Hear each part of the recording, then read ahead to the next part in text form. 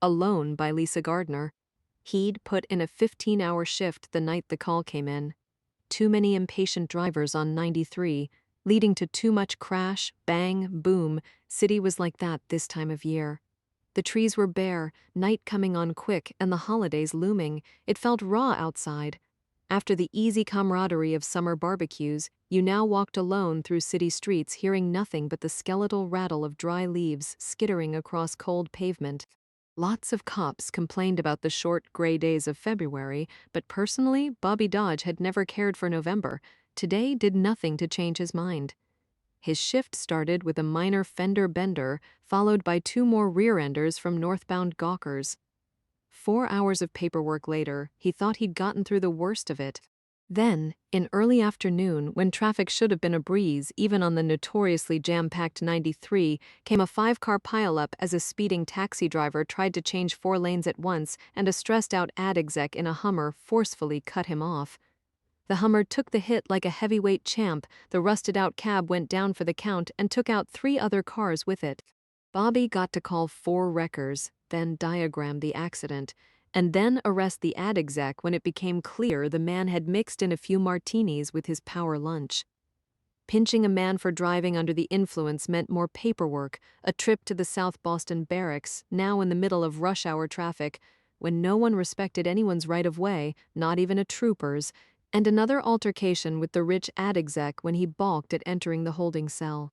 The ad exec had a good 50 pounds on Bobby. Like a lot of guys confronted by a smaller opponent, he confused superior weight with superior strength and ignored the warning signs telling him otherwise. The man grabbed the door jamb with his right hand. He swung his lumbering body backwards, expecting to bowl over his smaller escort and what? Make a run for it through a police barracks swarming with armed troopers? Bobby ducked left, stuck out his foot, and watched the overweight executive slam to the floor. The man landed with an impressive crash, and a few troopers paused long enough to clap their hands at the free show. "I'm going to fucking sue," the drunken exec screamed. "I'm going to sue you, your commanding officer, and the whole fucking state of Massachusetts. I'll own this joint, you hear me? I'll fucking own your ass." Bobby jerked the big guy to his feet. Ad exec screamed a fresh round of obscenities, possibly because of the way Bobby was pinching the man's thumb.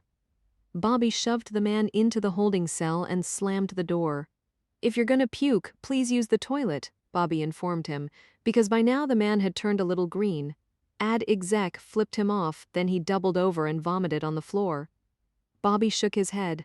"Rich prick," he muttered. "Some days were like that, particularly in November."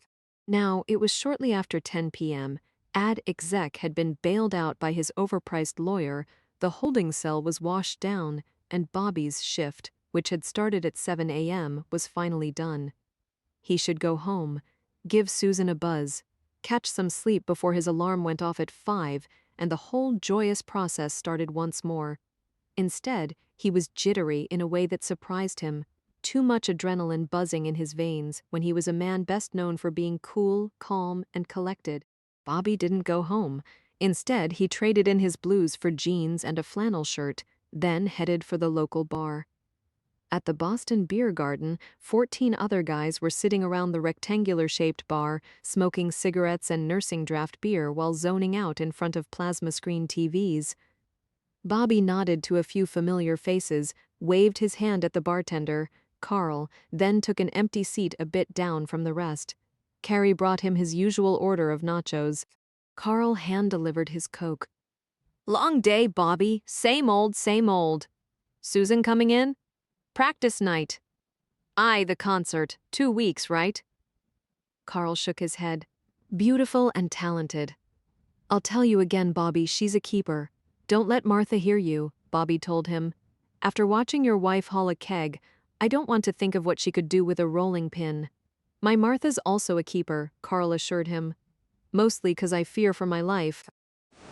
Carl left Bobby alone with his Coke and nachos. Overhead, a live news bulletin was reporting on some kind of situation in Revere. A heavily armed suspect had barricaded himself in his home after taking potshots at his neighbors. Now, Boston PD had deployed their SWAT team, and nobody was taking any chances. Yeah, November was a funny kind of month, wired people up, left them with no defenses against the oncoming gloom of winter, left even guys like Bobby doing all they could do just to hold course. He finished his nachos. He drank his Coke.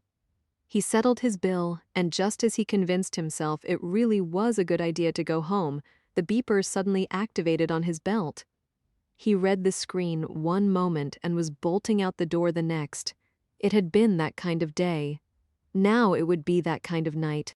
Catherine Rose Gagnon didn't like November much either, though for her the real problem had started in October. October 22nd, 1980 to be exact. The air had been warm, the sun a hot kiss on her face as she walked home from school. She'd been carrying her books in her arms and wearing her favorite back-to-school outfit, knee-high brown socks, a dark brown corduroy skirt, and a long-sleeved gold top. A car came up behind her. At first, she didn't notice, but dimly she became aware of the blue Chevy slowing to a crawl beside her. A guy's voice. "Hey, honey, can you help me for a sec? I'm looking for a lost dog." Later, there was pain and blood and muffled cries of protest, her tears streaking down her cheeks, her teeth biting her lower lip. Then there was darkness and her tiny hollow cry, "Is anyone out there?" And then, for the longest time, there was nothing. They told her it lasted 28 days. Catherine had no way of knowing. There was no time in the dark, just a loneliness that went on without end. There was cold and there was silence, and there were the times when he returned.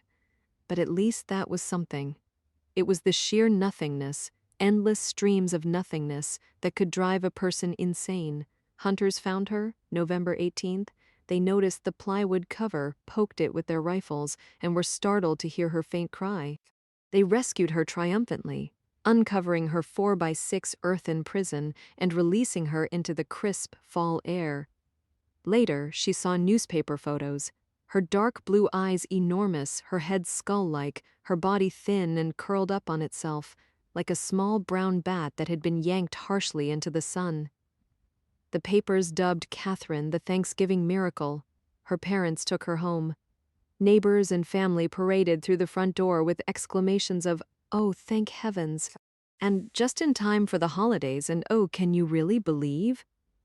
Catherine sat and let people talk around her. She slipped food from the overflowing trays and stored it in her pockets. Her head was down, her shoulders hunched around her ears. She was still the little bat, and for reasons she couldn't explain, she was overwhelmed by the light. More police came. She told them of the man of the car. They showed her pictures. She pointed at one. Later, days, weeks, did it really matter? She came to the police station, stared at a lineup, and solemnly pointed her finger once again. Richard Umbrio went on trial 6 months later, and 3 weeks into that, Catherine took the stand with her plain blue dress and polished Mary Janes. She pointed her finger one last time. Richard Umbrio went away for life, and Catherine Rose returned home with her family. She didn't eat much. She liked to take the food and slip it in her pocket or simply hold it in the palm of her hand. She didn't sleep much. She lay in the dark, her blind bat eyes seeking something she couldn't name. Often she held quite still to see if she could breathe without making a sound. Sometimes her mother stood in the doorway, her pale white hands fluttering anxiously at her collarbone. Eventually, Catherine would hear her father down the hall. "Come to bed, Louise. She'll call if she needs you." But Catherine never called. Years passed. Catherine grew up, straightening her shoulders, growing out her hair, and discovering that she possessed the kind of dark, potent beauty that stopped men in their tracks. She was all pale white skin, glossy black hair, and oversized navy eyes. Men wanted her desperately, so she used them indiscriminately. It wasn't her fault. It wasn't their fault. She simply never felt a thing. Her mother died. 1994. Cancer. Catherine stood at the funeral and tried to cry. Her body had no moisture, and her sobs sounded papery and insincere. She went home to her barren apartment and tried not to think of it again, though sometimes, out of the blue, she would picture her mother standing in the doorway of her room. "Come to bed, Louise. She'll call if she needs you." "Hey, honey, I'm looking for a lost dog, November 1998. The Thanksgiving miracle curled up naked in her white porcelain tub, her thin, bony body trembling from the cold as she clutched a single razor in her fist. Something bad was going to happen. A darkness beyond darkness, a buried box from which there would be no coming back. "Come to bed, Louise. She'll call if she needs you." "Hey, honey, I'm looking for a lost dog." The blade so slender and light in her hands, the feel of its edge kissing her wrist, the abstract sensation of warm red blood lining her skin. The phone rang. Catherine roused herself from her lethargy long enough to answer it, and that single call saved her life. The Thanksgiving miracle rose again. She thought about it now. As the TV blared in the background, an armed suspect has barricaded himself in his home after taking numerous shots at his neighbors. Boston SWAT officials consider the situation highly volatile and extremely dangerous. As her son sobbed in her arms, "Mommy, mommy, mommy,"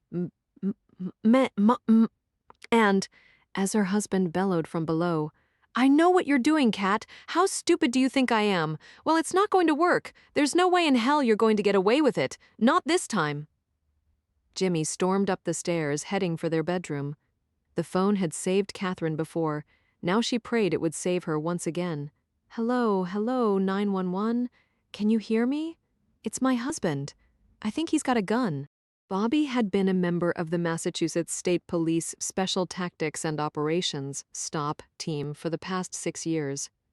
Called out at least 3 times a month and generally every damn holiday, he thought very little could surprise him anymore. Tonight, he was wrong. Roaring through the streets of Boston, he squealed his tires, taking a hard right up Park Street, heading for the Golden Domed State House, then threw his cruiser left onto Beacon, flying past the Common and the Public Garden. At the last minute, he almost blew it, tried to head up Arlington straight for Marlborough, then realized that Marlborough was one way the wrong way. Like any good masshole driver, he slammed on his brakes, cranked the wheel hard, and laid on his horn as he sliced across 3 lanes of traffic to stay on Beacon. Now his life was tougher, trying to pick up the right cross street to head up to Marlborough. In the end, he simply drove toward the white glow of floodlights and the flashing red lights of the advanced life support ambulance. Arriving at the corner of Marlborough and Gloucester, Bobby processed many details at once. Blue sawhorses and Boston PD cruisers already isolated one tiny block in the heart of Back Bay. Yellow crime scene tape festooned several brownstone houses, and uniformed officers were taking up position on the corners. The ALS ambulance was now on scene, so were several vans from the local media. Things were definitely starting to rock and roll. Bobby double-parked his Crown Vic just outside a blue sawhorse, jumped out the door, and jogged around to his trunk. Inside, he had everything a well-trained police sniper might need for a party. Rifle, scope, ammo, black BDUs, urban camo BDUs, ghillie hood, body armor, changes of clothing, snacks, water, a beanbag, night vision goggles, binoculars, rangefinder, face paint, Swiss Army knife, and flashlight. Local police probably kept spare tires in their trunks. A state trooper could live out of his cruiser for a month. Bobby hefted up his rucksack and immediately started assessing the situation. In contrast to other SWAT teams, Bobby's tactical team never arrived en masse. Instead, his unit consisted of 32 guys located all over the state of Massachusetts, from the fingertip of Cape Cod to the foothills of the Berkshire Mountains. Headquarters was Adams, Mass., in the western half of the state, where Bobby's lieutenant had taken the call from Framingham Communications and made the decision to deploy. In this case, a domestic barricade with hostages. All 32 guys had been activated, and all 32 would arrive. Some would take 3 to 4 hours to get here. Others, like Bobby, made it in less than 15 minutes. Either way, Bobby's LT prided himself on being able to get at least 5 officers anywhere in the state in under an hour. Looking around now, Bobby figured he was one of those first 5 officers, which meant he needed to hustle. Most SWAT units were comprised of 3 teams: an entry team, a perimeter team, and snipers. The perimeter team had the primary job of securing and controlling the inner perimeter. Then came the snipers, who took up position outside the inner perimeter and served as reconnaissance, appraising the situation through their scope or binoculars and radioing in details on the building, as well as all people and movement inside. Finally, the entry team would prepare for last resort action. If the hostage negotiator couldn't convince the suspects to come out, the entry team would storm in. Entries were messy. You prayed it didn't come to that, but sometimes it did. Bobby's stop team brought all those bells and whistles to the table, but they didn't specialize. Instead, given that they arrived piecemeal, they were cross-trained on all positions so they could get up and running the second boots hit the ground. In other words, while Bobby was one of the team's 8 designated snipers, he wasn't looking at taking up sniping position just yet. First goal: establish the inner perimeter. The inner perimeter was the area looking in at the scene. Establishing a good inner perimeter solved 90% of any tactical unit's headaches. You controlled and contained. It took at least 2 guys to form a perimeter, each standing on opposing corners, monitoring the diagonals. Bobby was one guy. Now he was looking for a second. He spotted 3 other state police cruisers parked across the way, so he had teammates around here somewhere. Then he noticed the white van set up as command center. He jogged toward the van. "Trooper Bobby Dodge," he announced 5 seconds later, climbing into the command center, setting down his gear, and thrusting out a hand. Lieutenant Giacomo took his hand, handshake tight but quick. The thin-faced lieutenant wasn't from the state police, but from BPD. That didn't surprise Bobby. The scene was technically Boston jurisdiction, plus the state police commander was probably still 2 hours away. While Bobby would have preferred his own LT, he was trained to play nice with others up to a point, of course. Giacomo had a whiteboard up in front of him and was making a Gantt chart in the upper left-hand corner. "Position?" the CO asked Bobby. "Sniper." "Can you hold a perimeter?" "Yes, sir." "Great, great, great." Lieutenant Giacomo broke away from the whiteboard long enough to stick his head out of the van and yell at a Boston uniform. "Hey, you! I need the phone company, understand? Use your radio, call in to dispatch, and get the goddamn phone company, 'cause nothing in this van is working, and you can't really have a command post if it doesn't command. Got it?" The uniform went flying, and Giacomo returned his harried attention to Bobby. "Okay, so what do you know?" Domestic barricade, male subject believed armed with a gun, wife and child also on the premises. Bobby repeated the message he'd received on his pager. "Suspect's name is Jimmy Gagnon. Mean anything to you?" Bobby shook his head. "Just as well." Giacomo finished his Gantt chart, then started an overhead sketch of the neighborhood on the lower part of the whiteboard. "So here's where we're at. Woman called 911 shortly after 11:30. Claimed to be Catherine Gagnon, Jimmy's wife. Said her husband was drunk and threatening her and their son with a handgun. The 911 operator tried to hold her on the line, but there was some kind of disturbance and the call was disconnected. About 60 seconds later, 911 received a call from a neighbor reporting sounds of gunfire. The call came into headquarters, but our guys are already out on a situation in Revere, so I kicked it to Framingham Communications, who contacted your lieutenant. Your unit's serving as the primary, maybe for the whole show. Maybe until our guys wrap up the party in Revere, don't know. As of this moment, we have uniforms securing the external perimeter. There are men posted, here, here, and cars positioned here and here to block off the connecting streets. Giacomo made a series of X's on his sketch, and that quickly, 1 block of brownstones was cordoned off from the surrounding neighborhood. The Gagnons occupy the top 4 levels of unit number 415. Uniforms have already evacuated the residents below their unit, as well as the residents of the brownstones on either side. We haven't had contact with anyone inside the residence yet, which frankly doesn't make me happy.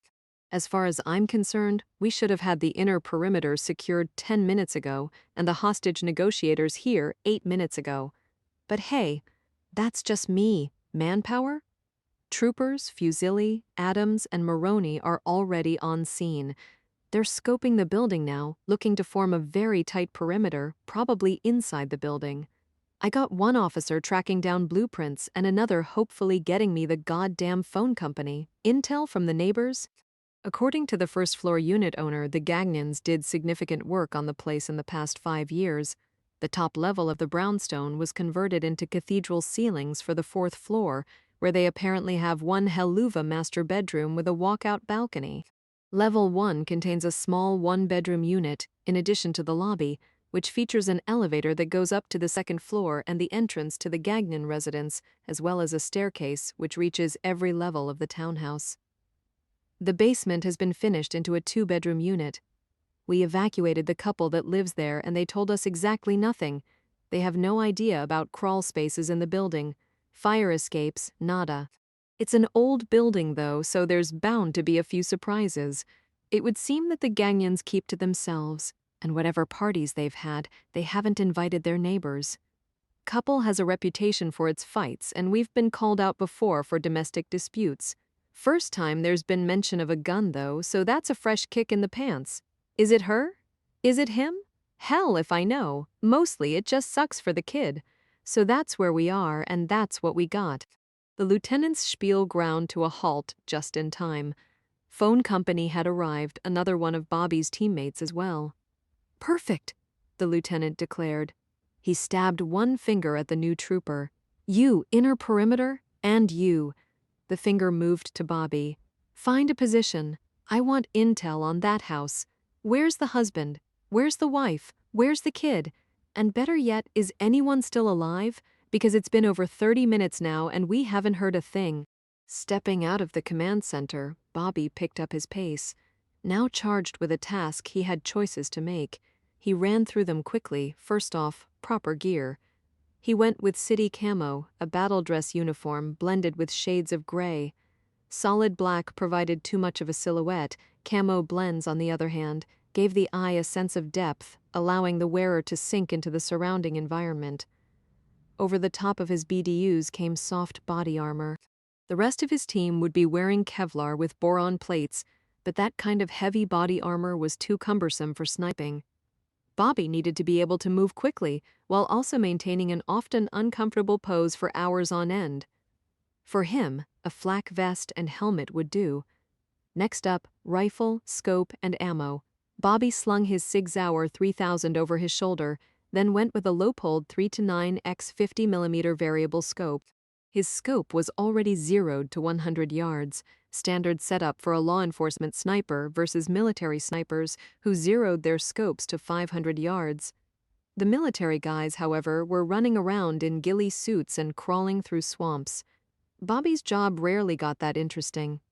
Briefly, Bobby debated night vision goggles, but given that the area was lit up like the 4th of July, he passed. That left ammo. He selected two Federal match grade 308 Remington 168 grain slugs and Federal match grade 308 Remington 165 grain bullets with bonded tips. The 168 grain slugs were standard issue. The 165 grain bullets were better for shooting through glass. Given that it was a cold night and the residence in question seemed buttoned up tight, he'd start with a bonded tip in the chamber. When you only got one shot, you had to play the odds. Next, Bobby pared down his rucksack to 3 bottles of water, 2 power bars, a bean bag, his binoculars, and a rangefinder. He closed his trunk and turned immediately to the street. He had his gear, now he needed a position. Back Bay was an old, wealthy area of Boston. The tall, narrow brownstones boasted granite arches, elaborate wrought iron balconies, and expansive bay windows. Broad shade trees, beautiful in the summer, but now mere silhouettes, cast their skeletal canopies over BMWs, Seabs, and Mercedes, while in the glow of the police floodlights, gray veins of leafless ivy climbed up red brick walls and caressed intricate window casings. It was a beautiful city block, grand, self-contained, slightly arrogant. Bobby could work his entire life and still not be able to afford to park on a street like this, let alone live here. Funny how some people could seemingly have every advantage in life and still be so royally fucked up. Distance would not be a problem, he determined. The brownstones sat shoulder to shoulder with only 50 yards between one side of the street and the other. Angle was more of a consideration. Anything greater than 45 degrees and the ballistics grew problematic. The brownstone in question appeared to be 5 stories, plus a daylight basement. The K.O. had commented, however, that the 5th floor had essentially become a vaulted ceiling for a 4th-story master bedroom. That would fit what Bobby saw now, lights blazing on the 4th story, where there appeared to be a balcony with an elaborate wrought iron railing. He crossed the street, where he could get a better view. Space between the wrought iron rails of the balcony appeared to be approximately 3 inches. No problem, given he trained monthly to nail a 1-inch kill zone. Angle, however, became tricky. Shooting straight through the 3-inch gap would be a piece of cake. Trying to shoot up or shoot down more than 30 degrees, however. Bobby definitely had to get off the ground. Bobby eyed the 4-story brownstone directly across from the Gagnons and moments later was banging on the front door.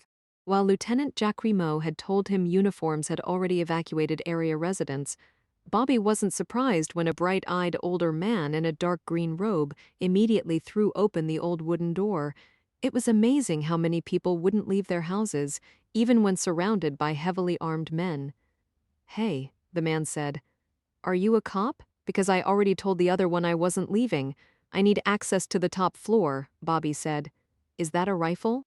"Sir, this is official police business. I need access to the top floor." "Right. Top floor's the master bedroom? Ooh." The man's eyes went wide. "I get it. My balcony's across from the Gagnons. You must be a police sniper. Ooh, can I get you anything?" "Just the top floor, sir, immediately." The man was dying to please. George Harlow was a consultant, he informed Bobby as he hastily led the way up a sweeping central staircase. He was almost always on the road, pure dumb luck he'd been home tonight at all to let Bobby in. His brownstone was smaller, not quite as nice as the others, but he owned the whole damn thing. Drove his condominium neighbors nuts, speculating what the single-family dwelling must be worth. Why, just last month, a single-family townhouse in Back Bay sold for nearly $10 million. $10 million. Yup, George's lush of a father hadn't left him such a bad inheritance after all. Of course, the property taxes were killing him. Could George please touch the police rifle? Bobby said no. They arrived at the bedroom. The vast space bore hardly any furniture, let alone art on the walls. The man must travel a lot because Bobby had seen hotel rooms with more personality. The front wall was all glass, however, with sliders right in the middle. Perfect. "Kill the lights," he requested. Mr. Harlow nearly giggled as he complied. "Do you have a table I could use?" "Nothing fancy." "And a chair." Mr. Harlow had a card table. Bobby set it up while his host rounded up a metal folding chair. Bobby's breathing had accelerated. The climb up 4 flights, or the adrenaline of a night that was about to officially begin? He had now been on scene for 16 minutes, not bad time, but not great. More guys had probably already arrived. The perimeter was getting fine-tuned. Soon another officer would show up to serve as spotter, providing 2 pairs of eyes. Then would come the crisis negotiation team, finally making contact. Bobby set up his Sig Sauer on the table. He cracked the sliders 1 inch, just enough for the tip of his rifle. Then he sat down in Mr. Harlow's metal chair, turned on the radio mounted in his flak vest, and started to talk into the microphone receiver that was tucked inside his ear and worked off the vibrations of his jawbone. "This is Sniper 1 reporting in." "Go ahead, Sniper 1. Lieutenant Jack Remo answered back. Bobby put his eye to the scope and finally met the Gagnons. "I see the back of a white male subject, approximately 6 feet tall, short brown hair, dark blue shirt, standing approximately 4 feet inside a pair of French doors on the front side of the building, which I'm going to call Side A of Level 4. The French doors are approximately 40 inches across, opening outward, and are the 3rd opening across. Opening 1 of Level 4 is a double-hung window, approximately 30 inches across and 7 feet tall. Opening 2 is another double-hung window, approximately 25 inches across, 7 feet tall. Opening 4, Side A, Level 4, is a final double-hung window, 25 inches across, 7 feet tall. Bobby reported in the details of the Gagnon's 4th floor while keeping his eye on the lone male subject. The man didn't move, watching someone, looking for something.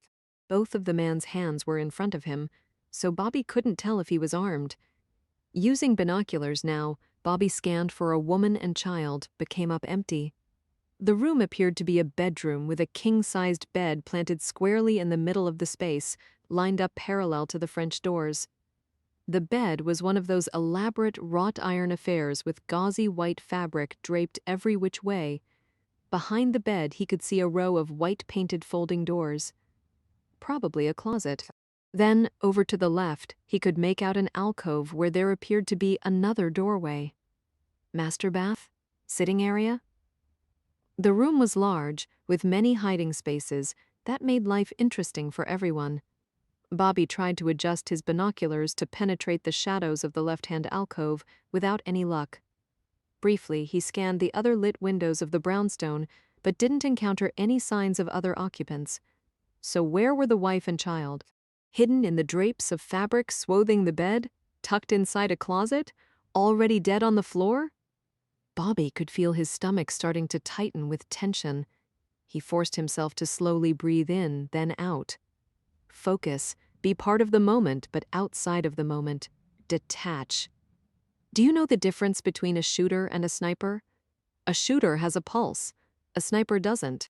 Bobby prepared for the long haul. He fine-tuned his rifle stand, working the stock of his rifle into the beanbag until it achieved perfect height. He moved the chair until he could lean into the table, wedging the butt of his rifle squarely into the curve of his shoulder. When the rifle felt good, tight but comfortable against his body, like another appendage, a third arm, he leaned forward and found the spot weld, the place where his cheek met the stock and his eye met the scope in such perfect alignment that the entire world suddenly seemed to fill the crosshairs. He could see anything. He could shoot anything. He studied once again the lone male subject, now peering over the edge of the wrought iron bed. Bobby chambered a bonded tip slug and slowly placed the crosshairs of his scope on the back of the man's head. His breathing was shallow, his pulse steady. He lined up his shot without a single tremor in his hand. Police snipers practiced one thing only to immediately incapacitate a subject who may have his finger on a trigger. Basically, month in, month out, Bobby trained to sever a man's brainstem. He was satisfied with his position. Angle was easy, distance manageable. He would incur minor deflection from the glass of the French doors, but nothing that couldn't be handled by the 165-grain ammo with the target stationary. He did not need to worry about inducing lead, and at a distance this short weather and wind were not relevant factors. He pulled away from the scope, careful not to disturb the rifle, and with his right hand made notes in his logbook. He detailed his ammo, his scope setting, and his setup. Then he picked up his binoculars, which provided a wider field of view, and again, careful not to disturb his rifle, continued monitoring the scene. The man had moved slightly toward the foot of the bed. Bobby had a sense of growing tension, a force building to a crescendo. He couldn't place why, but then he got it. The way the man was standing, his shoulders squared off, his elbows jutting out, his feet slightly apart. It was a dominating pose, a man puffing himself up to appear even bigger and stronger. Bobby bet if he could see the man's face now, it would be wearing an ugly snarl, a red-mottled look of rage. Again, Bobby searched for signs of the wife and child, and again came up empty. Somewhere in that room, though, or the man would be moving. Bobby wished he could see the man's face. With nothing immediately happening, Bobby returned to diagramming the building for his team. Following protocol, he labeled each side of the brownstone with a letter A, B, C, or D, given that the brownstone had adjoining units on both sides and the back. That left only the front, which he labeled A. Then he numbered each level of the townhouse, 1 through 5, plus basement. Finally, he recorded each opening of side A, describing whether it was a window or door, giving its approximate size and numbering it left to right, starting with the number 1. This yielded a uniformed chart for everyone to follow. The man was standing in front of French doors, side A, level 4, opening 3, or in quick shorthand when things got hopping, lone male A43, no sorting through who's left or who's right. In 3 quick coordinates, boom, you got the job done. The diagram completed, Bobby did his own personal check, Things he'd learned from years on the job. Any sign of advanced preparation in the home? Doors barricaded, slats of wood nailed across windows. Any sign of someone trying to hide misdeeds? Blinds pulled or furniture blocking the view, etc. Advanced preparation was a warning sign. So were shots fired out the window or open threats of violence. So far, everything remained quiet. No one was visible in the entire building except a lone male subject standing 4 feet inside French doors, A43. Bobby took the binoculars away from his eyes and returned to viewing the room through the scope of his rifle. With the sliders cracked, he was getting a cold breeze, chilling his face and stiffening his fingers. When a spotter showed up, he'd have the guy close the sliders, but sit close enough to crack them again at a moment's notice. For now, he was okay, though. His breathing was steady, his muscles relaxed. He was finding that zone, calm but prepared, alert but relaxed. Aim small, miss small. He wasn't even really thinking about the card table anymore, or the cold November wind, or the fact that Mr. Harlow still lingered in the doorway behind him, eager for some kind of show. Soon, the hostage negotiator would arrive, get the subject on the phone, and try to work out a peaceful resolution.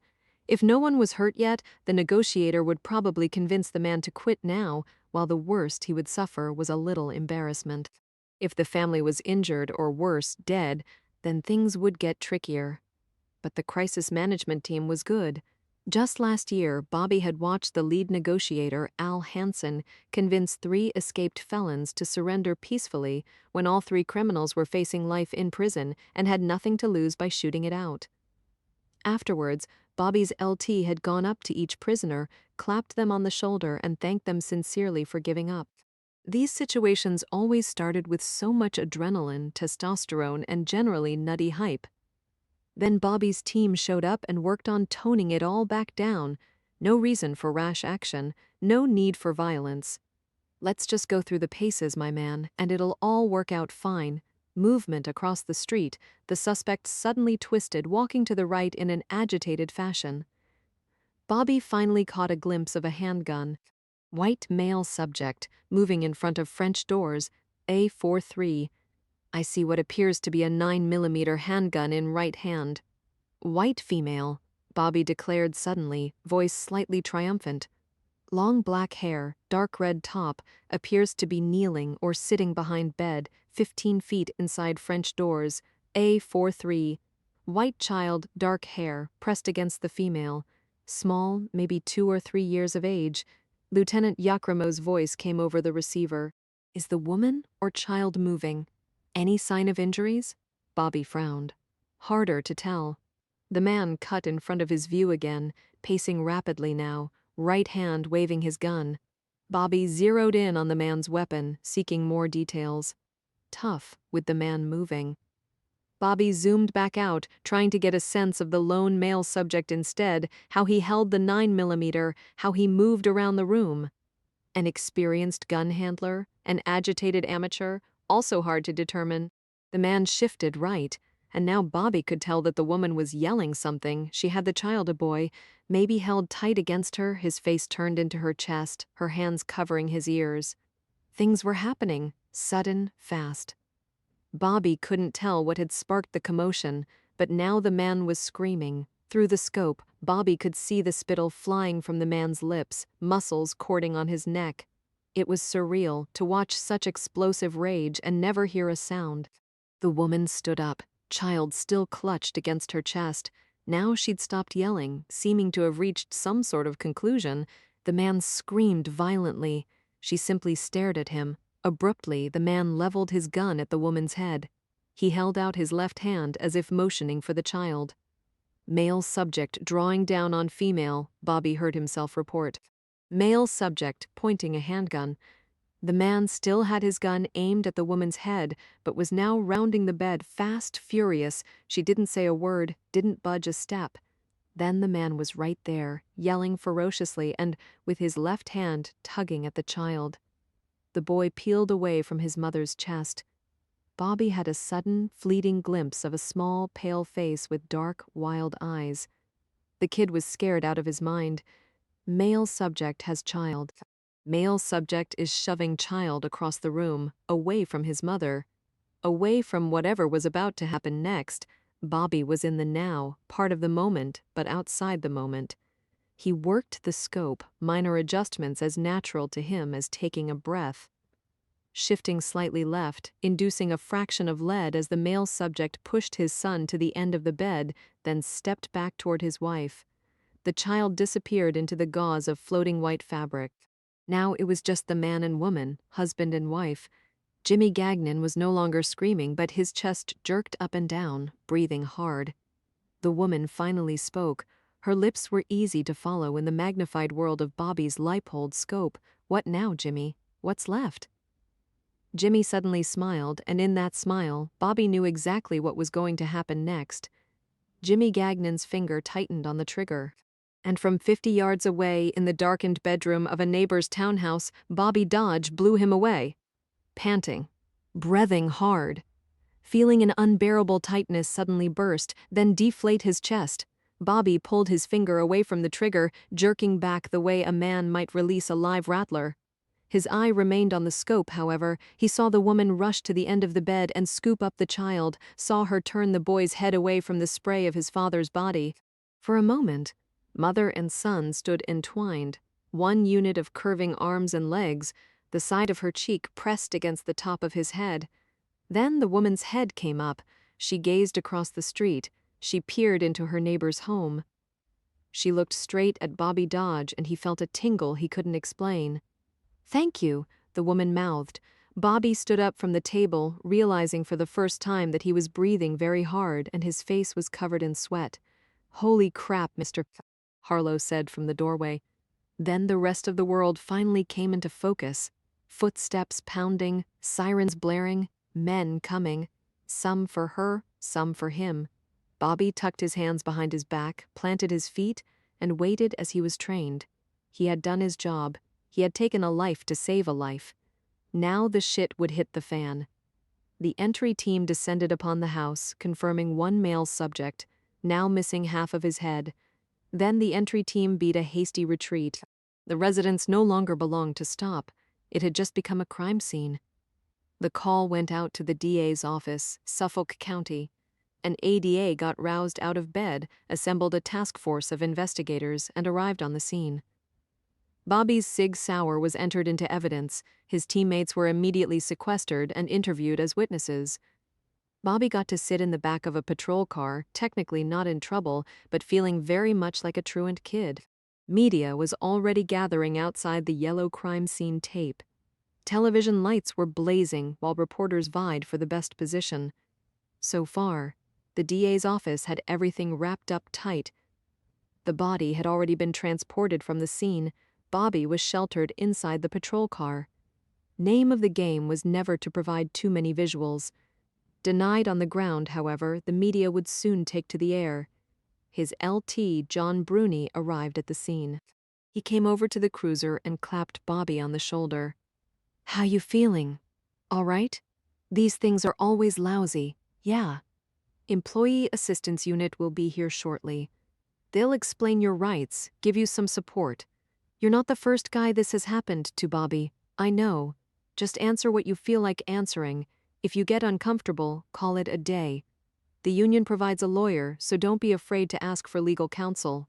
"Okay. We're here for you, Bobby. Once part of the team, always part of the team." Bruni had to go. Probably to check in with public affairs, which would soon be making a statement to the press. Tonight, an unidentified officer was involved in a fatal shooting. The DA has taken over investigation of the incident, no comment at this time. And so it would go. Bobby had seen it happen once before. A trooper was ambushed when making a routine patrol stop. 2 Hispanic males in a beat-up Honda opened fire on the officer. He fired back, wounding one and killing the other. The officer had gone on immediate paid leave, disappearing from the barracks, disappearing from life, while the press tried his case in the papers and the Hispanic community accused him of racism. A month later, the DA's office ruled that the case didn't merit criminal charges. Maybe the fact that the officer had a bullet lodged in his upper arm helped. The press never seemed to notice, though. A brother of the fatally shot man launched a civil suit against the officer, and last Bobby knew, the trooper was dealing with $1 million lawsuit. He never returned to duty, and most people in Boston probably did think he was a racist. Was it bad to have just killed a man, then sit here worrying about what that meant for your career? Was that totally self-absorbed? Inappropriate? Or was it just the way these things went? Bobby was thinking of the woman again, slender, pale, holding her child tight against her body. Thank you, her lips had said. He had shot her husband in front of her and her kid, and she had thanked him for it. Fresh knock on the window. Stupid, since the car door was open. Bobby looked up and saw one of his teammates, Patrick Loftus. Hell of a night, Loftus said. Yeah, sorry I missed it. Just got here a few minutes ago, when all was said and done. Loftus lived on the Cape, probably only an hour away, so the shooting had happened that fast. Bobby realized for the first time that he had no idea what the hour was. He'd gotten the call, jumped in his car, set up his rifle. The whole thing was already a blur in his mind, a series of actions and reactions. He came, he saw, he did. Holy shit, he had killed a man, honestly blown off half a man's head. Thank you, the woman said. Thank you. Bobby leaned out of the car. Cameras? He asked. Got 'em covered? Good. Bobby vomited onto the street. I'm really sorry, Loftus said quietly. Bobby leaned back against the seat. He closed his eyes. Yeah, he said. So am I. The AU guys came next, fellow officers, sort of like a peer support group. They walked him through the process. Investigators from the DA's office would be interviewing him shortly. He should answer the questions truthfully, but as briefly as possible. He had the right to an attorney. The State Police Association of Massachusetts, SPAM, would pay for his lawyer. He had the right to end questioning whenever he felt uncomfortable. He had the right against self-incrimination. He should be aware that the guidelines for use of deadly force stated that lethal force was appropriate if you felt your own life, or someone else's, was in immediate danger. Something to consider, when the investigators asked their questions? The ADA would probably need at least 2 weeks to study the events. Bobby's gun would be examined, tapes of the radio conversation between him and the command post analyzed. They would do ballistic tests at the crime scene and take statements from everyone, including Bobby's teammates, the woman and child, and good old Mr. Harlow. At the end of the investigation, it would be up to the DA's office to decide if the facts warranted criminal charges. If it was a righteous shoot, then Bobby was okay. Public Affairs would issue a statement, the DA would issue a statement, and Bobby would be back in action if the DA did decide to press criminal charges. Well, let's not put the cart before the horse. From here on out, Bobby was on paid administrative leave. It wouldn't be a bad idea to use that time to come to terms with tonight. Maybe talk to some other guys who'd been through it. The AEU could arrange it. Maybe even if he wanted, sign up for some post-critical incident counseling. The EAU had a shrink they highly recommended, and it would look good on Bobby's record. Killing someone was a big deal, even for a cop. The sooner he faced it, the sooner he could get on with his life. Then the EAU guys were gone, and the investigators took their place. It was 3:30 in the morning now. Bobby had been up for nearly 22 hours. He followed the investigators to the DA's office, where they all had steaming cups of fresh coffee and sat around a scarred wood table, like old friends shooting the shit. Bobby wasn't fooled. He was bottomed out and bone-tired from buckets of adrenaline dumping suddenly into his bloodstream, but he was still a sniper, a man who could narrow the world down to a single set of crosshairs and maintain that concentration for hours. They all began the dance. Where was Bobby when he got the call? Boston Beer Garden, he answered, and immediately lost points. He added he'd been drinking Coke. The bartender would verify and regain some ground. He'd started work at what time today? He'd ended his shift at what hour? A 15-hour shift earned him a frown. The sidebar that he was trained to handle long hours didn't seem to rate him a second chance. How had he gotten to the scene? How fast was his response time? What could he recall of his conversation with Lieutenant Jacrimo? They were searching here, looking for something. So Bobby's answers grew shorter. He felt the threat in the conversation but couldn't identify the source. The investigators finally moved on, but the collegial atmosphere was fast eroding. Questions were sharper now and answers harshly judged. He had to explain how he'd determined to access Mr. Harlow's residence.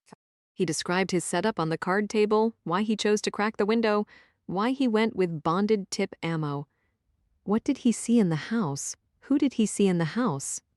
Bobby did better here. White male subject, white female subject, didn't give them names and didn't give them presumed identities such as husband, wife, or child. He was as neutral as possible. He'd shot a man, but it was nothing personal. Finally, they got to the heart of the matter. Did he know the victim was James Gagnon? And for the first time, Bobby paused. Victim. Interesting choice of words. The man was no longer a suspect, someone who had pointed his gun at his own wife and tightened his finger on the trigger. He was a victim. Bobby thought now might be a good time to ask for that lawyer, but he didn't. He answered as truthfully as he could. Lieutenant Jackremo had identified the family as possibly being the Gagnons, but at the time of the incident, Bobby had received no verification of those names. The investigators sat back again. Mollified? Suspicious? Hard to tell. They wanted to know if he'd met the wife, personally, socially. Had he spoken to her during the incident? No, Bobby said. Now it was time for the nitty-gritty. What made him decide to fire his weapon? Had he been okayed for use of deadly force by the CO? No. Had the victim made any verbal threats toward Bobby or another officer? No. Had the victim made any verbal threats toward his wife? Not that Bobby had heard, but the victim had a gun. Yes. Did he fire it? There were reports of gunfire before Bobby arrived. But what about afterwards? Did Bobby actually see the victim fire his weapon? His finger was pulling the trigger, so he fired his weapon? Yes. No. Not sure. He was firing. I was firing. It all happened so fast. So the victim didn't fire his weapon? Not sure. So possibly the victim was just pointing his gun. Hadn't he been pointing the weapon for a while? The man's finger was on the trigger. But did he squeeze it? Did he try to shoot his wife? I believed there was an immediate threat. Why Trooper dodge? Why? Because of the way the man smiled. Bobby couldn't say that. He said instead, the subject stood 2 feet away from the woman with a 9mm pointed at her head and his finger moving on the trigger. I perceived that to be an immediate and compelling threat. Do you really think a man would kill his wife with his kids still in the room? Yes, sir. I believed he would. Why, Trooper Dodge? Why? Because sometimes, sir, shit like that happens. The investigators finally nodded, then repeated the same questions all over again. Bobby knew how it worked. More times you made a man tell his story, the more he might trip up. Lies growing more embellished, truth more strained. They were giving Bobby rope and waiting to see if he'd hang himself with it. At 6:30 they finally gave up. A new day was dawning outside the stifling conference room, and the collegial air returned. They were sorry they had to ask all these questions, you know? It was just a matter of procedure. Unfortunate night. Bad for everyone. But it looked good for Bobby that he was cooperating. They appreciated that very much. Everyone just wanted to get to the bottom of this, you understand? The sooner they got to the truth, the sooner everyone could put it behind them. They'd have more questions. You know, don't go too far. Bobby nodded wearily. He pushed back his chair, and when he went to rise, swayed on his feet. He saw one guy notice, narrowing his eyes suspiciously. And Bobby had the sudden, disconcerting urge to sock the man in the gut. He left the room and found his lieutenant waiting for him in the hall. How did it go, Lieutenant? Bruni asked. Bobby said honestly, not that good. The sun was out, the sky bright. By the time Bobby turned into the building where Susan lived, the morning commute was already on. He heard squawks over his radio describing congested traffic, motor vehicle accidents, and disabled cars parked in breakdown lanes. Day was happening, city dwellers emerging from their bolt-locked cages to crowd sidewalks and jam coffee houses. He stepped out of his cruiser, inhaled a deep gulp of city air cold, diesel-filled, cement-laced, and for one surreal moment, it felt to him as if the night had never happened. This moment was real, the building, the parking garage, the city, but the shooting had been fake, just a particularly powerful dream. He should change back into his uniform now, climb into his cruiser and get to work. A guy walked by, took one look at Bobby, standing dazed in his sweat-stained urban camos, and hastily picked up his step. That shook Bobby out of his funk. He grabbed his trusty rucksack and headed for Susan's unit. She answered on his second knock, wearing a pink chenille bathrobe and looking flushed from the warm comfort of her bed. Practices had a tendency to run deep into the night, and she often slept late the next morning. She gazed at Bobby, all sleep-tousled blonde hair, rosy skin, and heavy-lidded gray eyes, and her face immediately softened into a smile. "Hey, sweetheart," she began, before the last of the sleep left her, and her instant pleasure gave way to immediate concern. "Shouldn't you be at work? Bobby, what's wrong?" He walked into her apartment. There were so many things he should say. He could feel the words building in the unbearable tightness of his chest. Susan was a concert cellist with the Boston Symphony Orchestra. They had met, of all places, in a local pub. Bobby knew nothing about classical music. He was all sports bars, pickup games of basketball, and ice-cold beer. In contrast, Susan was billowy skirts, long walks in the park, and tea at the Ritz. He'd asked her out anyway. She'd surprised them both by saying yes.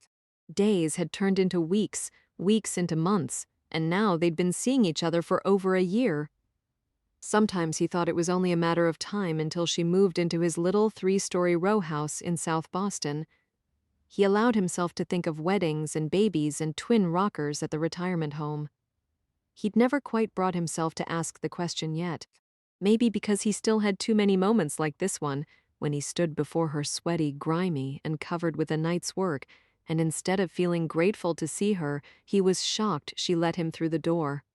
Her world was such a beautiful place. What the hell was she doing with a guy like him? "Bobby?" she asked quietly. He couldn't find the words. None would move his lips. None would come close to releasing the pent-up emotions tightening his chest. Oh God, that poor kid. To watch his father die. Why had the bastard made him do it? Why had Jimmy Gagnon just ruined Bobby's life? He moved without ever knowing he was moving.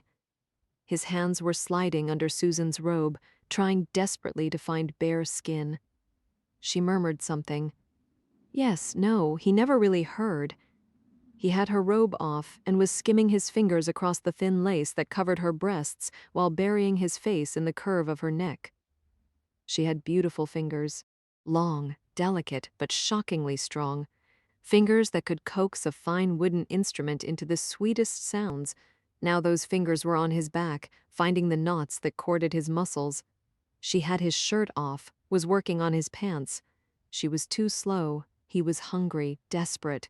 He needed things he couldn't name but knew instinctively she could give to him. Funny how he'd always been delicate with her before. Her skin was fine china, her beauty too pure to tarnish. Now he ripped the gauzy nightgown from her body. His teeth sank into her rounded shoulder.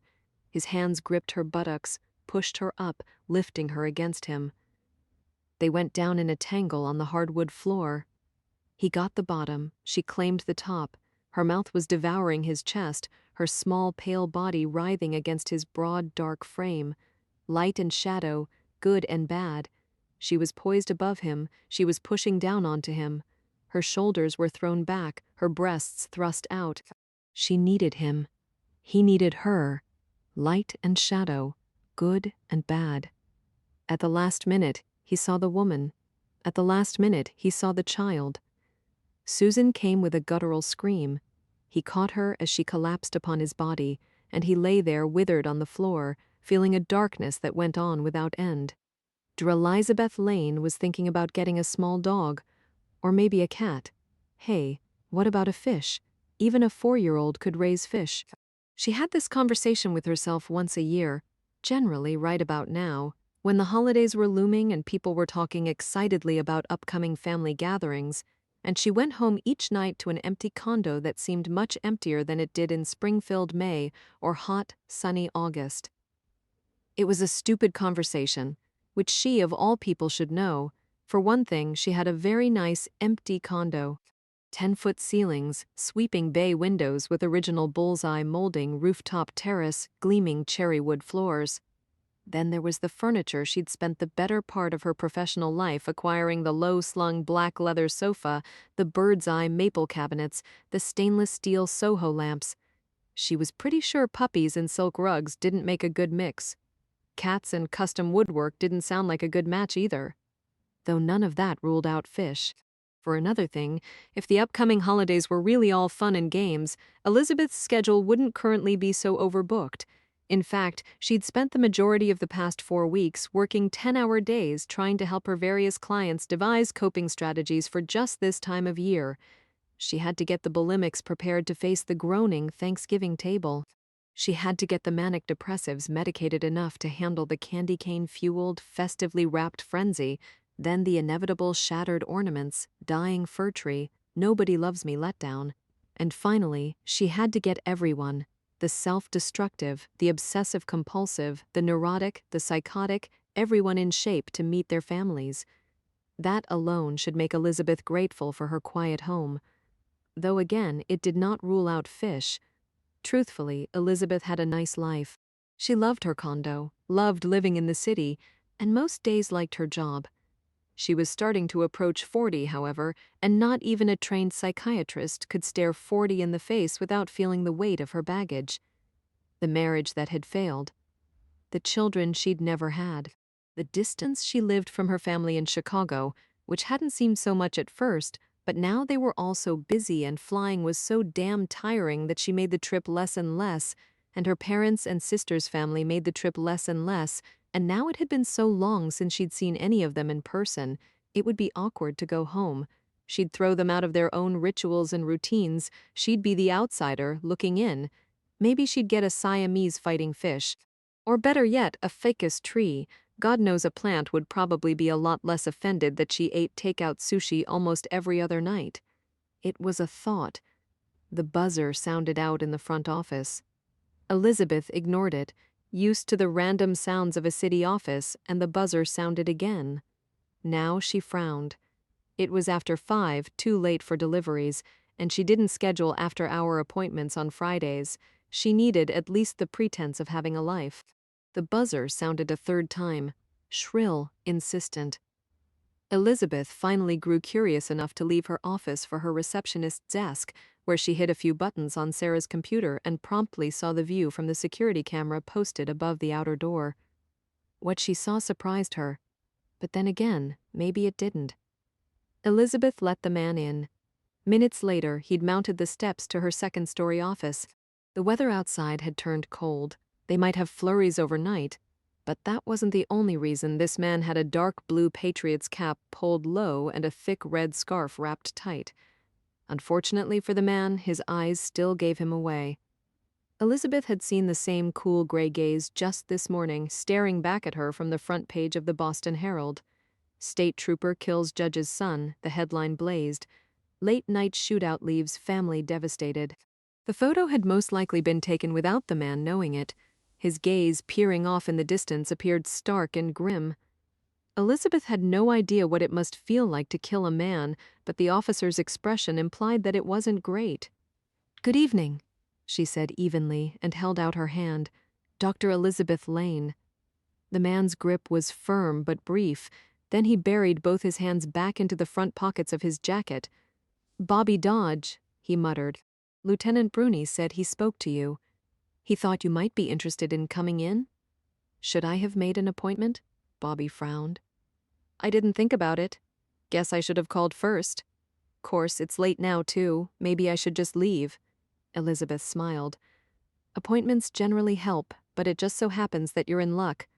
My plans have been canceled at the last minute, so as long as you're here, let's meet." "I don't know how this works," the officer said in a rush. "I mean, I've never gone to any shrink. I'm not even sure I believe seeing a shrink helps, but the LT said I should come and the AEU guys said I should come, so, well, here I am." What do you think?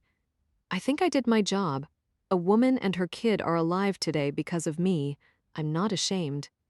Elizabeth nodded and thought that anyone who asserted that quickly that he wasn't ashamed probably was. She gestured to her co-track. Please hang up your things and follow me. Bobby shed his jacket, hat, and scarf. Elizabeth gestured him toward the open door of her office.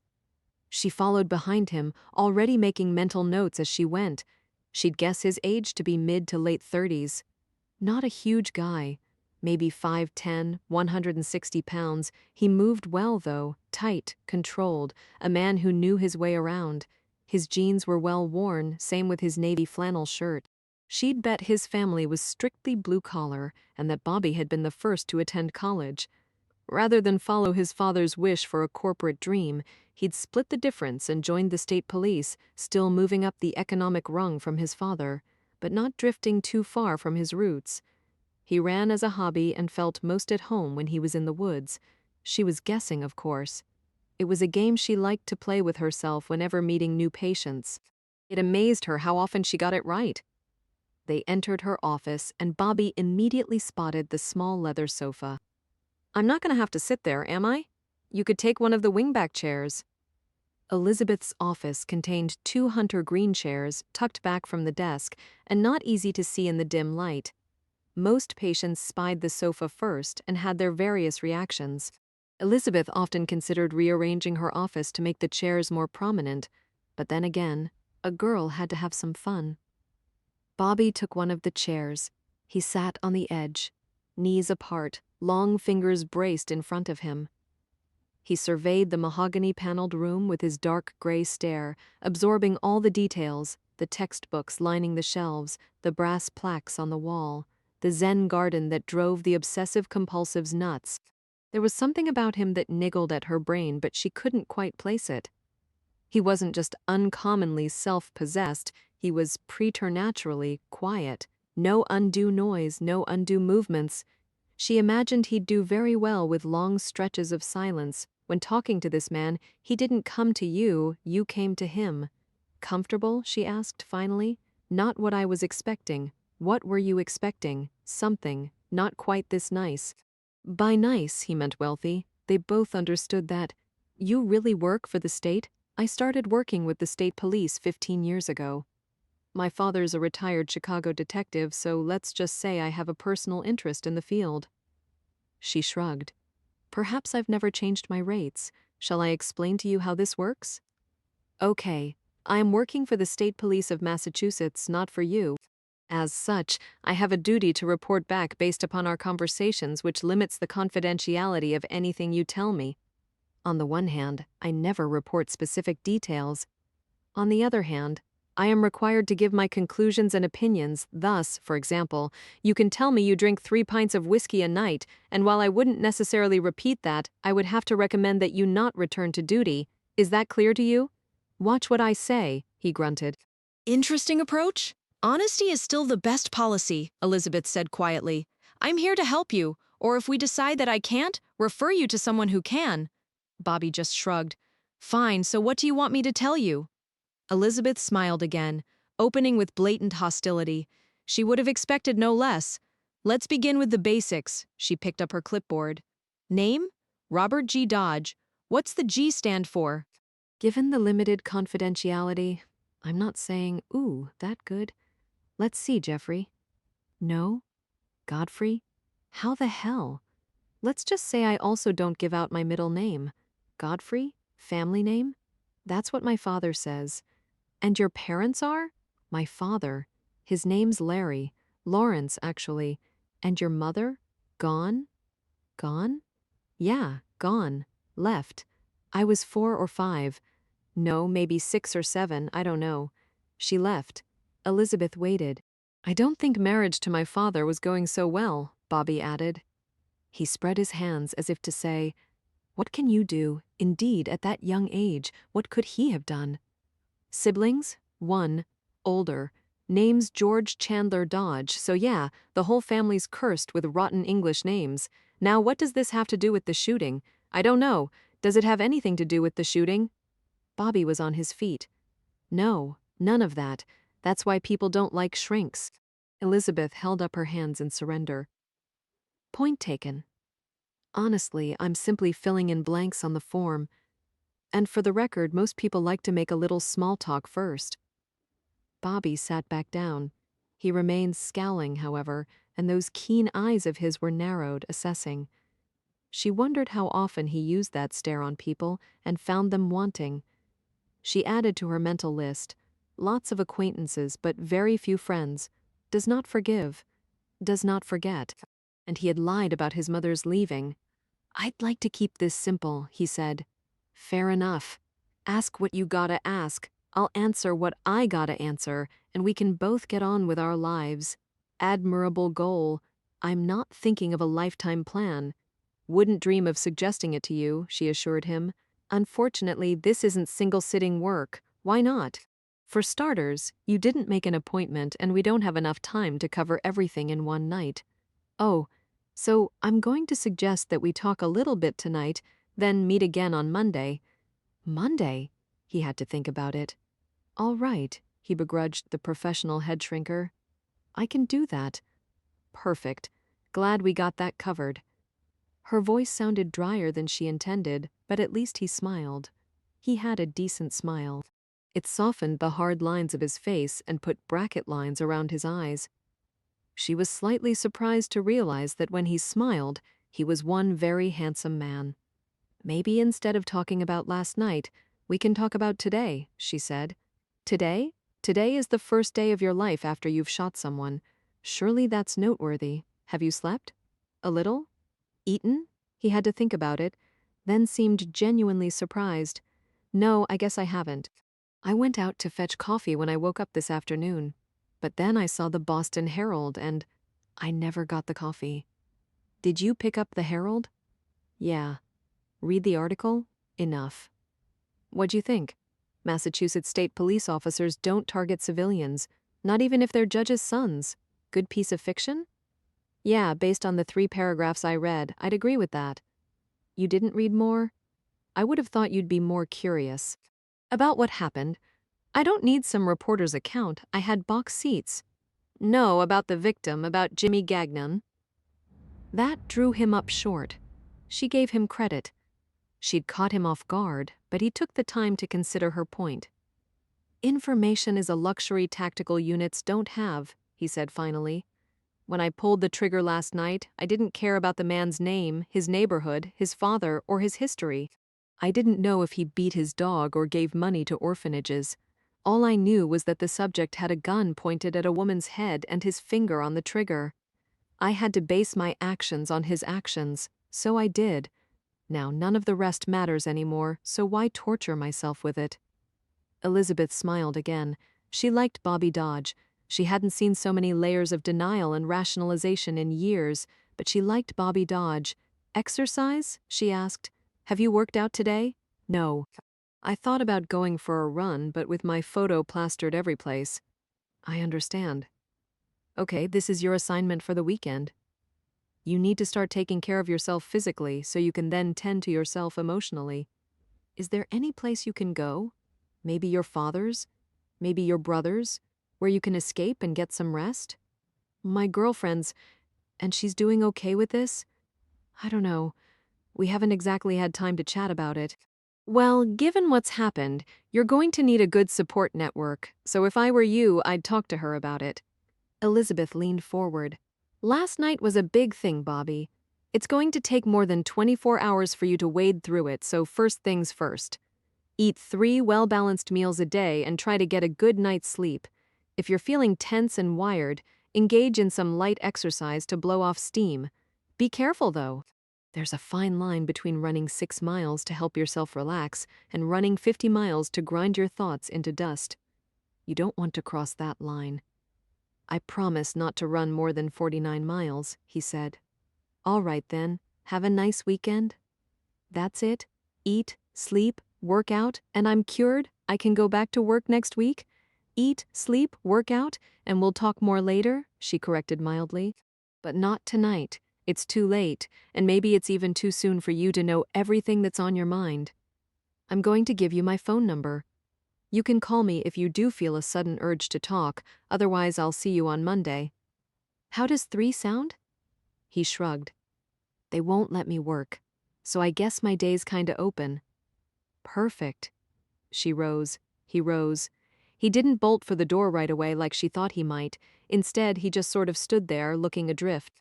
Sometimes, he said abruptly, sometimes when I think about what happened, I get really angry. Not with myself, but with the subject, for going after his wife and kid, for making me shoot him?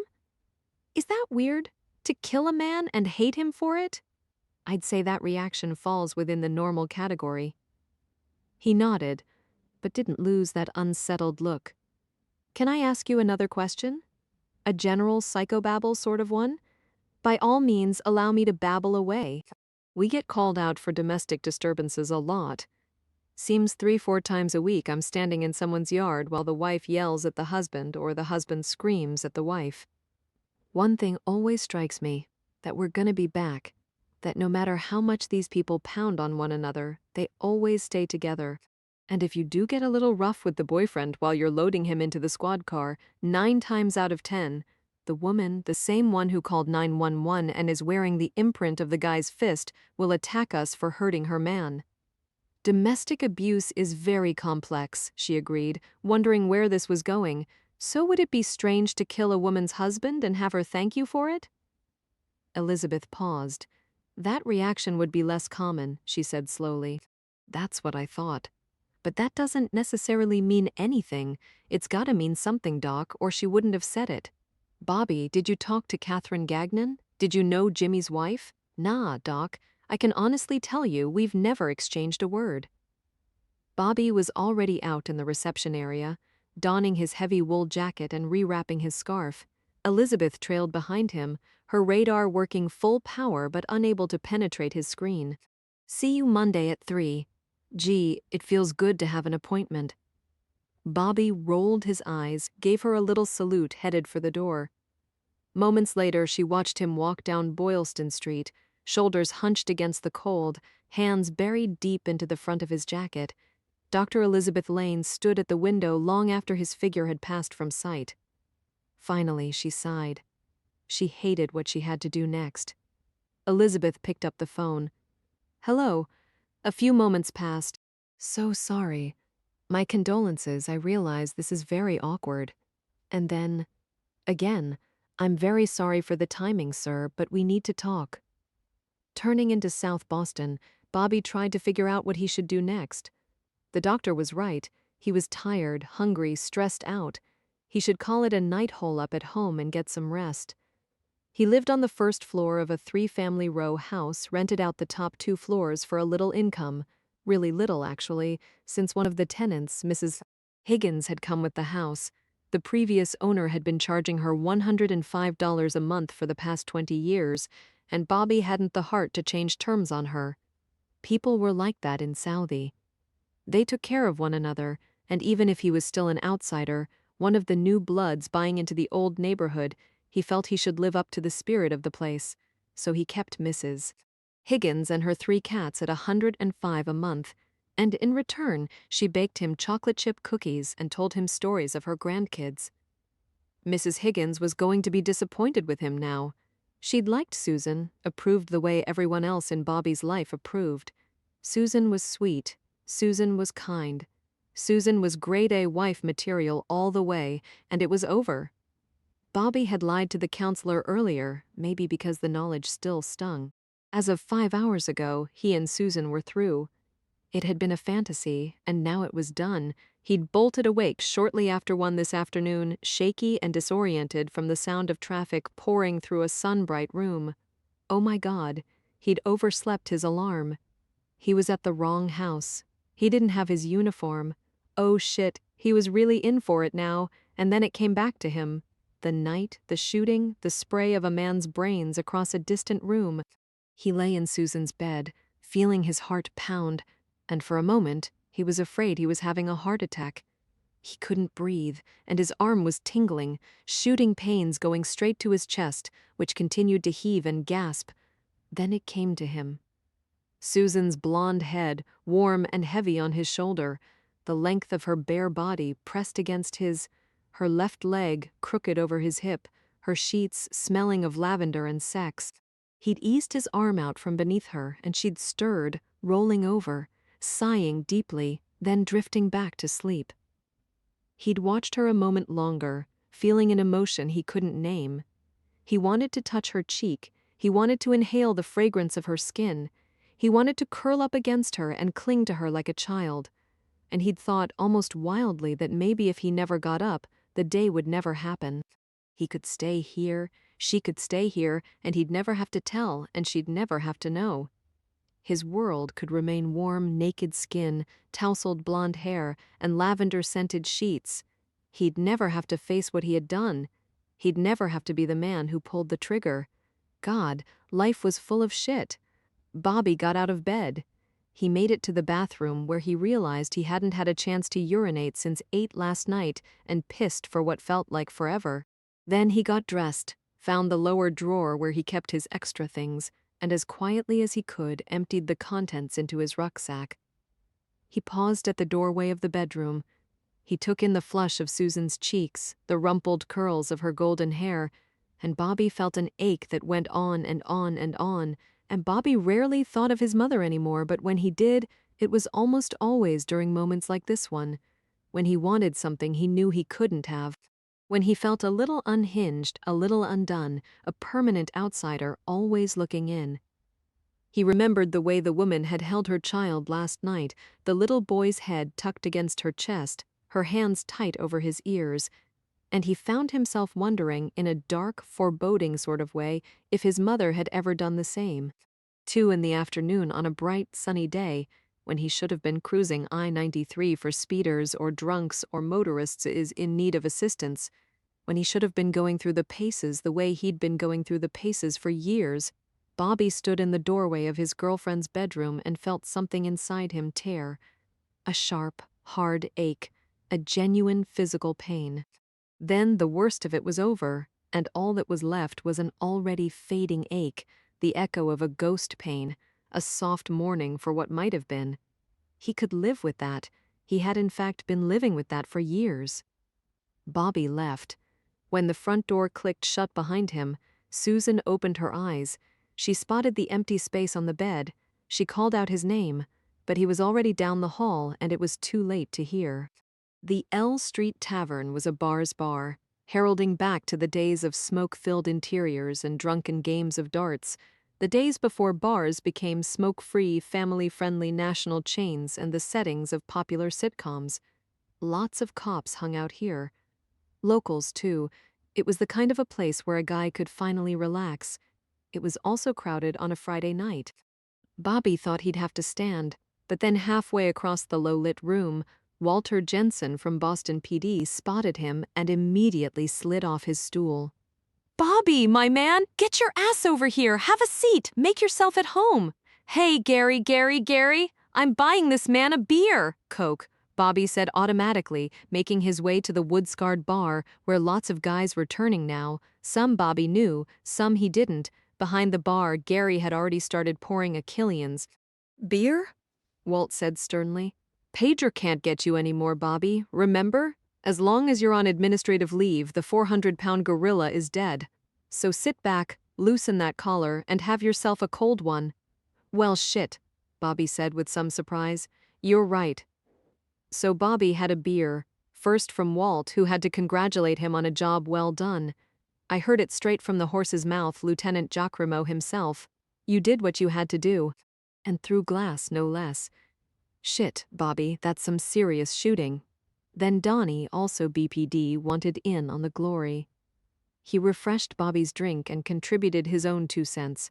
"Just goes to show, money doesn't buy happiness. Walt, how many times have we been out to that place? 3, 4, 5? We're just sorry we missed the party."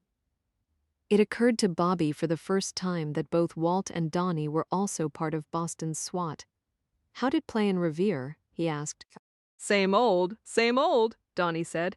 "Guy shot up the roof of his own house, drank a 6-pack, shot up his house some more, and then, just when the LT was getting really pissed off at the lack of progress, passed out cold. We went in and wrapped him up tight while he snored." Kind of boring, really. We didn't even get to yell. But you've been to Back Bay? Sure, Jimmy and his lady liked to spark the fireworks. He'd get drunk, she'd get mad, and off they'd go. He beat her? Donnie shrugged. We never saw, and she never said. They're not the ones who called it in anyway. It was always the neighbors who complained. Didn't like fighting in their neighborhood? Jimmy liked to throw things, Walt said. Once he hurled a chair off the balcony and onto his neighbor's Volvo. The neighbors really didn't like that. When you were called out, what'd you do? Not much. Couple of uniforms would go by, talk to the happy couple. I caught the call once. Jimmy apologized and, being of a generous sort, offered me a beer. The wife never said much of anything. Cold fish, if you ask me, though maybe if you're married to a guy like Jimmy, you learn to keep your mouth shut. He was violent. Time I was there, I saw a hole punched through the wall, Walt said. Wife didn't say anything, but it looked to me the exact same size as a man's fist. And the kid? Never saw him. I think they had a nanny, probably better for the kid. Bobby's second beer was getting low. Donnie flagged Gary down for a refill, and Bobby didn't complain.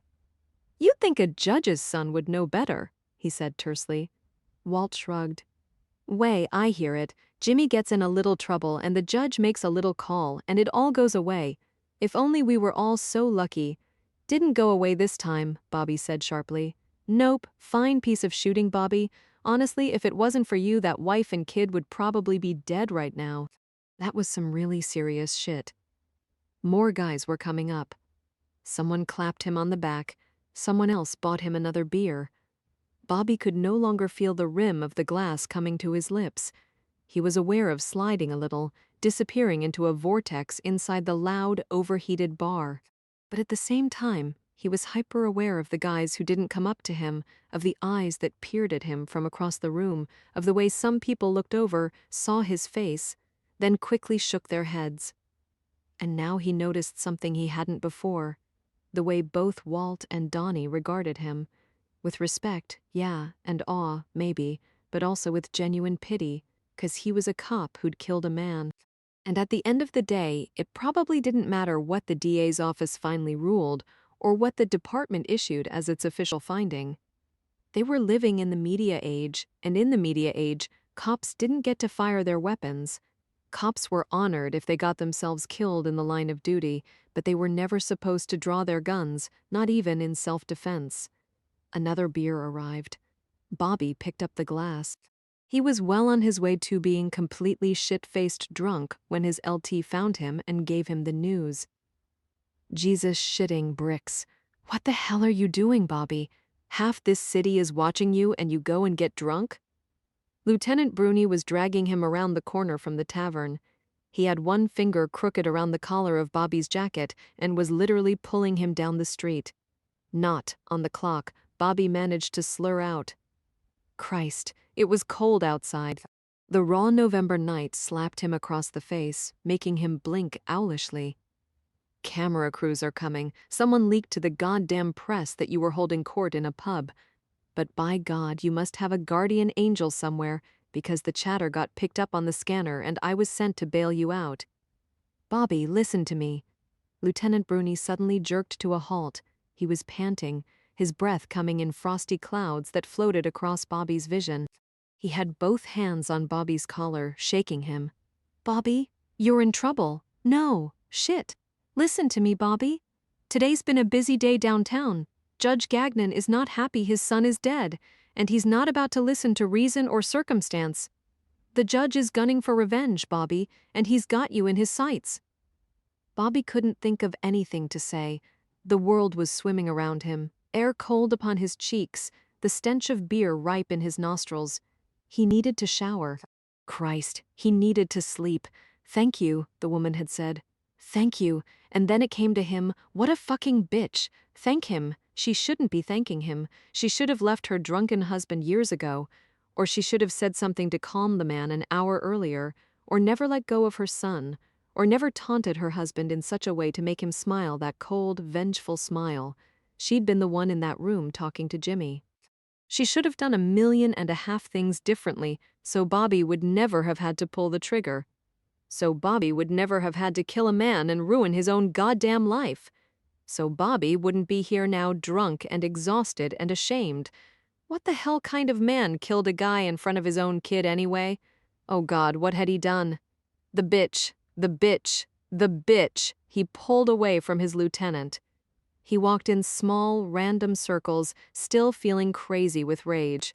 He wanted to take a bat and smash every fucking window in every fucking car on this street, and then he'd take a tire iron to every door and a blade to every tire.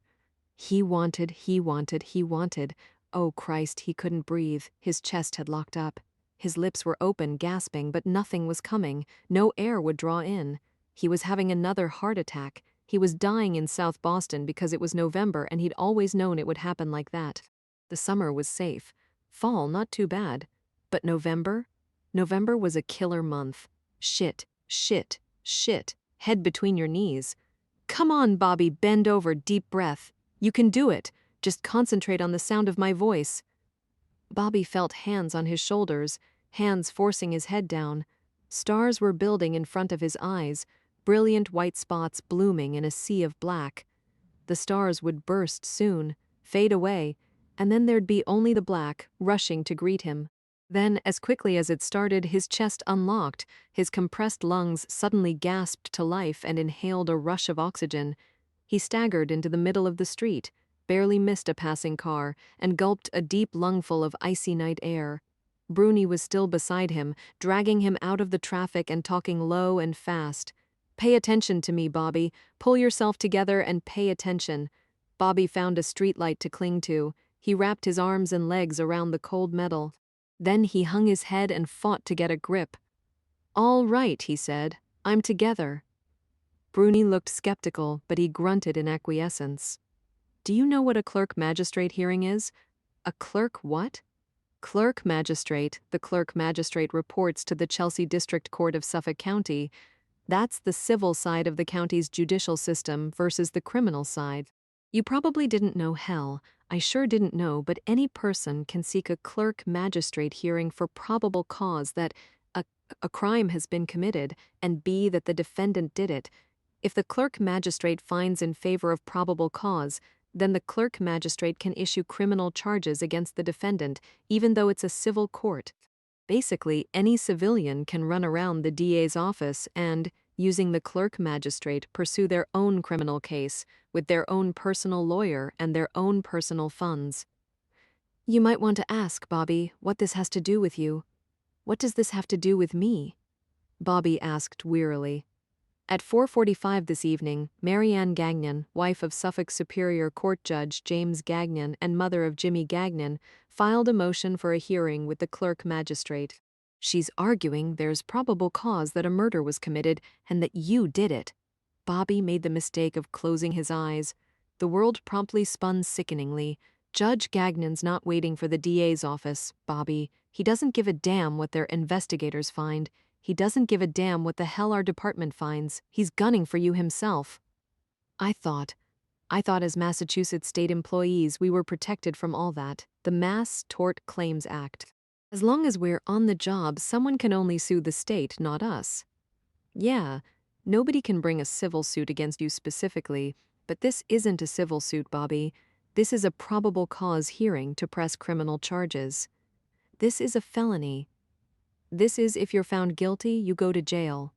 This isn't some guy looking to ease his bereavement by collecting cold hard cash, Bobby. This is a guy looking to destroy your life. Bobby's legs gave out and he went down hard, tilting wildly to the left, before Bruni caught his arm and brought him back to center. The lieutenant joined him on the curb. They sat, tucked hidden between two cars, and for a while neither of them spoke. Jesus, Bobby said at last. I'm sorry, Bobby. Honest to God, I've never heard of anything like this. Do you have a lawyer? I thought the union provided a lawyer. Union can't help. This is a case brought against you personally, not the state of Mass or the department. For this, you're on your own. Bobby placed his head in his hands. He was too tired, too drunk for this. He felt as if November had leached all the fight out of his bones and he had nothing left. It was a righteous shoot, he said. No one I know is saying otherwise. The man was going to kill his wife. I listened to the tape of the command center's conversation this afternoon. You followed procedure, Bobby. You documented events, you detailed what was happening, and you did what you were trained to do. Maybe no one else will ever say this, but I'm proud of you, Bobby. You had a job to do and you didn't back down. Bobby couldn't talk anymore. He had to pinch the bridge of his nose to quell the moisture suddenly stinging his eyes. God, he was tired. Worse, he was drunk. Will it work? Bobby asked at last. Guy's a judge, he's got money, he's got influence. Shit, I can't afford a real suit on what I make. Does that mean he wins? I don't know, Bruni said, but he sighed heavily, which meant he knew enough. I don't understand. Jimmy had a gun. Jimmy was pointing it at his wife and child. Doesn't that mean anything to anyone, to even his parents? It's a little complicated. Why? Because he's rich? Because he's got a house in Back Bay? Beating your family is beating your family. I don't care how much money you got. The lieutenant grew quiet. What? Bobby demanded to know. For God's sake, what? Bruni sighed heavily. In the court papers, the Gagnons aren't denying that Jimmy had a gun, and they're not denying that he pointed it at his wife. But they're saying the wife's the problem in that house, Bobby. According to the court papers, Catherine Gagnon's been abusing her son. And if Jimmy was threatening her, it was only because he was trying to save his son's life. Nathan had been throwing up all day.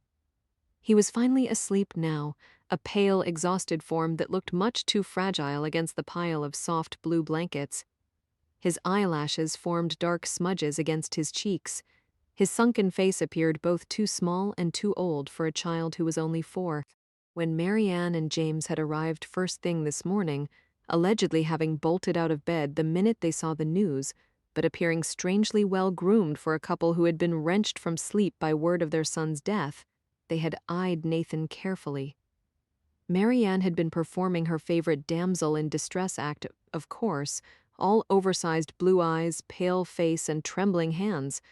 I simply can't bear it, she'd said again and again in her overwhelming southern lilt. 40 years of living in Boston, and the woman could still sound as if she'd stepped straight out of a Tennessee Williams play. In between all the theatrics, however, Catherine could see both Marianne and James making mental notes. Boy is thin, lethargic, and obviously stressed. Boy does not move toward his mother but clings to his nanny. Boy has fresh bruise on forehead. Twice Marianne tried to pull Catherine aside for a quick word. Both times Catherine held her ground. Prudence, the English nanny, was well-trained and had been imported by Catherine for her dutiful nature and inherent sense of discretion. She was still new, however, so while Catherine had given her strict orders never to leave Nathan alone with his grandparents, she had no idea how the girl would hold up under pressure. James could be very charismatic when he chose. For all Catherine knew, he'd convince the girl to fetch him a cup of tea, and that quickly the war would be lost. Catherine couldn't afford that kind of risk. Not these days. Marianne and James had offered to let her and Nathan stay with them, of course. After the terrible events of the night before, surely they needed someplace to stay, somewhere far away from this tragic scene. For God's sake, Catherine, think of the boy. Surely he doesn't look well. Finally, James had lost his patience. The minute Prudence escorted Nathan from the room, most likely to throw up again, the judge had turned on Catherine in a terrible rage. Don't think you're going to get away with this. Jimmy told us what was going on. Do you think you won last night? Do you think killing Jimmy solved your problems? Because I'm telling you now, they're just getting started. And for a moment, Catherine had honestly panicked. She thought wildly of Jimmy's new security system, installed 6 months earlier. The power light had gone off. She swore she saw the power light off. Then she realized that the silence had dragged on too long, that James was still regarding her with that cold, accusing stare, so she drew herself up to her full height and said as regally as she could, I don't know what you're talking about, James. Now, if you'll excuse me, I have to plan a funeral for my husband. She'd swept out of the room, heart pounding, hands trembling, and a few minutes later heard her in-laws storm out the door. Then the house was quiet again, except for the sound of Nathan dry heaving down the hall. Nathan hadn't cried. Not last night, not today. He probably wouldn't. In that way, he was Catherine's son. He faced everything, the doctor's appointments, the endless needles, the horribly invasive tests, dry-eyed and solemn-browed. The nurses loved him, but even when they touched him, he flinched. He would have nightmares tonight. Horrible dreams where he would thrash wildly, then wake up screaming of pain and needles and demanding that the doctors leave him alone. Sometimes, more rarely, he cried out against the darkness, complaining of suffocating and needing every light to be turned on in the house. It both fascinated Catherine and frightened her that her personal nightmare had become her son's own. Prudence would tend to him, as had Beatrice before her, and Margaret, Sonia, Chloe, and Abigail before that. So many faces. Catherine barely recalled them all. Of course she remembered Abby, who had been the first. Jimmy had hired her when Nathan was only 1 week old. Catherine hadn't wanted a nanny. Catherine had thought she'd care for her son herself, even nurse, but a week later she roamed the house in a sleepless daze, the baby continuously vomiting on her milk-stained breast. She couldn't sleep, she couldn't eat. She compulsively turned on lights. She held this creature so small and helpless he mewed more than he cried, and she was overwhelmed by his sheer vulnerability, by all the things that could go wrong. Babies died. They starved, they were beaten, they died of the flu, they fell out windows, they died of SIDS, they were snatched out of cars, they were lured away from playgrounds, they were abused by priests, and there were fates worse than that. She knew of those too, how some adults were actually excited by the cries of small children, how even a baby, a weak, helpless baby could fall into the wrong hands and through no fault of its own, become a predator's toy. How many babies were crying of hunger right now and being beaten for their trouble? How many babies were looking up hopefully into the eyes of their caretakers and receiving a smack to the side of the head? How many infants were born each day? Innocent, boundless, sweet, only to be ruined by the very people who had given them life. She wasn't going to be able to handle this. The world was too evil and Nathan too small. He would need her and she would fail him, and that would destroy her once and for all. She couldn't bear to hold him, but she couldn't stand to put him down. She couldn't bear to love him, but she couldn't stand to be apart. She was disintegrating into 1.5 million tiny little shards. A sleep-deprived new mother, roaming the halls with her newborn son and quietly falling apart. On the 7th day, Jimmy appeared with a young girl in tow. He explained it to Catherine gently, speaking slowly and using small words, which was about all she could understand. Abby would take Nathan now. Abby would feed him. Abby would tend to him. Catherine should go to bed. Jimmy had a glass of juice for her and 2 pills. All she had to do was swallow and things would be better. So that's how it happened the first time. Catherine traded her baby for a dose of Valium. After that, it wasn't so hard to spend a few days at a spa, then a week in Paris, 2 weeks in Rome. The first nanny arrived, and Catherine had been visiting her child ever since. Abby had done well by Nathan. Gotten him on a soy-based formula that briefly settled his finicky stomach. She read him his first story, earned his first smile, watched him take his first step. In the evenings, Catherine would hear them down the hall, Abby reading Goodnight Moon in her soft, lilting voice, Nathan making small, snuggly murmurs as he curled up against her chest. At Nathan's first birthday party, he'd fallen down.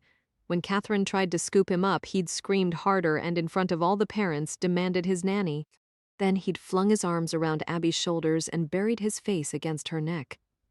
Catherine fired the woman the very next day, and Nathan had cried for a month after Abby had come Chloe, another one of Jimmy's choices. She was a petite, generously curved Frenchwoman, and Catherine hadn't even been surprised to come home and find her and Jimmy in bed. What did you expect when your husband brought home a nanny who, by her own admission, had never changed a diaper? Catherine took over the hiring after that. She stuck to older women, true professionals who knew the ropes and could maintain a certain distance from their young charge.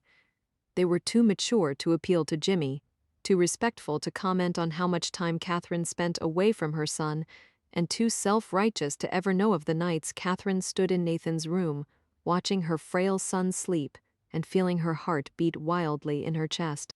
Nathan had made it all the way to 4 years old now, and still sometimes in her mind's eye, Catherine would see a beat-up blue Chevy turning down their street. "Hey boy, I'm looking for a lost dog." Of course, Nathan didn't need a stranger to haunt his dreams. The danger for Nathan had come from right between these four walls. 2 a.m. She should go to sleep. She already knew she wouldn't. The press remained parked outside, impatient vultures still digging for dirt. From time to time, squad cars passed as well, checking the scene, monitoring the press, staring up at the fourth floor. She had given her first statement to the police within hours of Jimmy's death. She'd been proud of herself, cool, calm, and collected. "My husband has a temper. He drinks, he gets angry. This time he found a gun. What had we fought about? Does it matter? Does anything justify a man aiming a gun at his wife? Yes, I was afraid. In all honesty, detective, I thought I was dead." They had wanted to talk to Nathan as well. She'd put them off. "My son is too tired, too traumatized, too sick." It had bought her some time, for now. The investigators had spent most of last night and this morning in the master bedroom. Now the room was cordoned off with yellow crime scene tape. Parts of the carpet had been removed. Shattered glass gathered, bedding whisked away. Plastic sheeting covered the hole where the sliding glass door used to be. The cold wind sliced effortlessly through the plastic, however, and carried a host of smells to the rest of the house. Blood, urine, gunpowder, death. Her neighbors probably thought she was crazy to stay. The press and police, too. Maybe she was traumatizing Nathan. Or maybe she was insane. Truth of the matter was, where else did they have to go? Her father didn't know how to handle these kinds of situations. Arriving at her in-laws would be akin to stepping into the lion's den. Or maybe there was something more sinister at work. Maybe she just wasn't ready to leave. This house, this room, it was all of Jimmy she had left. And though no one would believe her, least of all her in-laws, in her own way, she had loved Jimmy. She had hoped, she had prayed with what little faith she had, that it would not come to this. Now she ducked under the crime scene tape. Now she entered the master bedroom, a chill, ghostly chamber of black and white. Gauzy curtains stirred, while the plastic over the shattered slider heaved and sighed. The smells were richer here. A pungent, rusty odor that made her nose recoil even as it triggered memory. She crossed to the bed, running her hand over the bare mattress and staring at the darker splatters of blood. She lay down in the middle of the vast, empty space. Jimmy, seeing her for the first time and flashing that crooked grin in the middle of the crowded department store. "Hey, perfume lady! What's a guy gotta do to get a little spritz?" Jimmy making love to her then, afterwards, realizing that she hadn't felt a thing and trying to be kind about it. "Hey, honey, you know what? We'll just have to practice more." Jimmy fumbling the ring as he got down on one knee to propose. Jimmy staggering wildly as he carried her over the threshold. Jimmy promising her 9, 10 children. Jimmy deliriously happy when she became pregnant with their first. Jimmy showering her with diamonds and pearls. Jimmy taking her on whirlwind shopping blitzes where he bought out half the city. Jimmy sleeping with the maid, the nanny, her friends. Jimmy heading to the bar the first time she had to rush Nathan to the emergency room. Jimmy putting his fist through the wall when she dared to say he should drink less. Jimmy slamming his fist into her ribs when she dared to say something might be wrong with Nathan. Then, 6 months ago, Jimmy coming upon the cache of letters written to her from her lover. He'd entered their bedroom at 4 a.m. He'd flipped her onto her stomach. He'd pinned her to the mattress, and then he'd sodomized her. "Maybe I should have tried that in the very beginning," he'd said when he was done. "Maybe you would have felt something then?" Hours later, they'd sat across from one another at the breakfast table and made small talk about the weather. Catherine curled up on the bare mattress now. She put her hand on the empty spot where her husband used to lie, and she remembered the last look on his face, during that instant right when the bullet found the tender spot behind his ear, and right before it came shattering out the hard bone at his temple, an expression that was not handsome, not dashing, not charming, but totally, utterly betrayed. And she wondered now what had disappointed him most, his own imminent death, or the fact that he hadn't been able to kill her first. A crash sounded from Nathan's room. Prudence started calling her name, and Catherine scrambled down the hall, as surprised as anyone by the tear stains on her face. At the hospital, orders hastily shouted and promptly obeyed. One sharp needle and a nurse had drawn blood. Another sharp poke and the IV was in place. A third probing stab, and Nathan had been catheterized. Nathan's 26-pound frame writhed in the middle of the hospital bed, jerking continuously as he fought to sit. His cheeks were on fire, sweat rolling down his limbs. His abdomen protruded painfully while his chest appeared concave as he gasped and heaved for breath. A resident was reporting severe epigastric pain. A nurse was shouting, "Temp 102, heart rate 150, BP 115/40. Dr. Rocco was already barking out commands. "I need 2 milligrams morphine, cold compresses, TPN nutrition. Come on, people, move." The first time Catherine had been through this drill, she had trembled uncontrollably. Now she was grim-faced as a combat veteran as 2 people pinned Nathan's writhing body to the bed and 2 others sliced off Nathan's cowboy print pajamas and slapped on wires for the heart monitor. Nathan screamed in pain. They held him harder. So it went, on and on and on, Nathan fighting for his life and the hospital staff fighting with him. Afterwards, when the worst had passed, when the nurses and residents had moved on to more pressing cases, when only Nathan remained, unconscious, breathing strained, a tiny form lost in the middle of the metal-framed hospital bed, Dr. Rocco took her aside. "Catherine, I know things must be difficult at home right now. You think?" The words came out too harshly. Catherine regretted her tone almost immediately. She turned her head away from Dr. Rocco and stared at the walls, which were really much too white. She could hear the beep of Nathan's monitor faithfully counting out the rhythm of his heart. Sometimes she heard that sound in her sleep. "Jimmy, we have to do something about Nathan." "Jesus, Catherine, can't you leave the poor boy alone?" "Jimmy, look at him. He's sick, really, really sick. Is he?" "None of these fancy tests you order ever prove anything. Maybe the problem isn't with Nathan, Cat. I'm beginning to wonder maybe the problem's with you." "Catherine, he has pancreatitis again. That's the 3rd time this year. Given his heart and the rest of his health, he can't keep battling these kinds of infections. His liver is enlarged. He's still showing signs of malnutrition, and worse, he's lost a pound since I saw him last. Have you been following the special diet we discussed? Lots of small meals, only soy products. It's hard to get him to eat." "What about favorite foods?" "He likes the soy yogurt, but even then, after a bite or 2, he's done." "He's got to eat." "I know. He must take his vitamins." "We're trying." "Catherine, 4-year-olds don't get anorexia. 4-year-olds don't starve themselves to death." "I know," she whispered helplessly. "I know." And then, more tentatively, "Isn't there anything else you can do?" "Catherine?"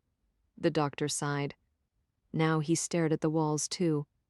"I'm recommending you to Dr. Iorfino," he said abruptly. "You're sending me to another doctor. He can see you on Monday, 3 p.m., but another doctor will mean more tests." She was flabbergasted. "Nathan is tired of tests." "I know, Tony." The word came out as a plea. She was sorry the instant she said it. Dr. Rocco finally looked at her.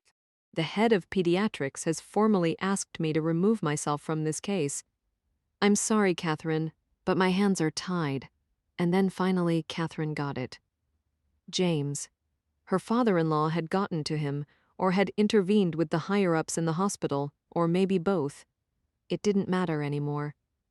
As a doctor for Nathan, as an ally for her, Tony Rocco was done.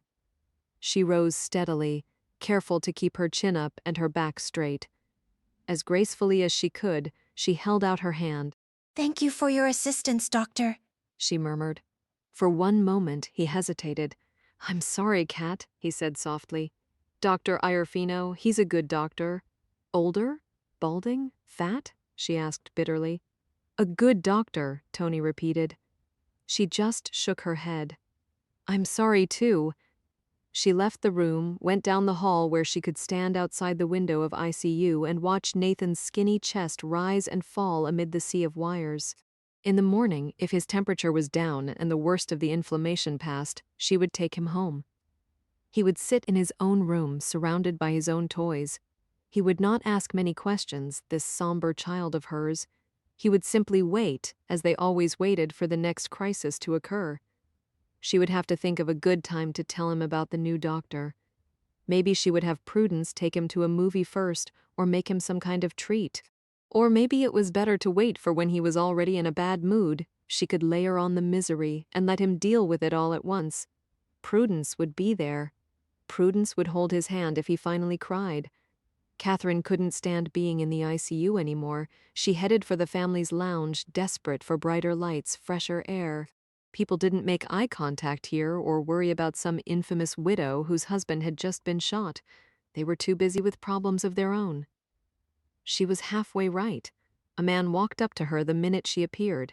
He wore a brown suit and bad hairpiece and moved with a single-minded focus. Catherine Rose Gagnon? Yes. Consider yourself served. She took the sheaf of paper in bewilderment, barely noting the surprised glances of the other families. The man disappeared as quickly as he'd come, an intruder who knew he didn't belong. Then it was just her and a room full of strangers, all with loved ones battling for their lives down the hall. Catherine unfolded the thick legal document. She read the heading, and even though she thought she'd considered everything, she was still stunned. Her stomach went hollow. She swayed on her feet. And then she started laughing, the hysteria building like a bubble in her throat. "Oh, Jimmy, Jimmy, Jimmy," she half laughed, half sobbed. "What have you done?" In a darkened room of a darkened house, the phone rang once. The call was expected, but that didn't stop the recipient from feeling rather nervous. "Robinson?" the caller asked. "Yeah. Did you find him?" "Yeah." "Do we have a deal?" "Keep up your end of the arrangement, and he'll keep up his." "Good. I'll wire you the money. You understand what you're doing, don't you?" Robinson blurted out, "I can't control him. He was a killer before he went to jail. He was a killer while he was in jail, and now—" The caller cut him off. "Trust me, that's exactly what I'm hoping for." Bobby woke up blearily to the sound of a phone ringing. For a moment he lay there, blinking his eyes at the ceiling and feeling the pounding in his head.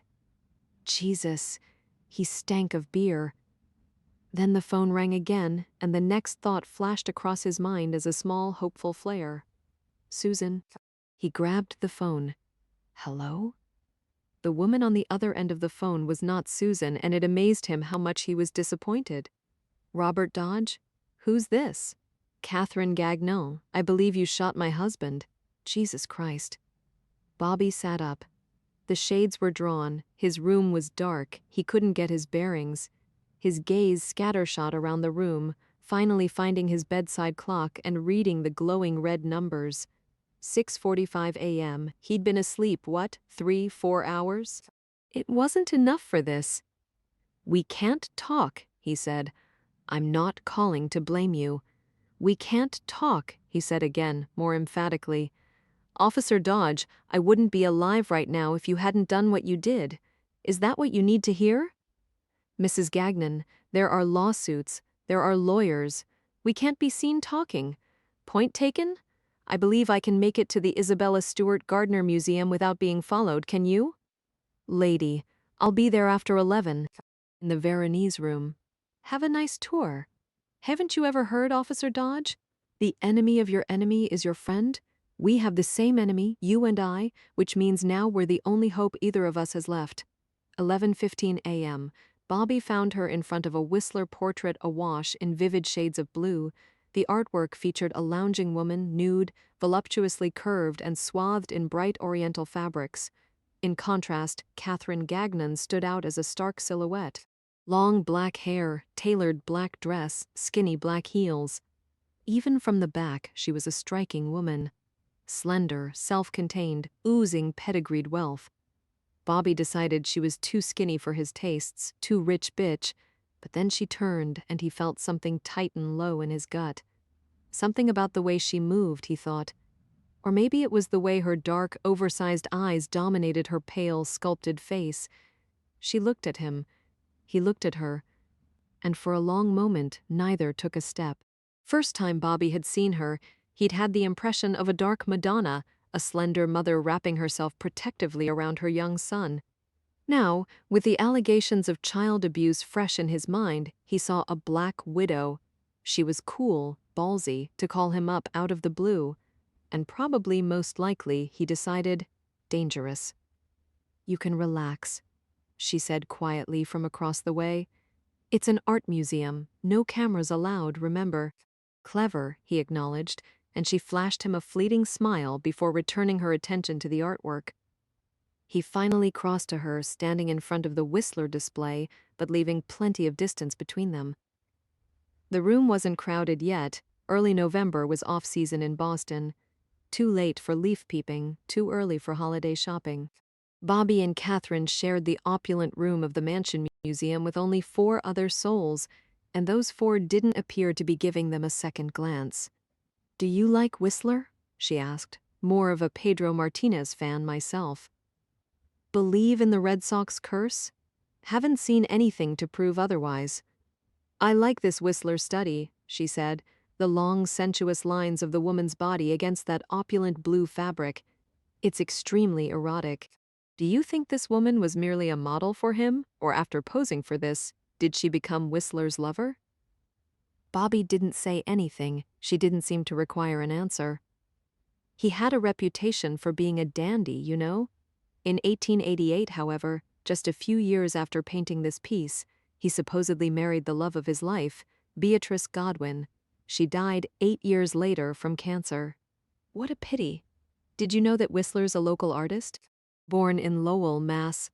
"I didn't come for the art." She merely arched a brow at him. "Shame, don't you think? It's a wonderful museum." He gave her another look, and she finally relented. "Let's go upstairs, 3rd level." "More Whistler?" "No, more privacy." They mounted the wide, curving staircase to the top level of the museum. They passed by more people, then several guards standing stony-faced in designated rooms. 14 years ago, 2 thieves disguised as Boston police officers had stolen 13 works of art from this museum.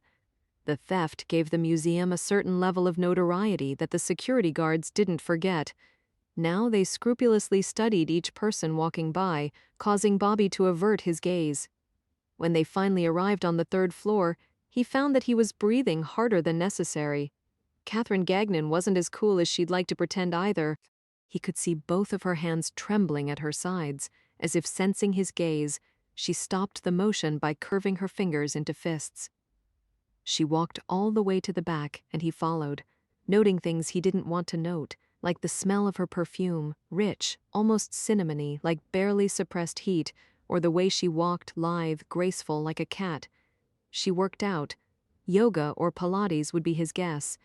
Either way, she was stronger than she looked. In the back room of the 3rd floor, no one was around. Bobby and Catherine positioned themselves at random, close but not too close, and Catherine started to talk. "I loved my husband," she said softly. "I know that must sound strange to you. When I first met Jimmy, he was amazing, generous, sweet. He took me on whirlwind weekends to Paris and grand shopping tours. I had some trouble earlier in my life, some sadness. When I first met Jimmy for the first time, things felt right. He entered the picture and literally swept me off my feet. He was my knight in shining armor." Bobby wondered what some sadness meant. He wondered, for that matter, why Catherine Gagnon was telling him any of this. He'd killed Jimmy Gagnon. He didn't want to hear stories about the man now. "I was wrong about Jimmy," Catherine said abruptly. "Jimmy wasn't a knight in shining armor. He was drunk and abusive, a manipulative, charismatic man who would smile at you when he got his way and go after you with a knife when he didn't. He was everything I swore to myself I knew better than to marry, but I didn't see it. I didn't understand until it was much too late, and then I could only wonder. I knew better. How had I still ended up married to the likes of him?" She stopped abruptly, a person biting off an unspoken curse. She turned away again. But her steps were hard now, agitated as she paced the tiny room. "He beat you?" Bobby asked. "I can show you bruises." Her hands moved immediately to the belt of her dress. He held up his palm to stop her.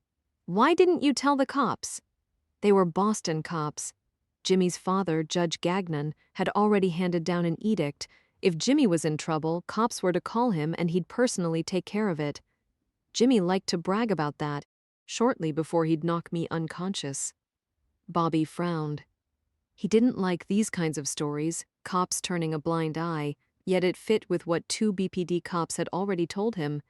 Jimmy Gagnon was a wild one, and he used his father as his own personal get-out-of-jail-free card. "And your son?" Jimmy never touched Nathan. "I would have left him if he had." She said the words too quickly. Bobby knew she lied.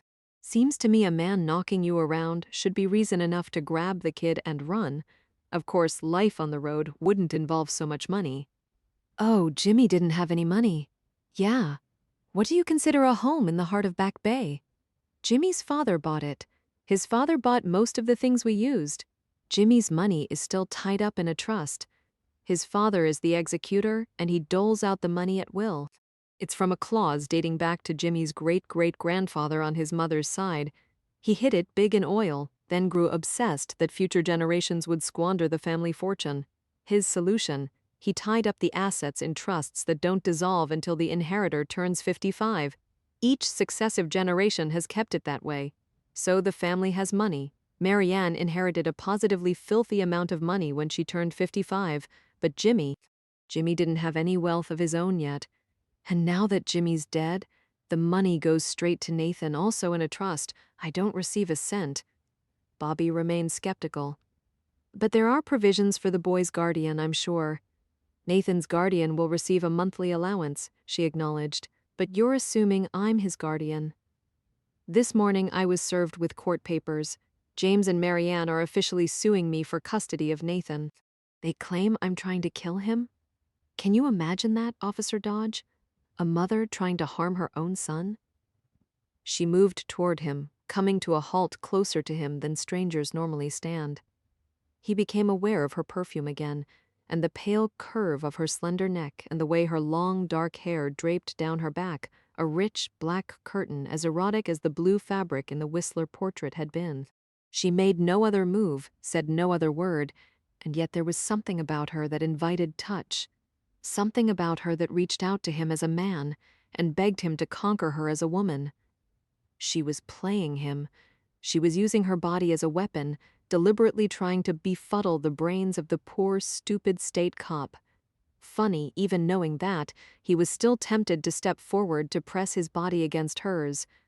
"My son is in the hospital," she murmured. "What?" "He's in the ICU, pancreatitis. Maybe that doesn't sound life-threatening to you, but for a boy like Nathan, it is. My son is sick, Officer Dodge. He's very, very sick, and the doctors don't know why, so my in-laws are blaming me. If they can make his illness my fault, they can take Nathan away. Then they'll have their grandson and the money all to themselves, unless, of course, you help me." Bobby let his gaze drift down the length of her body. "And why would I help you?" she smiled. It was a fully feminine smile. But for the first time, Bobby also saw a spark of emotion in her eyes. She was sad. Catherine Gagnon was deeply, horribly sad. She reached up a hand and delicately splayed her fingers across his chest. "We need each other," she said quietly. "Think about the clerk-magistrate hearing. You know about the hearing?" "Of course I know about it. The two motions go together, Officer Dodge. The custody battle is the foundation of the probable cause hearing. Basically, if I'm abusing Nathan, then you committed murder." "I didn't commit murder." Her fingers fluttered across his chest. "Of course. Just like I'm not the kind of woman who would ever dream of harming her son." She leaned closer, her breath whispering across his lips. "Don't you trust me, Officer Dodge? You should, you know, because I have no choice but to trust in you." Bobby had to get some air. He left the museum, cabbed it home, and stood like an idiot in the middle of his family room. Fuck it. He went for a run, down G Street to Columbia Road, heading into the park where traffic roared by on his left. and there was nothing but ocean on the right. Exchanging the heights for the point, passing by the historic L Street bathhouse and watching the homes go from tidy 3 levels to full-fledged mansions. He hit Castle Island where the wind gusted into his face and the ocean pounded the shore. Weather was wild here, the wind a physical force shoving against him as he strained forward. He muscled his way around the stone walls of the old lookout, watching jets from Logan climb slowly into the sky, looking as if they were barely going to clear the island. Playground was here, kids out on the slide bundled up against the weather. He ran around again, picking up the sounds of kids laughing as the notes danced across the wind. Lots of families were moving into South Boston. Used to be working-class kids walking up from the various housing projects to Castle Island. The families were more white-collar now, but the kids played just as rough. He headed home, his lungs working hard and finally clearing the fog from his head. Back in his house, he got out the yellow pages and, still dripping with sweat, started his calls. He found who he was looking for on the 3rd try. "We have a Nathan Gagnon admitted into the ICU. A hospital nurse responded to his query, brought in last night. Is he okay?" "Well, we don't generally put the healthy ones in intensive care." The nurse sounded droll. "I mean, what's his condition? I'm with the Massachusetts State Police." He rattled off his badge number. "Serious but stable," the nurse reported. "Pancreatitis," Bobby recalled. "Is that life-threatening?" "It can be." "In this case, you'd have to talk to his pediatrician, Dr. Rocco." Bobby made a note. "Has the boy been in before?" "Few times. Again, officer. You should talk to Dr. Rocco." Okay. One more question if you don't mind." The nurse seemed to think about it, then must have decided that she didn't mind. "So? Does the kid ever come in with other conditions? You know, broken bones, unexplained bruises? Does he fall down the stairs a lot?" the woman asked dryly. "Exactly. How's he doing with stairs?" 2 broken bones in the last 12 months, you tell me." 2 broken bones in the last 12 months, Bobby murmured. "No kidding, thanks. You've been very helpful." He hung up the phone. Bobby sat on the edge of his chair. Yellow pages were open on his lap. Sweat trickled down his nose and dripped onto the thin paper. He could feel the darkness inside himself again, murky and deep, and he thought what he'd really like to do today, more than run, more than sleep, more than even speak with Susan, was go to a firing range and shoot the living daylights out of something. So what did that say about him? A smart man would forget about his encounter with Catherine Gagnon. He'd done his job, the best an officer could do. Now he should wash his hands of everything and walk away. Of course, a smart man didn't meet a woman like Catherine in a very public museum, and a smart man didn't worry so much about a kid he barely knew. Bobby snapped the yellow pages shut. "Dr. Rocco," he repeated to himself. He headed for the shower. Bobby's cellphone rang the minute he left the house. He didn't feel like driving into Boston, just the parking would bankrupt him. And frankly, without flashing red lights to back him up, he wasn't stupid enough to brave the traffic. So he walked to the bus stop with his head down and shoulders rounded, feeling conspicuous in broad daylight, like a felon from America's Most Wanted. Thank God Jimmy Gagnon had been white, Bobby thought, or he'd never be able to leave his home. His phone bleated again. He flipped it open suspiciously, the wind already ripping the words from his lips. "Yeah, Bobby? Thank God. I've been trying to reach you since last night." "Hey, Pop." Bobby relaxed, but only a fraction. He continued walking, his legs eating up the 6 blocks to the bus stop. "I called you this morning but couldn't get through. Had to take the phone off the hook. Damn reporters wouldn't stop bothering me." "Sorry about that. I didn't tell them anything." Good-for-nothing sons of bitches. Bobby's father hated journalists almost as much as presidents from the Democratic Party. "You okay? Working on it? On paid leave? Till we hear from the DA?" "I did a little calling around," Pop said. Once upon a time, Bobby's father had gone by his real name, Larry, but then he'd set up shop as a custom pistolsmith to augment his retirement income. So many of his customers were Bobby's fellow police officers. They'd started calling him Pop, too, and now it had stuck. Bobby'd been surprised by the evolution. Sure, his gruff, hard-assed father would hate the familiarity, but Larry didn't seem to mind. Sometimes, he even appeared flattered. Things changed, Bobby supposed. In his own way, Bobby was trying to change too. It was just a longer time coming. "I'm hearing good things," Pop said quietly. "You did what you had to do." Bobby shrugged. Saying thanks would sound too cavalier. Saying anything else would be ungrateful. "Bobby, I know I should have tried harder to call you," Bobby cut in. "I shouldn't have left you so long to worry. It's not that." Bobby rushed on quickly now before he lost his courage. "I guess it all just hit me harder than I thought. I mean, I don't doubt taking the shot. I could only act on what I saw, and what I saw told me to shoot. But still, the guy's kid was in the room. Right there, not 5 feet away, and I blew his father's brains out. Now the boy has to live with what I did, and I have to live with what I did, and I have to live with what I did, and I have to live with what I did, and I—" Bobby's voice broke off, sounded more ragged than he would have liked. Jesus, how did he get into this mess? Pop didn't try to say anything this time. "It gets to me, Pop," Bobby said more quietly. "I didn't think it would, but it gets to me, and last night I had a beer." His father didn't speak right away. He said finally, heavily, "I heard it might have been more like half a dozen beers." Yeah, you're right. It was probably closer to 5 or 6. Did it help?" "No." "How did you feel this morning?" "Like shit." "And tonight?" "I'm done. I slipped. I learned my lesson. I'm done." Bobby couldn't quite resist adding, "And you?" "I'm good," Pop said. "One asshole in the family is enough, don't you think?" Bobby had to smile. "Yeah, one asshole is enough." And Susan? His father asked gruffly. "Now you got some time off. Maybe you can bring her out for a visit. I don't know." "What don't you know, son?" "I don't know." "A lot of things. Come visit me, Bobby. It's only a 30-minute ride. You could spend an afternoon. We could talk. I should do that." Which they both knew meant that he wouldn't. Pop was trying, Bobby was trying, but there were still things both couldn't forgive and neither could forget.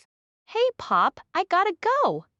Bobby could see the small cluster of 3 people at the bus stop. An older woman stared at Bobby. He stared right back. Have you talked to your brother at all? "No. I'll give him a call. I'd hate for him to catch it on the news. Pop, George lives in Florida. Yeah, but these kinds of stories, they have a life of their own." At the hospital, ironically enough, Bobby couldn't catch anyone's attention.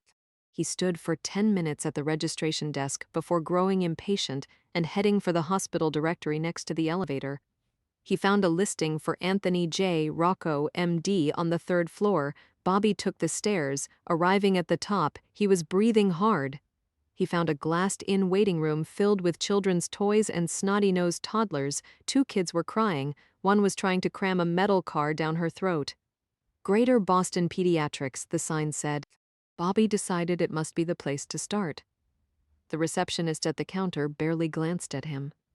She slid him a sign-in sheet and a chewed-up pen while cracking her gum and talking on the phone. Bobby had to wait until she hung up to inform her he wasn't a patient. He simply wanted to talk to Dr. Rocco. This confused her greatly. He flashed his badge, said he was with the police, and finally got a response. The girl flew out of her chair and trotted down the hall in search of the infamous Dr. Rocco. Bobby didn't know whether to feel triumphant or vaguely ashamed. He'd put on a pair of khakis, a button-down shirt, and his best sports jacket for this occasion. He was doing his impression of a homicide detective, which probably only proved that even state troopers could watch too much TV. Earlier in his career, 6 or 7 years back, Bobby had debated making the transition from uniformed patrol officer to investigative detective. Uniformed officers were considered the grunts of the operation, the frontline troops even in an organization as elite as the state police. Detectives were smart, patrol officers good at doing what they were told. Bobby had the brains, his sergeant had urged. Why settle for driving a Crown Vic for the rest of his life? Bobby had still been debating his options when he'd learned of an opening on the stop team. He'd submitted his resum and begun the rigorous selection process. He had to pass oral boards, prove proficiency with special weapons, and endure intense physical fitness requirements. Then came the special drills, scenarios involving swinging from ropes to see if the applicant was afraid of heights, scenarios involving a smoke machine to test how well the applicant functioned under extreme stress. They were tested with cold, tested with heat, made to crawl through mud carrying 80 pounds of gear, required to hold a pose for up to 3 hours. Always it was drilled into their heads. Tactical teams deployed anytime, anywhere. They could be called upon to enter any sort of situation and all kinds of terrain. You had to think fast on your feet, thrive under pressure, and be fearless. Survive the application process. And you received the honor of training 4 extra days a month while surrendering all your nights and weekends to be on call 24/7. All this, for no additional income, men joined the tactical team purely for the sake of pride, to be the best of the best, to know that as a team and as an individual you could handle anything. Bobby'd survived the selection process. He'd won the open slot and he'd never looked back. He was a good cop, serving with the best cops. At least that's what he'd thought until 2 days ago. The receptionist was back, cheeks flushed and breathless. "Dr. Rocco will see you now." A toddler screeched a fresh round of protest from the waiting area. Bobby pushed gratefully through the connecting door. He found Dr. Rocco sitting in a small office halfway down the hall. The desk was buried under heaps of files, and the walls were covered with children's drawings and immunization schedules. A few things struck Bobby at once. One, Dr. Rocco was younger than he'd pictured, late 30s to early 40s. Two, the doctor was a lot more attractive than Bobby'd imagined. Thick dark hair, trim athletic build, and an oozy sort of country club charm. Three, Dr. Rocco obviously read the Boston Herald and knew exactly who Bobby was. "I have some questions about Nathan Gagnon," Bobby said. Dr. Rocco didn't say anything at first. He was eyeing Bobby up and down, wondering where Bobby got the gall to show his face in public, preparing to cite doctor-patient confidentiality. Dr. Rocco finally glanced up again, and Bobby saw something unexpected in the man's gaze. Fear. "Have a seat," the pediatrician said at last. He gestured to a file-covered chair, then belatedly grabbed the stack of papers. "How can I help you?" "I understand you're in charge of Nathan Gagnon's care," Bobby said. "For the past year, yes. Nathan was referred to me by another pediatrician, Dr. Wagner, when she failed to make progress on his care." "Nathan has an illness?" "Officially, he's listed as FTT," Bobby asked. He took out a small spiral notebook and a pen. "Failure to thrive, basically, from birth. Nathan's been behind the curve in size, weight, and key developmental benchmarks. He's not developing in a normal manner." Bobby frowned, not sure he was getting it. "The boy's too small?" "Well, that's one element. Nathan's height of 34 inches puts him in the lowest 1% for a 4-year-old boy, and his weight 26 pounds doesn't make the curve at all. His condition, however, has to do with more than just size." "Explain." "From birth, Nathan has struggled with vomiting, diarrhea, and spiking fevers. He seems constantly malnourished. He's had rickets. His blood phosphate levels are too low, same with blood glucose levels. As I said before, he's lagged behind almost all traditional benchmarks for development. He didn't sit up until he was 11 months old, he didn't cut teeth until he was 18 months old, and didn't walk until he was 26 months old. None of that is considered good. And then, in the past year, his condition appears to have worsened. He's had several attacks of acute pancreatitis as well as 2 bone fractures. He's failed to thrive." Bobby flipped a page in his notebook. "Let's talk about the bone fractures. Isn't it unusual for a 4-year-old to have 2 broken bones in 1 year? Not for a patient such as Nathan." "What do you mean?" "Nathan suffers from hypophosphatemia low phosphate, combined with the rickets. His bones are unusually brittle and prone to fracture. For the record, he also bruises quite easily." Bobby looked up sharply. "Why do you say that? That's why you're here, isn't it? To find out if Nathan was being abused. To prove to yourself you killed the right man." Dr. Rocco added quietly, "For the record, I think you aimed just fine." Bobby scowled. He hadn't expected this turn in the conversation, to be called head-on. He felt overexposed and it pissed him off. "Do you think Nathan was being abused?" Bobby asked tightly. "There are a lot of ways to harm a child," Dr. Rocco replied. "Did someone break Nathan's bones?" "No, rickets broke Nathan Gagnon's bones. I can tell from the x-rays." Bobby sat back. Dr. Rocco's assessment didn't please him. In fact, it left him more confused than ever. So what's wrong with this kid? Why does he have all these problems? I don't know. You don't know? That's essentially what a diagnosis of FTT tells you. We don't know. We can't pinpoint an exact cause, so the boy remains under the catch-all umbrella of failure to thrive. Well, Doc, you must have explored some options? Sure. We conducted initial tests, complete blood count, lead levels, urinalysis, and a set of electrolyte values. We've tested him for diabetes, reflux, malabsorption, and cystic fibrosis. One of the best endocrinologists in the country has examined Nathan for thyroid diseases, metabolic disorders, and hormonal imbalances. Then a nephrologist studied Nathan's kidneys and did more tests related to electrolytes, diabetes, and anemia. I've tested Nathan, I've studied Nathan, and I've sent him to the best experts I know, and I still don't have a diagnosis for him. Medically speaking, there's nothing majorly wrong with Nathan Gagnon except for the fact that he's very, very sick. Bobby was starting to hate this conversation. He twirled his pen between his fingers, then put it down and picked it up again. You didn't like Jimmy Gagnon, he said bluntly. Never met the man. Never. Never. Nathan's been in my office 2 or 3 times a month. For that matter, he's been rushed to the emergency room 4 times in the past 6 months. And not once have I ever met Jimmy Gagnon. That tells you something right there. Bobby regarded the doctor's country club looks. So when did you start sleeping with Catherine? The man didn't bother to appear shocked. She deserved better than him, he answered evenly. A neglected wife? Worse. The doctor leaned forward, his face growing intent. You're not asking the right questions yet. Maybe Nathan had a medical reason to bruise easily, but Catherine didn't. Jimmy beat her? I saw the bruises myself. Black eyes? Give the guy some credit. He never hit her where just anyone could see. I used to go to school with guys like Jimmy. They figured if they beat their girlfriends in private, it gave them some class. You could have reported it. Really? So some cop could look at me the way you're looking at me right now? I didn't even need to be sleeping with her. As long as I simply wanted to be sleeping with her, none of you uniforms would have taken me seriously. Ever considered dealing with Jimmy yourself? I thought about it. And I went to the house once, when I knew Catherine and Nathan were away. I knocked on the door, but no one was home. And you never returned. Man's beating the woman you love, so you show up at an empty house and that's action enough? Bobby's voice was cold. What would you have me do? Dr. Rocco said tightly. Threaten him with a gun.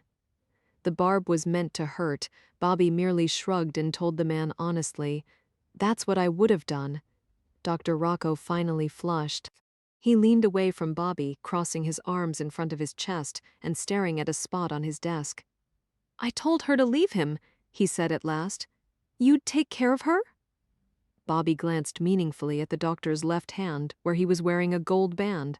Again, the good doctor refused to be cowed. I would have been honored. But she didn't do it. She stayed.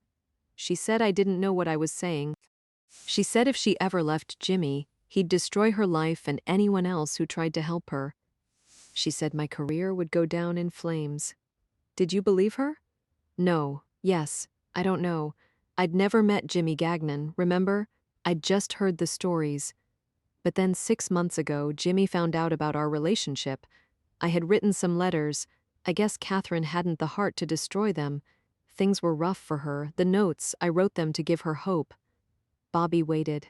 Next day, a private investigator was in my office, asking all sorts of questions about Nathan. He had a signed affidavit from Jimmy demanding release of his son's medical records. Within 10 minutes, the investigator's strategy was clear. He wanted to know if Nathan's condition could be the result of prolonged starvation or some other form of parental abuse. Basically, he suggested that Nathan's illness had been caused by Catherine, that she was starving her son to death. Is that possible? I don't believe so. You don't believe so? Bobby arched both brows. You just told me the kid has some kind of hard-to-diagnose disease. Now you're saying she could have done it. Look, without having pinpointed a specific cause for Nathan's condition, medically speaking, I can't rule anything out. Sure, One or more of his parents could be physically starving him, or someone could be tampering with his food, or someone could be mentally manipulating him not to eat. As a doctor, I followed up with Catherine, Nathan, and the various nannies about his eating habits. I've gotten answers assuring me that the boy is receiving plenty of food and plenty of the right kind of food. But at the end of the day, I'm still just the doctor. I go home to my family, and Nathan goes home to his. So someone could be abusing him? It's possible, Dr. Rocco said it impatiently, but I don't think it's probable, and that's what I told Jimmy's investigator. Anyway, it didn't matter. I stopped seeing Catherine. She made nice with Jimmy, and all the questions went away. That's what it was about. It was Jimmy making a point. If Catherine left him, she could kiss her son goodbye and say hello to the criminal justice system. Catherine's a smart woman. She did what she had to do, and for the record, I don't know what the hell else Jimmy did to her, but the day Catherine came to my office to end things, she could barely walk. That's the kind of man Jimmy Gagnon was. So I said it once and I'll say it again. From where I sit, Officer Dodge, you aimed just fine. Bobby narrowed his eyes. With Jimmy dead, do you think Nathan might magically start to get better? I don't know. And frankly, it's no longer my responsibility. As of this morning, I formally ended my relationship as Nathan's doctor. I referred him to Dr. Iorfino as I was instructed to do by Dr. Garretson, the head of pediatrics. You were fired as Nathan's doctor? Bobby asked in surprise. By your own boss? You'd be amazed by the kind of power Judge Gagnon wields. Dr. Rocco said quietly. Then he got an odd smile on his face. But don't worry, officer. I'm not quite as helpless as you think. Dr. Iorfino is a geneticist. Call it a hunch, but I think I'm going to have the last laugh yet. Bobby was just leaving the hospital when he became aware of the footsteps behind him. He picked up his pace, hands jammed in his jacket pockets, head down as if staring at the sidewalk, though in reality the angle gave him a peek at the traffic behind him. Dress shoes, high-gloss black, he determined. Pimp shoes, his father would call them. He rounded a left-hand corner sharply and gained a better view of his tail when the man belatedly tacked out wide. Long trench coat beige, nicely tailored, black dress pants, perfect cuff. Lawyer, Bobby thought. Then suddenly, he drew up short, ramming his back against a storefront and catching his follower off guard. The man, older, heavy-set, with a scrap of neatly combed silver-brown hair brushing the top of his ears, promptly stopped, threw up his hands, and offered a beaming smile. Ah, you caught me. And now's the part when I throw you back. Bobby took a menacing step forward, but the man merely smiled again. What are you gonna do, Officer Dodge? Assault me in the middle of a street filled with people.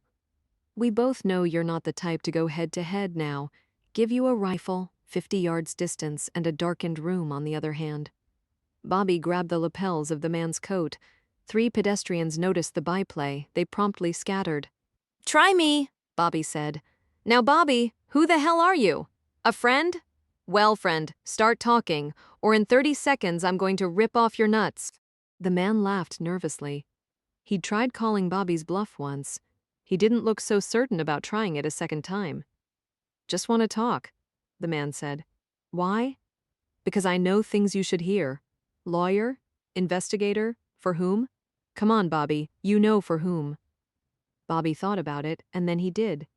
James Gagnon. Technically, Marianne Gagnon, the lawsuit's in her name. I'm Harris, by the way. The man tried offering his hand. Bobby ignored it. Harris Reed with Reed and Wagner Investigations. Perhaps you've heard of us? Not a word. Touch. Would you mind letting go of my coat for a moment? Perhaps we could take a short walk. You look like a man who appreciates exercise. Then again, I imagine your meeting with Catherine Gagnon has already left you short of breath. Bobby slowly released the man's collar. You've been following me. More like taking an intense interest in your activities, shall we? Harris gestured down the sidewalk. Bobby thinned his lips, but after a moment grudgingly resumed walking. He was curious, and they both knew it. She's beautiful, isn't she? The investigator observed. Bobby didn't reply. Would it be easier if she were ugly? Harris asked. I imagine it has to be disconcerting to meet the wife of the man you killed and already be fantasizing about fucking her. Get to the point. You've been asking questions, Officer Dodge. As long as you're asking questions, I thought you should hear all of the answers. May I? Bobby didn't protest. The investigator launched into his spiel. She was working at the perfume counter in Filene's, Harris began. Did she tell you that? Yes, the fine, beautiful Mrs. Gagnon was a perfume spritzer for a living. She'd not only flunked out of college, but she had no marketable skills to her name. She peddled perfumes and lived in a rat-infested apartment in East Boston, wearing the same dress every other day until she met Jimmy, of course. Was Jimmy 18? Actually, he was 27 at the time. Then he was a big boy. He knew what he was doing. You would think so, Harris agreed mildly.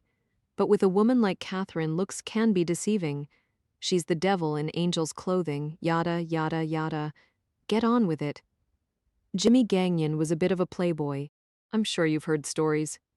He was a good-looking man, fun-loving, free-spirited, and of course, extremely generous. Lots of women had come and gone in Jimmy's life. His parents, I confess, were actually starting to worry a little. Wonder if he'd ever settle down. Then he met Catherine. He grinned, she spritzed, and the rest, as they say, was history.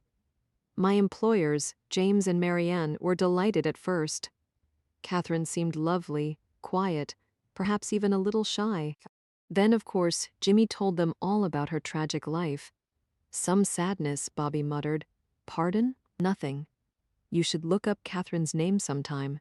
See 1980, any listings under Thanksgiving Miracle, that's what they called Catherine back then. After she'd been kidnapped by a pedophile and held as his personal sex slave for 28 days in some pit he'd dug in the ground, hunters found her by accident. Otherwise, God knows what would have happened to her. Jimmy found this story riveting. You had to see Catherine 6 years ago when they first met. A little too thin, hollow-eyed, in a threadbare dress. She was not only beautiful, she was tragic, a regular damsel in distress. She told Jimmy he was the only chance at happiness she'd ever had, and Jimmy ate it up hook, line, and sinker. In a matter of months they were engaged, then married. Catherine Gagnon came, she saw, and she conquered. They'd already covered one city block and were rapidly eating up the second. So Jimmy gained a beautiful wife and Catherine gained a bank account. Bobby shrugged. Sounds like half the marriages of the rich and famous. What's the problem? Their son. Catherine and Jimmy had Nathan just a year later, and Catherine literally had a nervous breakdown. Frankly, she just couldn't cut it as a mother. And for the first time, James and Marianne grew afraid. Not just of what Catherine was doing to Jimmy, but of what she might do to Nathan. Harris abruptly switched gears. Catherine was only 12 years old when Richard Umbrio snatched her off the street. I used to be a cop, you know, worked homicide in Baltimore. No matter how many cases you've seen, child kidnappings are the worst. Here's this poor girl just walking home from school.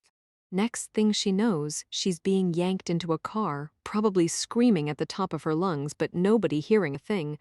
And Richard wasn't a small guy, not one of those sissy-looking child molesters you often see, the type who have to victimize children because they obviously couldn't handle anyone their own size. No, at the tender age of 20, Richard Umbrio was 6'4", weighed 220 pounds. His neighbors were already in the habit of crossing to the other side of the street just so they didn't have to make eye contact with him. Catherine, on the other hand, probably weighed 80 pounds. What was a little girl like her gonna do against a guy like him? Let me be the first to say, there isn't a hell big enough for some of the assholes we have walking here on Earth. Richard took her out to the woods not far from his house. Set her up underground where he could visit her as much as he liked and no one would hear a thing. She got a coffee can to use as a toilet, a jug of water, and a loaf of bread. That was it. No flashlight, no cot, no blanket to keep her warm. He kept her down there like an animal, and then for nearly a month he did to her whatever he wanted, whenever he wanted. You have to wonder what that level of systematic abuse does to a child. You have to wonder how she must have felt. Left alone in the dark for long periods of time, then to finally have companionship in the form of a serial rapist. Makes you mad just to think about it, doesn't it? Bobby still didn't reply, but his jaw had gone tight and his hands were fisted at his sides. He had a feeling Harris hadn't gotten to the bad part yet. This was merely foreplay. Harris was still warming up. Maybe Catherine got lucky when she was found, the investigator said now. Or maybe not. How does a person really recover from something like that? Is it ever possible for a girl to put all that behind her? To return to normal? Harris waited a heartbeat. Then he announced Catherine stopped sleeping the minute Nathan was born. Jimmy would find her pacing the house, frantically turning on lights. He'd bring her to bed. She'd spring out the other side. He'd turn off lights. She'd hunt them down again, including the one in the oven. And it wasn't just her strange compulsions. When she went to pick Nathan up, she'd hold him stiffly, away from her body. The more the baby screamed, the more she carried him around like a soup can she didn't know where to set down. The third day, Jimmy found her standing over the crib, holding a pillow. When Jimmy asked her what she was doing, she said Nathan had told her he was tired and needed to sleep. Jimmy called his parents, panicked. The Gagnons agreed he shouldn't leave Nathan alone with Catherine anymore, and they went to work finding a nanny. Now, granted, things calmed down a little once the nanny was hired, mostly because Catherine handed over her son and never looked back. Literally. The nanny took the baby and Catherine headed for the local spa. Jimmy got a little frustrated, as you can imagine. He thought he'd married this lovely young lady, rescued her even, and this is how she repaid him, abandoning their child, jetting around Europe and consorting with a bunch of guys she liked to call her fellows. For the sake of honesty, maybe Jimmy wasn't the most faithful of husbands, but this sure as hell isn't what anyone would call a happy marriage. So why didn't Jimmy just leave her? Bobby asked. Or was beating her much more fun? Ah, the infamous beatings. So you've already heard. Well, let's just say rumors of spousal abuse can be greatly exaggerated. Find me a police report. Find me a safe deposit box filled with photos, or at least one corroborating witness. Stories are easy to tell. Let's stick to the facts. Fact 1. Bobby ticked off a finger. If Jimmy was so unhappy in his marriage, why didn't he get out? He did. That's the first time Nathan became sick. What? You got it? Jimmy tried to leave Catherine, and Nathan became magically ill. Nathan was very sick, Catherine claimed. He needed special tests. He needed medical attention. She lined up the best experts money could buy, and Jimmy immediately returned home. His son was deathly ill, for crying out loud. He couldn't leave his wife at a time like that, and that was the pattern. Catherine would get caught sleeping with Jimmy's tailor, he'd get mad, and Nathan would wind up back in the hospital. Sick, definitely vomiting, feverish, malnourished, until the minute Jimmy towed the line. Then, Nathan would make a miraculous recovery. As you can imagine, James and Marianne grew very concerned. Not only was Jimmy becoming a nervous wreck, but they couldn't bear to think what was going on with their grandson. And they started alleging child abuse, Bobby filled in. He stopped walking, looking Harris in the eye. Got any facts to back up that story, Harris? Because Nathan's own doctor insists there's a medical basis for what's going on. Dr. Lancelot? Harris snorted, also coming to a halt. Ask him to say hello to his wife and kids. Catherine's got that poor sap so wrapped around her finger, he'd say the moon was made out of blue cheese if he thought it would make her happy. 6 months ago, Jimmy found out she'd been sleeping with the fine doctor, and that's when I entered the picture, to start keeping tabs on Catherine. To try to figure out what was really going on with Nathan, and better yet to protect Nathan Gagnon if it came to that. Because Jimmy had had enough. 6 months ago, he started making plans for divorce. They were at a street corner. Traffic picked up, the noise becoming loud. But all of a sudden, it didn't matter. All of a sudden, Bobby knew exactly what Harris was going to say next. James and Marianne were right to be suspicious. Harris told him quietly. Unfortunately, they underestimated how clever Catherine can be. They focused their attention on Nathan, never worrying about poor Jimmy. Tuesday morning, Jimmy Gagnon formally filed for divorce from Catherine Gagnon. And just, 60 hours later, he was dead. You tell me, officer, is that too much for coincidence? Come on, Harris. It was a domestic disturbance call. She had no way of knowing what would happen next. Did you watch TV Thursday night, Officer Dodge? Hear the reports of how the Boston PD were already called out on a job, the same Boston PD officers who knew Jimmy and Catherine and might have shown a little more finesse in handling the situation. It makes me wonder if Catherine watched TV that night, too. She still couldn't have known that Jimmy would come home drunk, that Jimmy would get mad, that Jimmy would grab a gun. Really? Because I know a lot of wives who know exactly how to push their husband's buttons, the best way to pick a fight, the fastest way to burn his balls. Surely you've seen it before, Officer Dodge. There isn't a wife out there who can't make her husband fit to kill. Harris gave him a meaningful look. This time Bobby wasn't so quick to reply. She's going to call you again, Harris stated. She's going to tell you her son is desperately ill. She's going to tell you that you're the only hope she has left. She's going to beg you to help her. It's what she does, Officer Dodge. She destroys men's lives. You honestly think she'd kill her own child just to get back at her husband? Harris merely shrugged. Men may be violent, Officer Dodge, but let's face it, women are cruel. The man sat at a table outside a coffee bar at Faneuil Hall, frowning first at his double mocha latte, then at the scenery around him. What the hell had happened to this place? The Faneuil Hall of his memory had cutsy little boutiques, old Irish pubs, and lots of cheesy souvenirs. Now he was staring at the Disney store, Gap, and Ann Taylor. The historic market had become a fucking suburban mall. There was progress for you. The man grunted, sipped his double mocha latte, and promptly grimaced. For the record, he'd been waiting a decade to try this drink-watching TV characters, rock stars, and movie actresses sip double soy this or tall non-fat mocha that while hanging out in chic little coffee shops. You wore tight clothes, sipped your super caffeinated beverage, then drove off in your Eddie Bauer SUV, Jennifer Aniston-looking wife sitting next to you, golden retriever panting in the back. Welcome to the American dream. Well, all these years of wondering later, the man had his answer double mocha lattes tasted one step above cat piss. He was not picturing SUVs, soccer games, or perfectly mowed lawns. He was thinking how the hell had he gotten suckered into paying so much money for something that tasted so positively bad? It was tempting to return to the coffee counter. He would stand right in front of the black-haired cashier with her numerous facial piercings and sullen attitude. He'd never say a word. Just stand, stare.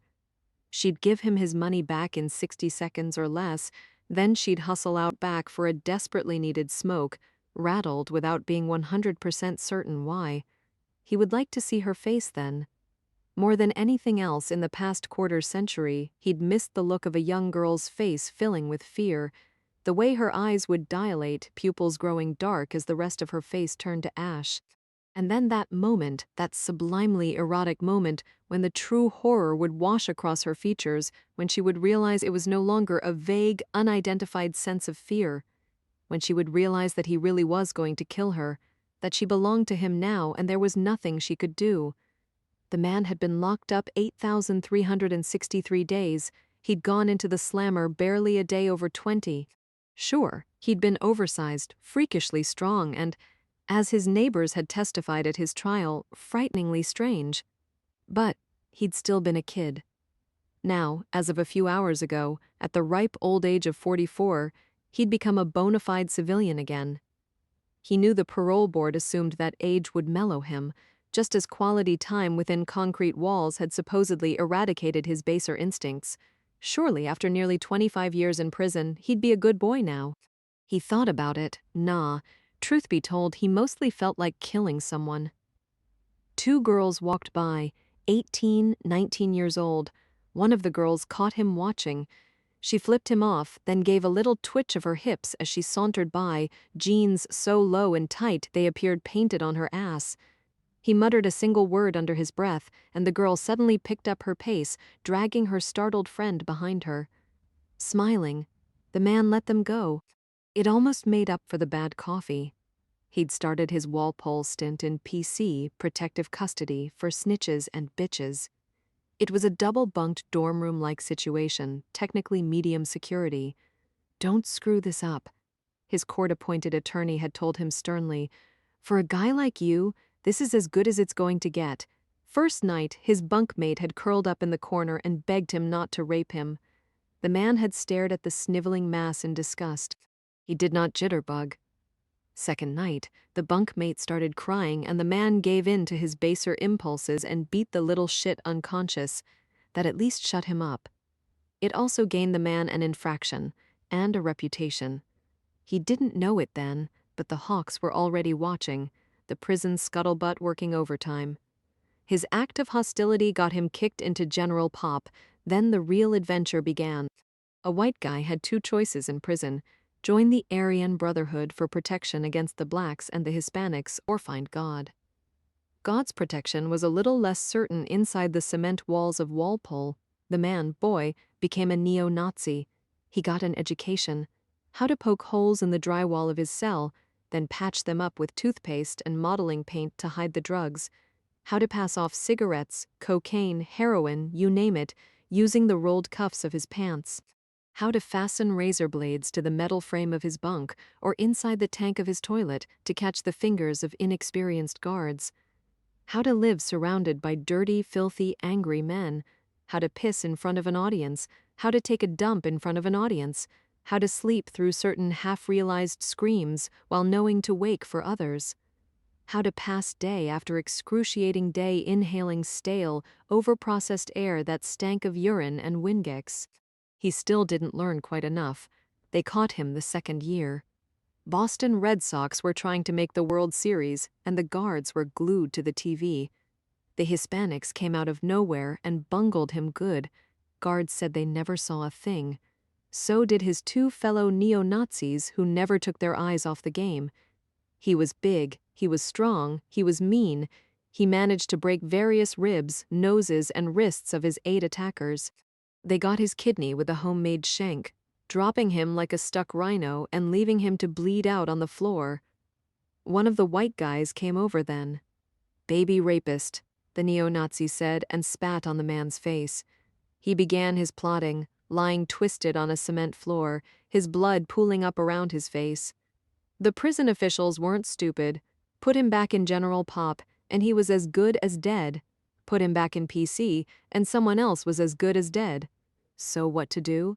Stick him in solitary confinement, the only place left.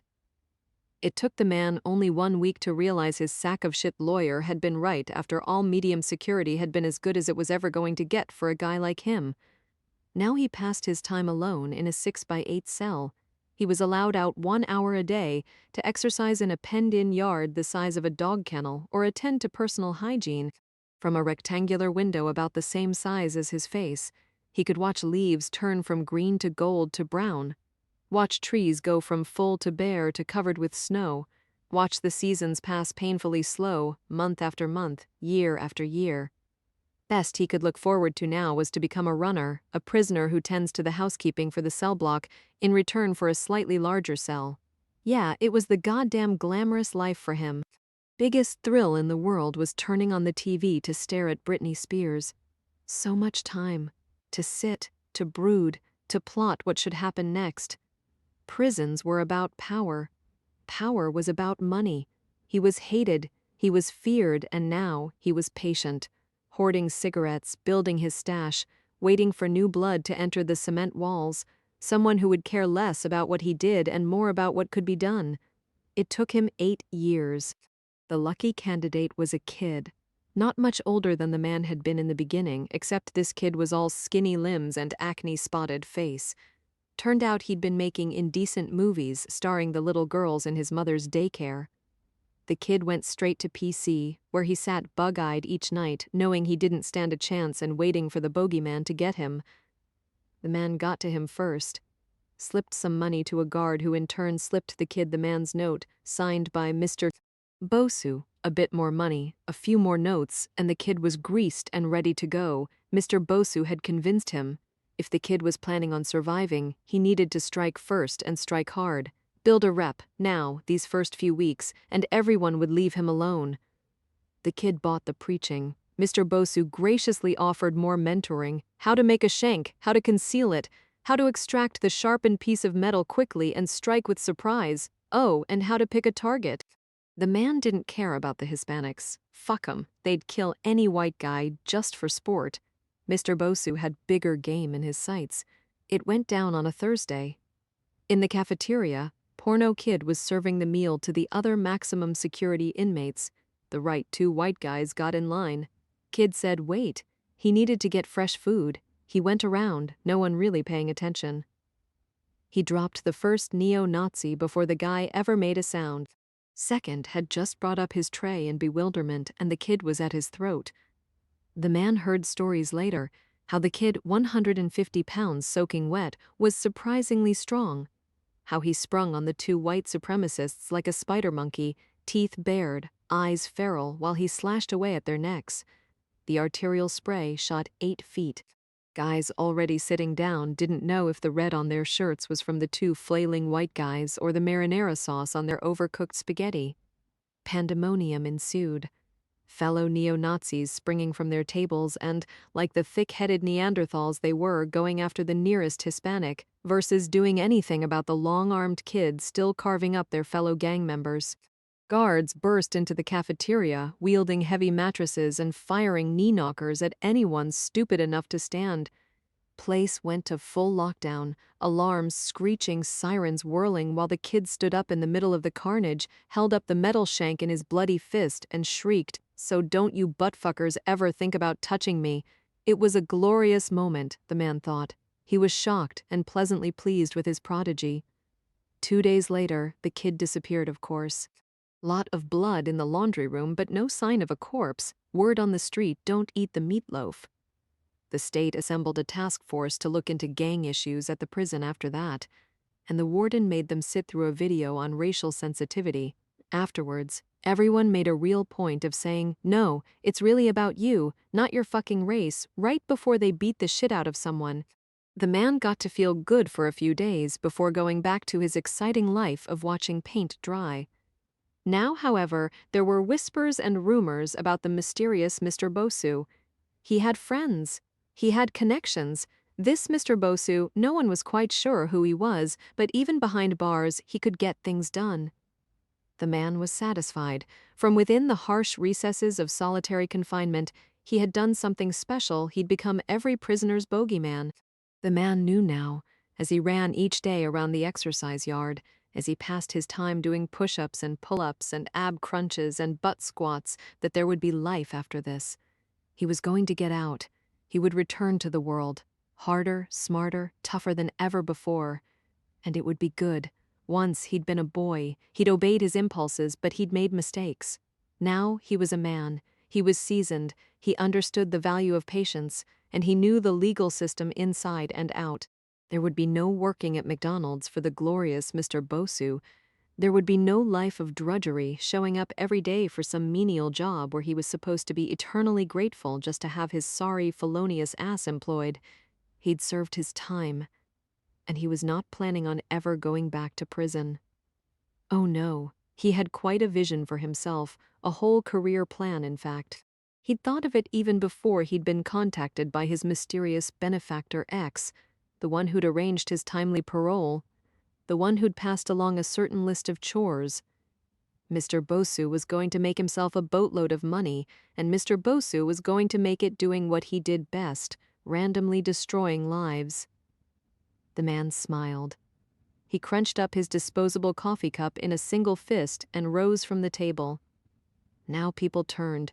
Now people stared. Then, just as quickly, people turned away. Mr. Bosu had made one mistake 25 years ago. He had let her live. He did not plan on making that mistake again. Catherine drove toward her father's house. Light was failing, another day meeting a premature death as winter reared its ugly head.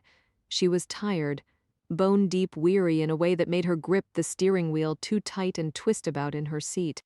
Jimmy had always teased her when she drove, how she'd be horrible on a road trip, probably falling asleep and killing herself before ever reaching her first stop. Thinking about him now made her feel a sharp, stabbing pain somewhere deep. How long had it been since they'd said a kind word to one another? How many years since they'd even bothered to pretend they were in love? She guessed it didn't matter. He'd been a constant in her landscape, and she missed him now the way other people might miss a limb. Once she'd been whole. Now she felt curiously incomplete. She arrived in her father's neighborhood. Her neighborhood. Her parents had bought this house when she was 5 years old.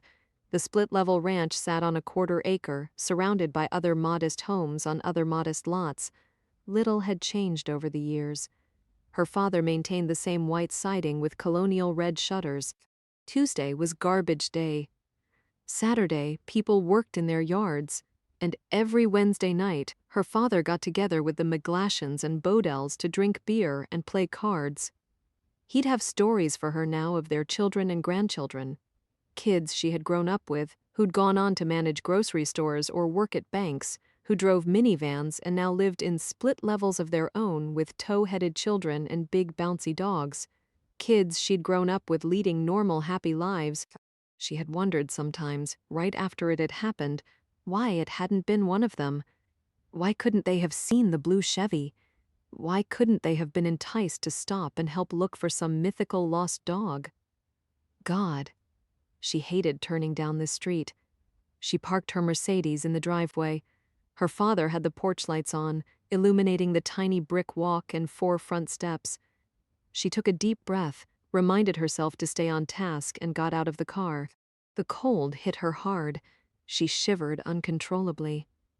She looked up the street, where night gathered just beyond the trees, forming a dark tunnel from which there would be no escape. She looked down the street and saw the same. And suddenly, passionately, she hated this damn place. The house, the yard, the 1970s neighborhood. It had been an act of unkind fate that had brought her parents here. And as far as she was concerned, it was a bigger act of conscious cruelty that made them stay. It's not the neighborhood, her father had told her mother again and again right after it happened. It was one man. We move now, and what will Catherine think? I would have thought you cared. She drew in her shaky breath, realized she was close to losing it, and forced her hands into fists.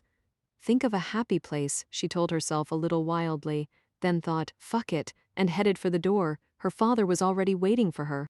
She came up the steps, and he opened the wooden door, leaving her to manage just the screen while he stood patiently to the side. Inside, he took her coat and, as was his custom, said, "How was the drive?" "Fine. Traffic? Not bad," he grunted. "Heading in, though, getting back to the city on a Saturday night. I'll manage." He grumbled again about traffic. He didn't like where she lived any more than she liked where he lived, then gestured weakly to the small living room.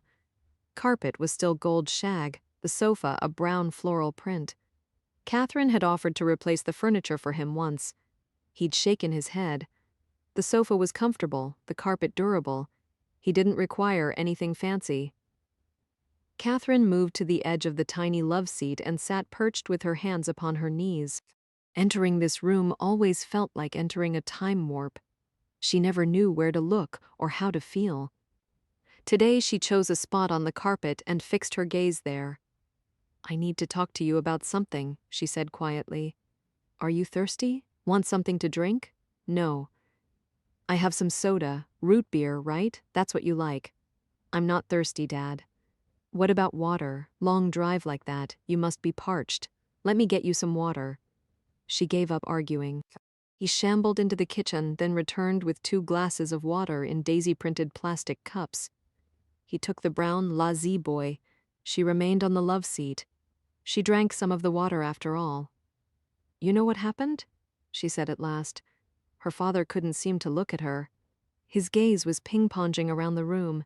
He finally found the portrait of her mother hanging over the mantel, and she thought his face looked old and sad. "Yeah," he said at last. "I'm sorry it ended like this. I'm sorry. I'm sorry Jimmy's dead." "He hit you," her father said, the first time she'd ever heard him acknowledge it. "Sometimes. He wasn't a good man." "No. You liked his money that much?" her father asked, and she was shocked by the sudden anger in his voice. She faltered, her hands shaking harder. She tried another sip of water, but the cup trembled in her grasp. She wished she could just bolt from the room. "He was good to Nathan. He never cared a rat's ass for either of you. Dead. You should have left him. It's more complicated. He beat you. You should have left him. You should have come here. Catherine opened her mouth. She didn't know what to say. Her father had never made that offer. He'd never even commented on her marriage. He'd attended her wedding, where he'd shaken Jimmy's hand and told her new husband good luck. After that, he'd been busy with his card games and veterans groups and routines. He'd appear every Thanksgiving and Christmas at her in-laws, eat some turkey, hand Nathan a present, give her a kiss on the cheek, and that was it. He was gone again, back to the neighborhood that he loved and she abhorred. Sometimes she wondered if things might have been different if her mother had lived. They would never know. It doesn't matter anymore, she said at last. Guess not. Her father drank some water. There's an issue, though. The Gagnons, Jimmy's parents, are suing me for custody of Nathan. She brought up her chin. They claim I'm abusing him. Her father didn't say anything right away. He drank more water, then twisted the cloudy plastic cup in his hands, then drank some more. The silence dragged on. Catherine grew bewildered. Where was the wild denial? Where was the leap to his daughter's defense? 60 seconds ago, he'd been claiming she could have turned to him for help for her broken marriage. Now, where was he? The illnesses, her father asked at last. They claim I'm doing something to Nathan, tampering with his food. I don't know what. They think I'm intentionally making him sick. Her father looked up. Are you? Dad, he's in the hospital a lot. He's sick. Doctors never found anything. He has pancreatitis right now. Call Dr. Rocco, call anyone in that damn place. She was on her feet. He is my son. I have jumped through every hoop I know trying to do right by him. How can you? How dare you, goddammit? How dare you? She was yelling now, literally yelling like a wild woman with the veins bulging in her neck, and it occurred to her in the back of her mind that this was what she'd wanted to do for days. Ever since Tuesday morning, when she had picked up the phone and heard Jimmy casually discussing with some lawyer his plans to divorce her. You're sure she won't get anything?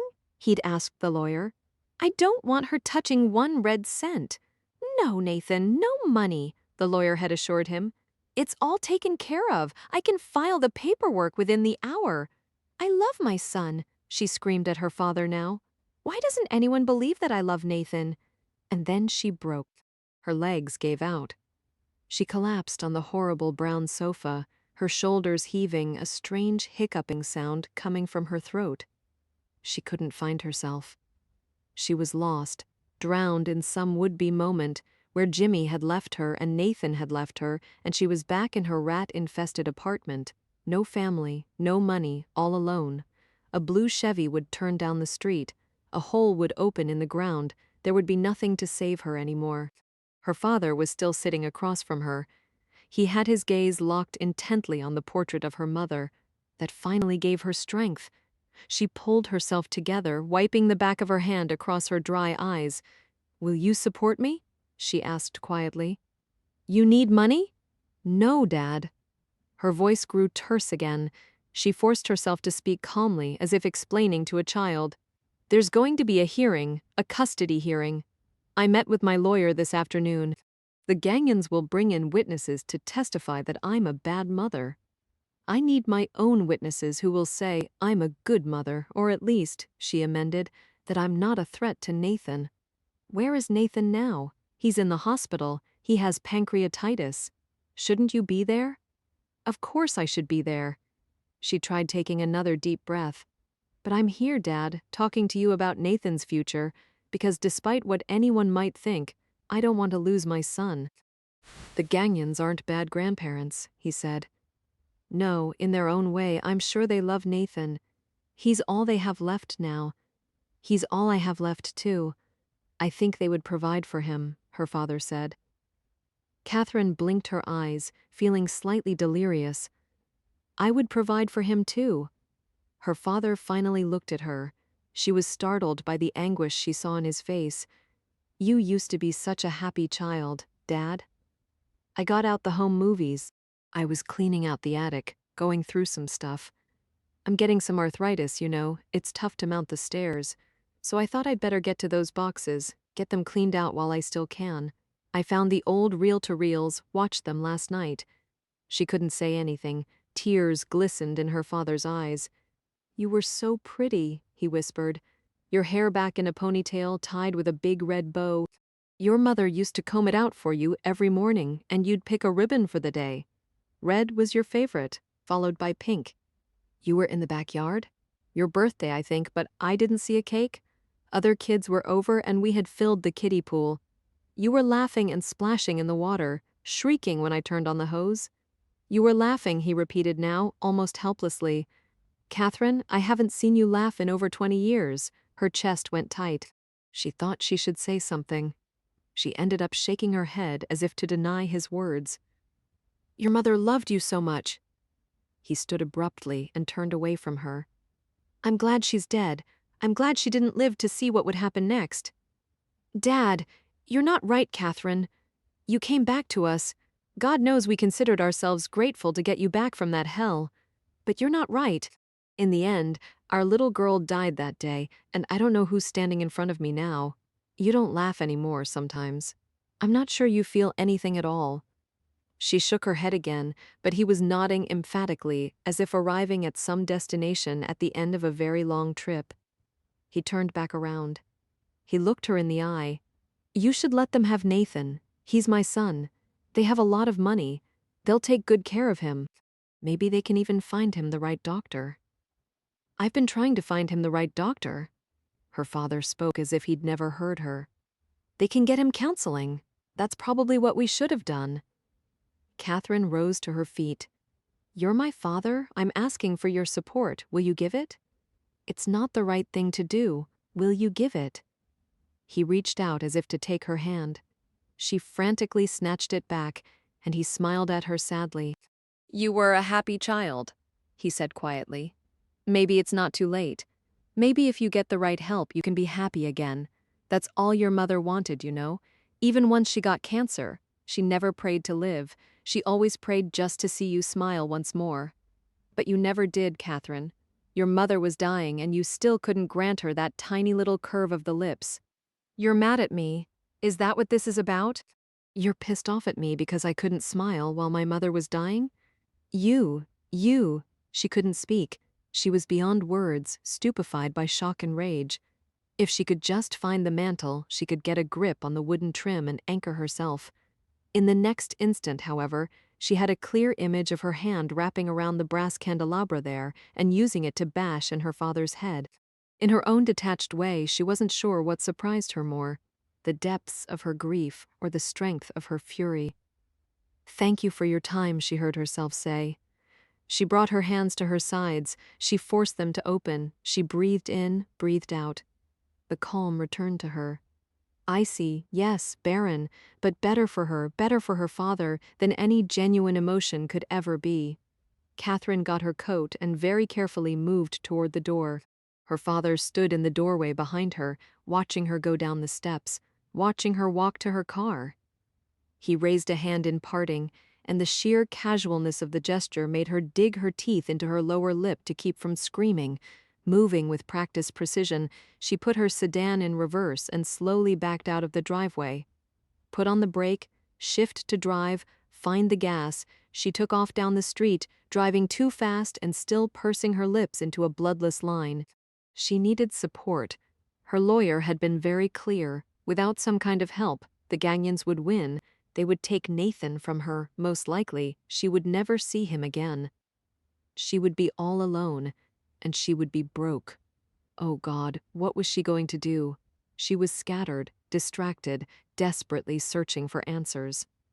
That's why she didn't see it, of course. Not until the third or fourth intersection down. Then she finally glanced up, finally looked into her rearview mirror. Someone had used her own lipstick to do it. She'd left it lying on the console between the seats. It was her favorite OPI color, a deep crimson, the color of a Valentine's Day rose or fresh spilled blood. The message was simple. It read, "Boo, Bobby went home." He had about 30 messages on his answering machine.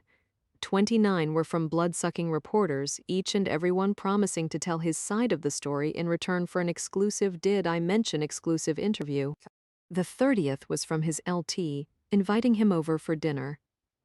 "Come on over," Bruni extolled into the answering machine. "Rachel's roasted half a cow and is serving it with 10 pounds of mashed potatoes. We'll eat too much, make rude bodily noises, and shoot the shit. It'll be fun." Bruni was a good guy. He looked out for his team, kept them all together. He meant the invitation sincerely, and Bobby should go. It'd be good for him, get him out of the house, keep him out of further trouble. He already knew he wouldn't. He walked away from the blinking machine into his tiny kitchen. He opened the refrigerator door, eyed the empty interior. He wanted to call Susan, say, "What? I'm a jerk, I'm an ass. Worse, I'm a killer." None of it sounded promising. None of it changed anything. Pizza, he thought. He'd walk to the local pizza parlor, order himself a pie. But thoughts of pizza made him think of beer. And thoughts of beer suddenly had his heart racing and his mouth salivating. Yeah, that was it. Screw his kind-hearted LT. Screw too perfect Susan. Screw even dark and dangerous Catherine Gagnon, who'd raked her nails across his chest and made him pant like an overeager lapdog. Fuck 'em all, he didn't need people, he needed a beer. It occurred to him, in the last functioning spot in his brain, that if he didn't do something now, right now, he was going to end up at a bar. And once he did, he was going to drink. Bobby picked up the phone. He made a call. Then, before he had time to regret it, he headed out the door. Dr. Lane buzzed him straight up to her office. Last time he'd seen her, she'd been wearing a suit. Tan pants, squarish jacket, some kind of ivory blouse, expensive clothes, he'd guessed, but he hadn't cared for the outfit. Looked too mannish, like what a corporate woman with a chip on her shoulder might wear to board meetings. The outfit hadn't gone with her smile. Tonight, called out on a Saturday to rescue an officer in distress, she wasn't wearing business clothes at all. Instead, given the frigid cold, she'd donned dark brown leggings and a warm, cable-knit Irish sweater that curled up around her neck and set off her long, chestnut-colored hair. She looked like she should be lounging in front of a large stone fireplace with either a good book or a good-looking man. The image momentarily discomfited Bobby, and he found he couldn't make eye contact as he unwound his scarf and hung up his jacket. "Can I get you something to drink?" she asked from the doorway of her office. Water, coffee, soda, hot chocolate. He went with Coke, refusing her offer of a glass. She took a seat behind her desk. He returned to the wingback chair he'd used on Friday night, balancing on the edge. "Thanks for the Coke," he said at last. "You're welcome. Sorry if I messed up your plans." "Not a problem. Did you have plans?" he found himself asking. "I was thinking of going to a nursery and buying a ficus tree." "Oh," he said. "Oh," she agreed. "What about during the day?" he continued like an idiot. "Do anything then?" She regarded him with open amusement. After his complaint during their last session, he was now using small talk as a stall tactic, and they both knew it. For a moment, he thought she might call his bluff, force him to cut to the chase, but then she answered his question. "Honest to God, I did nothing interesting today. Thought about running, decided it was too cold, thought about cooking, decided I was too lazy, thought about reading a book, decided I was too sleepy, so mostly I spent the day contemplating life, then ignoring it. All in all, I'd say it was a perfect day. And yourself?" "I spent the day ignoring your advice." "Ah, well, not the first time. What did you do?" He decided he might as well get to it. "Last night I went to a bar." She regarded him expectantly. "I ended up drinking. A lot?" "Enough." He took another breath. "I'm not supposed to drink." "Are you an alcoholic, Bobby?" "I don't know." He had to genuinely consider her question. He wasn't sure he liked the answer. "Life is better when I don't drink," he said at last. "I take it you've had some experiences in this area?" "You could say that." He spun the soda can between his fingers. From the distance, her carpet appeared a rich, dark green. He could see now that it wasn't one color, however, but a mixture of many, many threads, not just green, but giving the appearance of green. "My father used to drink," he said. "A lot every night, came home from work and headed straight to the fridge to grab a cold one." He said it helped him unwind. "What's a few beers, after all?" Nothing hardcore. My brother and I were just kids. We believed what he said. Though after a while, we all knew it wasn't just a few beers anymore. After I joined the academy, I started doing the post-shift bar scene, hanging out with the guys, having a few laughs, drinking a few beers, because it helped me unwind. And maybe at one point, I wasn't having just a few beers anymore. Maybe I was having a lot. So many I was showing up late for my shifts the next day. Then one night, I got a call. A buddy of mine had just arrived at the scene of a single vehicle accident. It involved my father and a tree. In the bad news department, my father had nailed the sucker going a good 40 miles an hour, wrapped his GM truck right around the beech tree. In the good news department, my father walked away with just a lacerated scalp. Truck was totaled, but he survived. Bobby glanced up from the carpet. My father was drunk, blew a .2 on the breathalyzer. No way he should have been behind the wheel of a vehicle. He was goddamn lucky a piece of wood was the only thing he hit. That night scared him shitless. Scared me too. Kind of like one of those TV commercials. Here's your life with too much booze, so we made a pledge. I told him I wouldn't drink anymore if he wouldn't drink anymore. I figured I was doing it to help him. I'm kind of guessing he felt he was doing it to help me. And it worked. As far as I know, for nearly 10 years, we've both stuck to it until last night. So why last night, Bobby? He said levelly. I could say it was because guys were buying me beers. I could say it was because for the first time in years I wasn't on call, so I was allowed to have a drink. I could say because after 10 years, how much could one beer really hurt? I could say a lot of things. But you'd be lying? I keep seeing his face, Bobby whispered. Every time I close my eyes, I see his face. I did my job, damn it. He hung his head. Jesus, I didn't think it would be this hard. She didn't say anything right away. The words just hung there, gathering a weight of their own. He finally brought the Coke to his lips and swallowed. Then he looked up at the ceiling, above the dark paneling of mahogany wood trim, and there was Jimmy Gagnon as clear as daylight. One white male subject holding a gun on his wife and kid. One white male subject appearing genuinely surprised as Bobby's .165 grain bullet slammed into his skull. Do you know how a dead man looks? Startled. Do you know how other people regard that man's killer? With admiration, pity, and fear. Are you thinking of drinking again? Elizabeth asked quietly. Yeah. Do you think joining an AA group might help? I don't like talking to strangers about my problems. Do you think talking to your father might help? I don't like talking to my father about my problems. Then who can help you, Bobby? I guess just you. She nodded thoughtfully. There is something you should know, she said after a moment, before we go any further. I have some previous involvement in this case. I've met with Judge Gagnon. What? He wasn't my patient. The hell you say? Bobby flew out of his chair. He gazed at her wildly. He couldn't believe this. Isn't that a conflict of interest? How can you do that? One day you're listening to one guy's problems, the next you're counseling the guy who's suing him. Dr. Lane held up a hand.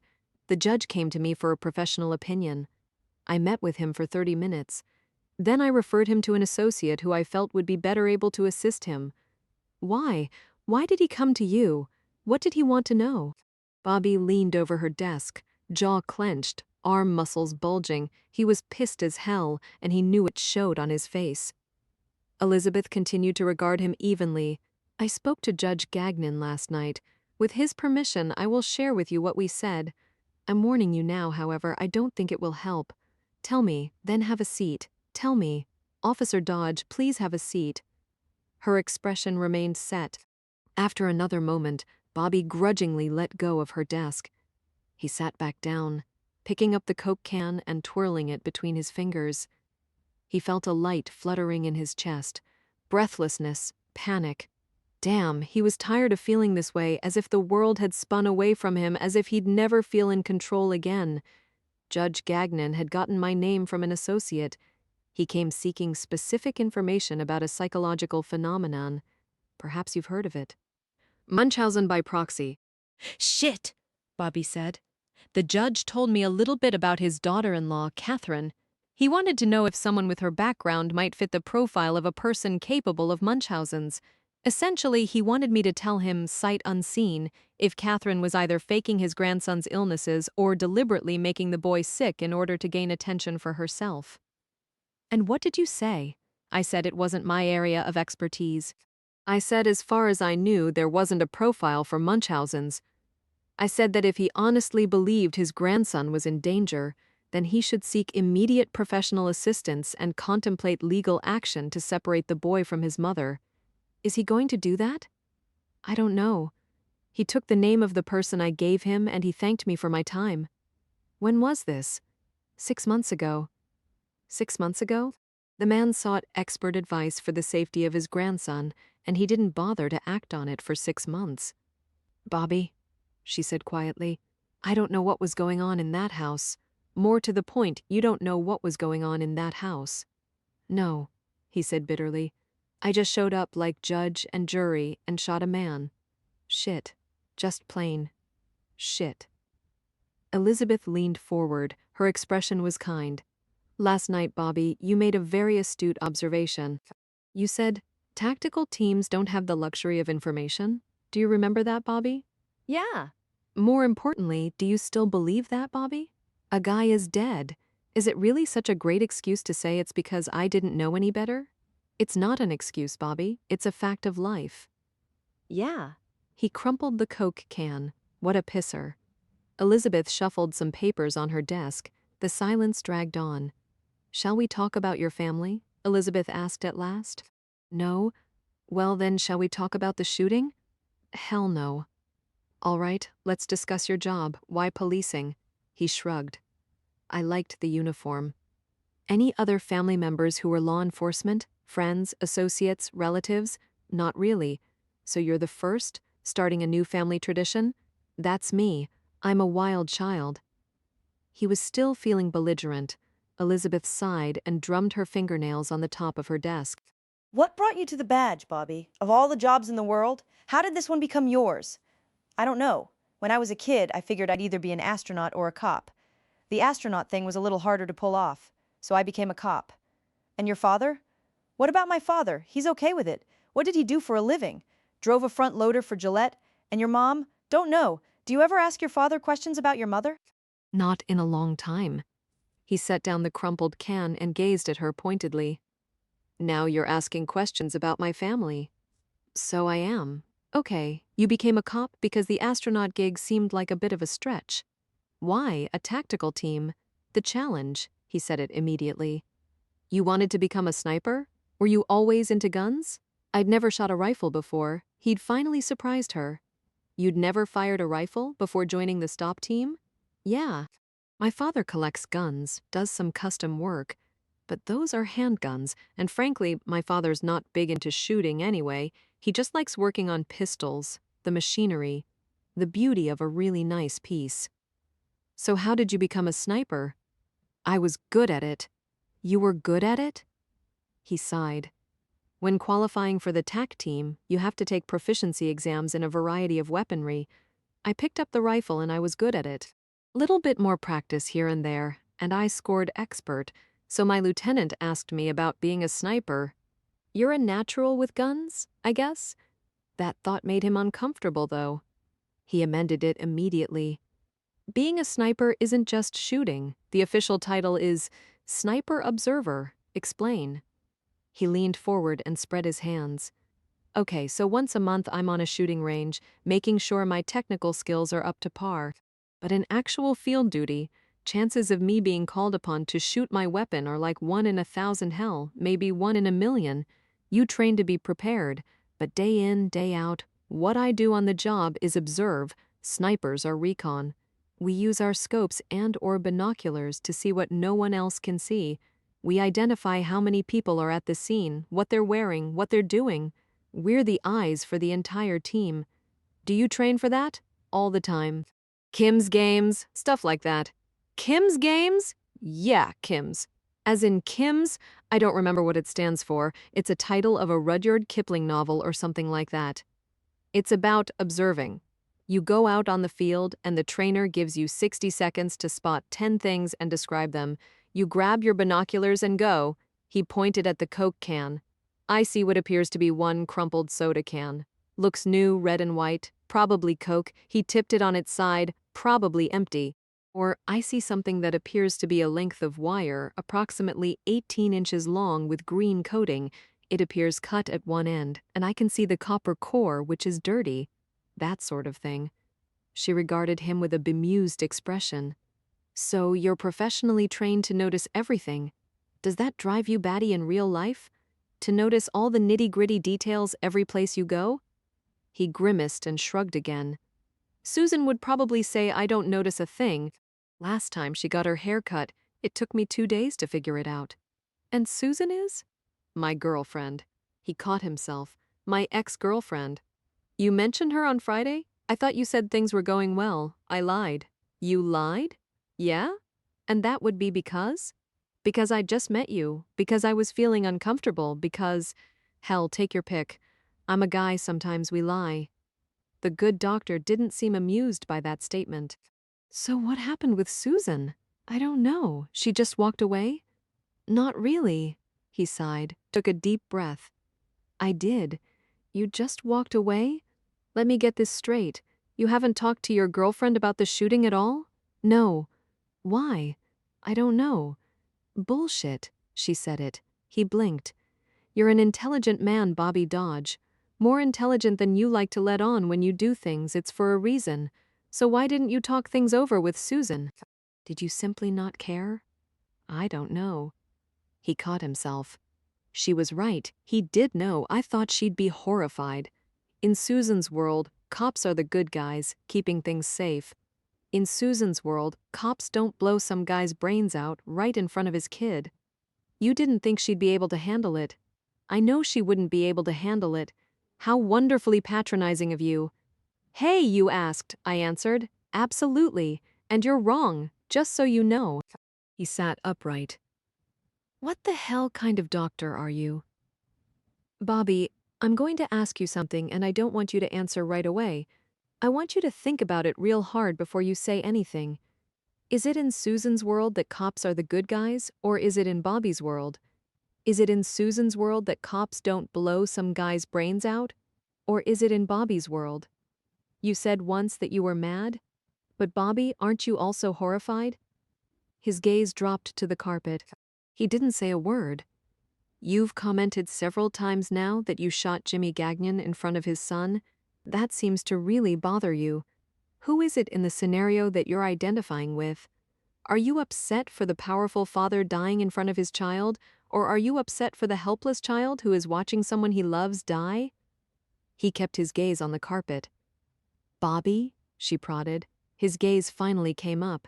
He said, I don't think I want to talk about this anymore. Hay had his jacket on and was rewrapping his scarf before he spoke again. Do you think Judge Gagnon could have been right? Elizabeth was sitting on the edge of her receptionist's desk, watching her patient bundle up and feeling frustrated. I have no idea. Seems hard to imagine. A woman harming her kid just so she can have attention. Munchausen by proxy is not terribly common, but I've read estimates of up to 1,200 new cases a year. What are the warning signs? A child with a prolonged history of unusual illnesses where the symptomatology doesn't add up. A child whose health is a prolonged cycle of being perfectly well 1 week, then drastically ill the next. A family with a history of sudden infant death syndrome. I spoke with Nathan Gagnon's doctor today, Bobby said abruptly. He doesn't have a firm diagnosis for the boy. Elizabeth was quiet for a moment. Then she said, Do you think that was such a good idea? Bobby gave her a look. I went, Good idea or not, it no longer matters. What are you doing, Bobby? I'm putting on my scarf. You know what I mean? The Gagnons are suing me for murder. Anyone tell you that? They're using some fancy legal maneuver to charge me with killing their son. In all honesty, Doc, I don't think the concept of good really applies to my life anymore. Being charged with murder must be very difficult, you think? She refused to get sucked into his sarcasm. Bobby, Thursday night was a horrible tragedy for you. For the Gagnons. For little Nathan. Do you really think there's anything you can learn now that will make you feel better about having shot a man? Bobby stared her straight in the eye. There was a look in his slate-gray gaze she'd never seen before. It left her slightly breathless. It chilled her to the bone. "I'm going to get her, Doc," he said quietly. "If she's harming that boy, if she set me up to kill her husband, Catherine Gagnon may think she knows how to deal with men, but she's never met the likes of me." He finished up his scarf. Elizabeth sighed heavily and shook her head. There were things Elizabeth wanted to say to him, but she already knew it wouldn't do her any good. He wasn't ready to listen. Maybe Bobby didn't understand it completely yet, but she knew exactly who he identified with the night of the shooting, and it wasn't the gun-toting father. "You're not responsible for Nathan Gagnon," Elizabeth murmured softly, but Bobby was already out the door. Catherine drove straight to the hospital. Nathan was still asleep, the heart monitor beeping faithfully while morphine dripped slowly into his thin veins. The night nurse didn't have much to report. Nathan remained on intravenous fluids, his temp was down, his pain under control. Maybe tomorrow he could go home. She'd have to consult with a doctor. Catherine looked down the long, shadowed halls. Machines beeped, respirators hummed, patients thrashed restlessly in their curtained-off beds, but it was still a hospital at night. Too few nurses, too many strangers, dark corners everywhere. "Nathan's very sick," she said again. "Yes, I think he needs more nursing care. Is there a private nurse I could hire? Staff of some sort? I'm willing to pay." The nurse gave her a look. "You know, ma'am, in this mansion, it's just us servants tending the rooms." "He's my child," Catherine said quietly. "I'm worried about him. Honey, they're all somebody's children." The nurse wouldn't help her. Catherine finally buzzed the doctor on call, but he refused to sign a release. Nathan needed to remain at the hospital, particularly given his condition. And what condition is that? She thought wildly. The infamous condition nobody can identify? Briefly, she contemplated calling Tony Rocco. She could beg, she could plead. Maybe Tony would come down, sign Nathan's release. And what then? She'd take Nathan home where he'd be magically safe? Boo, the message had read. Boo, inside her own car, parked in her father's driveway, written in her lipstick. She left the hospital, footsteps fast, hands shaking. At home, she went manically from room to room. The reporters clustered outside her brownstone were gone. Police, too. Where were the vultures when you needed them? Someone else had probably gotten shot tonight. Or maybe a senator had gotten caught with his cute young aide. Even the dubious celebrity of infamy could last only so long. She checked doors and windows, turned on lights until her townhouse glowed like a landing strip. The master bedroom thwarted her, however. The police still considered it a crime scene, and she wasn't allowed to touch anything easy for them to say. They had patched the shattered slider with sheets of plastic. It didn't even block the goddamn wind. How was that going to stop an intruder? She'd move the bureau, shove it in front of the slider. Of course, if it was light enough for her to move, it would definitely be light enough for a man to move. Okay then. She'd move the bureau to block the entry, turn on the outdoor spotlight to illuminate the upper patio, then close the master bedroom door and nail it shut from the outside. Perfect. She went downstairs to find Prudence. "I need your help," she told the nanny briskly. "We're doing a little rearranging." Prudence didn't say anything. Years of training, Catherine thought. Years of very expensive British training. They went upstairs. Prudence helped her push the heavy painted pine bureau in front of the broken sliding glass door. There were still some shards of glass on the carpet. Blood, too. Prudence saw all of it and didn't say a word. Catherine went down to the laundry room and dug around until she found the toolkit. When she started pounding nails into the outer frame of the bedroom door, Prudence finally spoke. "Madam? I saw someone outside," Catherine said briskly, lurking. Probably just a tabloid reporter, looking to make a quick buck. "How much do you think the papers would pay for a detailed photo of the Back Bay murder scene? I will not let anyone profit from this tragedy." Prudence seemed to accept that explanation. After another moment, Catherine added, "I want to thank you, you know. This has been a terrible time. Heaven knows what you must think. But you've been there for Nathan. I appreciate that. He needs you, you know." With everything that's going on, he really, really needs you. Nathan's doing better? He should be home tomorrow. She had another thought. Maybe if he's feeling up to it, we could all go on vacation, somewhere warm, with sandy beaches and drinks with little umbrellas in them. We could get away from all of this. She finished hammering in the last nail. She tried the door, shaking it hard. It held. That should do it, she hoped. Prudence, if anyone comes to the door that you don't know, don't answer it. And if you see any other reporters, please tell me. Yes, madam, Prudence said.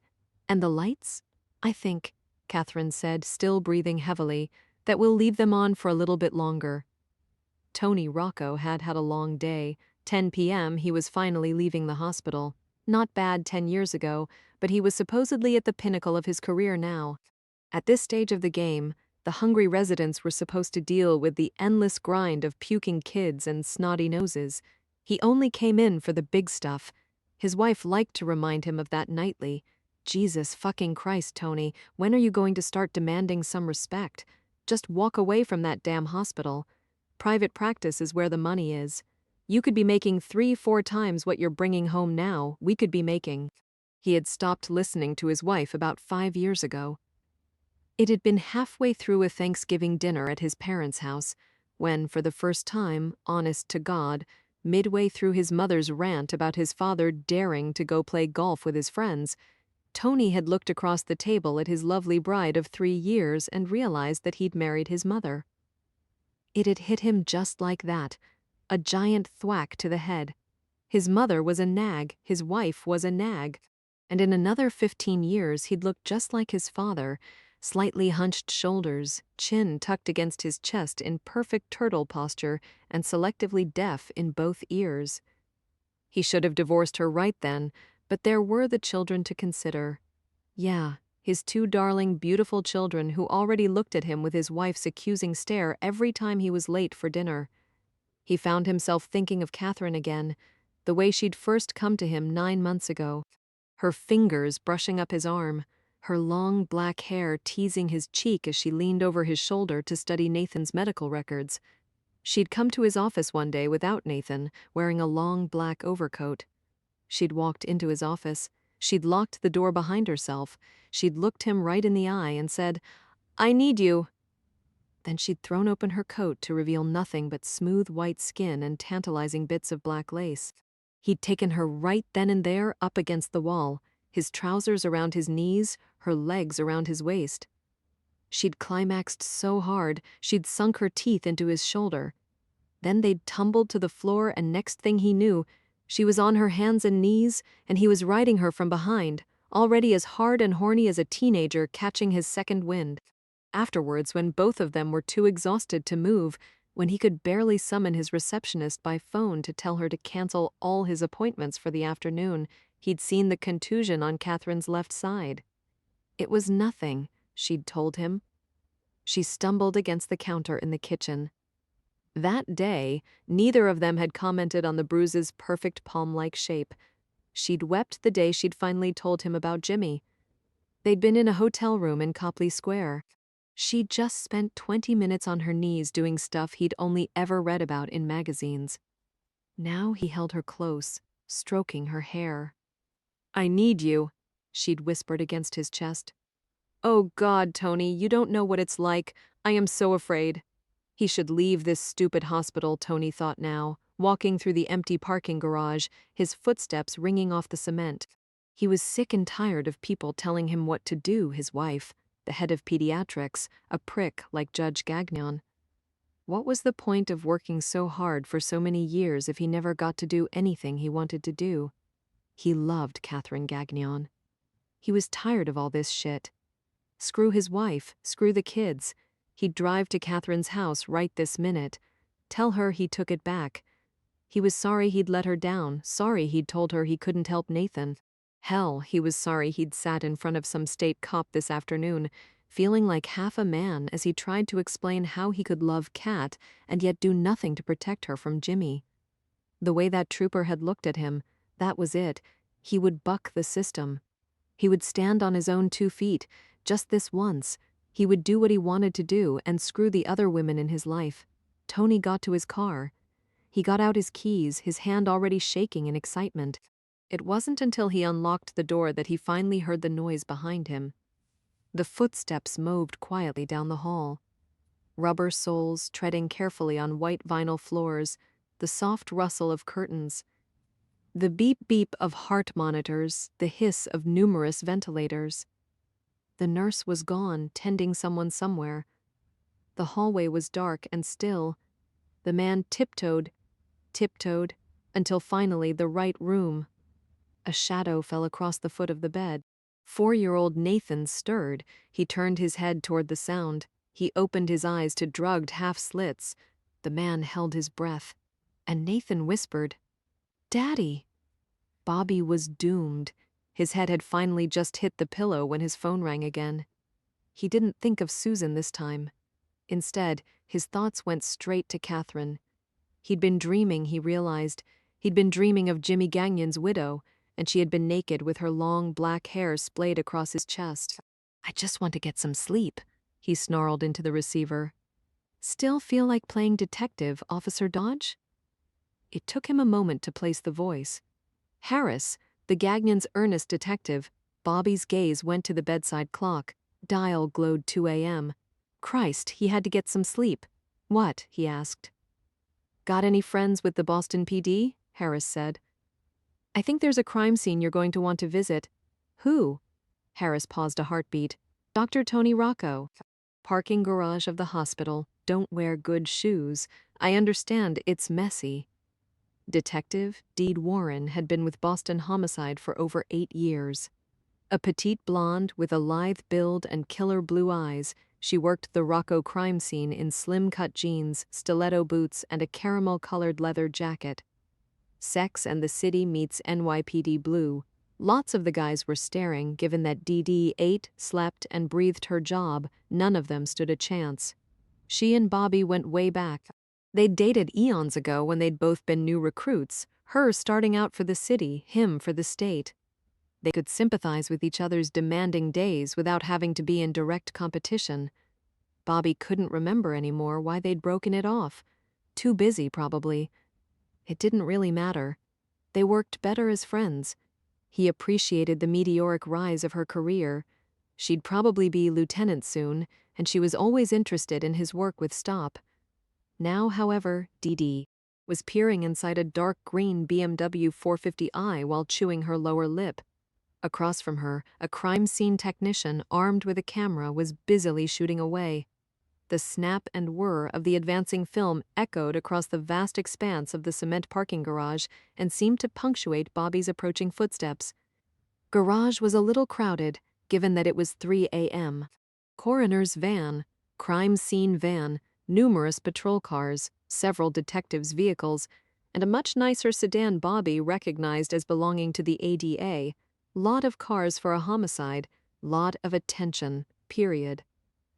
Bobby's breath exhaled in frosty pants. He sank his hands deep into the pockets of his down jacket and did his best to blend in.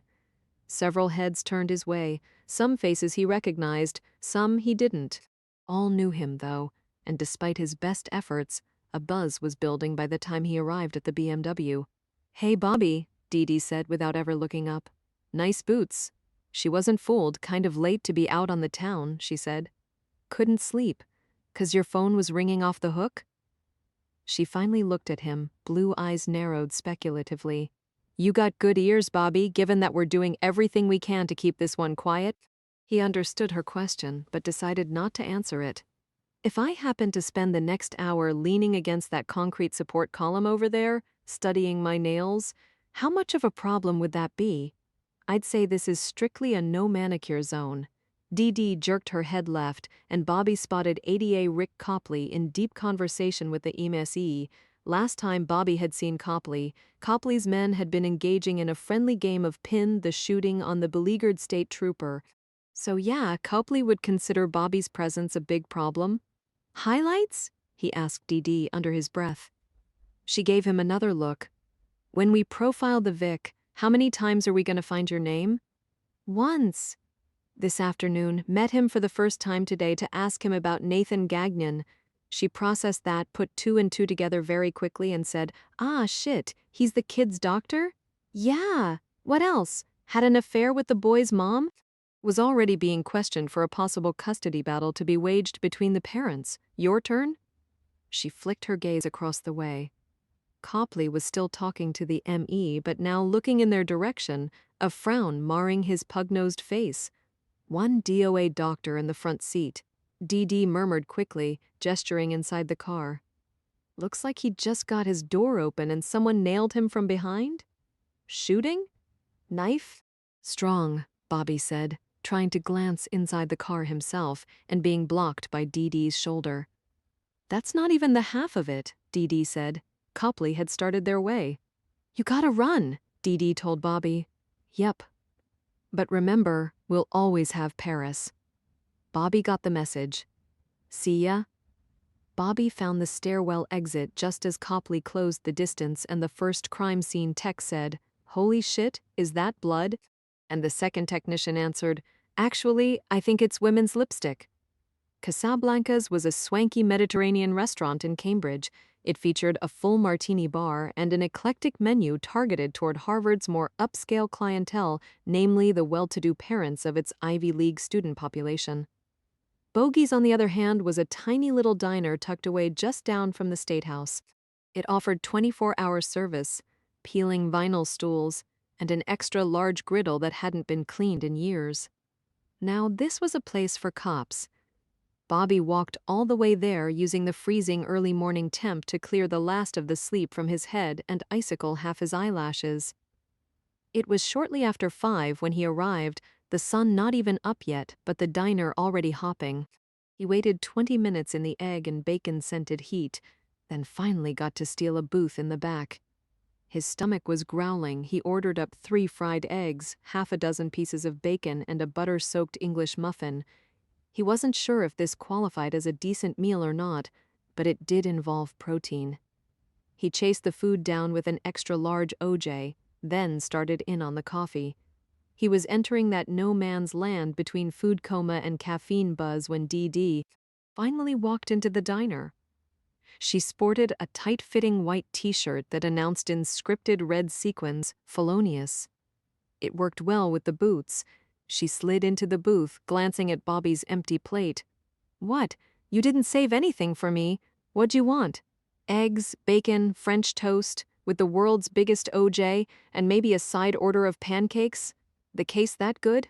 Oh yeah, I'm starved." Bobby walked up to the counter to place her order. When he returned, Dee was emptying the last of his coffee urn into a mug she'd swiped from the serving station. He returned to the counter, refilled the urn, and loaded up on cream. If memory served, Dee's appetite ran somewhere between a Marine's and a truck driver's. Lots of cream, lots of sugar, and anything else that was guaranteed to harden an artery. When he returned to the table, loaded down with coffee and condiments, she finally appeared impressed. "So, who gave you the heads up?" She wanted to know, going straight to work on the sugar packets. Harris Reed, an investigator, works for the Gagnons. The Gagnons, as in Judge and Marianne, the dynamic duo themselves. She frowned. And how'd this Reed know? Didn't say. Have contacts inside the department? Probably. She grimaced. Police stations. One guy drinks a glass of water and everyone else takes a piss. So the Gagnons are keeping an eye on things, apparently. Interesting. She'd finished sweetening up her brew and now poured in the cream. "And you, Bobby? All things considered, shouldn't you be off fishing or something?" He spread his hands. "I can't fish. I heard about the lawsuit. That sucks." He didn't disagree. "Got a lawyer? How bad does it look?" "Don't know," he shrugged. "Haven't gone attorney shopping yet. Been busy." She stopped stirring her coffee. "Bobby, you gotta take this kind of thing seriously. If a cop can get pulled into criminal court just for doing her job, this is cause for concern." Again, he didn't disagree. "You have friends, you know? You guys covered for us when you took that call Thursday. No one wants to see you get hosed." Bobby didn't feel like discussing it. What was done was done. "So what's up at the garage?" he asked. "What happened to the good doctor?"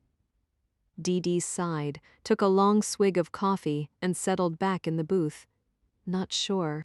For starters, however, I'd say he screwed around one too many times. A wronged lover? More likely a lover's pissed-off spouse. Good doctor was attacked from behind. Subject wielded so much force, the blade severed half of Dr. Rocco's neck. Messy, Bobby murmured. And how? Subject got the doctor leaning forward into his car, so most of the ooh-ooh is contained in the driver's side of the BMW. Except the fun didn't end there. The good doctor was kind of, well, dismembered. Dismembered? Dismembered, Dee Dee said heavily. We found it in the glove compartment. Ouch, Bobby said. Ouch, Dee Dee agreed. He frowned. That was pretty personal and an awful lot of activity for a public parking garage. Got video footage from the surveillance cameras? Looking into it now. Film I have seen is very grainy and doesn't show much. Whoever did this was thinking. Got the doctor incapacitated and into his vehicle. Then, best I can figure it, the killer crawled into the passenger side. BMW has tinted windows. It's late at night. Anyone who walks by is just gonna catch the silhouette of two people sitting in a car. Except one was kind of dead, and the other was getting jiggy with a serrated blade. People. I swear they've all seen too many movies. Dee Dee's food arrived. She started layering the French toast with the fried eggs and pieces of bacon, her eyes positively gleaming. Then she got her hands on the syrup. Gotta be a lot of blood, Bobby said. That kind of work. I'd think you'd have splatter everywhere. You'd think? She sawed off a bite of French-tossed breakfast sandwich with her fork and munched away blissfully. You were at the scene, Bobby? Picture that big cold garage, think of the facility it was attached to, and tell me what we got. Bobby thought back. Under the glare of the floodlights, the cement floor had appeared smooth and unmarred, not a red drip in sight. He frowned, considered the matter again, then suddenly smiled. A hospital, surgical scrubs, bullseye. We found a garbage bag filled with bloody scrubs and shoe booties in a dumpster outside of the west side entrance. It would appear our clever killer donned scrubs, did the deed, then balled up the discarded garments and shoe booties and tossed them tidily away. So most likely he walked into the garage looking like any old surgeon. Once he was done, he waited for a quiet moment, got out of the car, peeled off the garments, and sauntered away. You'd get 2 footprints, Bobby said. Him exiting the car, found smeared blood outside the passenger's seat. Looks like he wiped up the spot, maybe with part of the scrubs. Didn't get it perfect, but did obliterate any tread patterns. Ingenious little shit.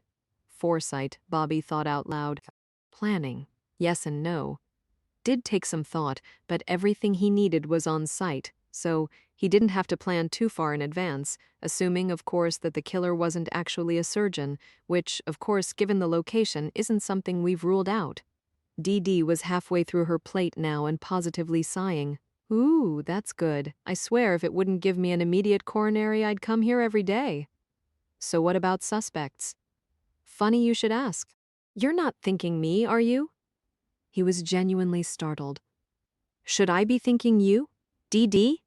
Relax, Bobby. It's your girlfriend we're going after, Catherine Gagnon.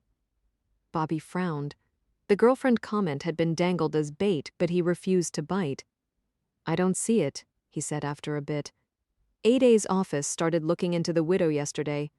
Rumor is she had a lot to gain from her husband's death. Rumor is she might have been shopping around for some hired help or a misplaced fool's heart. Copley thinks Catherine approached Tony Rocco about killing her husband. Copley tried to schedule an interview with the good doctor yesterday afternoon. Rocco blew him off. Bobby nodded, holding his coffee mug between his hands and thinking hard. If Tony Rocco was Catherine's ally, why would she kill him or find someone to kill him? Dee Dee shrugged. She wouldn't meet his eye. Rocco obviously didn't kill Jimmy. No. Bobby agreed quietly. He didn't. He kept gazing at Dee Dee, but her eyes were now locked on her plate. But maybe Catherine spoke to Rocco about doing it, Dee Dee said after a moment. And maybe she got word that the ADA was looking into it. That would give her motive to want Tony Rocco dead, so Rocco couldn't rat her out. But the killer was most likely a male. She has looks. She has money. Either one would get her help. Help to eliminate the help, Bobby pointed out dryly. Dee Dee shrugged. It's Copley's theory. Me? I'm still going with the jealous spouse. After all, if you were just killing someone to be expedient, would you really engage in post-mortem weenie whacking? That does seem more personal. Plus, there's the message to consider. The message? Yeah, written on the back window. That's what got Dr. Rocco found. Someone leaned closer to read the script. And it says, Boo. Boo? Yeah, written in women's lipstick. Women's lipstick? Yup, and I'll bet you anything that on Catherine Gagnon this is a particularly killer shade of red. Dee Dee polished up her plate. Bobby grabbed the bill. Copley's gonna pay you a visit this afternoon, Dee Dee mentioned. Is he flirting, or do you think it's true love? He says that yesterday you and the missus were spotted playing together at the Gardner Museum. Bobby unfolded the bills from his money clip and started counting out ones. It's not good, Dee Dee continued quietly. To be seen with the dead man's wife makes people talk. He needed a 10, didn't have one, settled on 2 5s. She's trouble, Dee Dee said. 2 singles should do it for the tip. He was going to divorce her, you know, and take full custody of the kid.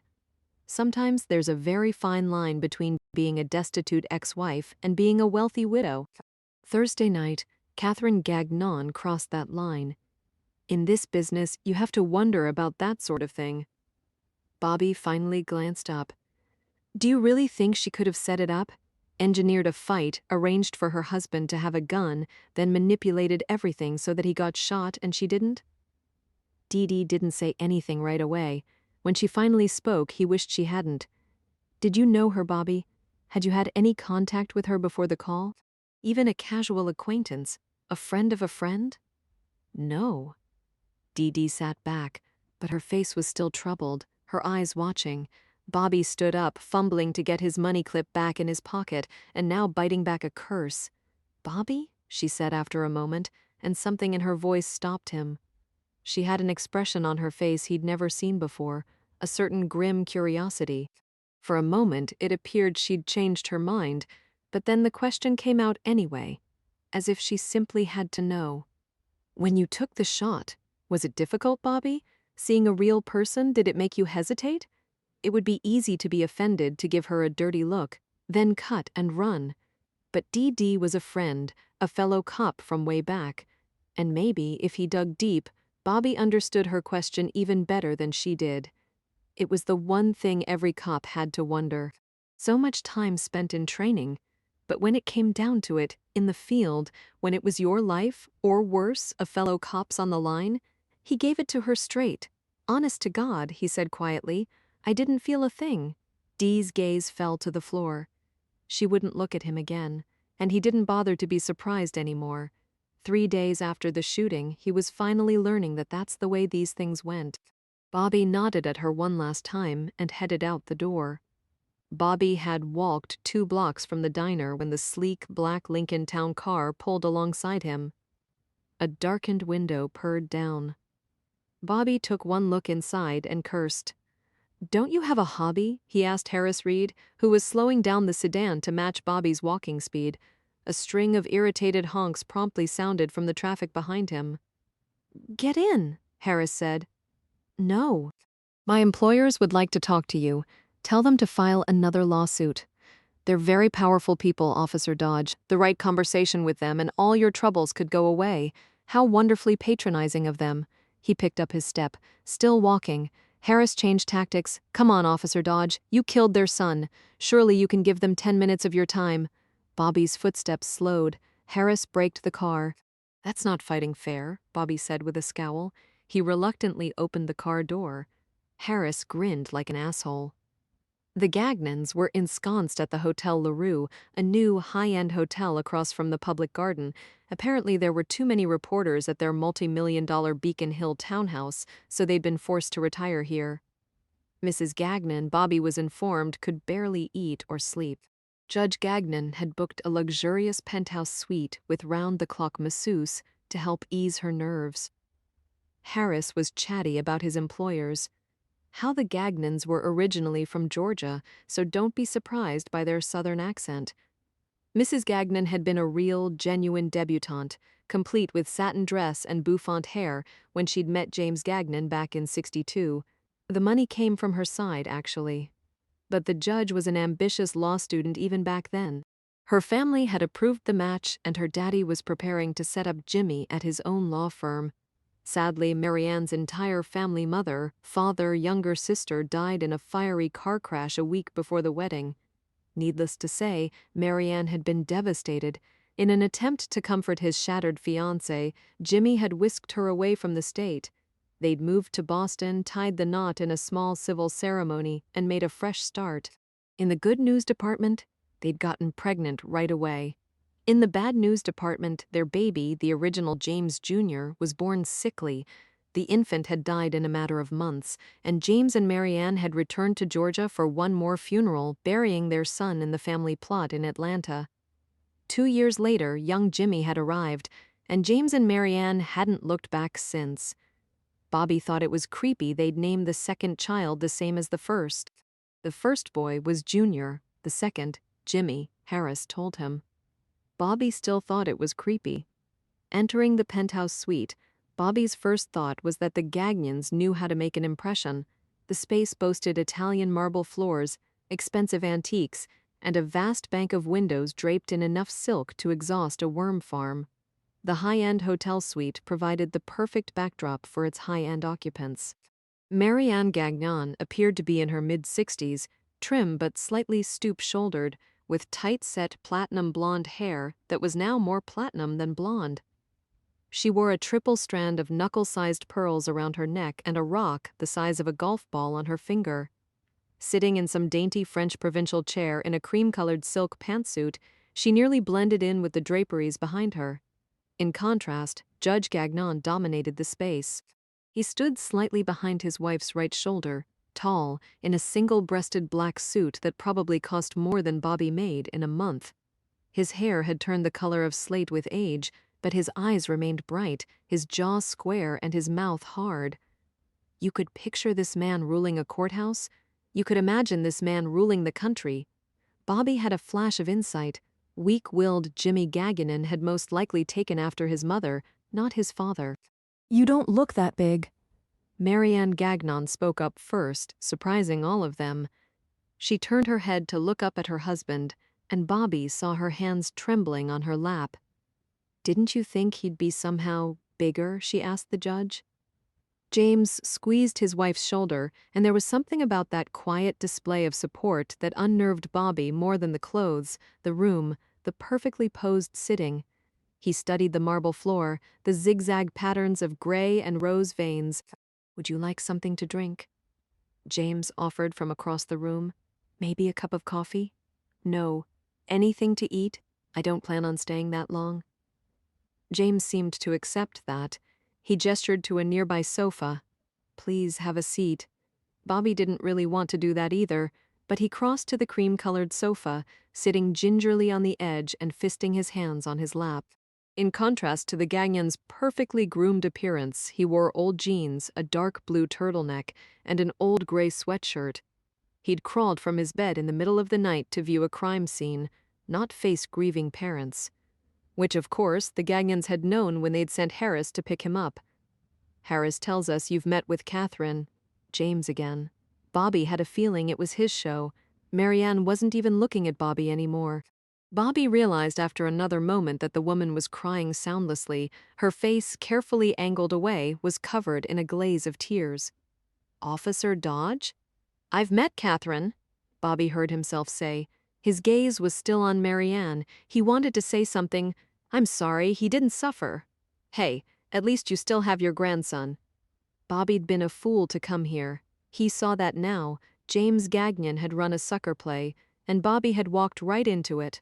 Did you know my daughter-in-law before the shooting? James was prodding. Bobby forced his gaze back to the older man. Seemed like everyone was asking that question these days. Firmly, he said. "No. You're sure? I keep track of the people I meet." James merely arched a brow. "What did you see that night? The night Jimmy died?" Bobby's gaze flickered to Marianne, then back to her husband. If we're going to talk about this, I don't think she should be in the room. Marianne? James said softly to his wife, and she once more looked up at him. Seconds before, she'd been crying. Now Marianne seemed to draw herself up to find a reserve of strength. She took her husband's hand. They turned toward Bobby as a united front. I would like to know, Marianne drawled softly. He's my son. I was there for his birth. I should know of his death. She was brilliant, Bobby thought. In 4 sentences or less, she had cut out his heart. I was called out to a domestic barricade situation, he said as evenly as he could. A woman had called 911 saying her husband had a gun, and the sound of gunshots had been reported by the neighbors. Upon taking up position across the street, I spied the subject. Jimmy, the judge corrected. The subject, Bobby held his ground, pacing the floor of the master bedroom in an agitated manner. After a moment, I determined that he was armed with a 9mm handgun. Loaded? James again. I could not make that determination, but previous reports of shots fired would seem to indicate the gun was loaded. Safety on or off? I could not make that determination, but again, previous reports of shots fired would seem to indicate the manual safety was off. But he could have put the safety on. Possible. He could have never fired the shots at all. You didn't witness him firing his weapon, did you? No. You didn't witness him loading the gun? No. I see, the judge said, and for the first time Bobby saw.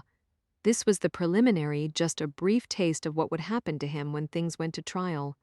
How the good judge was prepared to show that he, Robert G. Dodge, had committed murder on Thursday, November 11, 2004, when he shot the poor, unsuspecting victim, beloved son James Gagnon, Jr. It would be a war of words, and the judge had all the big ones on his side. So what exactly did you see? The judge was asking now. After a brief interval? How long? 1 minute? 5 minutes? Half an hour? After approximately 7 minutes, I saw a female subject, Catherine, and a child come into view. The woman was holding the child, a young boy. Then the female subject and the male subject, Bobby said emphatically, proceeded to argue. About what? I had no audio of the scene, so you have no idea what they said to one another? Perhaps Catherine was threatening Jimmy. With what? The judge changed his tack. Or she was verbally abusing him. Bobby shrugged. Did she know you were there? The judge pushed. I don't know. There were spotlights, an ambulance arriving at the scene, police cruisers coming and going. Isn't it likely that she noticed this level of activity? She was up on the 4th floor, above street level. When I first arrived, it appeared that she and the child were hunkered down behind the bed. I'm not sure what it's realistic to assume she knew and didn't know. But you said she placed a call to 911 herself. That's what I was told. So therefore she expected some sort of response. Response in the past has been 2 uniformed officers knocking at her front door. I know, Officer Dodge. That's why I find it so interesting that this time she made certain to mention that Jimmy had a gun. A weapon made it an automatic SWAT call, didn't it? But he did have a gun. I saw it myself. Did you? Are you sure it was a real gun? Couldn't it have been a model, or maybe one of Nathan's toys? Why, it could have been one of those fancy cigar lighters in the shape of a revolver. Sir, I've viewed over 100 pistols of various makes and models in the past 10 years. I know a real gun when I see it, and it was a genuine Beretta 9000s that the techs recovered from the scene. The judge scowled, obviously not liking this answer, but was swift to regroup. Officer Dodge, did my son actually pull the trigger Thursday night? No, sir. I shot him first.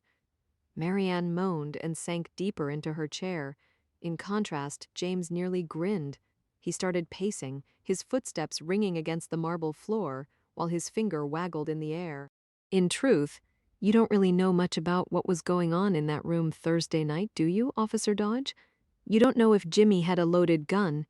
You don't know if he had the safety on or off. Why? For all you know, Catherine started the argument that night. Catherine may have even threatened to harm Nathan. Why, for all you know, Jimmy went into the family safe and got out that gun only as a last resort, so he could fight for the life of his child. Couldn't that well be the case? You would have to ask Catherine? Ask Catherine? Invite my daughter-in-law to lie? How many cases are you called out to a year, Officer Dodge? I don't know, maybe 20. Ever fire your weapon before? No. And the average length of engagement for those callouts? 3 hours, I see. So on average you're deployed 20 times a year for 3 hours each episode, and you've managed in all that time to never fire your weapon. On Thursday night, however, you showed up and shot my son in less than 15 minutes. What made Thursday night so different? What made you so convinced that you had no choice but to kill my son? He was going to pull the trigger. How did you know, Officer Dodge? Because I saw it on his face. He was going to shoot his wife. His face, Officer Dodge? Did you really see it on his face, or were you thinking of someone else's? In Bobby's heightened state of agitation, it took him a moment to get it. When he finally did, the world abruptly stopped for him. He suffered a little out-of-body experience, where he suddenly drifted back and became aware of the whole sordid scene, himself sitting on the edge of the silk-covered sofa, half leaning forward, his hands fisted on his knees. Marianne slumped deep into a cream-colored chair, lost in her grief, and Judge Gagnon, fingers still punctuating the air with a prosecutorial flourish, a triumphant gleam in his eyes. Harris, Bobby thought abruptly. Where the hell was Harris? He turned and found the man lounging in a dark wooden chair in the foyer. Harris delivered a two-fingered salute. He didn't even bother to hide his smugness. Of course, he dug up the information. That's how this game worked.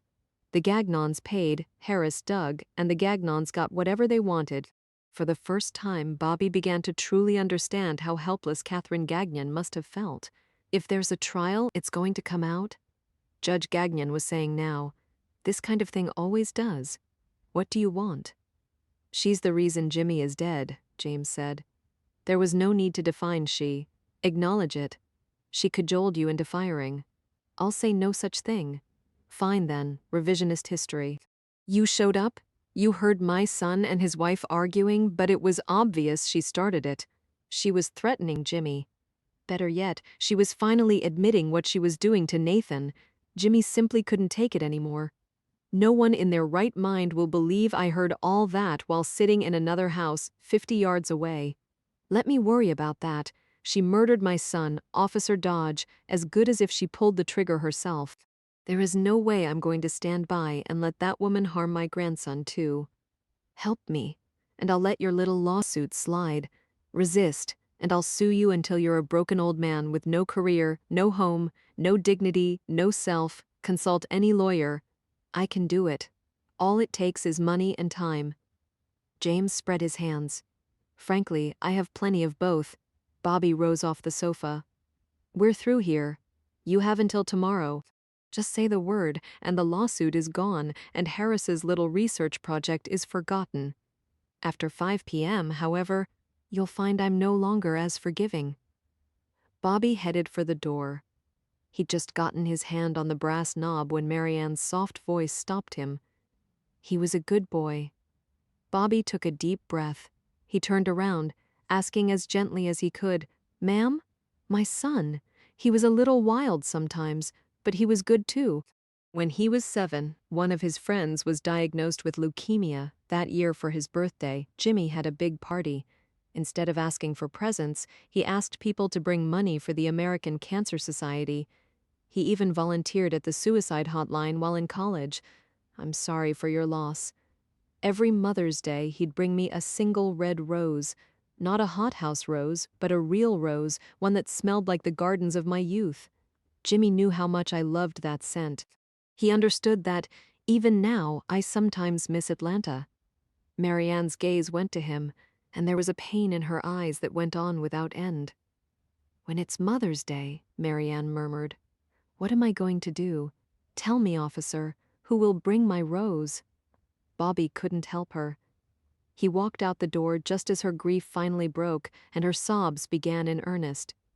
James's arms were already going around his wife, and Bobby could hear the man as the door shut behind him. Shh. It's all right, Marianne. Soon we'll have Nathan. Just think of Nathan.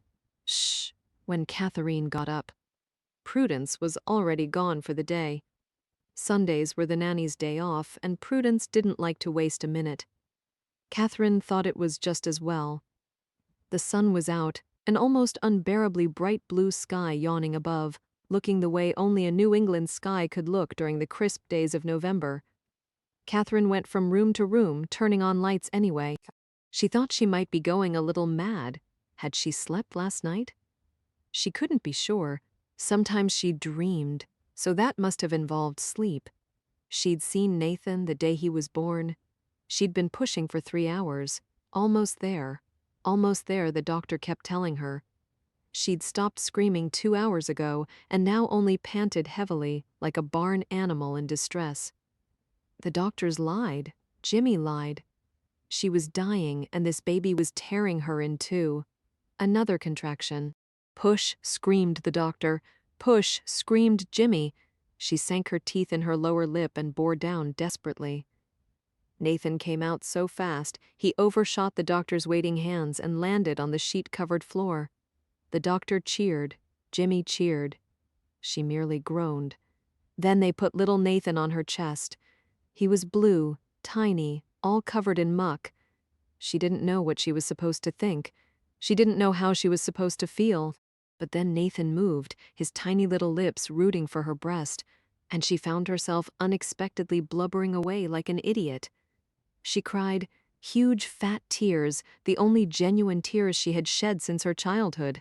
She cried for Nathan, for this beautiful new life that had somehow come from her own barren soul. She cried for this miracle she had never believed could happen to her. And she cried because her husband was holding her close. Her baby was snuggling against her, and for a fraction of an instant, she did not feel alone. She dreamed of her mother. Catherine saw her standing in the doorway of her childhood bedroom. Catherine lay in her narrow bed, her eyes desperately alert. She had to stay awake, because if she slept, the darkness would come, and in the darkness would be him, forcing her head into his lap. The smell, the smell, the smell. Grunting as he rammed himself into her, a camel trying to pass through the eye of a needle. The pain, the pain, the pain, or it would be worse. It would be the days and weeks later when he didn't even have to force her anymore, when she simply did whatever he wanted, because resistance was futile, because the indignities no longer mattered, because the little girl who'd been thrown into this hellhole didn't exist anymore. Now only her body remained, a dried-up shell going through the motions and feeling only gratitude that he returned to her at all. Someday he wouldn't. She understood that. Someday he would tire of her, simply walk away, and she would die down here, in the dark, alone. There were not enough lights in the house. 3, 4, maybe it was 5 in the morning, Catherine rounded up all the candles. Flashlights were good, the light in the oven. The night light for the water dispenser in the refrigerator door, the under-cabinet lights, the inside the cabinet lights, the fires in the 2 gas fireplaces. She went from room to room, turning them on. She needed light. She had to have light. She'd dreamed of Jimmy, smiling Jimmy, happy Jimmy. Hey, what's a guy gotta do to get a little spritz? Angry Jimmy, drinking Jimmy, cold Jimmy. You're sure she won't get anything? I don't want her touching 1 red cent. She'd dreamed of Jimmy so much. She'd bolted out of bed at 6 a.m. and run to the bathroom to throw up. Boo, a voice whispered in the back of her mind. Boo. Oh, please God, let Jimmy be finally dead. Now, it was nearly 9. Visiting hours at the hospital. Catherine had already called 4 times. Nathan was awake. She could see him. Fuck that. She didn't trust the hospital. It didn't offer enough security. She was bringing her son home. Catherine had her coat, had her keys. One last check of the house. That's right, the candles. She passed through the rooms, blowing out the burning wicks one by one. She was just coming downstairs again when she remembered the taser. She'd had one in the safe. She returned upstairs to the master bedroom, preparing to arm herself for a war against an enemy that had no name. Who would write boo on her rearview mirror? Who would do such a thing? She didn't like to think about it too much. There were answers out there, and most of them terrified her. The safe was wide open, the way the police had left it. She gazed inside. The taser was gone. Rat bastards. They'd probably inventoried it for evidence, like the taser was really going to protect her from Jimmy's gun. She returned downstairs, the anger reinvigorating her and driving her toward the front door. To the hospital, to Nathan. She'd just put her hand on the knob when, from the other side, someone knocked. Catherine recoiled, hand to her chest as if struck. The knocking came again. Very slowly, she put her eye to the peephole. 3 people stood there? The police? No, she thought wildly. Not now. Nathan was all alone. Didn't they know that at any time a man driving a blue Chevy could turn down the street, knocking again? Slowly, Catherine opened the door. Catherine Gagnon? The man standing in front asked. His nose was squashed, as if he'd been hit in the face one too many times. It appeared incongruous with his nice gray suit. "Who are you?" "Rick Copley, ADA for Suffolk County." "I'm here with Detective D.D. Warren, BPD." He gestured to a beautiful blonde with cheap taste in clothes, and Investigator Rob Casella, DA's office. He gestured to a particularly grim-faced man who was wearing a dark suit fit only for funerals. "We have a few questions we need answered. May we come in?" "I'm on my way to see my son," she said. "Then we'll do our best not to take too much of your time."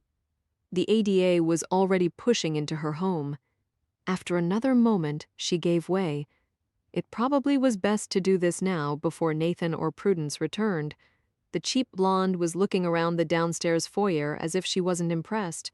The investigator, on the other hand, was already taking notes. "I think we'd be more comfortable having a seat." The ADA invited them all to enter the parlor to the left-hand side of the foyer. Catherine finally let go of her purse, shrugged out of her coat. She was watching the ADA most carefully. He was the one in charge. She wondered what he thought of grieving widows. Then she caught his glance again. His expression was hard, calculating, a predator sizing up prey. So that's the way it was then.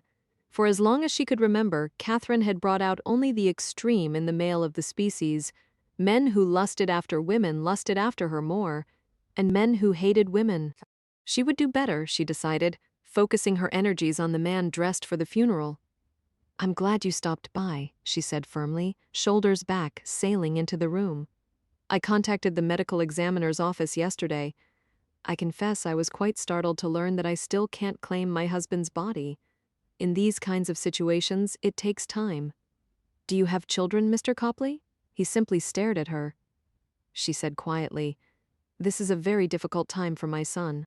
I would like to finish planning the funeral so we can both get this behind us. The sooner my son gets closure, the sooner he can begin to heal." Copley and his crew said nothing. Catherine took a seat across from them all in an antique wooden chair. She crossed one leg over the other, clasping her hands around her knee. She'd chosen her clothes with care this morning, a tea-length black skirt with a heather-gray cashmere turtleneck, belted at the waist, pearl studs in her ears, her wedding band on her finger, her long black hair knotted at her neck. She was every inch the dignified, grieving widow, and she knew it. If these people were really going to gang up on the dead man's wife, it would be up to them to start. "We have some questions about Thursday night," the ADA said finally, clearing his throat and breaking the silence. "Could you review some things for us one more time?" She merely regarded them expectantly. All right. Investigator Casella had his notebook out and was flipping through the pages. Catherine didn't watch him anymore. She studied the blonde. The DA's office investigated police shootings, not the BPD, so why was the blonde here? In regard to the videotapes from the security system, we seem to be missing the one from the master bedroom. There's no tape. There's no tape? It's our understanding from the security company that a camera is installed in your master bedroom. She regarded Investigator Casella evenly. It wasn't on. It wasn't on? Convenient, the blonde murmured. Catherine ignored her. That camera is meant for when we are out. Jimmy had set it up to shut off automatically from midnight to 8 a.m. That's interesting, Investigator Casella said, because according to your earlier testimony, Jimmy came home at 10 p.m., so the camera should have still been on. True, but it turns out the control panel can't tell time. Pardon? Check it, Catherine said. You'll see that the control panel is currently running 2 hours ahead, so what it thinks is midnight is really 10 p.m. She shrugged. Jimmy's not very good with electronics. All that spring forward, fall back, I guess he must have messed up the time. The security company never mentioned this. I don't think he ever told them. The two men and the blonde exchanged glances. You said you and your husband had gotten into an argument? Investigator Casella said finally. What was it regarding? Catherine eyed him coolly. They had covered this before Friday morning when the blood in her bedroom had still been fresh. She resented the fact that they were making her say it again. Jimmy could be jealous, particularly when he'd been drinking. Thursday night, he started in on me about Nathan's doctor. I wanted to take Nathan in to see Dr. Rocco as Nathan wasn't feeling well. Jimmy thought that was just a ruse so I could see my old lover. You were seeing Dr. Tony Rocco? The ADA again, striving to sound surprised by the news when they all knew he was faking it. The police had their theatrics, she had hers, which made this whole conversation. What a Greek tragedy or a hopeless Shakespearean farce. She was suddenly more tired than she had ever been in her life. She wanted to see Nathan. She needed to know that her son at least was safe. She answered evenly. Yes, Tony and I had a relationship. It ended months ago, however, and as I reassured Jimmy, it was solely in the past. And where was the nanny, Prudence Walker, when this discussion was taking place? Investigator Casella picked up the questioning. Thursday night is Prudence's night off, Thursday nights, Sunday days. Casella frowned at her. But it was pretty late when your husband returned home. You're sure Prudence still wasn't back? Maybe upstairs, sleeping in her room? I believe she spent the night with a friend. A boyfriend? For the first time, the blonde spoke up. She was regarding Catherine sharply. She often spent Thursday night with him? She's often out all night, Catherine conceded. Convenient, the blonde murmured. Catherine ignored her. And your son? Investigator Doomsday said. How did he end up being part of the altercation? Nathan had awakened shortly after 10 from a nightmare. I had just gone into his room to comfort him when I heard Jimmy downstairs. I could tell. I could already tell that it wouldn't be good. What do you mean by that? I could tell he'd been drinking by the way he slammed the door, by the way he started shouting my name. Nathan, of course, immediately became more frightened. Not that he said anything. Nathan never said anything. He'd simply stared at her with those two solemn blue eyes, his thin young body already braced, waiting. Jimmy was home. Jimmy was drunk. Jimmy was bigger than both of them.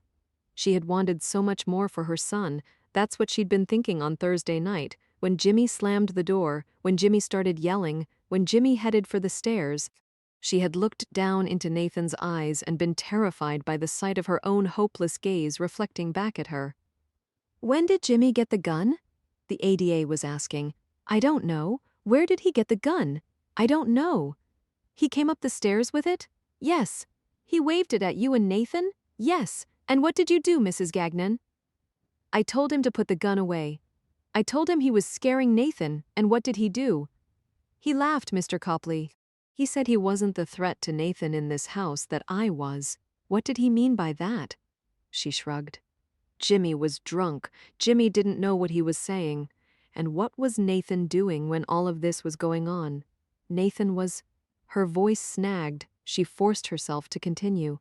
Nathan was in my lap. He had his head pressed against my shoulder so he wouldn't have to see his father. He had his hands over his ears. I told Jimmy I was going to put Nathan to bed in our room. I asked him to please calm down. He was frightening our child.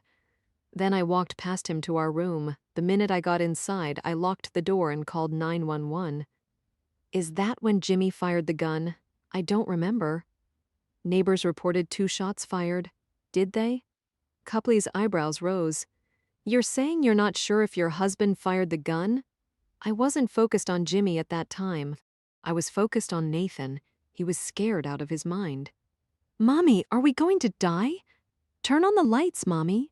We need lights. Did Jimmy ever hurt you or your son before this? Jimmy threw stuff when he was angry. Sometimes we had some troubles in our marriage. Troubles in your marriage? The blonde again, sounding sarcastic. Uniformed patrols were coming here every other week to respond to complaints. Except things were finally reaching the point of no return, weren't they? Mrs. Gagnon Jimmy had filed for divorce. Catherine regarded her coolly. True, he had the money, the blonde pressed. He had the power. First, the guy had been abusing you, now he was setting things up to screw you royally. Frankly, no one here can blame you for being a little pissed off. We had issues. It didn't mean we were beyond help. Pulleys. This guy beat you. This guy yelled and threw things at your kid. Why would you even want to work it out? Obviously, you never met Jimmy. Obviously, it didn't matter once you did because you were still willing to play hide the stethoscope with your son's doctor. Catherine flinched. That's crude. You did see Dr. Rocco in the end, didn't you? Nathan had an attack of acute pancreatitis on Friday. Of course I saw Dr. Rocco. Did the doc miss you? Want you back? Jimmy's gone now. I'm insulted by that insinuation. My husband's body is barely cold. Barely cold? You helped get him killed? How? By being used as target practice? The blonde moved to the edge of the sofa. Her questions shot out rapid fire. Who started the argument Thursday night? Who first brought up Dr. Rocco? I did. Nathan wasn't feeling well. So you decided to mention your past lover to your jealous husband? He was Nathan's doctor. You kept your past lover as Nathan's doctor when you had a jealous, abusive husband? Catherine blinked her eyes, faltered, and tried frantically to regain footing. Nathan doesn't like new doctors. New doctors mean new tests. I couldn't put him through that. Oh, I see. So you kept seeing your old lover as a favor to your son? Dr. Rocco is a good doctor? Is a good doctor? Is a good doctor, Catherine repeated, feeling bewildered. Then you must be disappointed he won't be your doctor any longer. It wasn't his fault. James Gagnon wields a lot of power. Tony was just doing what Tony had to do. For the first time, the blonde broke off, frowning. When did you last see Dr. Rocco? The blonde asked. Friday evening. When Nathan was admitted into the ICU afterwards, Dr. Rocco informed me he couldn't be Nathan's doctor anymore. The head of pediatrics had asked him to remove himself from the case. Instead, he was referring me to a geneticist, Dr. Iorfino. We have an appointment for Monday. And when did you make that appointment? I didn't make the appointment. Tony did. Personal touch, the blonde murmured with an arched brow. My son is very sick. He needs expert care. And in the medical field, it takes an expert to get an expert. If I had called Dr. Iorfino, I would have been put on a waiting list, but Tony could get us right through. Maybe he doesn't have the best ethics in his personal life, but Tony is a very good doctor. He's always done right by my son. Sounds to me like you still love him. I loved my husband, even when he used you as a human punching bag. Even when he had a gun, seems to me like you're not making out too badly, Mrs. Gagnon. Now you get all the benefits of the house, the car, the bank accounts, without any of the expensive Jimmy baggage. The blonde's eyes were shrewd. Why, there's not even anyone around to accuse you of harming your son. You're totally free and clear.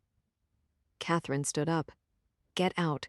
We're going to talk to Prudence, you know, and the nanny before her and the nanny before her. We're going to go all the way back until we know every single thing that ever happened in this household.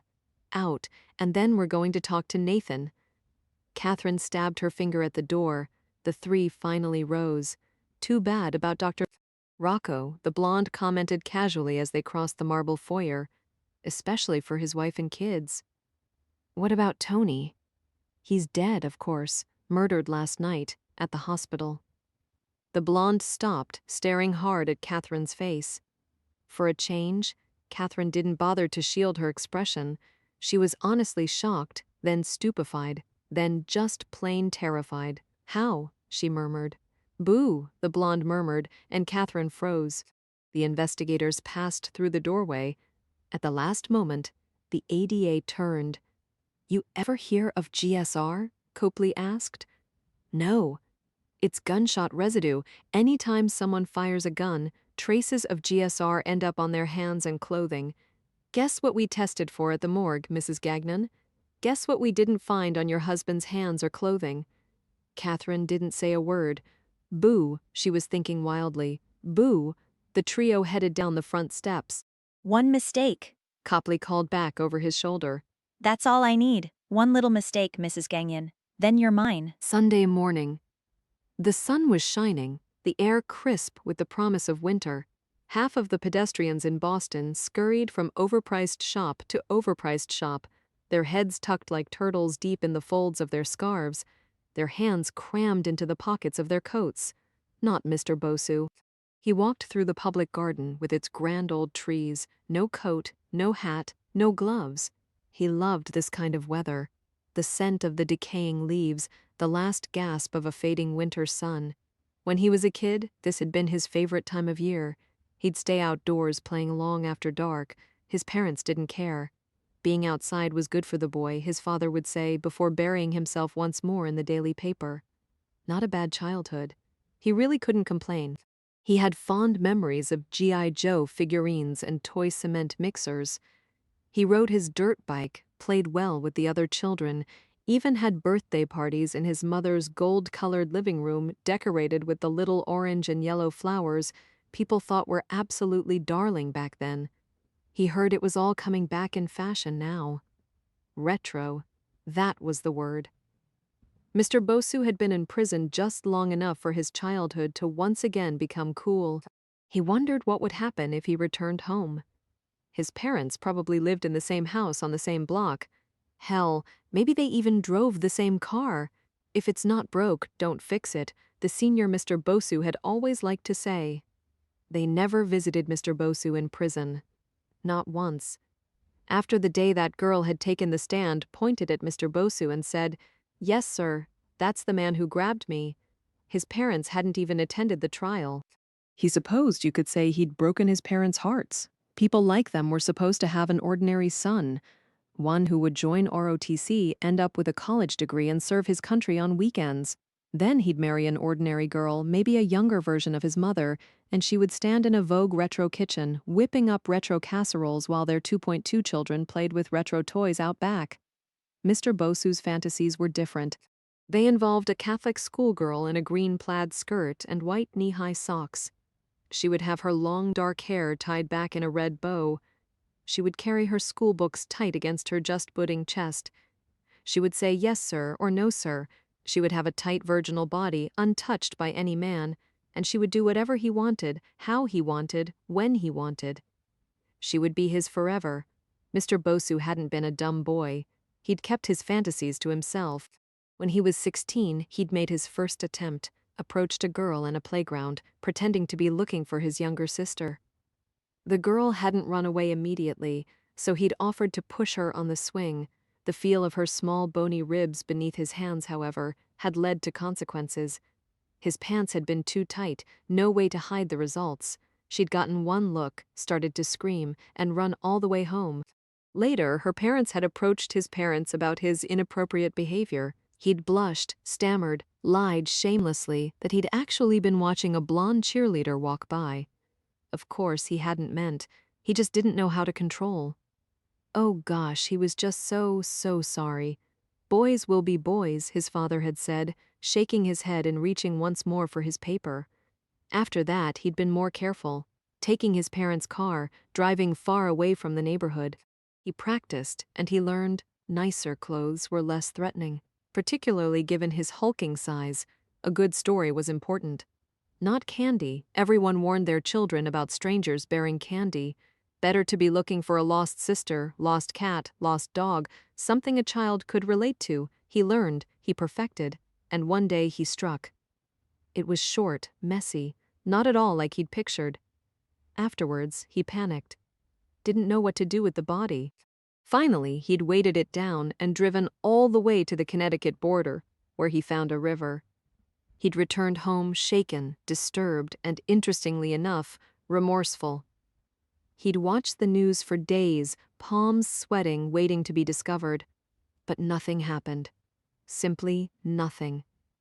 And then the fantasies started again. He dreamed, and he hungered, and he wanted, until one day he'd turned down a street not far from his parents' house, and there had been the girl. She'd been wearing a brown corduroy skirt instead of green plaid, but otherwise, she'd been close enough. It had been surprisingly simple after that. He'd approached it a whole new way, and it had been satisfying. Right up until that moment when the girl had taken the witness stand. He'd been young still. He saw that now. He'd been young, and he'd made mistakes. Of course, he'd now had 25 years to learn better, and people who didn't think you got an education in prison had obviously never been there. Mr. Bosu wandered down Park Street until he found the giant Gothic cathedral he remembered from his youth. He sat outside on one of the wooden benches, next to an elderly woman who was feeding breadcrumbs to the pigeons. She smiled at him. He warmly smiled back. "Lovely morning," he said. It is, The woman said, and gave a little giggle. Yesterday, he'd gone on an afternoon shopping binge courtesy of Benefactor X. The oversized, slightly menacing man from Faneuil Hall was gone. In his place was a classy, middle-aged gentleman who obviously prided himself on being fit. Oh, the wonders of Armani and a decent haircut. The old woman threw more crumbs at the fat pigeons waddling around their feet. Mr. Bosu tilted back his head and lifted his face to the sun. Damn, it felt good to be outside. Presently, the church bells started to ring. Grand wooden doors were thrown open. Families poured down the front steps, first proud fathers, then harried mothers, and then finally screeching children. Mr. Bosu opened his eyes.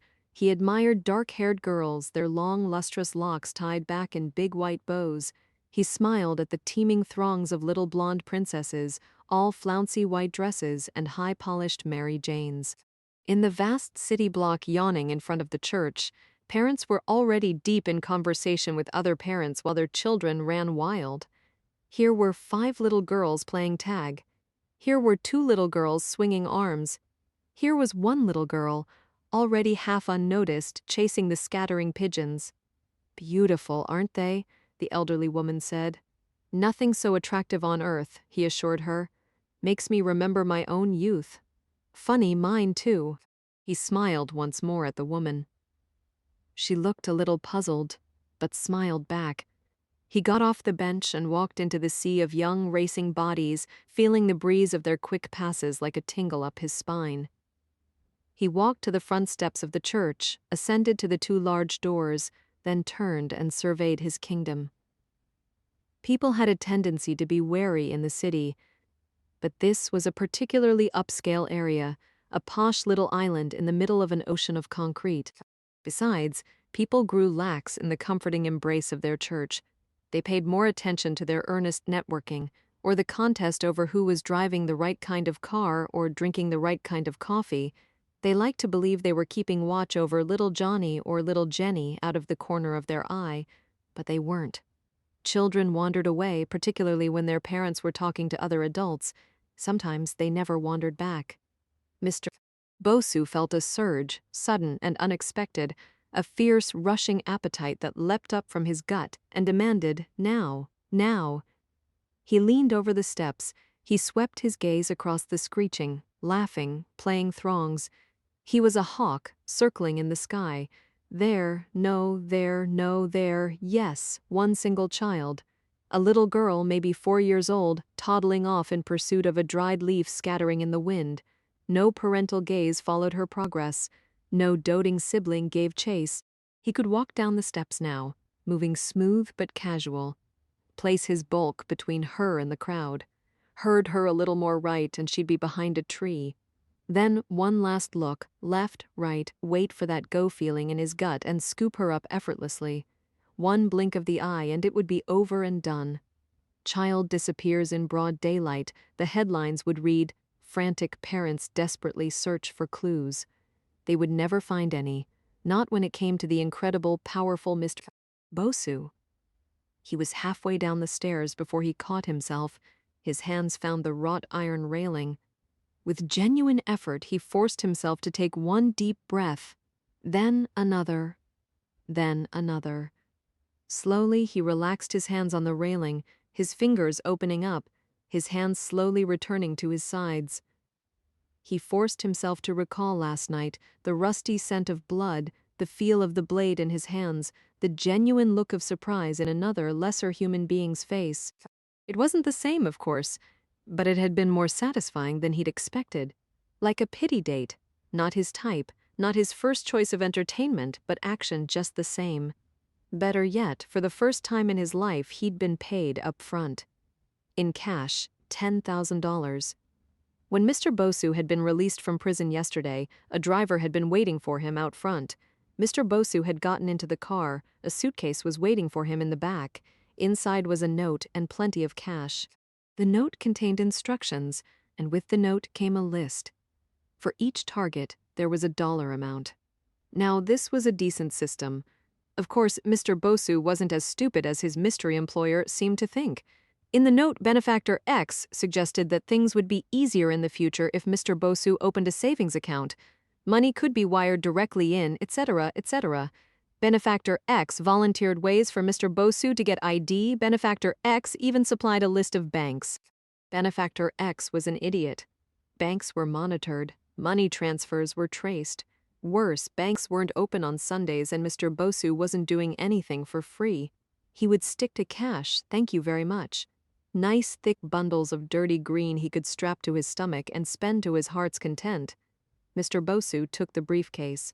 His wordless driver dropped him off at Faneuil Hall, handing Mr. Bosu a cell phone containing pre-programmed numbers. That's how they would keep in touch. Mr. Bosu nodded a lot. He let the driver think he was grateful. Of course, Mr. Bosu knew exactly who his driver was. Most of the guys in the joint knew the go-between by reputation, and of course, Robinson's reputation was definitely no match for Mr. Bosu's. Mr. Bosu didn't say anything, though. As he'd learned in prison, knowledge was power. Mr. Bosu stuck his hands in his pockets. He started whistling as he sauntered down the church steps and walked one last time through the smorgasbord of running, happy, laughing treats, all in good time. Now he was off to find a puppy. So how does this kind of thing work? Bobby was sitting in a small cramped office in Wellesley. He counted 4 gray steel filing cabinets, 1 oversized oak desk, and about half a dozen cheap bookcases overflowing with legal reference texts and piles of brightly lettered manila folders. In the 2-foot strip of wall space available between the teetering stacks of bureaucracy and the water-stained ceiling, 2 framed diplomas crookedly announced University of Massachusetts Amherst and Boston College. Bobby tried to picture the office of the lawyers that were representing James Gagnon. It probably didn't look much like this. For starters, he would bet the diplomas came from places like Harvard or Yale. That office also probably came with a receptionist, cherry-paneled conference room, and unbeatable skyline views of downtown Boston. Harvey Jones, on the other hand, was essentially working out of the attic of an old hardware store. He was a one-man show who'd been practicing law for the past 7 years. He had no partners. He had no secretary. Today, at least, he wasn't even wearing a suit. One of Bobby's fellow cops had recommended the guy, and the minute Harvey had heard Bobby's name, he'd agreed to meet with him, immediately on a Sunday. Bobby didn't know if that meant good things or bad things yet. So, Harvey was trying to explain to him now, a clerk magistrate hearing takes place in front of a judge in the Chelsea District Court. Basically, the plaintiff will bring forth evidence that probable cause exists that you committed a felony. Our job is to refute that fact. How? You'll testify, of course, saying why you felt the situation justified the use of deadly force. We'll bring in other officers who were present that night. The lieutenant in charge, what did you say his name was? Jackrimo. Lieutenant Jackrimo. We'll want him to testify, then any other officer who can independently corroborate that you had reason to believe Jimmy Gagnon was going to shoot his wife. There isn't independent corroboration. I was the first sniper deployed. No one else saw what I saw. Harvey frowned, made a note. Aren't snipers generally sent out in pairs, with a spotter, something like that? We didn't have enough manpower yet. More frowning, more notes. Well, we can still go after 2 things. 1, we'll boost your credibility. Bring in the training you've done, have your lieutenant testify as to your expert skills, establish that you are a well-trained, highly experienced police sniper, qualified to make tough judgment calls. Bobby nodded. He'd expected that much. Every training exercise performed by the stop team was heavily documented for just this sort of thing, so someday, if necessary, their lieutenant could prove they were qualified to act as they'd acted. If it's not documented, it didn't happen, the rule of thumb went. Lieutenant Bruni made sure every last thing they did had the proper paper trail. Of course, Harvey was saying now, James Gagnon has politics on his side. Being a judge? Being a superior court judge, Harvey said, and grimaced. As the civil side of the court, a clerk magistrate doesn't spend a lot of time contemplating what may or may not entail criminal charges. That's what the superior court does. So think of it from the clerk magistrate's perspective. Here's a judge who's an expert on criminal law testifying that he believes a felony took place. That's going to carry a lot of weight for the clerk magistrate. If the Honorable James F. Gagnon says it was murder, well then, it must be murder. Wonderful, Bobby muttered. But we still have some tricks up our sleeves, Harvey said brightly. We can hope for a decent ruling from the DA's office that they've investigated the incident and found the shooting to be justified. That would be huge, of course, he murmured now. That's probably why Gagnon filed the motion so fast. It'll take weeks for the DA's office to render an opinion, so Judge Gagnon will try to cram through this motion in a matter of days. Then we're back to his word against your word, with no tiebreaker from the DA. Can he move things that fast? If he has the bucks to pay all the attorneys who'll be working overtime, sure, he can do as he pleases. Of course, I'll do what I can to delay. Then again, Harvey looked around his crammed office and Bobby followed his gaze. One-man show versus hordes of top-billing legal eagles, attic space versus an entire wood-paneled law firm. They both got the picture. So he tries to move fast, we try to move slow, Bobby said quietly. He tries to exert his expertise as a criminal court judge. We hope for a countering opinion from the DA. Then what? Then it gets personal. Bobby stared at the lawyer. Harvey shrugged. Basically, it's, he said, she said, you're saying you saw a credible threat? The other side is saying you're wrong. To do that, they gotta go after you. They're gonna bring in your family. Were you a violent child? Did you always love guns? They're going to dig into your lifestyle, young, single officer. Do you frequent bars, sleep around, get into brawls? Too bad you're not married with kids. It always looks better if you're married with kids. What about a dog? Do you happen to own a cute dog? A black lab or golden retriever would be perfect. No cute dogs. Bobby considered things. I'm a landlord. My tenant has cats. Is your tenant young and beautiful? Harvey asked suspiciously. Elderly woman on a fixed income. Harvey brightened noticeably. Excellent. You gotta love a man who helps the elderly, which of course brings us to ex-girlfriends. Bobby rolled his eyes at that segue. There's a few, he admitted. Which ones hate you? None of them. Sure about that, he thought of Susan. He honestly didn't know how she was feeling. No, he found himself saying. I'm not sure. They'll talk to your neighbors. They'll look deep into your past. They'll look for incidents of bias, that you don't like blacks or Hispanics or people who drive BMWs. I don't have biases, Bobby said, then stopped, frowned, and got a bad feeling. The DUI arrest? The DUI arrest? Earlier that day, guy was driving a Hummer while intoxicated. Did a bit of damage, then got bent out of shape when we actually tried to put him in jail. He had an attitude. We exchanged some words. Words? I called him a rich prick, Bobby said matter-of-factly. Harvey winced. Oh yeah, that's gonna hurt. Anything else I should know? Bobby looked at the lawyer a long time. He debated what to say, how much to say. In the end, he settled on, I don't want my father to take the stand. Harvey regarded him curiously. We don't have to call him as a character witness if you don't want us to. What if they call him? He's your father. Assuming he's going to testify in your favor, they won't call him. But if they do, Bobby insisted. Harvey was catching on now. What don't I know? I don't want him on the stand, period. If they know something, Bobby, if they know something you're not telling me, we may not have a choice. What if he's out of state? They'll subpoena him. If he doesn't answer the summons, he's in contempt of court and they can pursue legal action against him. Bobby had been afraid of that. What if I don't testify? Then you'll lose, Harvey said baldly. It'll be just their word on what happened Thursday night, and their word will be that you committed murder." Bobby nodded again. He hung his head. He was looking into the future. He was trying to see beyond one night when he had done, honest to God, what he'd had to do. Nothing looked promising anymore. Nothing looked good. "Can I win this?" he asked quietly. "Do I really have a chance?" "There's always a chance. I don't have his kind of money. No." Bobby was honest. "I don't have his kind of lawyer." Harvey was honest back. "No." "But you think you can pull this out? If we can delay things long enough for the DA's office ruling, and if the DA's office ruling finds that it was justifiable use of force, then yes, I think we can win." "That's a lot of ifs. Tell me about it." "And then?" Harvey hesitated. "He can appeal, can't he?" Bobby filled in the blanks for the lawyer. "If this is the clerk magistrate, then James Gagnon can appeal to the district court, then the superior court, then the Supreme Judicial Court. It goes on and on and on, doesn't it?" "Yeah," Harvey said, "and he'll file motions, dozens of motions, most of them frivolous but all of them costing you time and money to refute.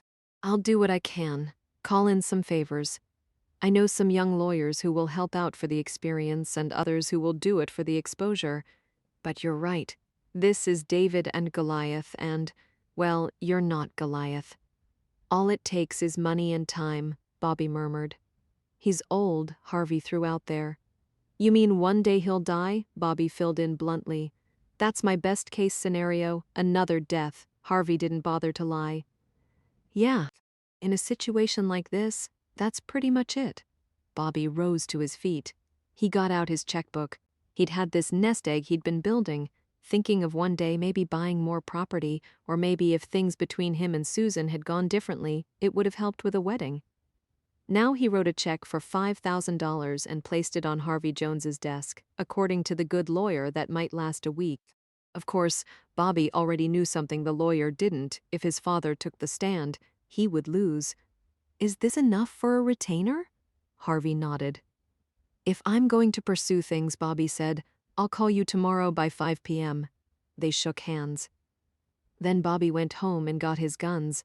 The 50-foot indoor shooting range at the Massachusetts Rifle Association in Woburn, Massachusetts, was slow for a Sunday afternoon. Bobby rolled 2 spongy orange plugs between his index finger and thumb, fit them into the canals of his ears, then adjusted his safety glasses. He'd brought his Smith & Wesson .38 Special and, just for the hell of it, a .45 Colt Magnum. When Bobby took his proficiency test each month with his rifle, he never took more than 1 shot. That was it. You took up to an hour, you set up your shot, and then you fired 1 single bullet, the cold-bore shot. That's because the very first shot out of any gun had the slug traveling down a cold barrel.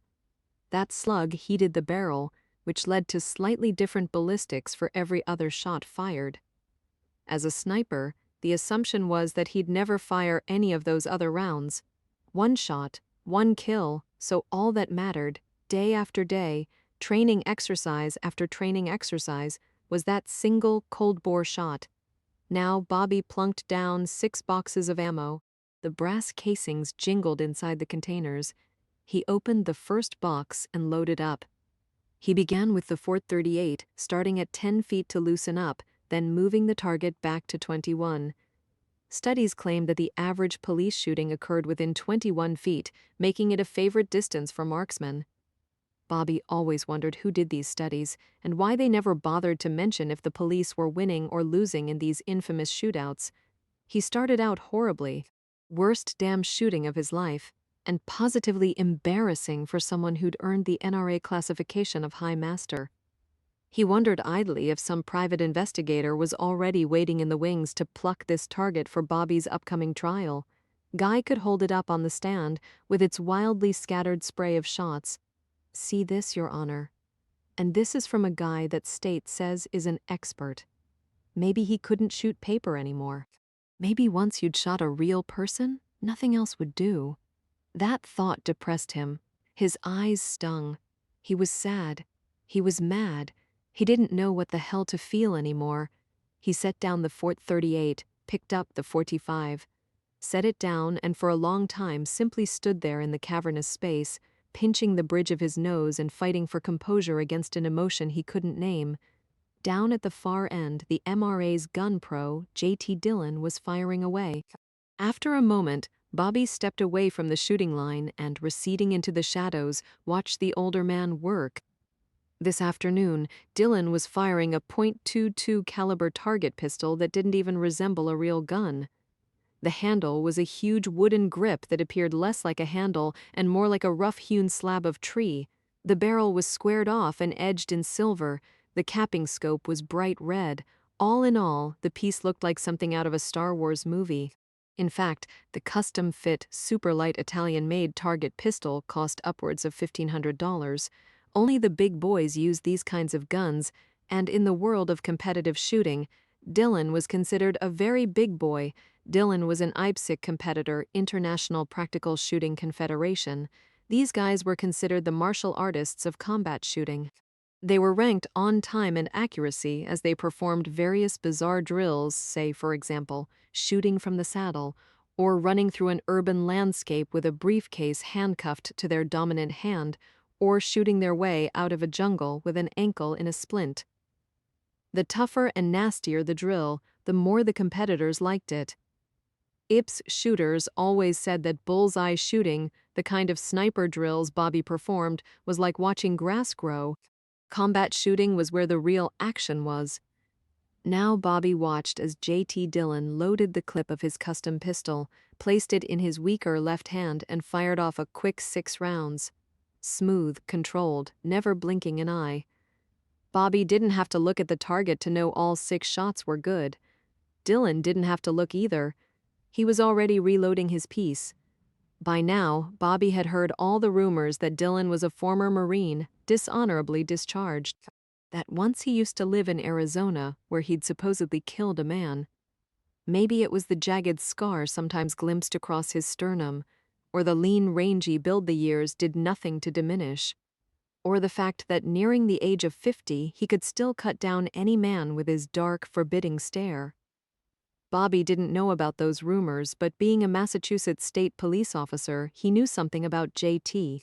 Dillon. Very few others did. A decade ago, a former police officer and serial killer named Jim Beckett had broken out of the maximum security Walpole prison.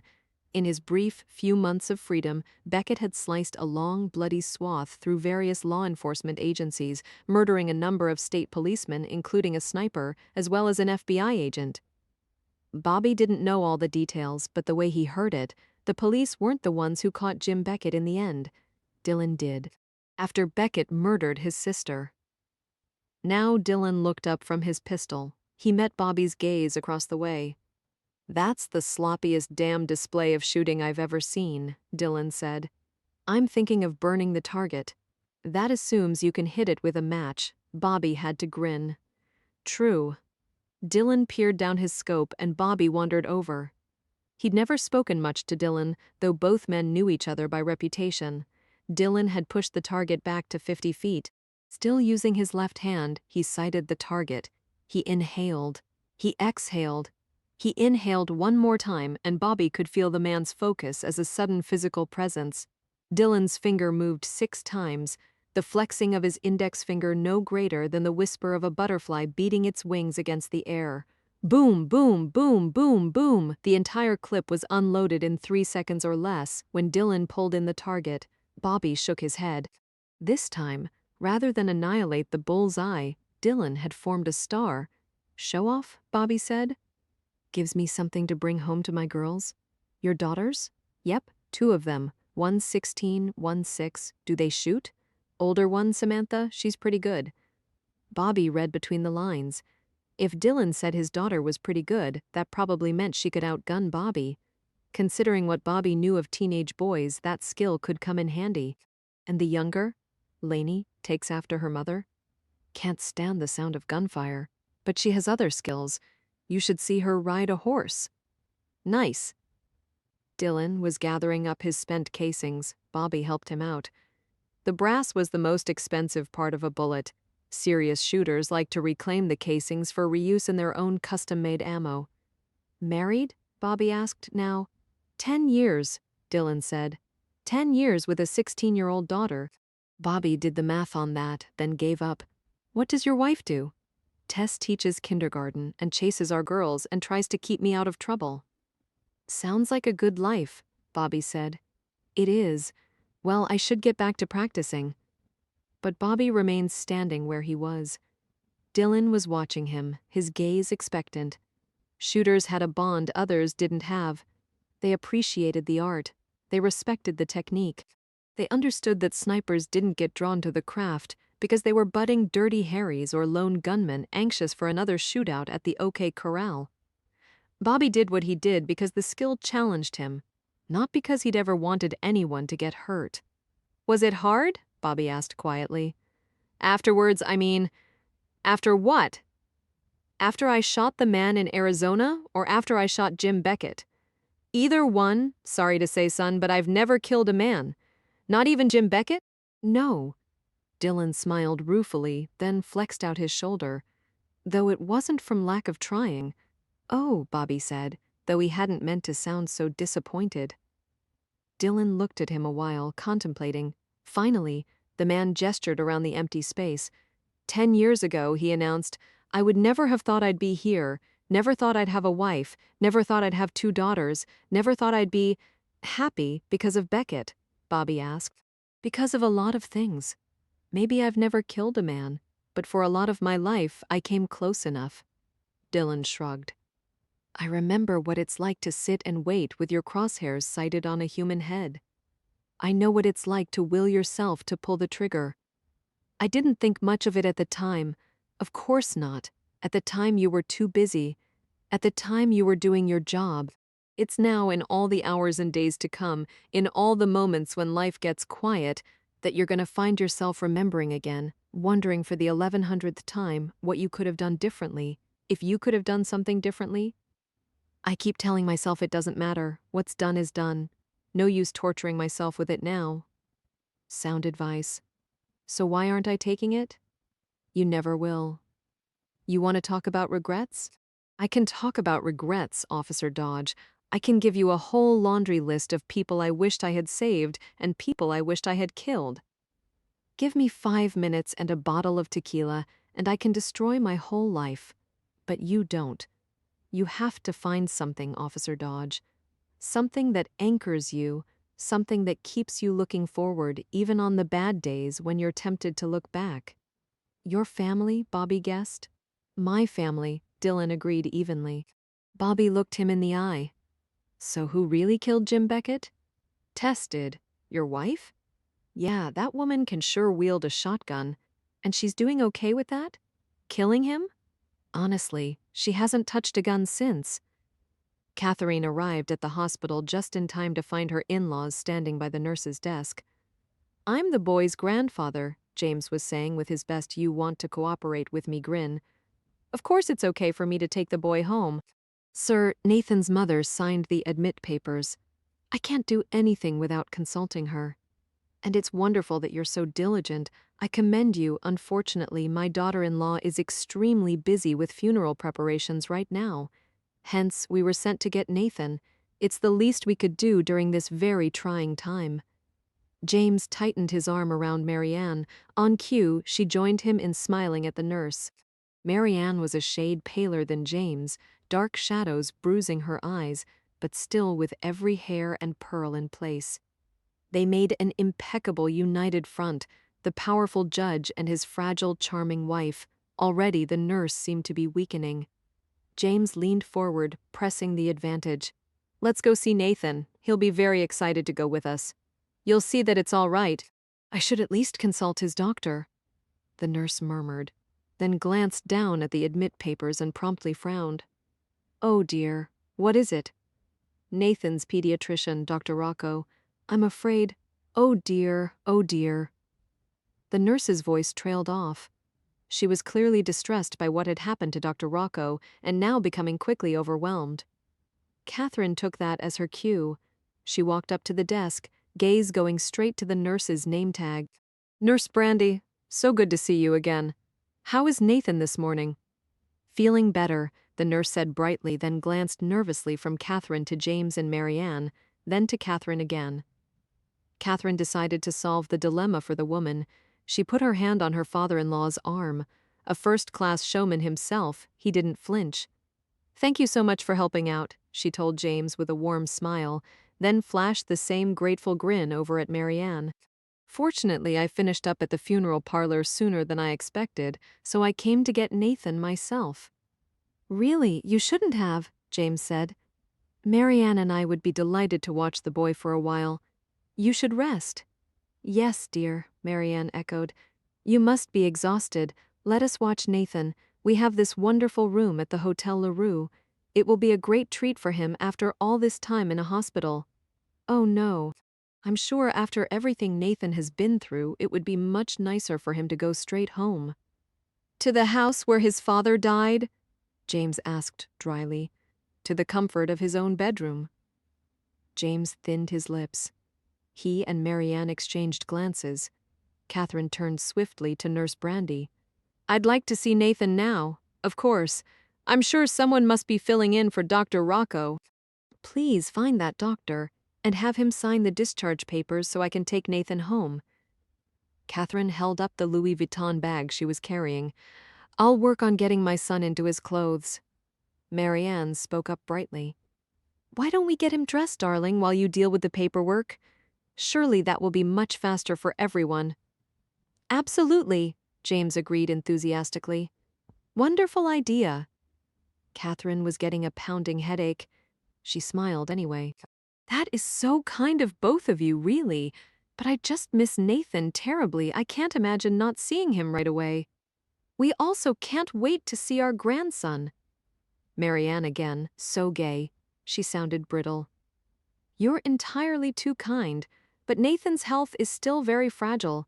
After everything he's been through the past 3 days, I think it would be best if he just saw me for now tone down the excitement. Tomorrow, of course, you're more than welcome to come to our home." Catherine put her hand on Nurse Brandy's arm, a little more forceful now, a little more insistent. "Nathan?" she prodded. "Of course." The nurse gave James and Marianne one last uncertain look, then briskly led Catherine down the hall. Behind her, Catherine was keenly aware that her in-laws weren't turning to leave. In fact, at the mention of a replacement doctor for Tony, James had gotten a gleam in his eye. James and Marianne never went down without a fight. Most likely, Catherine didn't have much time. In the curtained-off space, Nathan was sitting up in the hospital bed. His color was better, his abdomen no longer protruded painfully. He still looked tiny to her, lost in a sea of white sheets and black wires. There was nothing quite so grotesque as a hospital gown on a child. "Baby," she whispered. Nathan looked up at her with his solemn blue eyes. He said clearly, "Where's Prudence?" "Today's her day off," Catherine said steadily. "I'm going to take you home. Would you like to go home?" Nathan looked around the room at the IV at the heart monitor. "Am I better?" he whispered, looking suddenly and unbearably uncertain. "Yes." He nodded more decisively. "Then I would like to go home. Let's get you dressed."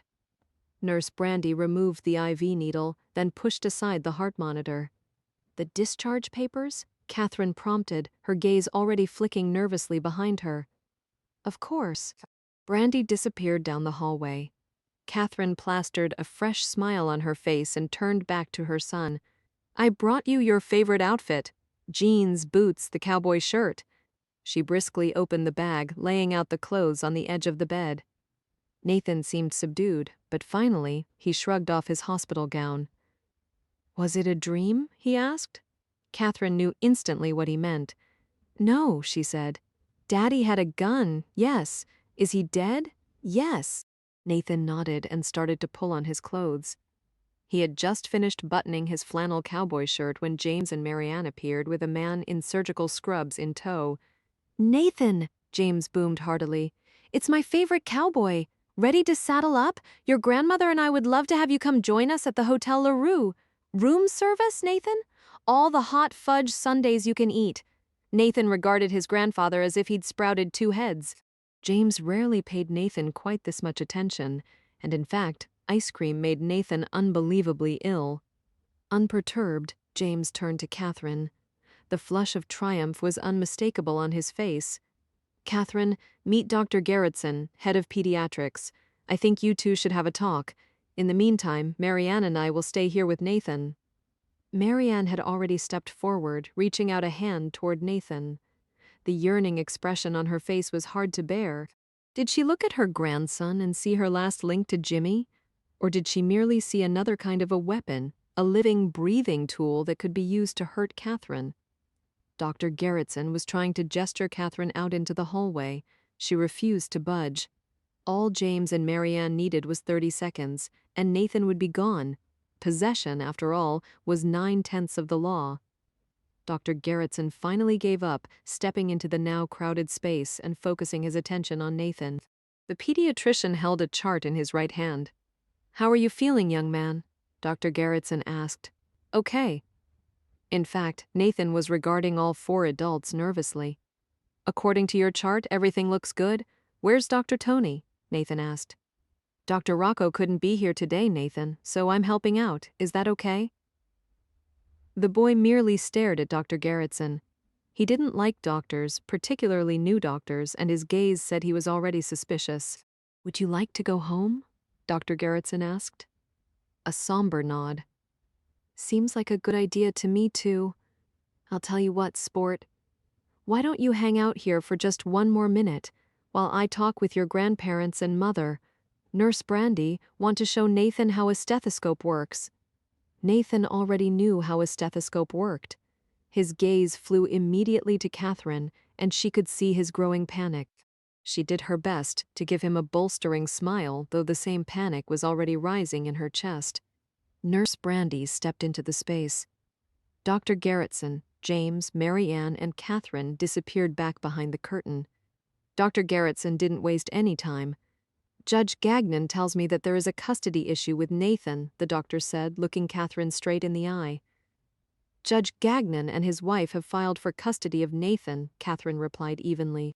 She was desperately eyeing the head of pediatrics, trying to get a quick read on the man, older wedding ring on his left hand. Happily married?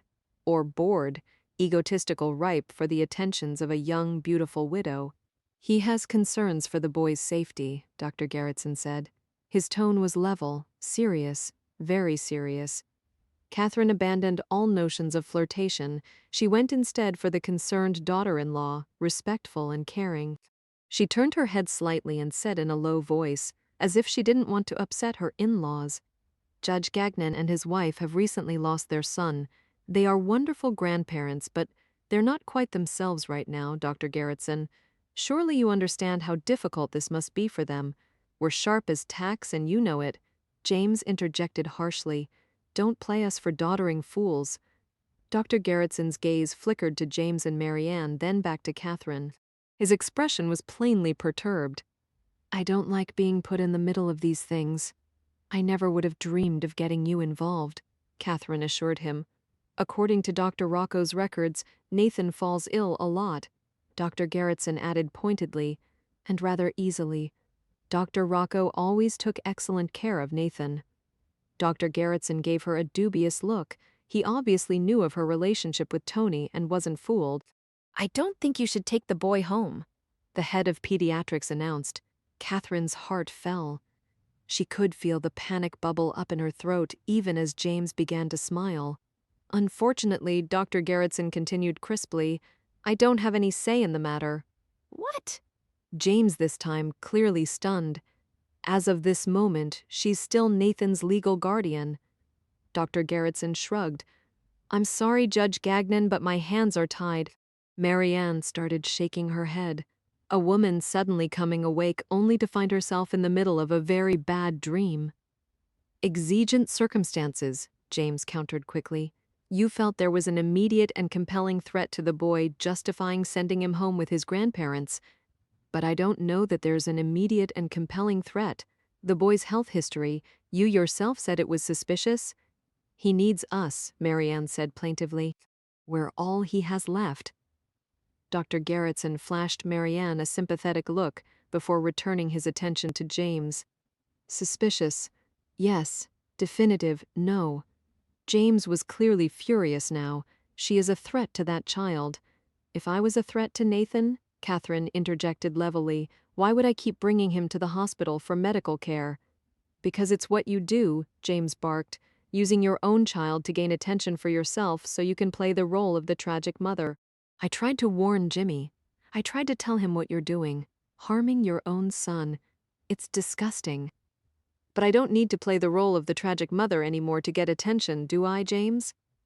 Catherine looked her father-in-law in the eye. Now I'm the grieving widow. James growled, an unexpected snarl of frustration and fury in the back of his throat. Catherine feared for a moment that the man might leap forward, that he might actually wrap his hands around her throat. That would be a change of pace. Jimmy had always been so sloppy with his rage. His father, on the other hand, was cold. James, darling? Marianne was whispering. Is she getting Nathan? You said it wouldn't happen. How can that happen? James put his arms around his shaking wife. He pressed her against him, comforting her with one hand, even as he continued to give Catherine a dark, angry stare. This isn't over, he said clearly. It is today, Doctor. Gerritsen had had enough of the family drama. The doctor was already gesturing Catherine back inside the curtained-off space. I'm sorry, Judge Gagnon, but there is nothing I can legally do to stop Mrs. Gagnon from signing out her son. If circumstances change, I'll be happy to help you. But until then, Dr. Gerritsen shrugged. Catherine ducked around his arm. She didn't bother to flash James a triumphant smile over her shoulder. She didn't dare look at Marianne's grieving face. She simply bundled Nathan up in his coat and got the hell out of there. Nathan was silent for the ride home. He sat in the back of the car in his car seat, his right hand clutching the shoulder strap. Catherine thought there was something she should say, and then, for a while, she was simply as sad as Nathan that Prudence wasn't working today. Pulling into a narrow parking space, she went around to get Nathan out of the back. The sun was shining, the afternoon surprisingly warm. She looked down the street and saw several of her neighbors out, walking kids, walking dogs. She wondered if it was strange that she didn't wave to her own neighbors. She wondered if it was stranger that none of them would have bothered to wave back. Nathan piled out of the car, awkward in his heavy wool coat and new cowboy boots. The coat, a gift from his grandparents, was 3 sizes too big for him. The cowboy boots, purchased from the baby section of Ralph Lauren, at least fit. Nathan wouldn't look up. Not down the street, not at their townhouse. He put his hand in Catherine's obediently enough, but as they got closer and closer to the front steps, his feet began to drag. He shuffled along half-heartedly, kicking at stray leaves.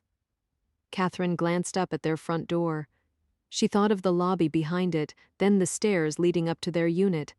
She thought of the master bedroom, with its torn-up carpet, splattered walls, and hastily rearranged furniture.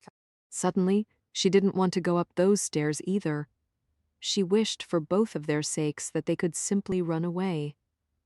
Nathan, she said quietly, why don't we go to the park? Nathan looked up at her. He nodded so vigorously, it made her smile even as her heart ached. They set off down the street. The public garden was crowded. Young lovers, dog walkers, urban families with stir-crazy kids. Catherine and Nathan walked along the water, where the swan boats paddled in the summer. She bought popcorn from a vendor, and they amused themselves feeding the milling ducks.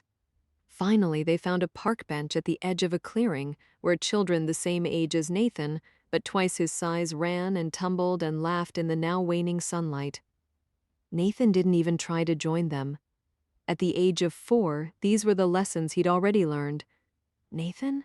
Catherine said quietly. Now that you're home, some people are going to need to talk to you. He looked up at her, his face so pale, she felt compelled to run her finger down his cheek. His skin was cool and dry, the face of a boy who spent too much time indoors. Do you remember Thursday night? She asked softly. The bad night? He didn't say a word. Daddy had a gun, didn't he, Nathan? Slowly, Nathan nodded. We were fighting. Nathan nodded again. Do you remember what we were fighting about? Catherine was holding her breath. This was the wild card, of course. How much did a frightened 4-year-old remember? How much did he understand? Reluctantly, Nathan shook his head. Catherine released her pent-up breath. She said lightly, "All the people need to know, honey, is that Daddy had a gun and that we were terribly scared. They understand the rest." "Daddy's dead," Nathan said. "Yes. Daddy doesn't come home. No, he won't come home again. Will you?" Catherine stroked his cheek again. "I will try to always come home to you, Nathan." "And Prudence? She will come home too." Nathan nodded gravely. "Daddy had a gun," he repeated. "I was scared. Thank you, Nathan." Nathan went back to watching the other kids. After a moment, he crawled onto her lap. After another moment, she wrapped her arms around his shoulders and rested her cheek against the top of his ruffling hair. When Bobby returned home, not one but 3 people waited outside his front door. And his day, he thought, just kept getting better and better. "Shouldn't you be in church?" he asked Ada Rick Copley as he unlocked the door. Then he held up a hand. "Wait, I know you already sold your soul to the devil." Copley scowled at Bobby's attempt at humor, then followed Bobby inside his first-floor unit. Behind Copley came Dee. Warren, careful not to look Bobby in the eye, and behind her came an investigator from the DA's office whom Bobby vaguely remembered from the initial shooting interrogation on Friday morning. He couldn't recall the man's name. Investigator Casella was the magic answer, provided by Copley 30 seconds later as the ADA made introductions in the middle of Bobby's family room. The space was small, the furniture well broken in and currently cluttered with an assortment of empty takeout food boxes and piles of napkins. All 3 looked around, no one sure where to sit. Bobby opted not to help them out. As far as he was concerned, these were not people he wanted getting too comfortable in his home. He went into the kitchen, grabbed himself a Coke, and came back into the family room without bothering to ask if anyone else wanted something to drink. He pulled out a wooden kitchen chair and had a seat.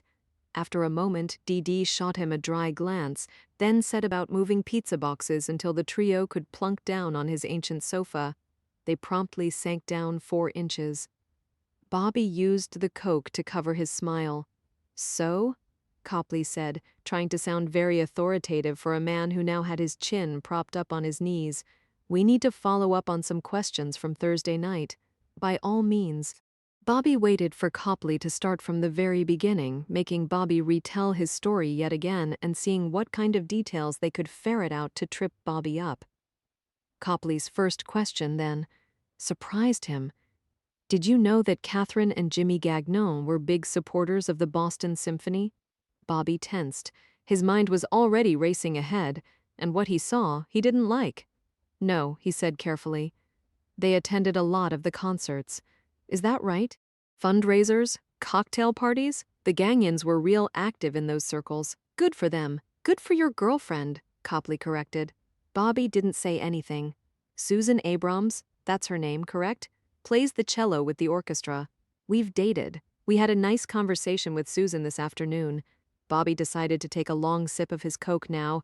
He wished it were a beer. "You went to a lot of functions with her," Copley said. "We dated 2 years.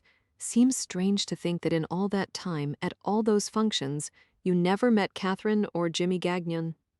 Bobby shrugged. "If I did, it never made an impression." "Really?" Copley said. "Because Susan remembered both of them just fine, said they met on a number of occasions. Sounds like the Gagnons were regular groupies when it came to fine music." Bobby couldn't resist anymore. He glanced in Dee's direction. She not only refused to meet his gaze, but she was practically staring a hole through the carpet. "Detective Warren?" Copley spoke up crisply. "Why don't you tell Officer Dodge what else we learned from Susan Abrams?" Dee took a deep breath. Bobby figured at this point he already knew what was coming next, and now he remembered something else, why he and Dee had broken up in the end, because for both of them, the job always came first. "Miss Abrams recalls you meeting the Gagnons at a function 8 or 9 months ago. Catherine, in particular, asked you a lot of questions about your work with the SWAT team." "Everyone asks me about my work," Bobby said evenly. "People don't meet a lot of police snipers, particularly in those kinds of social circles. According to Miss Abrams, you made a comment later that you didn't like the way Jimmy was looking at her." "Miss Abrams," Bobby said with emphasis, is a very beautiful and talented woman. I didn't care for how a lot of guys looked at her. Jealous? Investigator Casella spoke up. Bobby didn't take the bait. Instead, he finished up his Coke, set it on the table, then leaned forward, resting his elbows on his thighs. Did Miss Abrams mention how long this alleged encounter lasted? Several minutes, Dee Dee said. I see. So let's think about this. In my day job, I probably meet 15 new people a shift. So with 20 shifts a month, that's what? 300 new people a month? Which in the course of 9 months means 2,700 different names and faces crossing my path. Is it really so strange, then, that I don't remember meeting 2 people I spoke with for a matter of minutes at some high society function, where frankly everyone in the room is unfamiliar to me? Hard to keep all the rich pricks straight? Investigator Casella deadpanned. Bobby sighed. He was starting to get annoyed now. Not a good thing. Never had a bad day at the office? He asked Casella irritably. Never said anything you later came to regret? Susan Abrams had some concerns about your relationship, Dee Dee said quietly. Bobby forced his gaze from Casella. Yeah. She said you'd seemed distant lately, preoccupied. This job will do that to you. She wondered if you were having an affair. Then I wish she would have said something to me. Catherine Gagnon is a beautiful woman. Catherine Gagnon has nothing on Susan, Bobby said, and he meant it. At least he thought he did. Is that why you were bothered by Jimmy paying attention to her? Copley spoke up. Jimmy had money, looks.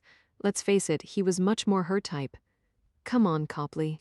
Did I kill Jimmy Gagnon because I was jealous of his attention toward my girlfriend?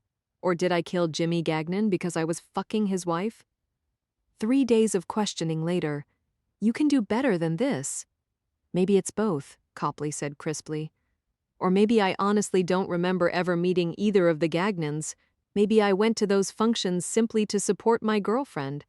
And maybe I have better things to do with my time than remember every random stranger I've ever met. The Gagnons make an impression, Casella said. Bobby was already waving him off. Find me one person who ever saw me and Catherine Gagnon alone. Find one person who ever saw me and Jimmy exchanging words. You can't, because it never happened, because I really don't remember either one of them. And when I killed Jimmy Gagnon Thursday night, it was purely because he had a gun pointed at his wife. Take a life to save a life? Didn't any of you ever read the sniper's manual? He broke off in disgust. He got up, not caring anymore how agitated he appeared, and started to pace. Understand you've been drinking, Copley persisted. One night. I thought one night was all it took for an alcoholic. I never said I was an alcoholic. Come on, 10 years without a drink. My body is my temple. I take care of it. It treats me right. He looked at the ADA's definitely softer middle. You should try it sometime. We're gonna nail her, Copley said. Who? Catherine Gagnon. We know that somehow, some way, she was behind it. She arranged for me to kill her husband? Murder by police sniper? Come on, Copley had a calculating gleam in his eye. You know, the Gagnons used to have a housekeeper? Really? Marie Gonzalez, older woman, very experienced, worked for the Gagnons for the past 3 years. Know why she was fired? Since I didn't know they had a housekeeper, I obviously don't know why she was fired. She fed Nathan a snack. Part of her tuna sandwich. The boy, who is 20 pounds underweight, by the way, was hungry. So Marie gave him some of her sandwich. Nathan wolfed down the entire half, and Catherine fired Marie the very next day. No one other than the nanny is supposed to feed anything to Nathan, not even if he's starving. Bobby didn't say anything, but the wheels were once again turning in his mind. We're going through the other nannies now, Copley said, almost casually. So far, it's a string of strange and sordid stories, how Catherine would disappear for long periods of time, how no sooner did she reappear than Nathan would be sick again. Then there were the soiled diapers she demanded be kept in the refrigerator. Soiled? Filled with shit, to be exact. For 6 months, each and every one of them went straight into the fridge. Then there were the diets lists of things he wasn't allowed to eat, lists of things he could only eat. This, combined with strange minerals and herbs and supplements and drugs. I tell you, Officer Dodge, I've been in the business 15 years and I've never seen anything like this. No doubt about it. Catherine Gagnon is abusing her son.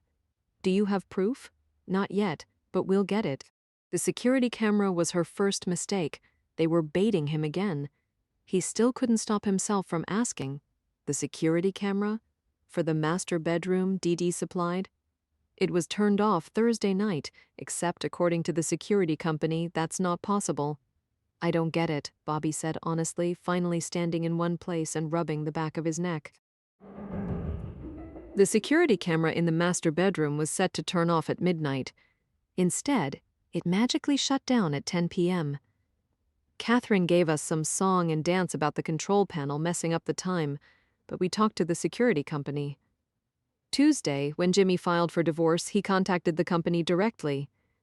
He told them he had a situation at home. He wanted to be able to monitor the rooms without someone manually overriding the cameras. So, the security company reset the whole system, then gave him a new code as of Tuesday. The control panel was in proper working order, and more importantly, the only person who could alter the system was Jimmy Gagnon. So he shut off the camera in the master bedroom? No, Copley said. He didn't. She did. But you just said she couldn't. She couldn't. Which I bet you anything she didn't know until 10 o'clock Thursday night when her plan went into play. I bet she stood in front of that control panel for 10 minutes, trying to figure out why she couldn't override the system and slowly getting desperate. She has to be in the bedroom. You, of all people, should know why. Bobby opened his mouth to protest, but then abruptly, he got it. He got the whole sordid theory. He shut up and simply waited for Copley to finish his spiel. You had to be able to see them, Officer Dodge. You had to be able to see Jimmy, who has no history with firearms, suddenly threaten his wife and child with a gun. The big questions, of course, are what got him going and what or who put that gun in his hand. Now that's the kind of stuff Catherine can't afford for us to see. That's the kind of stuff she doesn't want caught on their home security system, so it comes to her. She advances the control panel's clock 2 hours and boom, her work is done. The camera thinks it's midnight and automatically shuts off. She's clever, I'll give her that, almost too clever for her own good. Copley switched gears. Did you mean to help her, Officer Dodge? Were you just flirting a little at a cocktail party, bragging about your life with the stop team, trying to make yourself sound good? Or did it go deeper than that? Few little rendezvous later, maybe this whole thing was actually your idea. For the last time, I don't remember ever talking to her. Bobby shook his head, frustrated, fed up. He couldn't even bring any kind of concert event into focus in his mind. Frankly, the functions bored him. He attended on autopilot, pasting on a smile, shaking hands, and counting down the minutes until the evening was done and he could go home, take off the penguin suit, and get Susan into bed. But then, all of a sudden, he did remember something. What's the most common kind of call for a team like yours? Bank robberies, hostage situations, escaped felons? Nah. Around here it's mostly domestics. Drunk guy gets all pissed off and starts threatening his own family. And that's a SWAT call? If the guy is armed, you bet it is. It's called a domestic barricade, where the family members are considered hostages. We take those calls very seriously, especially if there are reports of shots fired. It had been a Mardi Gras party, with all the symphony patrons floating around in elaborately feathered masks. Jimmy and Catherine Gagnon had stopped by to congratulate Susan on her performance. Catherine had had her black hair piled on top of her head and was wearing a form-fitting gold dress and exotic peacock mask. At first glance, Bobby had been aware of a certain visceral-level response to the stunning costume. Then he'd been too busy watching Jimmy devour Susan with his eyes to pay Catherine much attention. He'd ended up breaking off the conversation abruptly, leading Susan away with some flimsy excuse or another. Later, they'd shaken their heads at Jimmy's obvious display, feeling that vague sense of moral superiority one couple gets when they meet another couple who is obviously more glamorous, more successful, and more fucked up. Bobby hung his head. Ah, shit. He did not want to remember this now. We're going to get her, Copley repeated. And you know Catherine's not the kind of woman to take the fall, first sign of real danger, and she's going to cry me a river. You don't want to get caught in that deluge, Officer Dodge. Got a deadline? Bobby shot back, stung. Let me guess. It's tomorrow by 5. Copley scowled at him. Now that you mention it, yeah, well, there we go. Tomorrow it is, I'll give you a call. Bobby gestured them up, off his dilapidated sofa and out his front door. Dee Dee was regarding him strangely. He wouldn't look her in the eye. One last thing, Copley said, halting in the doorframe. Where were you last night between 10 p.m. and 1 a.m.? I was killing Tony Rocco, of course. What? I was sleeping, you piece of shit. But thanks for insulting me in my own home. Get out. Copley was still in the doorway. This is serious business. This is my life, Bobby said and slammed the door. Robinson made the mistake of answering the phone. Not a good thing these days. Now Robinson had to deal with the caller, and the caller was not happy. His instructions were to make it look like an accident, or at the very least, random bad luck, say a carjacking. Carving someone up with a butcher knife does not appear accidental. I told you I couldn't control him. The police are crawling all over this. That's going to make things a goddamn mess. I don't think he's worried. Why? Because he's the world-famous Mr. Bosu. What the hell does that mean? It's a piece of exercise equipment. What? Both sides up ball, Robinson supplied. Bosu ball. It's flat on one side, domed on the other. You balance on it to do squats, or place the domed side down for push-ups. Makes for a good workout inside a confined area. You're telling me I've hired a man who thinks he's a piece of exercise equipment? Robinson said seriously. I'm telling you you've hired a man who doesn't mind pain. The caller was silent for a moment. So was Robinson. Is he prepared for the next assignment? The caller asked finally. Working on it now. Of course, there's been a minor wrinkle, Robinson spoke carefully. Minor wrinkle, mister? Bosu has some new terms. Instead of $10,000 for the new job, he expects 30. The caller actually laughed. He does he? The man just fucked up his very first assignment. I don't think he sees it that way. Did he at least open a bank account? No. No. He prefers cash. Oh, for the love of God. You tell Sarah Psycho a few things for me. 1, I don't have that kind of cash lying around. 2, he'll get $10,000 and not a penny more. Frankly, he should be happy I'm willing to pay that much, given that we both know I'm only asking him to do something he already wants to do. I don't think he's into negotiation. Life is negotiation. Robinson took a deep breath. No way around it now. Mr. Bosu sent a note. It says if you want results, it will cost you 30 grand. It says if you don't want results, it will still cost you 30 grand. It says Mr. Bosu knows where you live. What? You haven't told him anything, have you? I thought you picked him up in a rental car, gave him a stolen cell phone. There should be no way for him to trace. I think he's bluffing, but I can't be positive. I have my contacts. Maybe he has his. The caller was quiet, breathing hard, angry or fearful. It was hard to be sure. I would pay him the money, Robinson said very seriously, or I would get the hell out of town. The caller took a noisy breath. Tell him there will be no new terms. Tell him I got him out of jail. I can sure as hell put him back. Robinson was silent for a moment. What? The caller prodded. Well, to put him back in jail, you kinda gotta catch him first. Another pause. Shit, the caller said. Shit. Robinson agreed. Mimhar Bosu had a puppy. He'd had to buy it from a pet store. Not his first choice, but about all that was available to him on a Sunday afternoon. The shop, with its crowded shelves, cheap linoleum floors, and vaguely antiseptic smell, had given him the heebie-jeebies, given that just 48 hours ago he'd been a victim of incarceration. Looking at a bunch of puppies and kitties plopped down in tiny wire cages hadn't done much for him either. He'd planned on hanging out for a while. Pet stores on a Sunday afternoon, filled with fluffy kitties, soft puppies, and oodles of milling kids. What wasn't to love? But the dispirited air of the place made him cut and run. Mr. Bosu bought a Beagle Terrier mix. The tiny, ecstatic puppy was all white with giant brown patches over each eye, dangling brown ears and thumping brown tail. He was the cutest little bugger Mr. Bosu had ever seen. For his new charge, he acquired a leash, a small carrier that resembled a duffel bag, and about 5 dozen chew toys. Okay, so maybe he'd gone overboard.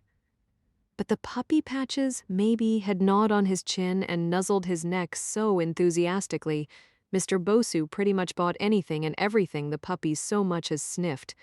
Now he had the puppy on the leash and they were both trotting merrily down Boylston Street. The puppy Carmel, Snow, appeared absolutely thrilled to be out in the fresh fall air. Come to think about it, Mr. Bosu was happy too. Mr. Bosu and the puppy Trickster, maybe? Come on, how could you have a puppy without a name reached the street corner? Mr. Bosu got out the map tucked into his pocket. A woman paused beside him. She was blonde, beautiful, and dressed entirely in the fall collection of Ralph Lauren. She gave him a stunning smile. What a beautiful puppy. Thank you, Mr. Bosu looked around the woman. No kids in tow, he was disappointed. What's its name? I just bought him 15 minutes ago. We're still getting to know one another. Oh, he's adorable. The woman was squatting down now, oblivious to the people trying to walk all around them. She scratched the dangling brown ears. The puppy closed his eyes in true puppy bliss. Your first dog? The woman asked. I had another when I was a kid. Do you live in the city? At the moment? It won't be easy to have a puppy in an apartment. Fortunately, my job allows me to make my own hours, so it won't be so bad. You're really lucky, the woman gushed. She was eyeing his Armani sweater and obviously liking what she saw. He flexed just for the hell of it and her smile grew. What do you do? Kill people, the man said cheerfully. She laughed, a full throaty sound. He bet she practiced that at night, just for guys like him. No, really, she said. Yes, really? He insisted, but then softened the words with a smile. I would tell you more, he said. But then I'd have to kill you too. He watched her work it out. Was she amused, frightened, or confused? She glanced at his Armani sweater again, then the puppy Trickster. He was starting to like Trickster and decided to go with amused. Sounds exciting, very hush-hush. Oh, it is. And you? Recently divorced? He had money. Now I'm spending it. Congratulations. No kids to worry about? Fortunately not. Or maybe, unfortunately, there's a lot more money in child support. Indeed, unfortunate, he agreed. Her eyes were warm, practically glowing as they caressed his chest. Maybe we could have dinner sometime, he said. Those were the magic words. The woman whipped out a card with her name and number like a seasoned pro. He slid it into his pocket and promised that he would call her. Trickster was now peeing on a newspaper stand. Not quite so attractive, so Mr. Bosu tugged on the puppy and they headed on their way. He eyed the map again. 6 blocks later, they were there. It was a lovely street, tiny, tucked deep within a maze of roads in downtown Boston. Clearly residential here. The lower level offered a corner grocer, florist, a tiny deli. Upstairs were the apartments. He counted from left to right until he found the number he was looking for. Then he eyed his notes once more. Okay, all was well. He found a bench by the corner grocer. He tapped the empty place beside him, and Trickster jumped up, curling up beside his leg. The puppy made a long, soft sigh, obviously winding down from another hard session of busy puppy work. The man smiled. He still remembered his first dog, Popeye. A cute little terrier his father had brought home reluctantly from some guy at work. Neither of his parents had been into dogs, but a boy needed a dog, so they brought home a dog. Mr. Bosu was given its complete care, and his mother learned to sigh and blink hard when Popeye chewed up her favorite shoes, then went to work on the plastic-covered sofa. Popeye had been a good dog.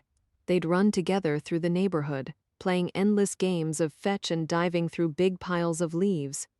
Mr. Bosu knew what people expected of a guy like him, but he'd never hurt his dog, never even thought about it. In the silent little house where he grew up, Popeye had been his best friend. It lasted 5 years until the day Popeye rushed into the street after a squirrel and got flattened by Mrs. Mackey's Buick sedan. Mr. Bosu remembered Mrs. Mackey's horrified scream, then watching his little dog twitching in the throes of death. There had never even been a question of bringing Popeye to the vet. It had been that bad. Mr. Bosu had wrapped Popeye in his favorite t-shirt. Then he'd dug a hole in the backyard, burying his dog himself. He hadn't cried. His father had been very proud of him. Mr. Bosu went to bed early that night, but never slept. He lay wide-eyed in his twin-sized bed, wishing his dog would return to him. Then he had an idea. He left the house shortly after 1 a.m. It didn't take him long. People parked their cars in the street, and in a neighborhood like his, no one ever locked the doors. He popped the hood, he used a screwdriver, punched a few holes. In the end, it was simple and neat. They said Mrs. Mackey never saw it coming. 1 minute she was braking for the intersection, the next she was sailing right through the stop sign. The oncoming traffic nailed her at 30 miles an hour, gave her a concussion and broke several of her ribs, not to mention her hip. Didn't kill her though. Damn Buick. Still, it wasn't a bad effort from a 12-year-old. Of course, he'd gotten much better since then. Now Mr. Bosu eyed the apartment window up on the second floor. Still no sign of movement. That was okay. He could wait. He leaned back against the bench. He closed his eyes against the warm sun. He let out a long, low sigh, very similar to Trickster's. Then he scratched his puppy's ears. Trickster thumped his tail appreciatively. Just a man and his dog, Mr. Bosu thought. Yeah, just a man, his dog, and his hit list. Bobby went for a run. Daylight was failing. The sunny fall afternoon had come to an end, and the evening loomed dark and cold. Heading out the door, he found himself automatically grabbing his neon yellow running jacket, and that filled him with a sense of relief that was hard to explain. Even after everything he'd been through, his subconscious wasn't trying to kill him just yet. He wondered if he should call Dr. Lane and give her the good news. He hit the streets, pounding down one long city block and up another. The streets were quiet, people tucked in their homes, preparing for another work week. Lone cars zoomed by here and there, illuminating him briefly before sweeping past. He planned on running to the old bathhouse, an easy 5-mile loop from his home. But the bathhouse came and went, his feet still churning pavement. He arrived at Castle Island, then swept around the shore's edge, running into the dark. He wanted to blame James Gagnon for his current mood, or Catherine Gagnon, or even bloodthirsty ADA Rick Copley, so eager to sink his chops into a good, juicy homicide he already had saliva dripping from his teeth. But in all honesty, he knew what his mood was all about. Tonight, he was thinking about his mother. It had been so long ago now, he didn't know if the face he recalled was actually hers or some composite carefully crafted by his mind. He had a vague impression: brown eyes, dark hair curling around a pale face, the scent of White Shoulder's perfume.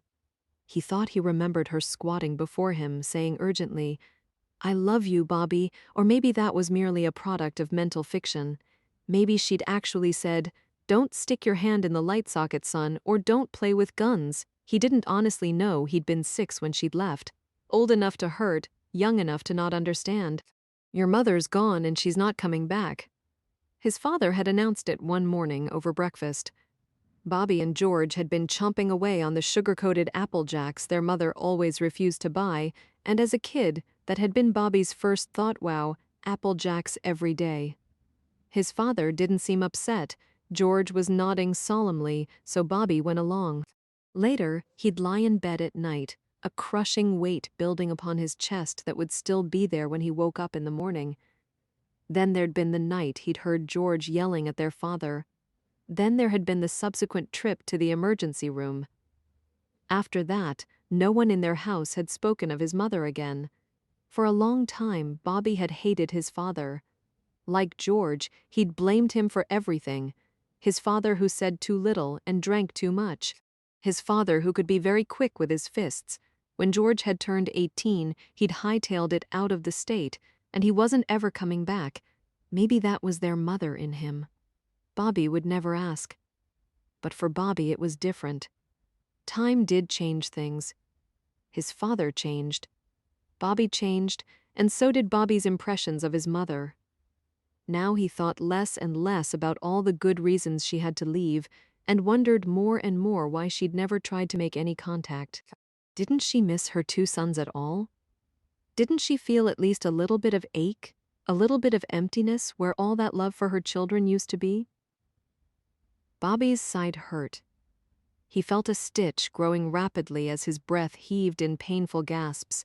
He picked up his step, running anyway because anything had to be better than standing alone with these kinds of thoughts. If he kept moving, maybe he could outrun his memories. If he kept running, maybe he'd exhaust his mind. 12 miles later, winded, sweat, soaked, chilled, he finally headed for home. Footsteps tired now, but mind still churning. He wished he could turn back the clock. He wished he could pull his finger off the trigger the second before he sighted Jimmy Gagnon's head.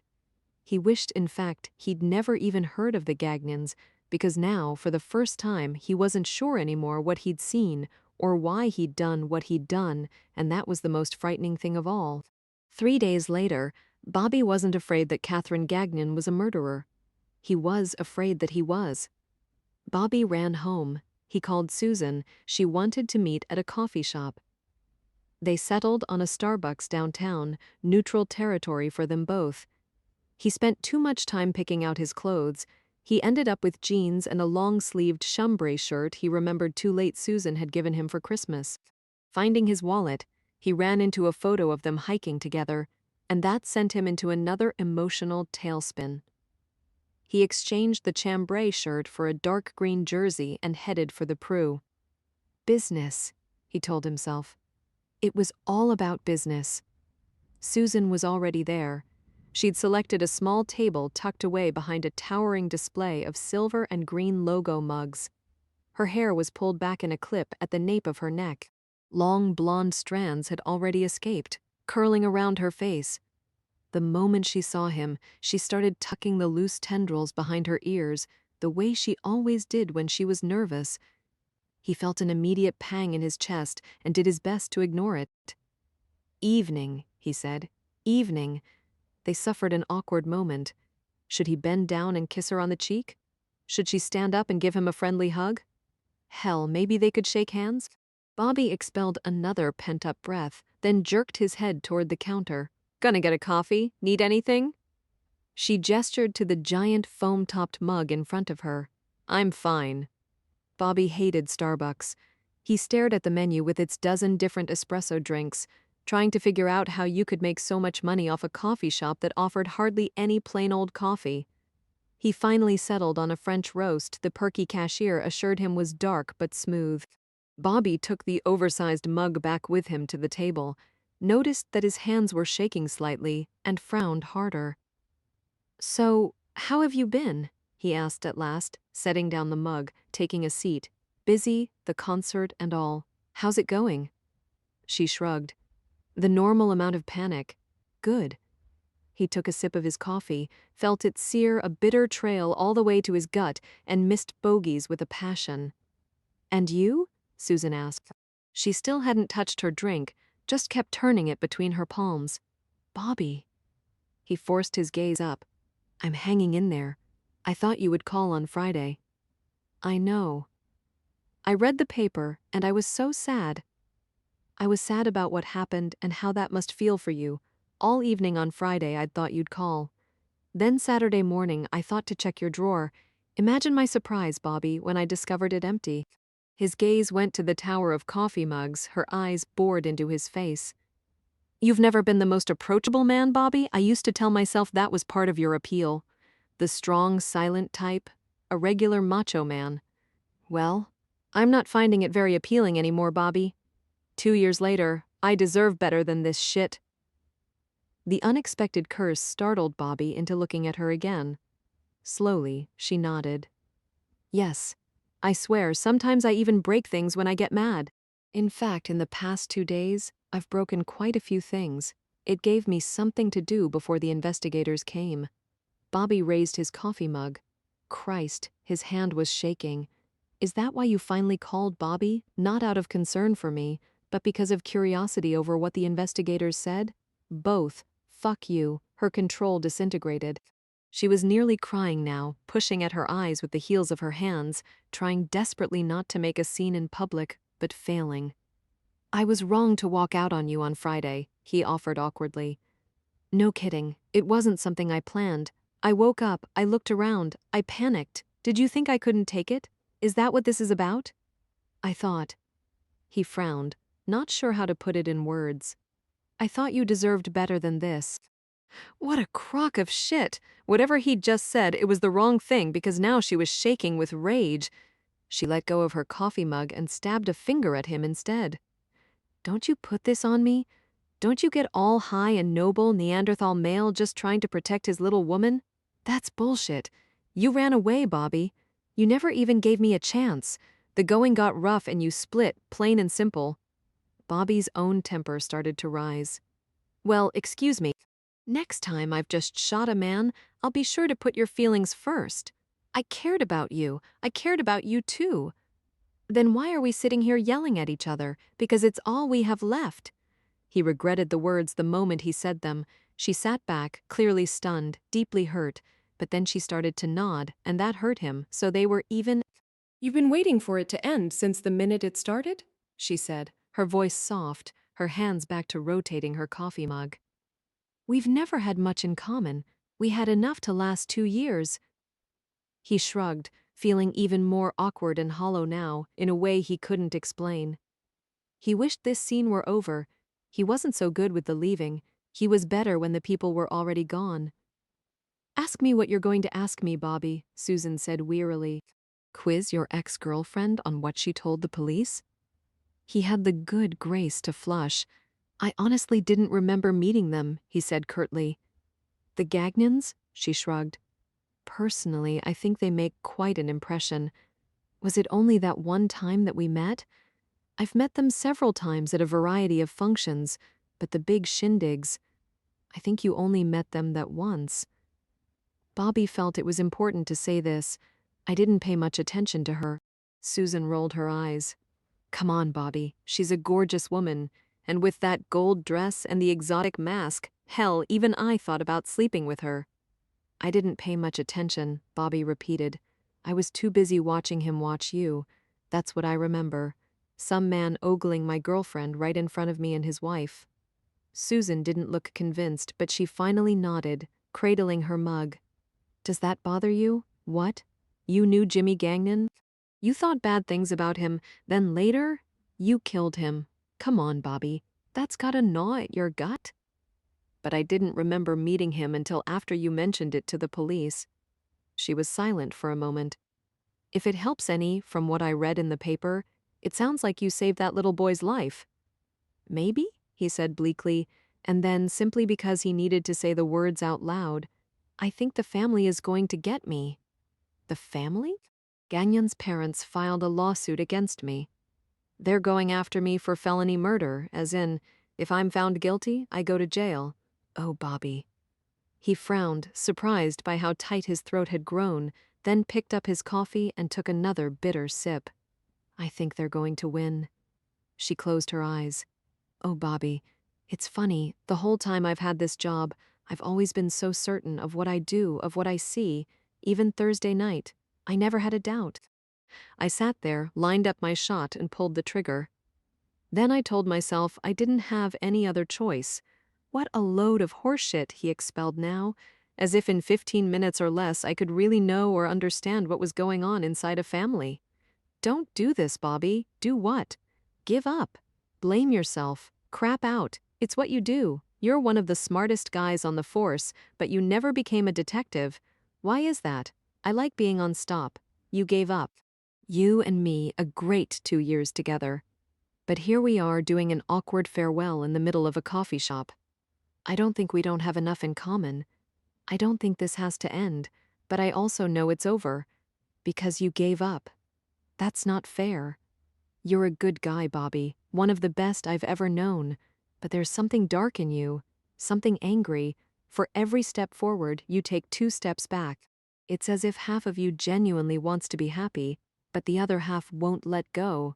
You want to be angry, Bobby. You need it, somehow. He pushed his chair back. I should be going. Her gaze was dead on. Yes, run away. Hey, I do not want to go to prison. He was suddenly impatient. You don't understand. The truth doesn't matter to a guy like Judge Gagnon. He can take any fact and twist it to be what he needs it to be. If I want to get out of jail, I gotta trade in another life. And I won't do that. Catherine Gagnon, Susan guessed softly. He thinned his lips, not denying it, and Susan slowly but surely shook her head. I don't know, Bobby. Sounds to me like you remember Catherine better than you think. Sounds to me like she made quite an impression. Not at the cocktail party, he countered harshly. Not when you were with me. Susan had always been smart. Oh God, Bobby, what exactly was it that you saw on Thursday night? Catherine didn't know what started to spook her. She and Nathan were downstairs in the family room. It was nearly 10 o'clock, well past Nathan's bedtime. He didn't seem to want to head upstairs, however, and she didn't have the heart to make him. He lay on the floor amid a mound of pillows, only his head visible above the pile. She'd put in his favorite movie, Finding Nemo. So far, he'd watched it twice. Catherine spent too much time glancing at the clock, wondering when Prudence would be home. Finally, just to keep busy, she started messing around in the kitchen. Nathan wasn't allowed chocolate. Instead, she heated up a mug of vanilla-flavored soy milk. He accepted the mug wordlessly, his eyes glued to the TV. How does your stomach feel? He shrugged. Are you hungry? Another shrug. Maybe you'd like some yogurt. He shook his head, pointedly staring at the TV. Catherine retreated once more to the kitchen. Now that she was paying attention, they desperately needed groceries. Soy milk was low. Soy yogurt, too. Nathan ate a special gluten-free bread, nearly gone. His organic peanut butter almost wiped out as well. She started working on a list, then remembered that they had an appointment with the new doctor tomorrow afternoon and paused. She headed back out of the kitchen past the bar and stepped down into the sunken family room. Nathan, we need to talk. Reluctantly, Nathan turned his TV-glazed stare onto her. Dr. Tony can't be your doctor anymore. Why? She hesitated, fully planning on telling the truth, then looked at his drawn face and lost her courage. Dr. Tony thinks you need a special doctor, a super-duper doctor, one with superpowers. Only 4 years old, Nathan gave her the look of a born skeptic. God, why wasn't Prudence home yet? Sure. She had the whole day off, but did she have to stay out all night too? Didn't she know how much Catherine might need her? Catherine tried again. Tomorrow we're going to see a new doctor, Dr. Iorfino. His specialty is little boys just like you. New doctor? New doctor. Nathan looked at her. Then he very deliberately held up his mug of soy milk and poured it out onto the carpet. Catherine took a deep breath. She wasn't mad at Nathan, not yet, but she felt a growing displaced rage toward Prudence, who had abandoned her, thereby forcing her to handle this scene. That wasn't very nice, Nathan. Only bad boys dump their milk on the rug. You don't want to be a bad boy. Nathan's lower lip was starting to tremble now. He jutted it out, nodding furiously. I'm bad, and bad boys don't go to doctors. He had tears in his eyes. Big, unshed tears that hurt a mother even worse than angry sobs. Dr. Iorfino is going to help you, Catherine insisted. Dr. Iorfino is going to get you well, make you a big kid so you can play with all the others. Doctors don't help. Doctors have needles. Needles don't help. Someday they will. Nathan looked her right in the eye. Fuck doctors, he said clearly. Nathan! And then, I know what you're trying to do, he said in a sly, nasty voice she'd never heard before. You're trying to kill me. Catherine's heart stopped in her chest. She headed back into the kitchen, hoping Nathan wouldn't see how badly her hands were trembling. You're in control now, she kept telling herself. This was the true consequence of Jimmy being dead. No more excuses, no more escapes. Buck stopped with her now. She was in charge. She got a roll of paper towels and returned to the family room. Nathan looked a great deal less certain. His chin was tucked against his bony chest, his shoulders were up around his ears. He was waiting for her to hit him. It's what Jimmy would have done. She held out the roll of paper towels. After another moment, Nathan took it.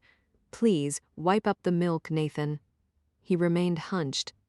You know what? You do half, I'll do half. We'll do it together.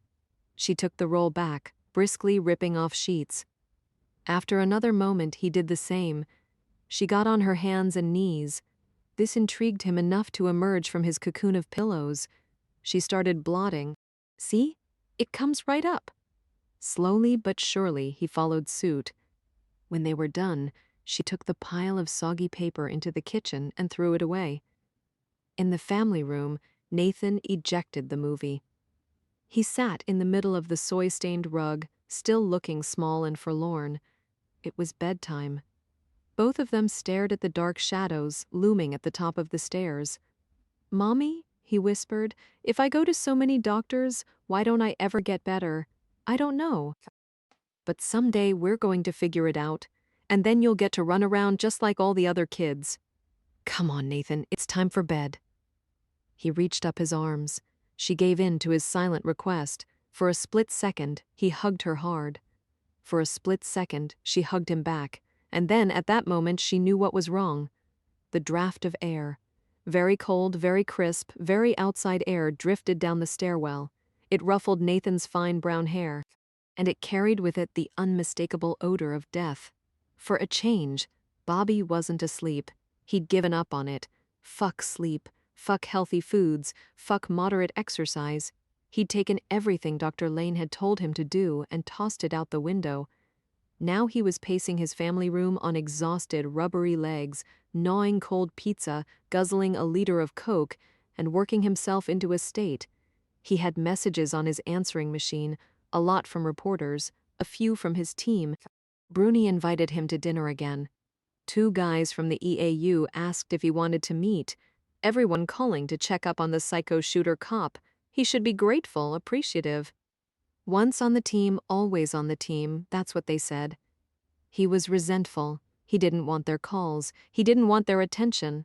Frankly, he didn't want to be the psycho shooter cop, the unfortunate sniper who'd discharged his weapon in the line of duty and now was screwed for the rest of his life. Fuck the team. Fuck camaraderie. None of the rest of them had their butts on the line. Yeah, he was feeling good and sorry for himself now. He thought about calling his brother in Florida. "Hey, Georgie boy, it's been what, 10, 15 years? Just thought I'd give you a ring. Oh yeah, I blew some guy away the other day and that reminded me of something. What exactly happened with Mom? Or maybe he'd call Dr. Lane instead? Good news, I haven't had a drink today. Bad news, I fucked up everything else. Say, if you have a chance to save yourself by ratting out someone else, should you do it? Or is that the kind of thing that'll just drive you insane?" He couldn't stand himself in this kind of mood. So edgy he felt as if he were going to burst out of his own skin, so ragged he could barely think. Honest to God, he needed to shoot something. Instead, his phone rang. He picked it up and he wasn't even surprised anymore. "This is Catherine," a husky female voice whispered straight out of his dreams and into his ear. "Come over right away. I think someone's broken into my house. Please, Officer Dodge, I need you." Then the phone went click and the sound of dial tone filled Bobby's ear. "Intruder, my ass," Bobby muttered, but then he shrugged. The call solved one problem for him. Now he had an excuse to get his gun. Driven by the Gagnon residence, Bobby expected to feel a creepy sense of deja vu. He didn't. Thursday night it had been all lights, cameras, action. Now, nearly midnight on a school night, the dignified brick neighborhood was quiet, discreet, a proper lady gone to bed with curlers in her hair. He looked around for a patrol car and was slightly surprised none were about. He would have bet money Copley was having the BPD keep close tabs on Mrs. Gagnon. Bobby parked 12 blocks away, at the movie theater by Huntington Ave. He made a note of the late shows and when they started. The cool, detached part of his mind found it interesting that he was already building an alibi. Making the dozen-block hike to Back Bay, the saner part of his mind tried to reason with him. What was he doing? What did he honestly think was going to happen? He didn't buy Catherine's intruder story for a minute. Instead, he was thinking of what Harris had told him. She's going to call you again. She's going to tell you that you're the only hope she has left. She's going to beg you to help her. It's what she does, Officer Dodge. She destroys men's lives. Would she try to seduce him? Did he care if she did? His career was already in the toilet. He'd had his first drink in 10 years, and just this evening he'd officially ended things with the woman who was probably the best damn thing that had ever happened to him. He was footloose and fancy-free. He was feeling reckless and, yeah, more than a little self-destructive. A sordid rendezvous sounded just about right. He could already recall the warm, cinnamony scent of her perfume, the way her fingernails had felt raking lightly across his chest. It didn't take too much for his mind to fill in the rest. Her long, pale legs wrapped around his waist, her strong, lithe body writhing beneath his own. He bet she moved like a pro, moaned like a pro. He bet she was the type of woman who'd do just about anything. So Harris had been right all along. Jimmy'd been dead only 4 days, and Bobby already couldn't wait to fuck his wife. He walked into the neighborhood, head down against the cold, hands thrust deep into the front pockets of his down jacket. A dozen bad seduction scenes ran through his mind, each more sordid than the last. Then he looked up, saw the 4th-story window, and felt the air freeze in his chest. Holy shit! Bobby started to run. Catherine was downstairs in the lobby. She was curled up at the base of the townhouse's elevator, Nathan pressed tight against her chest, his face buried against her neck. Bobby barely had time to register the irony of it, that this is how Catherine and Nathan had looked on Thursday night, that every time he met this supposed child abuser, she was cradling her son, then he was vaulting for the stairs to her 2nd-story unit, gun in hand. You hear gunshots, get out. Head straight for your neighbors, bang on the door, and tell them to call the cops. He didn't wait to see if she nodded, but bounded up the stairs. Bursting low and fast through the open front door, he came to an immediate crouching halt beside a fake ficus tree, breathing hard, realizing he was moving too fast, too heedlessly, and now trying to regroup. Face-to-face confrontation was really no different than sniping. The winner was usually the guy who could control his adrenaline the best. Bobby took another deep breath and steadied his nerves. He'd never been inside the Gagnons' townhouse, 4 stories, he'd been told on Thursday night. The Gagnons occupied the top 4 stories of a 5-level townhouse, with the top story being converted to cathedral ceilings. So he needed to head up. He gazed around the marble-tiled foyer, identifying what appeared to be a formal parlor to his left and a vast, open expanse of family room and kitchen directly ahead. His back pressed against the wall, 2 hands holding his 9mm dead center against his chest, he approached the parlor first. He led with his gun, ducking in low and sweeping the dark, shadowy space. Finally satisfied that it was empty, he departed, closing the door, then moving the fake tree in front of it. He didn't want someone doubling back behind him. He hit the family room and kitchen next, though he was relatively sure that area would be secure. Too many lights, too much vast open space. If someone was still in the townhouse, they wouldn't hide here. For protocol's sake, he cleared the pantry, the walk-in closet, and the laundry room. That left him with the stairs. He could smell it now, wafting down the dark, shadowed space. No lights here, just steps leading to a thicker gloom, and thanks to the unmistakable odor, a bitter, unhappy end. His heart was pounding again, his palms sweating. He turned his focus inward, part of the moment, but outside the moment. A predator on a trail, a calm, well-oiled machine doing what it was trained to do. He drifted up the stairs silently, patient footstep after patient footstep. He came to a small, dark landing. Closed doorway to his left, open doorway straight ahead. He went through the open doorway first, the smell noticeably fading as he entered the room. He didn't snap on the overhead light. The sudden rush of illumination would leave him exposed, but instead used the dim light seeping through 2 windows to make out his surroundings. It was a small living suite, bathroom, bedroom, playroom, Nathan's space judging by the murals of cowboys and bucking broncos decorating the wall. He checked the closet, checked the shower, even thought of the toy chests. Finally satisfied that no intruder lurked in the shadows, he picked up a discarded shirt of Nathan's and hung it on the doorknob as he shut the door behind him. Closed door time. A little riskier, but he was finding the zone now, each movement smoother and more controlled than the last. Go low, turn sideways to present less of a target, open the door and slide inside in one fluid motion. Another suite of rooms? Equally dark. Strictly utilitarian now. Queen-sized bed, old 80s love seat, hand-me-down bedroom furniture, the nanny's quarters, he'd bet. Functional, but not fancy. He was almost sorry he didn't find anything here, because that left only one place, the vaulted fourth floor, the infamous master bedroom. Very carefully, Bobby headed up the stairs. The smell was unmistakable now, sharp, acrid.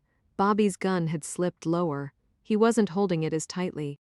Somehow, he didn't think he was going to need it anymore. What had happened in the master bedroom was all about presentation.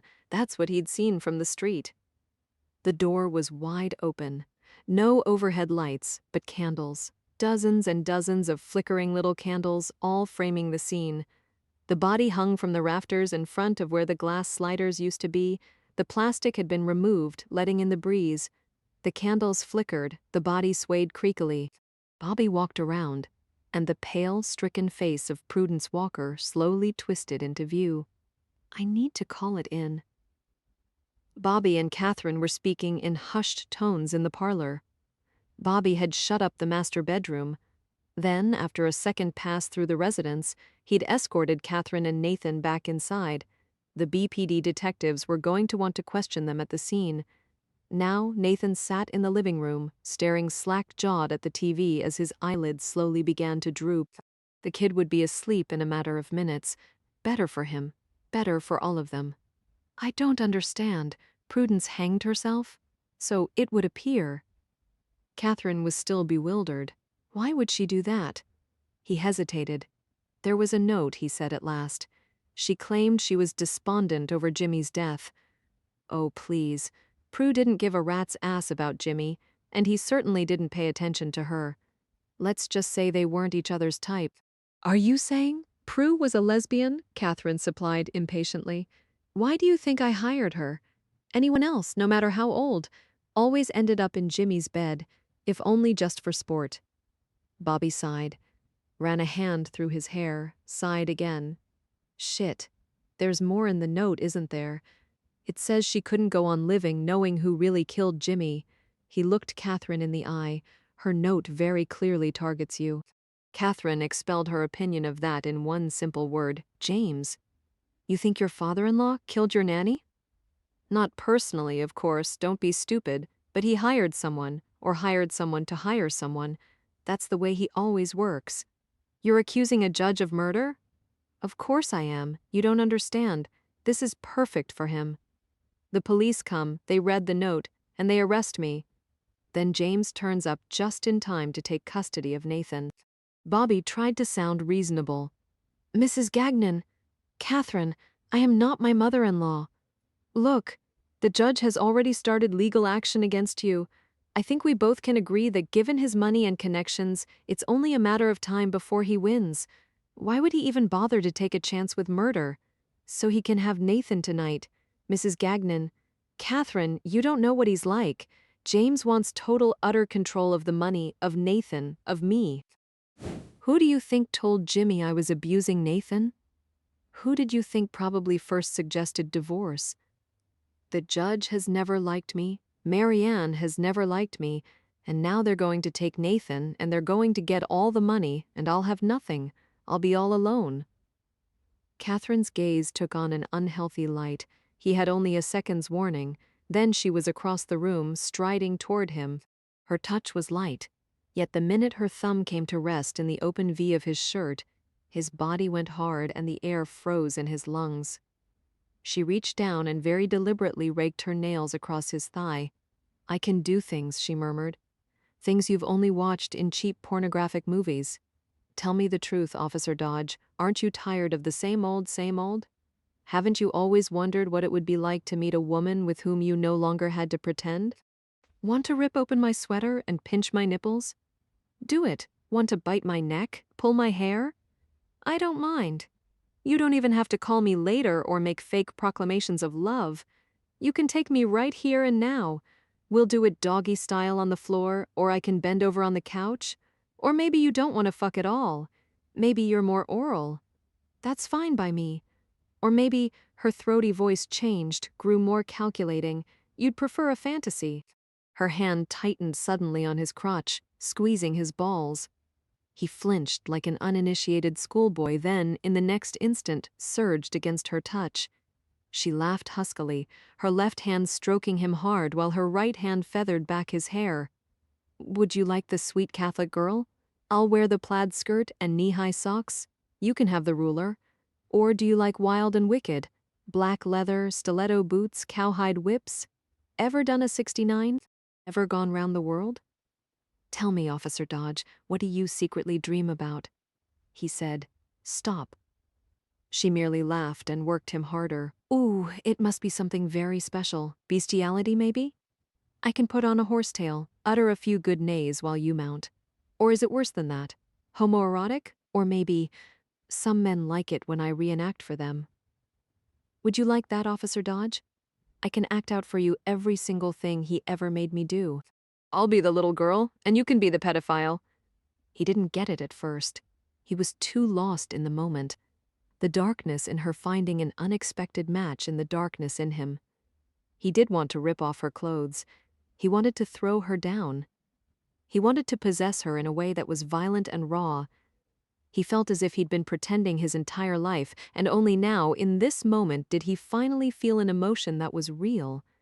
But then, the full meaning of her words penetrated. A shudder moved through him, cold as ice. He grabbed her right hand, grabbed her left, and twisted them behind her back. Don't, he said harshly. Ooh, you do like it rough. Catherine, what happened to you? It wasn't your fault. Her eyes widened. In the shadowed room, he could see her pupils grow large.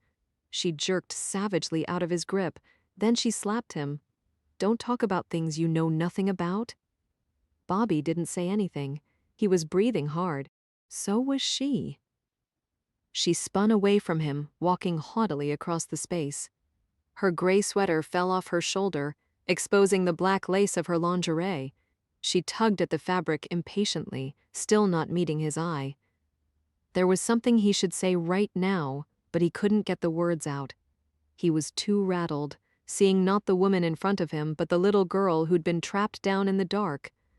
The desire was long gone now. He felt drained, almost detached. Harris had been right. The little girl who had been cast down into that pit was not the same girl who had finally crawled her way to the top. Fine, Catherine announced crisply from across the room. You don't want to play nice? I won't play nice. Call the police. By all means, tell them to come here. Let them see you in my home. I'll confess that we're lovers, have been for months. The whole shooting, in fact, was your idea. Jimmy didn't even have a gun. I had it. I fired the warning shots for the neighbors to hear. Then you showed up, claimed he had a gun, and blew him away. It'll be your word against mine, Officer Dodge. How do you feel about doing 25 to life? By tomorrow at 5 p.m., Bobby said steadily. If I don't tell the world that you were threatening your husband on Thursday night, Judge Gagnon has promised to put me in jail. Catherine chewed on her bottom lip furiously. I'll tell them Prudence was sleeping with you. That's why she hanged herself. She stabbed her finger at him. You! You're the one she alludes to in the note? You're the one she knows killed Jimmy? And it broke her heart because you're the love of her life? That story would work better if Prudence had hanged herself. What? He finally took pity on her. There's no bruising around her throat, no burn marks from the rope, no broken fingernails from frantic clawing at the knot. Hanging's messy business. Prudence is too clean. I don't. Someone killed her. Most likely snapped her neck, then brought her to your bedroom and set the stage. Catherine paled. She swayed slightly on her feet. Boo, she murmured. Boo. What? Nothing. The point is, Catherine, I saw that right away. The BPD detectives will too. What if they think I killed her? Prudence had 30 pounds on you. There's no way you single-handedly strung her from the rafters. What about the note? If the hanging's not a suicide, then the note's not a suicide note. By definition, all of its contents are in doubt. Oh, she said in a small voice. Prudence was murdered, Catherine. It's time to call the cops. He headed out of the parlor toward the family room where he'd seen a phone. Catherine stopped him halfway through the doorway. "Bobby," he turned. For the first time since he'd met her, she appeared genuinely uncertain, genuinely fragile. He regarded her levelly, as curious as anyone what she would do next. She was cold and calculating, no doubt about it. If he hadn't told her the truth about the nanny's death, she would have sold him out. Maybe in time she still would, but he couldn't bring himself to hate her. He kept seeing that little girl again, which was maybe her biggest trick. She could play the victim, even while staging her next plan of attack. "You understand." She gave up on the apology, waving her hand instead. "I can't lose Nathan. I can't. Why'd you fire the housekeeper for feeding him?" She didn't seem surprised he'd heard the story. Tony Rocco had ordered a strict diet: no wheat, no dairy. Dairy byproducts are in everything from cereal to tuna fish. It was simpler to order people not to give him snacks. Unfortunately, not everyone saw it that way. And the poopy diapers in the fridge? Fecal matter collections to rule out cystic fibrosis. Jimmy kept throwing them out, however, so we had to do it many times. "People say the boy is sicker when you're around," she said tiredly. "Nathan is sick all the time, Bobby. Maybe people just notice it more when they have someone around to blame." "So he really is sick?" "Yes." "But Jimmy didn't believe you." "No. Jimmy's parents told him I was the root of all evil, and as time passed, Jimmy loved me less and believed them more." Bobby still had to think about it. "All right," he said quietly, and went to find a phone. Dee Dee wasn't happy to see him again. He'd called her direct, and she was on scene in 20 minutes, wearing a leather jacket, stiletto boots, and a scowl. The crime scene Tex followed close on her heels. "You're a fucking idiot," she growled as she stormed through the door. "One suicidal fucking idiot. Careful, kid." Bobby jerked his head toward the front parlor, where Catherine now had Nathan fast asleep in his nest of pillows. Bobby didn't know how the kid could sleep through all the chaos, but then, he didn't know anything about kids.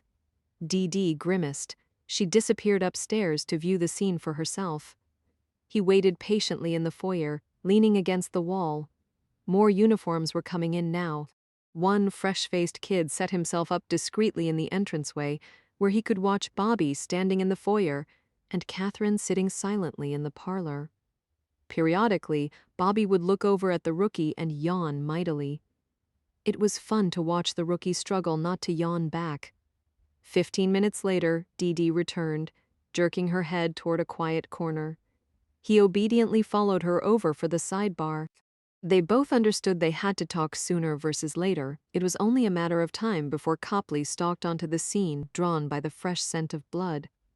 "What the hell are you doing, Bobby?" Dee Dee demanded without preamble. "She called, said there was an intruder in her house, and asked me to come over. What was I supposed to do? Call BPD. You think they would have taken her seriously thanks to Copley? Most of the department seems to have her pegged as a murderer." "Not your concern, Bobby. Your career is your concern, and just to enlighten you, these little stunts don't help you out." "Funny how many people suddenly care about my career," he murmured. "Bobby, I didn't think there was an intruder," he said. Dee Dee finally quieted. Now that he was getting serious, her temper calmed. "What do you think?" He shrugged. "That it was a ploy, that she wanted to talk to me alone, that she was probably going to lobby me for one thing or another." About the shooting? "Yeah," Dee Dee grunted. "Better reason for you not to have come." "Of course. Officer should have no contact with the victim's family post-incident." "Think I haven't read the manual?" "I've read the manual." "So why did you come?" "Because I shot this woman's husband, and what the manual doesn't tell you is that leaves you feeling all torn up inside, and yeah, desperate for answers, or maybe even just for someone to say, 'Officer, you did the right thing.' 'Officer, I forgive you, officer. You can go on with your life now. It's gonna be okay.'" Dee Dee expelled a breath. "Ah, Jesus, Bobby." Bobby cut her off. He didn't want to hear it anymore. "I received a call from Mrs. Gagnon shortly after 10:30, he said crisply. "Upon arriving in Back Bay, I parked my car and walked the rest of the way here. Halfway down the block, I saw the silhouette of a body hanging in the fourth-story window. You can say I moved a little quicker?" Upon entering the lobby of the townhouse, I encountered Mrs. Gagnon and her son curled up on the floor in front of the elevator, obviously fearful. After instructing Mrs. Gagnon and her son to stay put, I took the stairs up to the front entrance of her residence. I entered armed with a fully loaded 9mm, which I am licensed to carry. I conducted a full sweep of the residence level by level, finishing in the master bedroom where I walked through the open door to find the body of Prudence Walker swinging from the rafters. After reading the note resting upon the mattress, I exited the room, careful not to disturb anything, and closing the door behind me with the cuff of my shirt. I then came downstairs and notified Mrs. Gagnon that it was time to call the police. DD mimicked his stilted professional tone back to him. And how did Mrs. Gagnon react to the news? She appeared startled that Prudence would hang herself. What did she say? That since Prudence was a lesbian, it was highly unlikely that she was Jimmy Gagnon's lover. Really? That caught DD's attention. She made a note. Do you have confirmation? Well, we could ask Prudence, Bobby said dryly, but she's dead. DD rolled her eyes. What else did you and Mrs. Gagnon discuss? She was concerned about what the police would think of the note. In particular, she and her in-laws are engaged in a custody battle over her son, and she feared the police might use the note as an excuse to remove Nathan from her custody. Reasonable fear. I told her the police were smart enough to realize that the suicide was staged. You fucking did not. I fucking did. Jesus H. Christ, Bobby, why the hell didn't you hand her evidence to destroy as well? If I hadn't told her that, she wouldn't be here right now, DD. She'd have grabbed the kid and fled. And you would have stopped her? How? By pointing my gun at her and her 4-year-old son? Somehow, I don't think she would have taken me seriously. You had no right to give away details of a scene. You deliberately hampered the progress of this investigation. I called you in. Without me, you had nothing. With you, we have nothing. No, you have a name. What name? James Gagnon. DD stopped, blinked her eyes several times, then peered at him in genuine confusion. Judge Gagnon, you think he killed Prudence Walker? Catherine thinks he did, or hired someone to. Why? To implicate her in the death of her husband. Ask around, DD. It's no secret that Judge Gagnon is real distraught over the death of his son, and it's no secret he blames Catherine. For God's sake, Bobby, he's a superior court judge who just yesterday invited me up to his hotel suite where he offered to drop all criminal charges against me in return for my promise to testify that on the night of the shooting, I heard Catherine deliberately provoke Jimmy into pointing the gun. You don't have audio? I mentioned that. The judge said not to worry about it. He'd take care of it. He'd take care of it? Bobby shrugged. All he needs is one other guy who was at the scene to say he heard what I heard. The judge has long arms and deep pockets. I'm guessing I'm not the only one receiving his outreach. Shit, DD said heavily. I have a deadline 5 o'clock tomorrow, Bobby said quietly. I can lie about Catherine and watch my legal troubles go away, or I can tell the truth, in which case the judge will seek to bury me. DD squeezed her eyes shut. Politics and murder, great, great, great. She opened her eyes.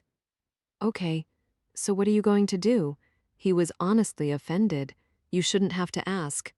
I didn't mean it that way. The hell you didn't. Bobby, we were friends once.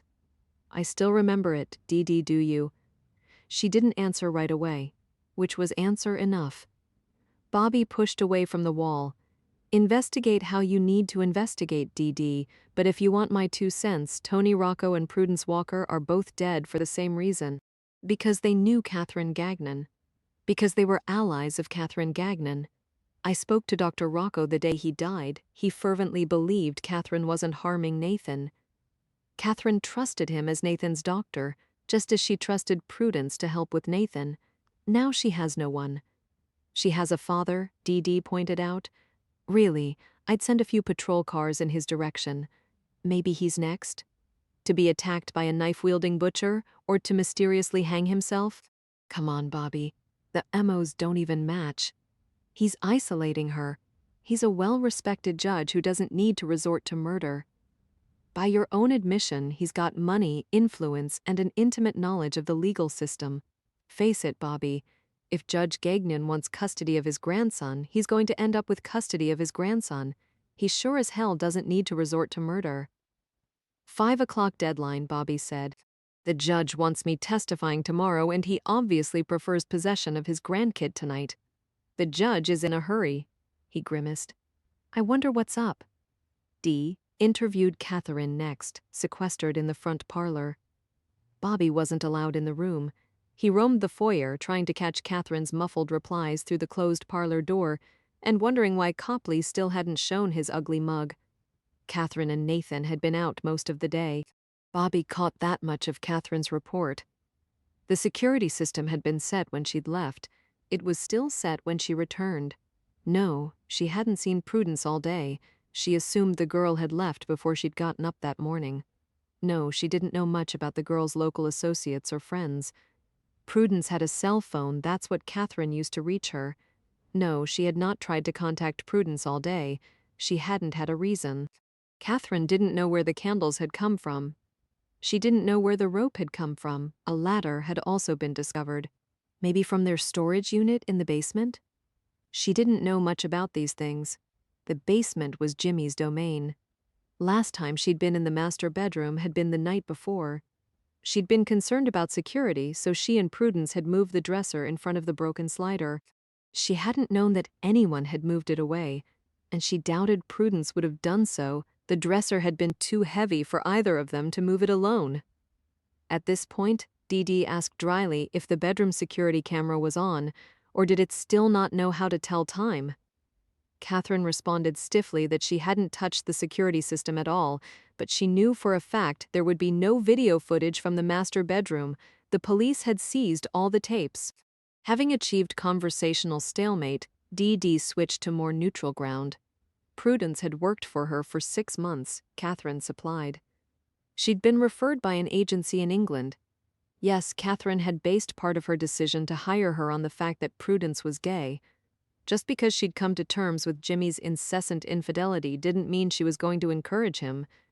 She had thought Prudence was an excellent nanny, quiet, hardworking, discreet.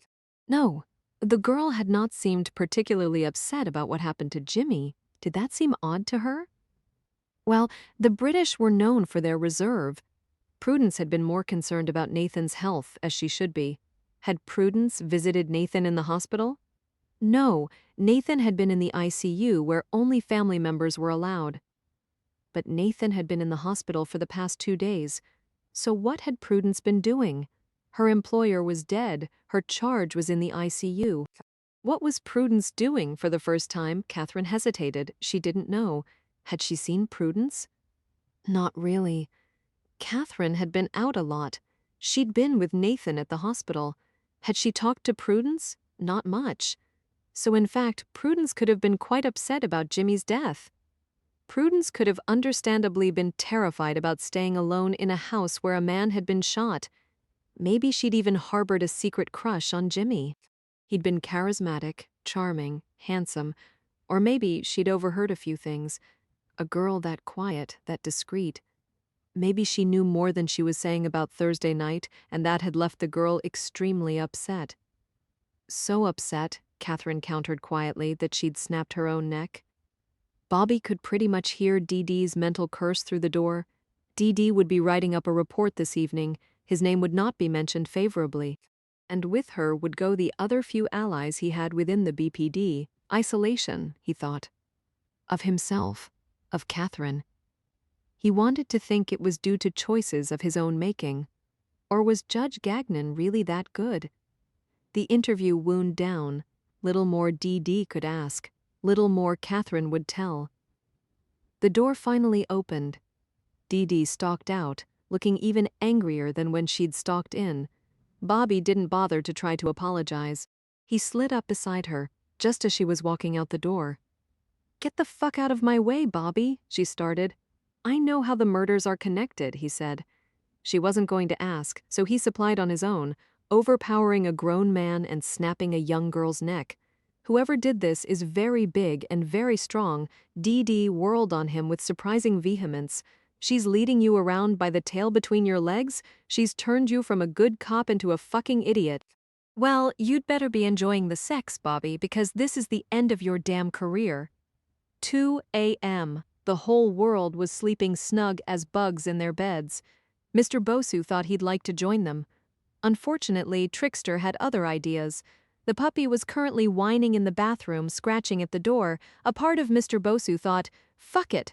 It was only his second night in a real bed on real sheets, for sakes. He could spread out his arms and legs. He could bury his face against the mattress and not smell the stink of piss. Like hell, he was getting up for some sniveling little dog. The other half of his mind was relentlessly logical. He was already wide-eyed, had been for hours. Might as well take care of his dog, who knew that when he finally got out of the joint he wouldn't be able to stand the quiet. Life was so unfair. Mr. Bosu got out of bed. He threw on his $500 trousers. He opened the bathroom door. Trickster came shooting into his arms, wriggling ecstatically and licking at his chin. Yeah. He tried to sound gruff. Trickster kissed half of his face, and Mr. Bosu's grumpiness melted once and for all. He supposed he'd slept enough the past 25 years. Now he was a free man, hanging out with his dog. Outside it is. He snapped on Trickster's leash and headed out the door. Mr. Bosu had selected a Hampton Inn tonight, nice but not that noticeable. He'd be just another guy in a suit passing through. Here today, gone tomorrow, not even worth remembering. Trickster found a good bush in the parking lot, squatted and ejected a shockingly strong spray. No one was about at this hour. What the hell? Mr. Bosu unzipped his trousers and joined him. A man and his dog taking a leak made him feel better about things. Which was good, because earlier this evening Mr. Bosu had been feeling blue. The day had been disappointing. Productive, but flat? He'd found the girl. He'd watched her exit the identified apartment.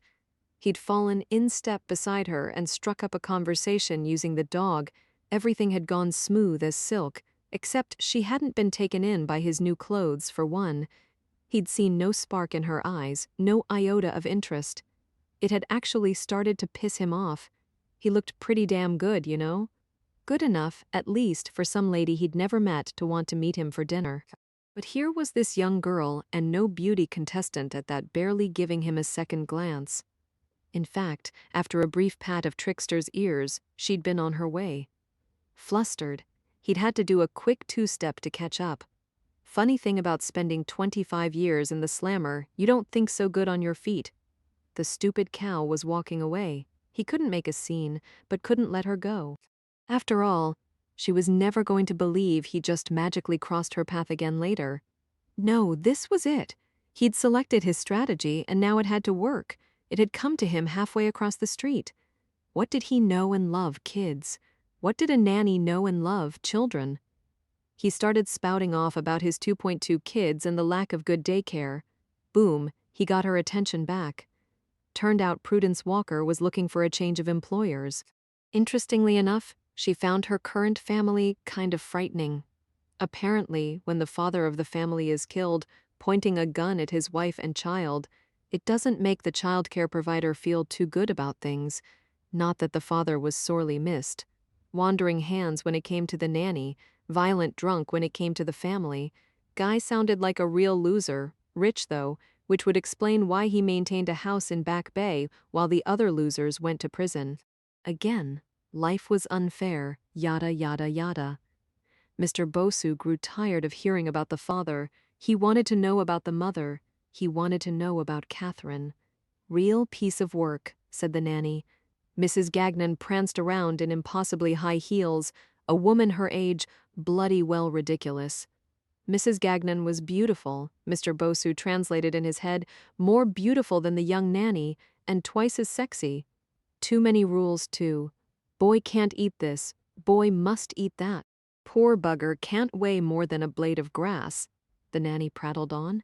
Seems to me she should be grateful for anything he wants to jolly well stuff down his face. The mother was cold and arrogant, held herself too high, put on airs.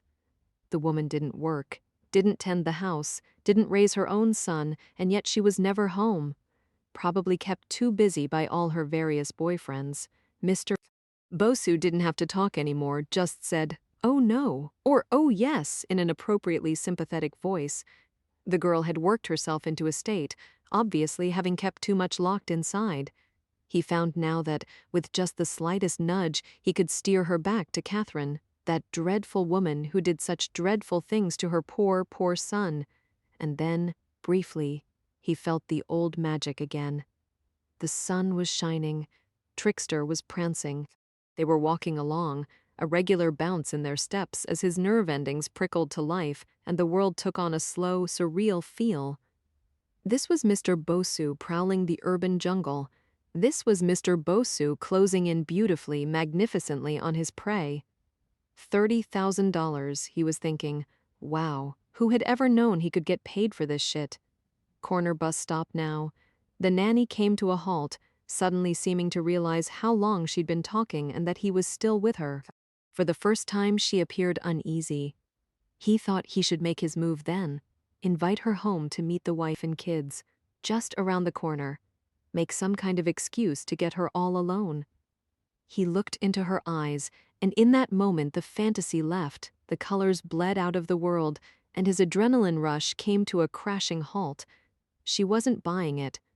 In fact, far from being taken in by his beautiful clothes and adorable puppy, she was beginning to frown.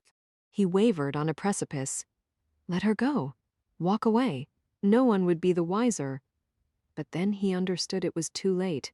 She knew Catherine. She'd talked about Catherine. From that moment on, her fate was sealed. He looked up the street. He looked down the street. The girl opened her mouth. He grabbed her left arm, spun her back against him and wrapped his other arm around her neck. A small squeak. Yes, no, please don't. One snap and she collapsed weightless against him. He cradled her into his arms, nuzzling the side of her neck as if they were lovers. Then he smelled it on her skin. Sex. Suedy, lustful, recent, adult. The desire washed right out of him. He was left supporting the dead weight of an uninteresting body, while Trickster tugged on the leash and whined curiously. It was just plain work after that, and not even fun work, having to lug the body out of view without calling too much attention to himself. Realizing he'd really screwed up now, he was supposed to have used his powers of persuasion to make the girl write a note. Well, that ship had sailed. He'd have to write it himself in his best young girl's script, yeah, like the police wouldn't see right through that. No doubt about it, his employer wasn't going to be happy. And this, right on top of the small little issue of overkilling his last assignment. Mr. Bosu began to get truly resentful. If killing was so damn easy, his employer should do it himself. Honest to God, a little murder and mayhem wasn't everything it was cracked up to be. Take right now, for example. Mr. Bosu was tired. Mr. Bosu wanted dinner. Hell, he wanted a good drink. Instead, he was standing on a street corner with a corpse, forced into faking a make-out session simply so he didn't look ridiculous. He had to force his brain into thinking fast once more. Okay. He propped the dead nanny in a stairwell. Nice and peaceful, a girl just catching a snooze in the sun. Then he went around the block and, taking a chance he didn't like, hot-wired a car. This would be the end of things, he thought morbidly. He'd get away with murder, but get busted for auto theft, back to the main street, now double parked with a stolen car, waiting for traffic to pass, then trying to get a body into the front seat of the car without attracting too much attention. Oh, honey, you have to stop drinking so much, he announced loudly in an exasperated tone. Just because no one appeared to be around didn't mean no one was listening. Finally, he had puppy, dead nanny, and the stolen car out on the road. Now he had to get the body to the right place at the right time for the right moment. Shit, he'd engineered jailhouse killings that had taken much less work than this. Good thing, Benefactor X had coughed up the extra dough because this was certainly well beyond $10,000 worth of work. 30 grand wasn't even seeming like such a bargain anymore. He got on the cell phone and reached his contact. Turned out his timing wasn't too bad. Residence was clear, he was good to go. Short drive later, Mr. Bosu arrived at a house he'd been fantasizing about visiting for the past 6 months, ever since he'd gotten the first phone call, ever since his mysterious employer had reached out and brought hope to Mr. Bosu's world with one magic touch. One twist of the nanny's key, and Mr. Bosu walked inside the townhouse. He inhaled the scent of the air, searching for a hint of her perfume. He couldn't linger. Not today, but oh, to be so close. When he walked up the stairs, he thought of her. When he unfolded the ladder, strung up the rope, and wrestled a fat girl's corpse, he pictured her delicate face. And when he arranged every single candle, lighting them tenderly, he once more remembered his hands around her neck. He had squeezed. Each and every day he had squeezed, and each and every day at the last minute he had stopped. There would come a day when he wouldn't. They had both known that. There would come a day when the desire would be too strong, and he would simply squeeze out her last painful breath. But for now, he'd stopped. And each time he'd seen in her eyes a small flicker of relief before he climbed back up into the light, gave her a cheery wave, and abandoned her once more to the cold, black earth. Then had come the day when he'd arrived back at their special place, whistling, upbeat, happy, even bringing a Twinkie as a special treat, and found it empty. He'd felt genuine pain, followed by genuine panic. Someone had stolen her. Someone had taken her away. He would never see her again. And then, in the next moment, he'd known what had happened. She had escaped. She had left him. After everything he had done for her, all of the care he had given her, all of those moments when he'd held her life in his hands and allowed her to keep on living. The rage that had filled him was unimaginable. He'd returned home, where he'd sat in his room and thought about killing every single person on his street. He would start with his parents, of course. It was the decent thing to do. Kill them off now before they ever had a chance to realize the monster they'd raised. Then he'd start with his neighbors, be methodical about it, from closest house to the farthest house. He'd work his way down the street. Gun would be best. Quick, less exhausting. Didn't move him, though. Bullets were death by long distance. He wanted to be close, intimate. He wanted to hear the wet snicker-snack of a knife slitting skin. He wanted to feel the hot rain of someone's life splattering on his hands. He wanted to watch the last glimmer of hope bleed from their face until finally there was only endless, dreadful nothingness. He should have done it. Should have gone into the kitchen, grabbed a serrated blade, found his mother, and just gotten on with it. But he hadn't. He'd sat there, and then he'd realized rather idly that he was hungry, so he'd made a PB&J sandwich. Then, on a freshly filled stomach, he'd discovered that all that rage had really left him quite tired, so he'd taken a nap. Next thing he knew, day had turned into day without him deciding on doing much of anything, until 4 days later, when the police had turned up on his parents' doorstep, and that had been the end of him making his own decisions for a very long time. Now he strung up the nanny, moved the bureau, and tore back the plastic on the shattered slider. Now he laid the note, awkwardly forged, upon the bed.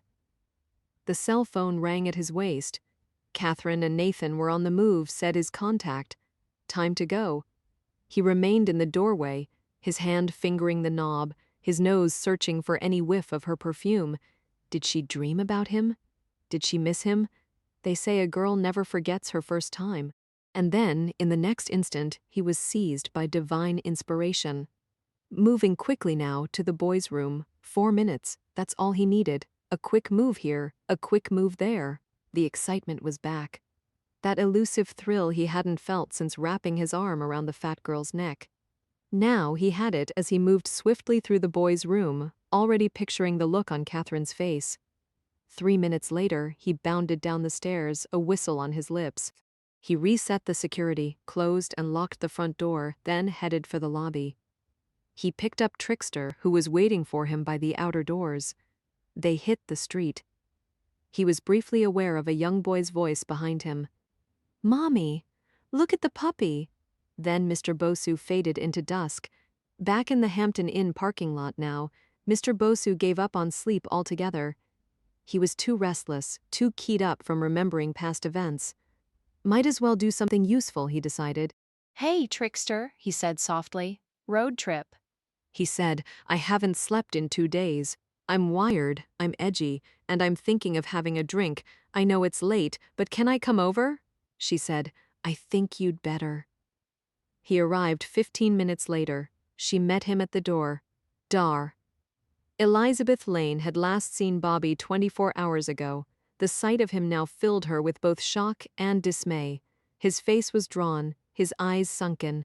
Whereas once he'd sat in her office with preternatural stillness, now he paced relentlessly, filling the space with manic energy.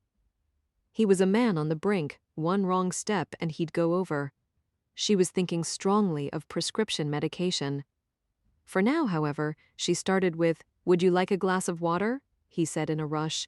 "You know that old saying, just because you're paranoid doesn't mean they're not out to get you?" Yes. "Well, I never thought I was paranoid, but now I think they're out to get me." He wasn't going to sit. Rather than respond to his agitation, she moved behind her desk, finding her chair and clasping her hands neutrally. "Who is they, Bobby?" she asked evenly. "Who isn't? The judge, the ADA, the BPD, the widow. Hell, everyone wants a piece of me these days. The investigation into the shooting has you concerned? The investigation into the shooting?" He stopped, blinked his eyes a few times in confusion, then impatiently waved his hand. "Screw that. No one's waiting long enough to care about those results. No, they're going to get me tomorrow." She remained patient. "What's going to happen tomorrow, Bobby?" But he'd caught wind of her tone.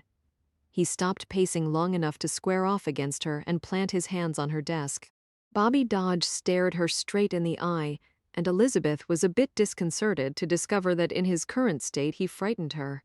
"I am not an idiot," he said intently. "I am not losing it. No, strike that. I am losing it. That's exactly why I'm here. But damn it, I have cause. Would you like to start at the beginning?" He whirled away from her desk. "Beginning? What beginning? I don't even know what the hell that is anymore. Was the beginning Thursday night when I shot Jimmy Gagnon? Or was the beginning 9 months ago when I randomly met Jimmy and Catherine at a cocktail party? Maybe it was Tuesday when Jimmy filed for divorce? Or maybe it was 20-odd years ago when Catherine was abducted by a pedophile. How the hell should I know? Bobby, I would like to help you, but I sound like a fucking psycho. I wouldn't use those words. Gagnon would. Copley would. Christ, it's only a matter of time." He ran his hand through his hair, then looked wildly around her office, like an animal sizing its cage. At the last minute, just when she was beginning to fear the worst, that he would do something rash and hurt himself, or do something dangerous and hurt her, he suddenly took a deep breath and exhaled it long and slow. Wordlessly, Elizabeth got up and fetched a glass of water. When she returned, he gratefully accepted it and downed it thirstily. She took the empty glass, refilled it, and he drank it again. "Life has gotten complicated," he said softly. The edge had gone out of his voice. He sounded almost flat now, monotone. "Tell me." "Jimmy's father is suing me for murder, but he'll drop those charges if I lie about what I saw on Thursday night and implicate his daughter-in-law. The ADA doesn't think he needs me to implicate Catherine. He's sure she had something to do with the shooting. Now he's just trying to decide if I'm in on it too. At least I had support from my fellow officers, but I sort of screwed the pooch by seeing Catherine, so now they don't trust me either. Oh, and I did have a loving girlfriend, but I dumped her tonight. Told myself I was doing what needed to be done, but honest to God, the whole time, I kept thinking of the dead man's widow." "You have a crush on Jimmy Gagnon's widow? A crush is feeling tender toward someone. I don't feel tender toward her. How about guilt, then?" He immediately shook his head. "No. She's not exactly a woman who's grieving her dead husband. Lust." Elizabeth's voice was quiet. "Okay. Do you think she needs you, Bobby?" He took more time to consider this answer. "Maybe. I think she wants me to think that she needs me. But I can't decide how much of that is an act and how much is the real thing." "Explain." "She's a player. She lies, she manipulates, she cheats. According to her father-in-law, she married Jimmy for his money. According to the ADA, Copley, she's abusing her kid for attention. According to her, she's the victim. And according to me, sometimes I think they're all right. She's self-centered, dangerous, and unpredictable, but she's also sad. Bobby, do you think it's smart for you to be in contact with her right now?" "No." "But you've seen her. Why?" "Because she calls." Elizabeth gave him a look, and he finally had the grace to flush. He pulled the wingback chair closer to her desk. Then, at long last, he sat down, and without having been aware that she'd been holding it, Elizabeth released one very strained, pent-up breath. "It's not what you think," he said. "What do I think, Bobby?" "That this was a run-of-the-mill shooting," he added dryly, "as if there really is such a thing. Look, I didn't contact her, I didn't go looking to her for answers. She came to me, and then," he scowled. "Something is going on. The doctor that's been seeing her kid was murdered last night. Tonight, I get called to her house only to find the nanny hanging in the master bedroom. Jimmy wasn't the end, Doc. Jimmy was just the beginning. I'm not sure I understand. That makes two of us. Everyone around this woman is dying, and now my life is getting sucked into the void. Catherine Gagnon either has the worst luck in the world, or she needs help more than any woman I know. So you're helping her? Why, Bobby?" He frowned, not seeming to understand the question. "Because she needs help, because it's what people do. Bobby, every time you have contact with this woman, it jeopardizes your career. And every time you have contact with this woman, you make it more difficult to put distance between yourself and the shooting. In effect, you jeopardize your own mental health." "Maybe. But whenever she calls, you come. Why do you answer her calls, Bobby?" He was still frowning. "I'm a cop. You're a cop. Which means you know plenty of other professionals you could direct her to or personally ask to help her. You don't have to be the one offering assistance. Isn't that correct?" He obviously didn't care for that assessment, I suppose. "Do you truly believe Catherine Gagnon is in trouble, Bobby?" "Yes." "So certain? You said that she was a liar." "Look, she needs help. I'm trying to help. I don't see how that's so wrong." He stood up again, legs starting to bounce on the floor. "When was the last time you slept, Bobby?" "Last night, 3 hours." "When was the last time you ate?" "I had some coffee earlier." "Food, Bobby?" His reply was more sullen. "Breakfast, early this morning? You went for a run, didn't you?" He didn't answer this time. She forced herself to be quiet, calm. 15 miles. He blurted out at last. Then he started to pace. "You're imploding, Bobby. I know you're imploding. You know you're imploding. I have to ask again, do you think it's such a good idea to be seeing Catherine Gagnon?" "It's not her," he said abruptly. "It's not her?" "No." I think it's my damn mother. We don't talk about it, he said at last. Every family has its topics that are off limits, you know. In my family, we don't talk about her. Who's we? My father. My older brother, George. Now Bobby stood in front of one of the framed diplomas on her wall, staring blankly at the glass. My father used to drink. You mentioned that? He was a violent drunk. He beat your mom and you and your brother, pretty much? "Did anyone in your family try to seek help?" "Not that I know of. So your father was an abusive drunk, and your mother left him." "I didn't see it," he said quietly. "I just heard my brother George yell at my father one night, but I guess my father had gotten really loaded. Then he'd gotten really mad, and he'd grabbed a leather belt and he'd just wailed on my mother, just whipped her like a dog. I guess George tried to interfere and my father went after him too. Knocked him cold. When he came to, my father had finally passed out and my mother was packing a bag. She told George she couldn't do it anymore. She said maybe if she left, Pop wouldn't get so mad. She had family in Florida. Together, they picked my father's pockets, then she was gone. Later, I heard my father and George arguing about it. My father got so mad he threw George against the wall. George crawled to his feet and he stood in front of my father and he said, "What the fuck are you gonna do now, Dad?" he said. "I've already lost my mother," he said. Bobby's voice grew quieter. He said, "What's left?" "What did your father do, Bobby?" "He went after my brother with a knife. He stabbed George in the ribs. And you saw this, didn't you, Bobby? I was in the doorway." "And what did you do?" He said, "I did nothing." Elizabeth nodded. Bobby had been 6 or 7 years old. Of course he'd done nothing.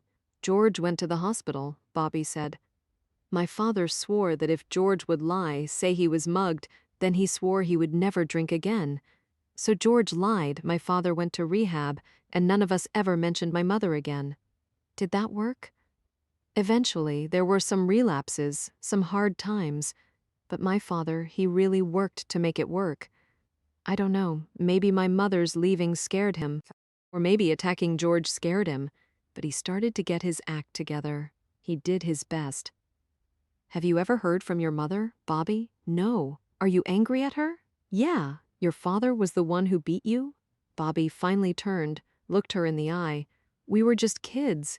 And he was a violent drunk who thought nothing of using belts and knives. How could she have just left us with him? What the hell kind of mom leaves her kids alone with a man like that? Bobby, can you tell me now why you keep seeing Catherine Gagnon? He closed his eyes. She saw the shudder that racked his frame. Because she was holding her son, because even when Jimmy pointed a gun at her, she didn't give up Nathan. Elizabeth nodded. She had read his statement from Thursday night. She saw now what he had seen then, and she reached the next logical conclusion, the one he wasn't yet ready to face. Oh, Bobby, she said softly, you are in such a world of hurt. The police were winding down their work in Catherine's house. The female detective had left. Bobby, too. Now she saw only a random uniformed officer here and there doing God knows what. The space was emptying out, trying to become her home again. She thought she'd feel grateful instead. As she watched each crime scene tech disappear out the door, she felt increasingly anxious, vulnerable. Her home wasn't her home anymore. It had been penetrated, violated in a horrible manner. She wanted to run away. Instead, she stood a lonely watch in the front parlor, desperately trying to earn Nathan a few hours at least of slumber. He thrashed in the pillows now, his lips mumbling words from an unhappy dream. An outsider may have thought the front parlor was too bright, but she knew the truth. The two burning lamps didn't offer enough radiance for her and her light-obsessed son. At the rate things were going, soon there would not be enough bulbs in the world to grant either of them a respite from the shadows. She didn't know what to do, so of course her father-in-law arrived.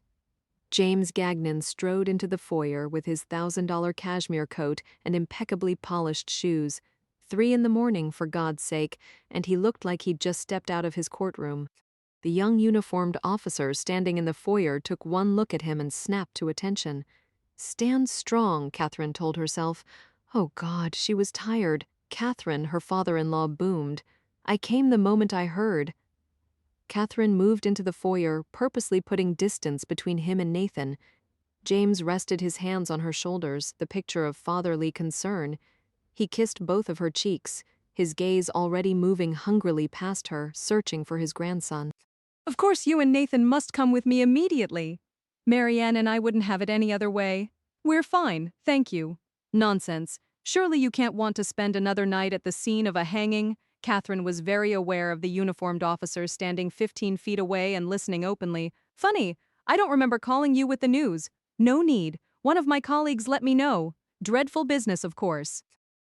I've always said I didn't think it was a good idea to go with foreign nannies. Poor girls, they simply can't handle the pressure.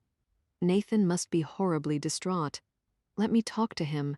He made a move to step forward. She blocked his advance. Nathan's sleeping.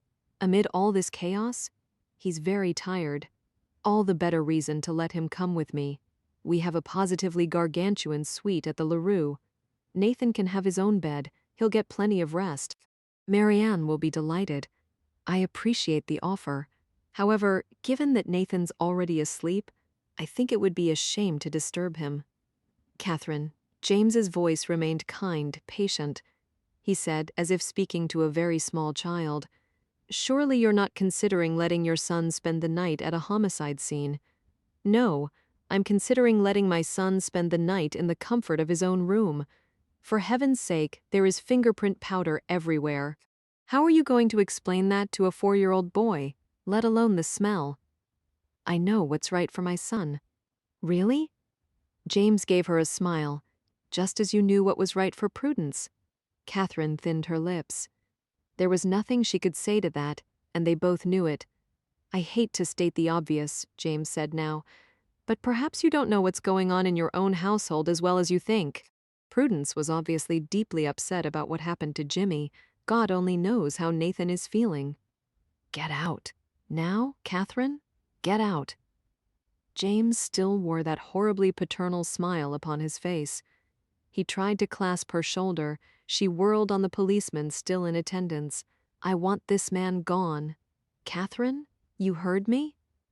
She pointed a finger at the officer, who was blinking his eyes in shock at being dragged into the middle of this scene. This man is not welcome in my home. Escort him out. James was still trying. Catherine, you're upset. You're not thinking clearly. Officer, do I need to call your superior? Escort this man from my home. The young man pushed away from the wall, belatedly springing into action. As he stepped forward, James's voice dropped to a low octave, heard only by her ears. I'm running out of patience, Catherine. Out! Mark my words, things for you are only going to get much, much worse. I have so much power, Catherine. You have no idea. I said, get out. She was screaming. The noise woke Nathan. He started to cry. The officer finally crossed the room. He put his hand on James's elbow, and the judge had no choice but to comply. He said out loud for the officer to hear, I'm dreadfully sorry to have upset you, my dear. Of course, Marianne and I only want what is best for our grandson. Perhaps in the morning, when you're thinking more clearly. Catherine pointed stiffly toward the open door. James tilted his head forward in chilly acknowledgement. A moment later, she stood alone, listening to the sobbing hiccups of her hysterical son. One battle at a time, one battle at a time.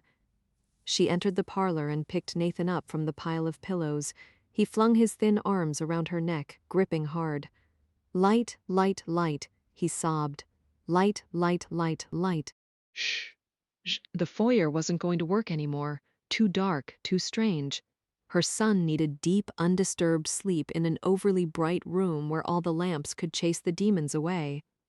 Where he could finally relax. Maybe she could, too. The police officer had already returned. No doubt James had told the man there was no need to walk him out. He'd go, not make any trouble. He was merely trying to help his family. His daughter-in-law was not quite stable, you know. Catherine took a deep breath. With her arms wrapped tight around Nathan, she looked the officer in the eye and announced, I'm taking him to his room. I'm closing the door. He's going to sleep. I'm going to sleep. Whatever else you people need, it can wait until morning. Yes, ma'am, the officer said, sounding only slightly sarcastic. Catherine turned away from him and, before she could lose her courage, mounted the stairs. The smell was dissipating now, probably carted off with Prudence's body. She had seen the girl's corpse roll out the door on a metal gurney. Her mind hadn't come to terms with it yet, hadn't reconciled the image of Prudence sitting on the floor reading to Nathan with Prudence zipped up in a black body bag. The concept of Prudence dead remained abstract to her. It seemed more like the girl had gone out on her day off and had simply chosen not to return. It was easier for Catherine this way. Not so much because she was attached to the girl. In all honesty, she'd cared for Prudence no more and no less than the others. But the nature of the killing neck snapped. Body hanged from the rafters of Catherine's bedroom led to horror beyond imagining. It implied an intruder in Catherine's home. It implied a man targeting her and the people around her. It implied that if she didn't surrender Nathan as her father-in-law demanded, she would be next. She thought of James's soft-spoken threat, that he would make life miserable for her, that he had all the power, that she was nothing. She thought, almost bitterly, he should tell her something she didn't know.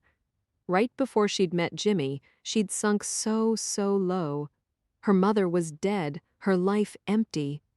Day after day she spent standing in a department store, spritzing perfume and trying not to flinch as man after man hit on her. She would study all the male faces, wondering which ones touched their children inappropriately and which ones beat their wives. Then she'd go home to her cockroach-infested apartment and dream of a darkness without end.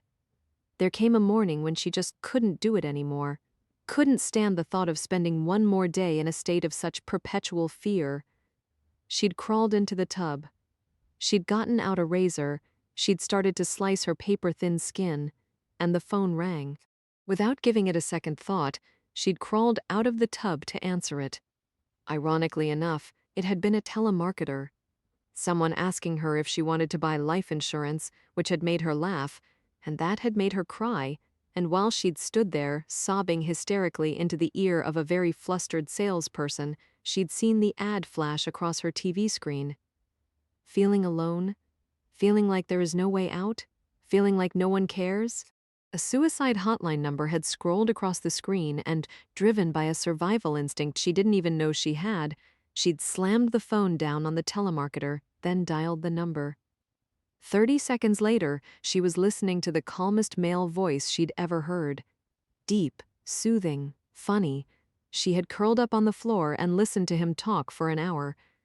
That's how she'd met Jimmy, though she hadn't known it then. Hotlines had protocols.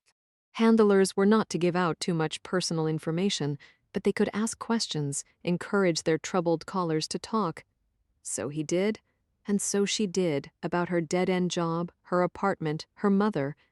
It wasn't the next day, that would have been too obvious, or even the day after that. But Jimmy came to the department store where she worked. He found her, he flirted with her, he wooed her, and she found herself strangely moved by this charming young man with his incredibly calm voice. He'd asked her out. Much to her own surprise, she'd said yes. It wasn't until months later that he admitted to her what he'd done, that he'd been so moved by her call, he'd felt compelled to find her in person. "Please don't tell anyone," he begged prettily. Oh, she could get him in so much trouble. At the time, she'd found it romantic. This man had moved heaven and earth to find her. Surely it was a sign. Surely it meant he loved her. Her life was finally looking up. It was only later, after they were married, maybe that one Monday evening when she'd commented on his drinking and he'd shocked her by slapping her across the face, that she'd started to wonder, what kind of man used a suicide hotline to pick up girls? What did that say about what he was looking for in a prospective mate? Like his father, Jimmy had liked power. He'd like to remind her that she'd be nothing without him. He'd like to tell her that he'd scooped her out of the gutter, and he could damn well throw her back. Sometimes, when Jimmy spoke, she actually pictured Richard Umbrio standing way above her, haloed by daylight as one arm held up the wooden cover that would soon be sealing her in. "Better make my next welcome even more exciting," he'd tell her gleefully. "Because otherwise, you never know when I might decide not to visit. I've given you this much, Kat. You never know when I might take it all away." Jimmy had never wanted to save Catherine. He'd simply wanted to extend her programming. Well, she now thought matter-of-factly, she had shown him. In Nathan's room, she snapped on the overhead light. 2 60-watt bulbs blazed from the ceiling. It wasn't enough, however. For her, for Nathan, it would never be enough. "Cowboy," Nathan murmured sleepily against her shoulder. Obediently, she went to that night light first. "Snap, nothing." She frowned, tried it again. No light magically illuminated the cowboy's cheery face. Bulb must be burnt out. She went to the nightlight beneath it, the traditional clam. Click. Still nothing. Maybe a blown fuse, the police with all their spotlights and recorders. Maybe they'd overloaded the system. She crossed to the dresser, Nathan's weight growing heavy in her arms. 2 table lamps. One had a cactus as its stem, the other a bucking bronco. She tried both, fingers shaking slightly, breathing accelerated. Nothing? Nothing. Okay, lots of options, plenty of options. What was the point of having a neurosis if you didn't do it properly? Nathan's room offered 6 nightlights, 3 table lights, and 2 standing lamps. The overhead light worked, which meant there had to be electricity to at least part of the room. She just had to find those outlets, get those lights humming. She moved quicker now. Nathan was lifting his head from her shoulder as if sensing her agitation. "Mommy lights? I know, sweetheart, I know." The damn bear lamp didn't work. $200. She'd found it in Denver and mailed it home as a gift.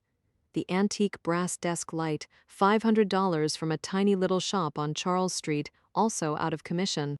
She moved to the standing lamps, halogen bulbs, the kind that illuminated the entire ceiling. Nothing more nightlights now. Small little specks of radiance topped with stained glass images, or a red plastic Elmo, or a beaming Winnie the Pooh. They had to work. At least 1 or 2 or 3. Dear God, something in the monstrous room had to break up the dark. She was breathing too hard, panting really. Nathan pushed rigidly away from her body, arching his spine in growing distress. Light, light, light! I know, I know, I know! Fuck the room. It was too big, too vast. What did two people need with a space this huge? She cradled her son close and bolted for his adjoining bath. Quick flick of the finger, and she snapped on the overhead light, waiting for the white-tiled space to come brilliantly into view. Nothing. She clicked again, then again. Hysteria was coming now. She could feel it bubbling up in her throat. Nathan kicked in her arms. Mommy? Mommy, mommy, where are the lights? I want light. I know. Shh, baby, shh. It came to her. His closet. The small walk-in space boasted 2 more 60-watt bulbs. They could curl up on the floor, taking refuge in a puddle of illumination. It would get them through the night. Nathan, love, we're going to have an adventure. She rubbed his back, trying to calm him, as she whirled out of the bathroom and bolted for the closet. She rolled back the mirror-paneled door, reached in her hand, and found the switch. Click. Light. Bright, brilliant, wondrous light. It flooded the scene, reaching glowing tendrils to each dark corner, shoving back the shadows. Lovely, lovely light. Catherine took one look inside the closet, then she stuffed her hand in her mouth to muffle the scream. They were there, in the middle of the floor, right where she would see them. Every single bulb, from every single light. They'd been taken out, then arranged into one simple 3-letter word. Boo! Catherine forced her son's face back down into her neck. She stumbled away from the closet. She careened down the hall, clambered down the stairs. In the foyer, she grabbed her coat, her purse, her car keys, didn't look at the uniformed officer, didn't bother to talk. She burst out of the front door of the townhouse. Light, light, light, Nathan was sobbing, but there was no light. She understood it better than anyone. Now it was just her and Nathan, alone in the dark. You told me you and your father had made a pact about drinking, Elizabeth said. I believe you mentioned an incident with him driving under the influence and that scaring him into sobriety. I lied. Do you lie often? Bobby shrugged. For certain things, you need a ready explanation. Saying my father attacked my brother with a knife isn't an explanation I feel like giving. Besides, the DUI incident happened. It was one of my father's relapses. Sobriety wasn't exactly a one-step plan for him, more like 1 step forward, 2 steps back. And around that time, I was having my own issues. So yeah, we made the pact. I see. So you lied to me, but in your own mind it was a lie containing the truth. Something like that. Uh-huh. And as a child, every time you had a bruise, I imagine you had an explanation for that. And every time your father couldn't attend a school function or embarrassed you in front of your friends, another explanation, which may or may not have contained a kernel of truth. Yeah, okay, I see your point. You say your father is better, but it seems to me that 30 years later you're engaged in the same old patterns, including telling lies. He didn't answer right away. She thought he was working on a good line of defense, but then he surprised her by announcing quietly, "My father would agree with you." He would? He joined AA 8 years ago, and for him it's been like discovering religion. He's big on atonement, wants to acknowledge what he did, wants to talk about the old days, ask for forgiveness. My brother George won't take his calls. As for me, I just want to forget. My father was who he was, and now he is who he is. I don't see the point of dwelling on it. Bobby, aren't there times when you are very, very angry, angrier than you probably should be, I guess? Aren't there times when you look at the future and you feel an overwhelming sense of hopelessness? Maybe? And aren't there times when you feel as if everything is out of your control? He looked at her, clearly captivated. Okay, that's why you need to talk to your father, Bobby. That's why your father needs to talk to you. Your family has changed, but it hasn't healed. Part of forgiving your father is also giving yourself permission to hate him for what he did.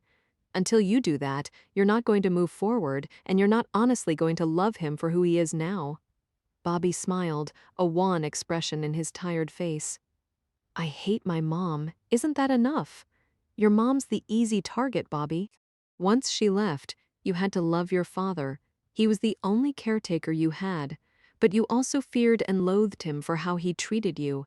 Hating your mother resolved the conflict. If what happened to you was her fault, then it was okay to love your dad. It's called displaced rage. 30 years later, you have a great deal of it. Is that why I point guns at people I've never met? He asked dryly. I don't know, Bobby. Only you can answer that question. Bobby steepled his fingers, splaying his fingertips against one another. He said abruptly, Susan said I was angry. Susan? My girlfriend? My ex-girlfriend? When we were talking tonight? She said I deliberately shortchanged my life, that I held on to my anger, that I needed it. What do you think? I'm driven. His voice picking up, he said almost hotly, Is that such a bad thing? The world needs police officers. The world needs guys like me, perched on rooftops with high-powered rifles. Without me, Catherine Gagnon and her son might be dead. Doesn't that count for anything? Elizabeth didn't say anything.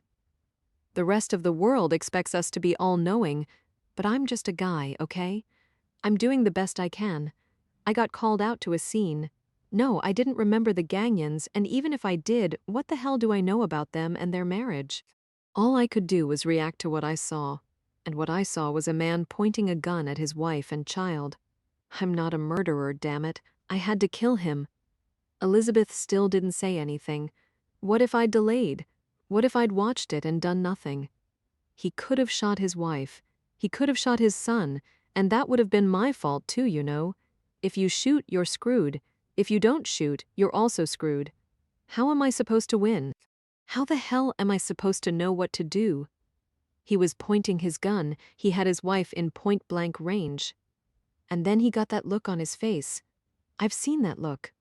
Oh my God, I've seen that look too many times, and I'm so tired of other people getting hurt.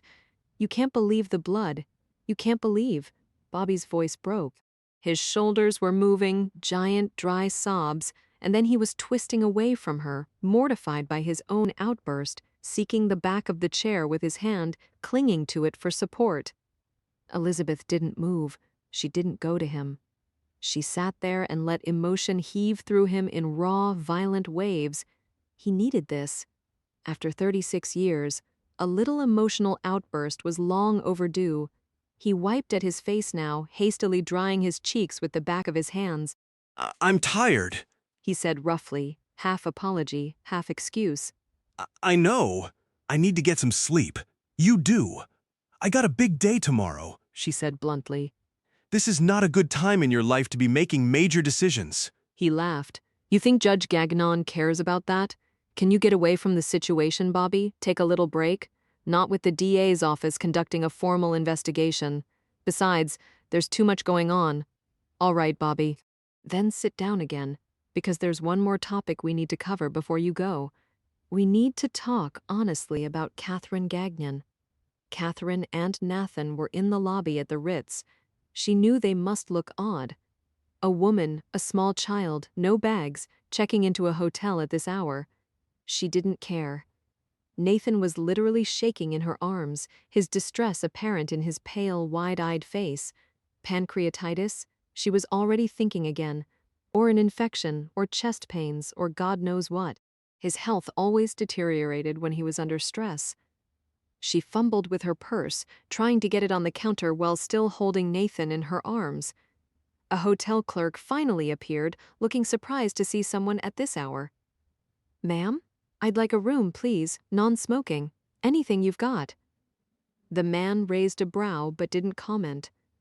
A few clicks of the keyboard and he announced they did have a room available. King-sized bed, non-smoking. Would she like a crib? She passed on the crib, but asked for a toothbrush and toothpaste, as well as 3 extra lamps. The lights didn't have to be anything fancy, they'd take whatever they got. Catherine produced a credit card. The hotel clerk swiped it through the machine. Could I see some ID? Catherine was stroking Nathan's back, trying to soothe his trembling. Pardon? ID? Driver's license, perhaps, for security purposes? Catherine was perplexed, but obediently dug into her purse. She produced her license, and for the longest time the hotel clerk gazed at the photo on the ID, then back at her. Ma'am, are you aware that this credit card has been reported stolen? What? Ma'am, I can't take this card. Catherine stared at him as if she'd never heard English. She wanted a room. She wanted a beautiful room in a fancy hotel where bad things couldn't happen. Surely if you were surrounded by silk drapes and down pillows, monsters couldn't find you. Perhaps your husband, the hotel clerk suggested kindly. Yes, that's right, she murmured. He lost his card not that long ago. I didn't realize the company would cancel both. She knew this wasn't Jimmy's doing, however. He'd never possessed this level of finesse. This was her father-in-law. This was James. Things for you are only going to get much, much worse. Do you have another card? The man asked. Let me look. She opened her wallet, staring blankly at her collection of plastic. She had an Amex and 2 more platinum cards. She could hand them over, but she thought she already knew the results.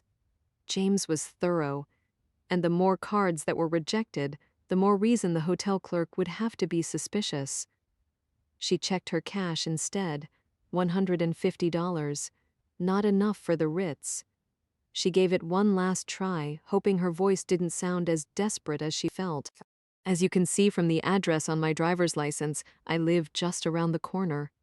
Unfortunately, there's been a terrible incident this evening, and my son can't sleep in our home. We just need a place to crash for a few hours. I don't have another credit card, but tomorrow, I swear to you, I'll bring a check. Ma'am, we need a credit card to release a room. Please, she murmured. I have so much power. You have no idea. I'm sorry, ma'am. He's only 4 years old. I'm sorry, ma'am. Surely you have some family that could help you? She turned away. She didn't want this stranger to see her cry. Walking across the lobby, she saw an ATM. Fatalistically, she got out her bank card, inserted it, entered her PIN. A message flashed across the screen. Please contact your nearest bank branch. Thank you. The machine spat her bank card back out, and that was it. No cash, no plastic. She'd been trying to stay one step ahead, but still her father-in-law had outmaneuvered her. How far could she get on $150 in cash? Catherine took a deep breath. For one instant, she heard the weak little voice in the back of her mind. Just hand over Nathan. If she played her cards right, she bet she could get James to write her a check. No, scratch that, she'd get cash, or better yet, a wire transfer. How much was a son worth? 100,000, 200,000, a million? She wasn't a good mother. The authorities weren't as wrong as she would have liked. She didn't know how to love the way other people loved. She didn't know how to feel the way other people felt. She had gone into a hole a happy little girl, she'd emerged a hollowed-out shell of a human being. She was not normal, she merely did her best to imitate the normalcy she sensed in others. So she'd gotten a husband, she'd had a child, and now here she was, 36 years old and still terrified of the dark. Catherine pulled out her cell phone. She dialed a number. It rang for the longest time, then a male voice came on the line. Please, she whispered. We have no place else to go. Do you think Catherine Gagnon was abused by her husband? Elizabeth asked. Yeah. Do you think she deserved it? What the hell do I know? Come on, Bobby. You have anger toward your mother. You have anger toward Catherine. Part of that anger is the belief these two women could have done something differently, that they should have kept themselves from being victimized. I watched her, he said abruptly. Some nights my father would walk through the door, obviously already liquored up, and I'd watch her start in on him. Been drinking again? Jesus, just one night, couldn't you be a decent man and think about your family? Come on. We all knew what was going to happen next. He'd hit her? Yeah. Did she fight back? Not physically, but he'd hit her, and then? Bobby shrugged. I don't know, he'd get mad, then eventually he'd pass out.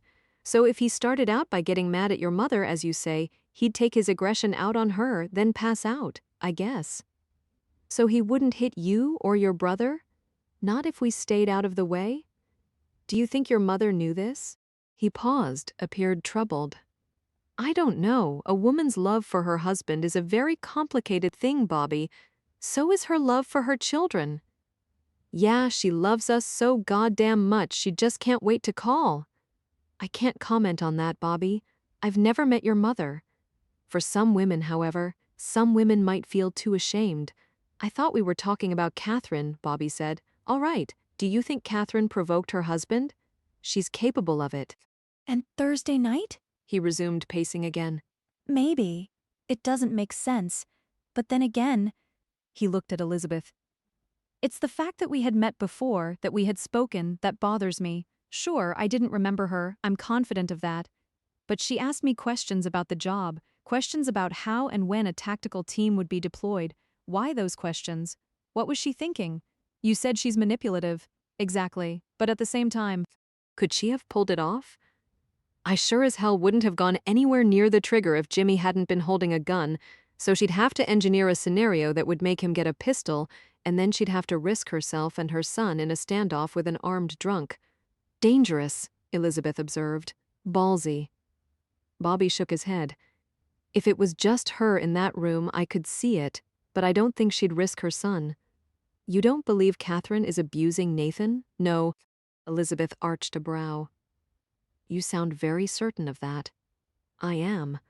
Would it bother you to know that I'm not as certain? In fact, the more I learn about Catherine Gagnon, the more I'm deeply concerned about the relationship between her and her son. You and everyone else. She's self-centered.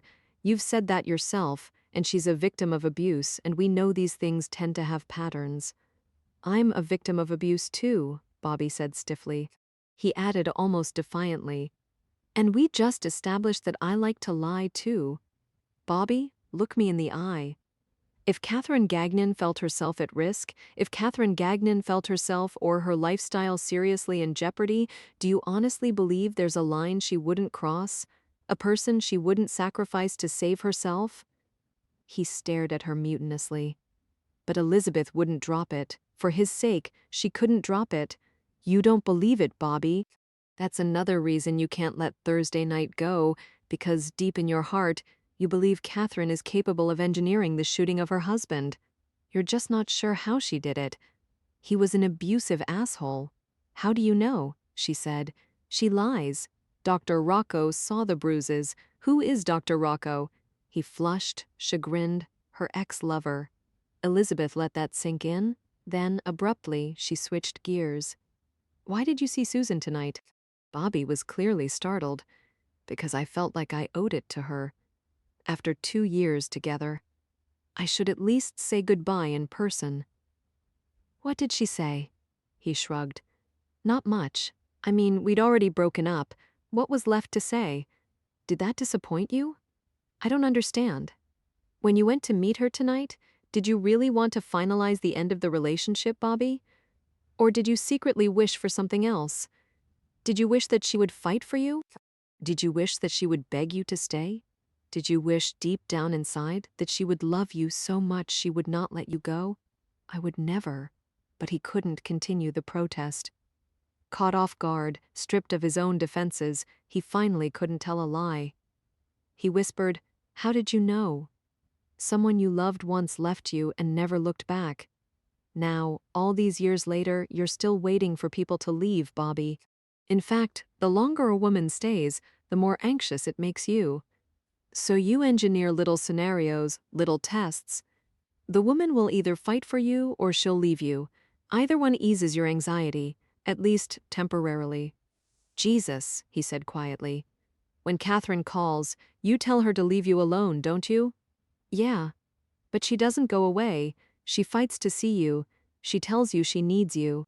She reminds you of her poor, sick son, and when you do show up, she makes sure you see her and Nathan together. For some men, I imagine she plays the sex card, but your female fantasy isn't a woman in black lace. Your fantasy is a woman who would never ever abandon her child. Bobby closed his eyes. She could see the dawning realization in his face because slowly but surely he appeared horrified. Elizabeth leaned forward. One more time, Bobby. Do you think Catherine Gagnon may have caused her husband's death? He murmured, Yes. Elizabeth nodded slowly. Then you have to let her go, Bobby. You have to stop seeing her. Because if Catherine Gagnon is a predator, then surely you realize now that you make the perfect prey. It was 3 a.m. when Bobby finally made it home. No lights were on in his unit. Just his answering machine blinked a frantic red dot in the night. He slumped into one of the hard wooden chairs in his kitchen. He felt wrung out, drained, not an ounce of emotion or intelligence left. For the longest time, he simply sat there and watched the message light blink. Slowly, he reached out and hit play.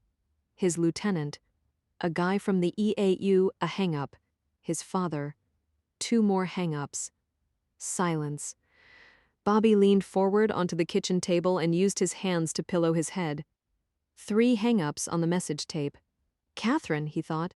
He squeezed his temples. Get her out of his head. Get her out of his head. Don't let her mess with him like this. Sitting in Dr. Lane's office, it had all made perfect sense. Yet here he was, an hour later, alone in the dark, and already thinking of Catherine. Was she all right? How was Nathan holding up, and where would they go? Not to her in-laws, that much was clear. Maybe she had another lover. Why not? She'd certainly wasted no time coming on to him. Woman like that. Not the type to go at it alone? Probably had a sugar daddy in every port. Maybe she was already lining up another doctor. Or, more likely, a lawyer. Yeah, she needed a big gun to take on Judge Gagnon. He bet she could find someone pretty quick.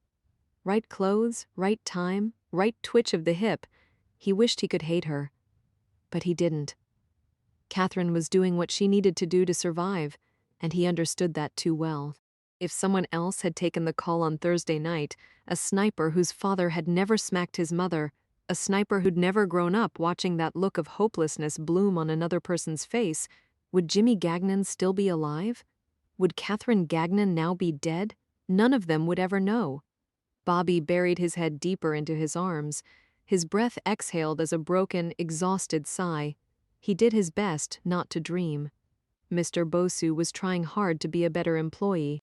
Currently, he was watching the faintly lit home of a $50,000 man. No doubt about it, this job was going to be tricky. For starters, the house sat in the middle of a densely populated neighborhood. Secondly, a sticker on the front window advertised the ADT security system. Third, a light was on in the house, which surprised Mr. Bosu. Given the late hour, he'd assumed the occupant to be asleep. No way around it. For this job, Mr. Bosu was going to need some help. He eyed Trickster, who was curled up fast asleep in the front seat of the stolen car. As if sensing his look, the puppy opened one eye and yawned mightily. I need an accomplice, Mr. Bosu said. Another puppy yawn. Do you think you could play dead? Just hang around looking half asleep. Yeah, like that. Trickster had already dropped his head back into his paws and had closed his eyes. Mr. Bosu stroked the puppy's ears meditatively, his sausage fingers delicate on the puppy's small head. Briefly, the thought came to him. Faking wasn't foolproof. If he really was striving to be a dedicated employee, he shouldn't take unnecessary chances. One small twist and he could snap Trickster's neck. It would be swift, painless. The dog would never feel a thing. And with $50,000, he could get a lot of new puppies. His hands stilled on the back of Trickster's head. He felt his fingers dig into the scruff of the dog's fur, soft, silky, fragile. Everyone had to die sometime.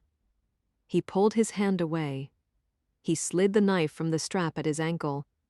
He looked at Trickster one last time, then shoved up his linen shirt sleeve above his elbow and slit his forearm. Blood gushed forth, a dark red welt. Mr. Bosu wiped the blood onto his fingers, then smeared it onto Trickster's white haunch. It's okay, Mr. Bosu told him. I'll give you a bath as soon as we get home. Now hang on. Things are about to get interesting. He put the car into reverse. He eased down the block, lights off, then his hand returned to Trickster's head, steadying the dog, steadying himself. 1, 2, 3. Mr. Bosu flipped on the car's headlights. His foot slammed down on the accelerator and the car shot up onto the curb in front of the target home. Mr. Bosu drove straight onto the lawn, screeched the brakes, and let out a giant, "Holy crap," just for good measure. He grabbed Trickster and bolted out of the car, leaving it parked in the middle of the yard, its headlights pointing into thin air. Oh no, he groaned loudly. Oh no, oh no, oh no. Mr. Bosu scrambled across the lawn and knocked furiously on the $50,000 man's front door. Mr. Bosu was breathing hard, sweat rising on his brow. He'd pulled his sleeve back down, but drops of blood were leaking through the fine linen fabric. Excellent! He banged again, hard, insistent, and the porch light abruptly snapped on. Help, help, help, Mr. Bosu said. He glanced down at Trickster, pleased with the matted, bloody look of the dog's white fur. The door finally cracked open, stopped by a metal chain. The guy was careful, Mr. Bosu would give him that. Sir, so sorry to disturb you, Mr. Bosu exclaimed in a rush. I was just driving by when a dog darted in front of my path. I tried to avoid him, I swear I did, but I nailed him pretty good. Please, I think he's hurt. Mr. Bosu held up the bloody bundle. The $50,000 man's reaction was instantaneous and admirable. It would also be his downfall. Quick, the man said. Bring him in. The chain was dropped, the front door opened. The man wasn't wearing a robe as Mr. Bosu would have expected, but apparently was dressed for work. I thought I heard a commotion, the man said, already leading the way into the house. With a slight kick of his foot, Mr. Bosu had the door shut securely behind him. Are you a vet? Do you know a vet? Mr. Bosu babbled. His eyes swept the home, getting the lay of the land. He followed the man to the back of the house, where a light blazed. They entered a narrow kitchen, circa 1950s. It boasted a small breakfast nook where an old table was totally covered in stack after stack of paper. I was up late working, the man commented absently. Must have dozed off. What do you do? ADA. Here, let me look at the dog, see how bad it is. Mr. Bosu finally relinquished his hold on Trickster. It made it easier for him to reach down and grab his knife. When he straightened, the man had Trickster propped up on the counter and was inspecting him thoroughly for damage. I see blood, Rick Copley reported. Funny thing is, I can't find a source. Really? Maybe I can help with that? Mifter. Bosu was big. Mr. Bosu was heavily armed. Copley was fast, however, and seemed to know plenty of fancy footwork. First time Mr. Bosu lunged forward, Copley dodged left. The ADA let go of Trickster. The puppy bounded onto the floor, scampering across the linoleum and disappearing into the family room. Neither man paid any attention to him. Copley was already up on the balls of his feet, not wasting any time with denial. Mr. Bosu was pleased. After the day he'd had, he was in the mood for a really good fight. The ADA was a thinking man. A thinking man would want a phone so he could notify his colleagues of his distress. Sure enough, Copley dove for the cordless receiver on the edge of the table.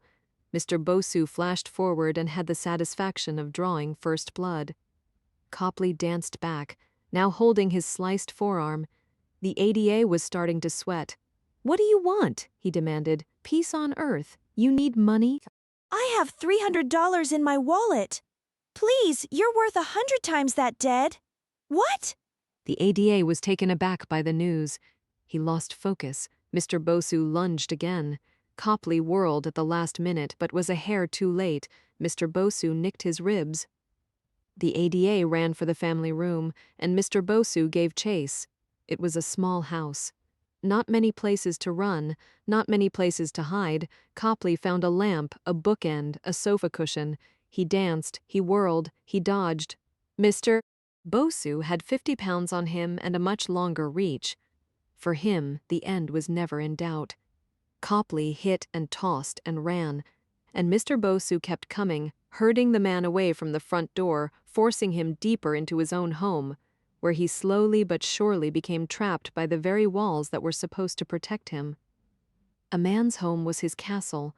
For Rick Copley, it became his execution chamber. Mr. Bosu finally got the smaller man cornered in his own bathroom, trapped against the tub. After that, it went quick. In the aftermath, when the bloodlust finally stopped thundering in Mr. Bosu's head, when his breathing eased, when his heart decelerated, he finally became aware of many things at once. His shin hurt, his shoulder where he nailed a door jamb, the side of his head where Copley finally got lucky with a lamp. His left forearm also throbbed, pain from his own self-inflicted wound. It occurred to him now that the cut was still bleeding. possibly leaving splatters on the floor as he'd moved. He tried to look for telltale spots, but given the mess, the house was destroyed. Books and paper and gutted pillows and, well, blood, lots and lots of blood, just plain everywhere. If he had bled onto the floor, it was now so mixed up with other fluids, maybe the lab guys would never be able to sort it out. Honestly, he didn't know. Forensics wasn't his strong suit. He only knew what he'd seen on TV. He retreated to the kitchen, carefully washing his hands and arms. His $500 leather dress shoes were now slick with blood. He took them off, made an attempt at rinsing them, then grimaced at the results. Note for the future: blood ruins dress shoes. He went in search of the laundry room. On top of the washer, he found a bottle of bleach. He carried it back into the kitchen, where he poured half the bottle down the sink.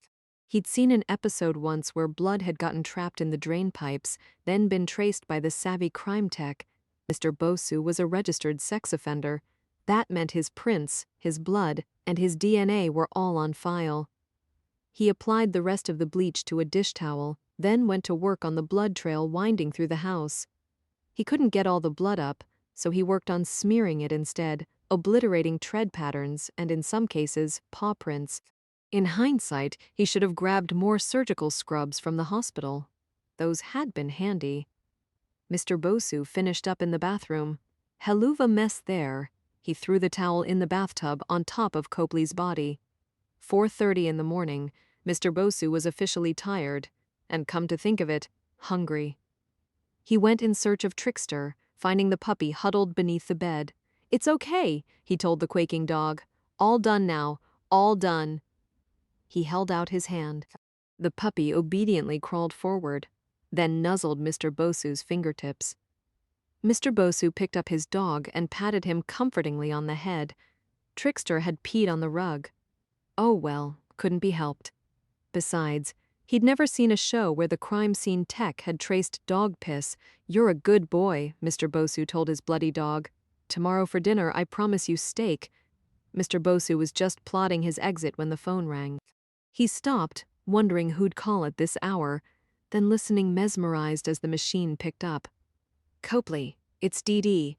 We've just wrapped up the Gagnon residence. Surprised I didn't see you there. Some things have come up." Deep breath. "I'd like to talk about Trooper Dodge. I have some concerns about his involvement with Catherine Gagnon. You may have been right about things. Give me a call when you have a chance. I'll be filling out paperwork for the next few hours." Phone clicked off. Mr. Bosu walked into the kitchen to stare at the blinking answering machine. Then his gaze fell to a pile of paperwork. He glanced at the summary report, the list of names, and for the first time, he got it. What he'd just done and why. Then, on the heels of that thought, "Trickster," he murmured, "I think I know how to make Benefactor X very, very happy." The brilliant Mr. Bosu went to work. Babwai woke up Monday morning with light hammering against his eyelids. His neck ached, his shoulder throbbed. At some point in the early morning hours, he'd made it from the kitchen table to the dilapidated couch. Now he was sprawled face down in musty cushions, his right arm dangling over the edge and half a dozen springs jammed into various parts of his body. He sat up slowly, biting back a groan. Jesus, he was too old for this shit. He rose to his feet, stretching his arms above his head and wincing as nerve endings prickled to life. Daylight poured through the front windows high and bright. He staggered into the kitchen and searched for a clock. 10 a.m. shit. He'd been out 7 hours, his first decent sleep in days, and an absolutely stupid thing to do given the 5 p.m. deadline. He needed food, he needed a shower, he needed a shave. He had to move, he had to do something. He headed for the bathroom, then belatedly remembered the messages on his answering machine. He should check in with his LT, probably call his lawyer, maybe call his father. And say what? Bobby stepped into the shower. He stuck his head beneath the stinging spray. He needed clarity, he needed alertness, he needed strength. Halfway through, it came to him. Bobby sprang out of the shower and headed for the phone. Hey, Harris. He said a minute later, dripping water all over the carpet. Let's meet. Robinson was humming. Not being musically inclined, it wasn't a pretty sound. Robinson hummed incessantly, however, when suffering from a bad case of nerves. Robinson had a police scanner. All night long, it had been picking up chatter regarding a scene at the Gagnon residence. It didn't sound good. Now Robinson wasn't taking any chances. There came a time when a body had to put safety first. This was definitely one of those times. Robinson packed up quickly. Attached to the toilet tank was a waterproof box filled with various credit cards and fake IDs. The box went into the bag. Then came clothes, taser, handgun. Little spiral-bound notebook. That was it. Place was a rental. Robinson didn't own furniture and had never bothered to supply so much as a doily. The less you owned, the less you had to lose, and the less that could be held against you. 5 minutes later, Robinson stood by the back door, holding the match. One last hesitation, a tiny moment of regret. This was to have been the job. The big job, increased risk, no doubt about it. But oh, the payoff. The beautiful lure of cold, hard cash. After this job, Robinson would have finally hit Easy Street. We're talking a white sandy beach, fruity frozen drinks, and clear blue water that would have gone on without end. Robinson sighed and tossed the match. No apologies, no looking back. You took a job, you did your best, but you always put your own interests first. And Robinson's interests said it was now time to get the hell out of town. Robinson stepped outside, looking up the street, then down the street. Coast was clear. Robinson walked to the car parked halfway down the block. Bag went into the trunk, then Robinson slid into the driver's side. First thing Robinson noticed was a tiny white and brown puppy curled up in the passenger's seat. Then a giant form filled the rear-view mirror. "Morning, Colleen?" Mr. Bosu said. "Going somewhere?" Catherine didn't sleep. She sat in a chair in her childhood bedroom, watching Nathan finally succumb to exhaustion in the corner of her old twin bed. Her father had taken her in without protest. He'd wordlessly provided the extra lamps. Then he'd stood in the doorway while Nathan had tossed and turned, crying out with terror at things only he could see. Catherine had quietly sung a song she barely remembered, but that came back to her now as she returned to her old home. Her mother used to sing it to her, back in the good old days before a man came looking for a lost dog. She sang to Nathan, and when she'd looked up again, her father was gone. Later, after Nathan had fallen into a brief slumber, she'd found her father downstairs. He was sitting in his old recliner, looking at nothing in particular. She told him about Prudence. He didn't comment. She told him about Tony Rocco. She told him the police thought she'd arranged for Jimmy's death and that her father-in-law would stop at nothing to get Nathan. When she was done, her father finally spoke. He said, "I don't understand." "It's James' dad, James Gagnon. He thinks I hurt Jimmy and now he's determined to take custody of Nathan." "But you said a police officer shot Jimmy?" "A police sniper did kill Jimmy. James thinks I staged it somehow, like I wanted Jimmy to go after me with a gun, like I forced him to threaten Nathan and me in front of the cops. James is crazy with grief. Who knows how he thinks?" Her father was frowning. "And this upset the nanny so much she hanged herself." "She didn't hang herself. She was murdered. Her neck was snapped." "I told you that. That makes no sense." "What makes no sense? That a woman can be murdered? Or that a woman can be murdered in my house?" "There's no call for getting snotty, Catherine. Someone is trying to kill me. Let's not rush to conclusions. You're not listening. James wants possession of Nathan. He's obviously hired someone to kill anyone and everyone who might be willing to help me. If I don't surrender Nathan soon, I may be next." Her father said stubbornly, "Seems to me a man as well-bred as the judge hardly has to stoop to murder." Catherine opened her mouth. She looked at her father's implacable face, then abruptly closed her mouth again. It was no use. Her father lived in his own world. He wanted to believe in the sanctity of a neighborhood in weekly rituals such as Wednesday night poker and Sunday afternoon barbecues. He'd never been cut out for a reality where little girls could be abducted walking home from school, and where the person you feared the most was the man sharing your bed. He hadn't known how to help her when she was a child. He certainly didn't know how to help her now. She rose quietly to her feet, thinking wistfully of Bobby Dodge. She could give him a call. A shiver moved through her. a slight, unexpected tingling of the spine. She didn't recognize the sensation, and it left her feeling vaguely uncomfortable. She found herself remembering his face. She had been touching him, she'd been working him, she'd been winning, and then he'd looked at her. He'd looked at her, and he'd honestly seen her, and that had ruined everything. Catherine returned upstairs to her son. Nathan was starting to fret again, whipping his head from side to side. She stroked his cheek until he calmed. Then she kneeled next to the bed, feathering back her son's soft brown hair. "I'll always believe you," she murmured. "When you're older, you can tell me anything, and I'll believe." The phone calls happened shortly thereafter. The first call came on her cell phone at 9 a.m. It was the receptionist from Dr. Iorfino's office confirming Nathan's 3 o'clock appointment. By the way, the doctor wanted to speak with Catherine at length. Maybe she could come by earlier at 1 p.m. No need to bring Nathan. In fact, it would be better if Catherine came alone. Catherine hung up, her heart already pounding in her chest. Nothing good ever came out of meetings where the doctor wanted to see you alone. She was still trembling when she heard her father's phone begin to ring downstairs. 5 minutes later, he materialized in her doorway. He had a look on his face she'd never seen before. Shell-shocked, bordering on shattered. "That was Charlie Pitterney," he murmured. The lawyer? Charlie Pitterney had been the DA who'd handled Catherine's case. He'd retired nearly a decade ago. She couldn't recall having heard from him since. "He's out," her father said. "Who's out?" Umbrio. Richard Umbrio. "I don't understand." They paroled him on Saturday, except according to Charlie, they don't release offenders without proper notification, and they don't release them on Saturday mornings. It must be a mistake. That's what happened. Some kind of mistake.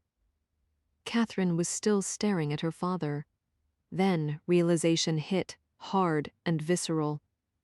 "Hey, honey, can you help me for a sec? I'm looking for a lost dog."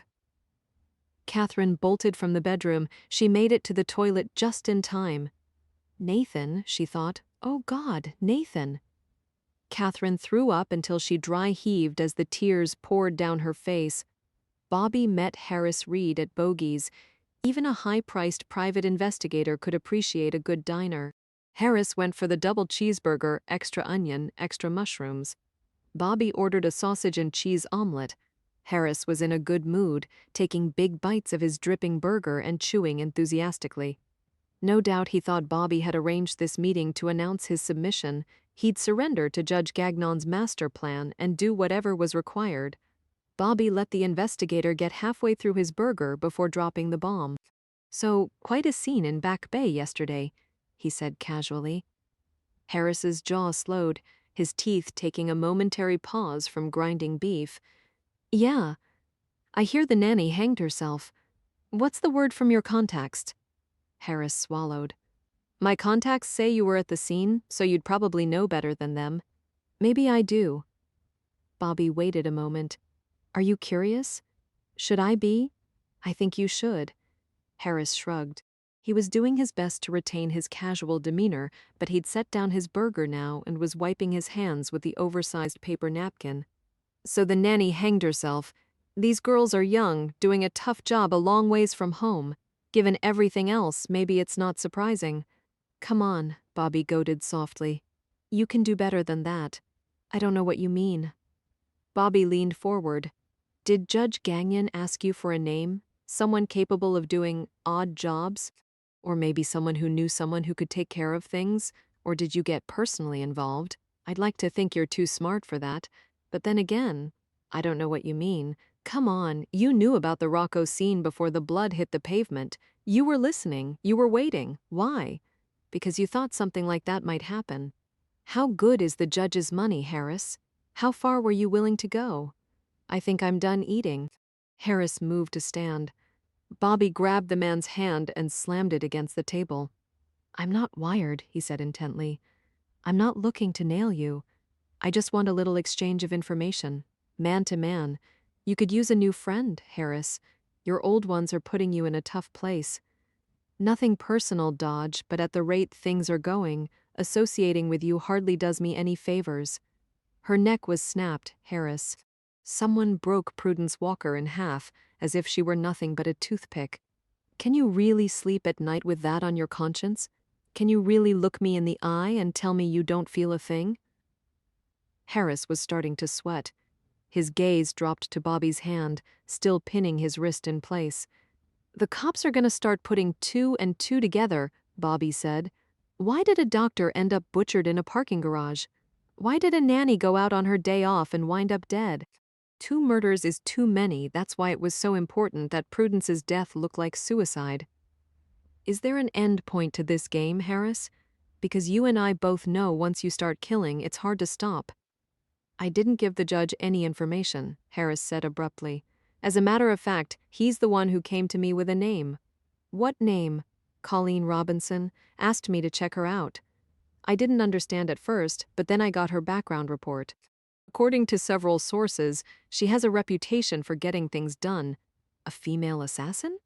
No. Colleen specializes in hooking people up. You need this, someone else needs that. She makes it happen.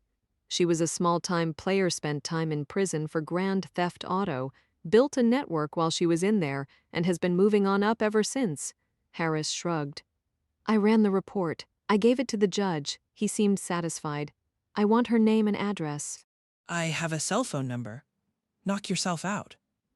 Bobby finally released Harris's hand. At the first crime scene, there was a message. Boo! What does that mean? I don't know. Frankly, I'm guessing you need to ask that question of Miss Robinson. So I take it you're not accepting the judge's little deal. Nope. She that good of a fuck? I wouldn't know. Harris snorted. He moved to get up from the table, rubbing his wrist self-consciously, then catching the gesture and sticking his hand in his pocket. He said stiffly, Needless to say, if the judge asks, we never had this conversation. Fine by me, though personally, I think you should do a better job of screening your clients. Let me tell you something, the ones with the money are always the ones with something to hide. We start screening and we'd be bankrupt in a year. Harris took a step toward the door, but then, at the last minute, did a little about-face. The Prudence thing. What happened to her? Yeah, that pissed me off. He gazed at Bobby, his lips pressed into a hard, thin line. You want to hear something funny? The judge claims he and Marianne are from Georgia, met there, married there, then came to Boston looking for a fresh start. Now here's the funny part. I did a bit of digging. I can find record of James' schooling, his graduation, the law firm where he used to work. Marianne Gagnon, on the other hand, doesn't exist. What? No birth certificate, no driver's license, no marriage license. Before 1965, there was no Marianne Gagnon. But that doesn't make any sense.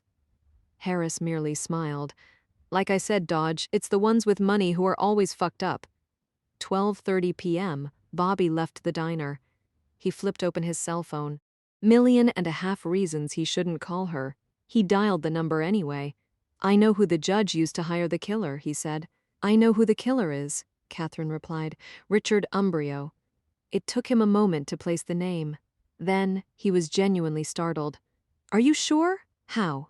Paroled on Saturday morning. Except they don't release inmates on Saturday. It would take someone with very high-level contacts to do such a thing. Bobby filled in. Yes, she said quietly. Where are you now? Off to see the new doctor. He asked me to come in at 1. This is the specialist Dr. Rocco recommended. Bobby asked sharply. Yes, I'll meet you there. He braced himself for the sight of her. He replayed his conversation with Dr. Lane in his mind. Catherine was smart, tough, extremely manipulative. He was a man with issues. Catherine was on the defensive, deep in survival mode, and capable of anything. He was a man who should know better. Walking into the discreet, high-end lobby of the doctor's office, he was still struck dumb. She stood alone in the corner, wearing last night's clothing. The black skirt was rumpled, the gray cashmere sweater had seen better days. Her face was pale, her eyes bruised. She had her arms wrapped tightly around her waist, too thin, too tired, and too small to be carrying this much weight on her shoulders. She looked up. saw him, and for the longest time, they simply regarded each other across the empty room he thought of when he'd seen her at the Gardner Museum just 2 days before. Catherine's slinky black dress, her pencil-thin heels, her strategic positioning in front of an erotic blue painting. Everything she'd worn, everything she'd done, everything she'd said, had been perfectly planned and elaborately staged. That had been the Catherine Gagnon a man should fear. This woman, he thought, wasn't. He crossed the room. Nathan? He's at my father's. She cleared her throat. We had to go there last night. My credit cards have been canceled. Same with the ATM. I called the bank this morning. They won't let me access any of the accounts, as apparently they are all in Jimmy's name. The judge, Bobby said softly.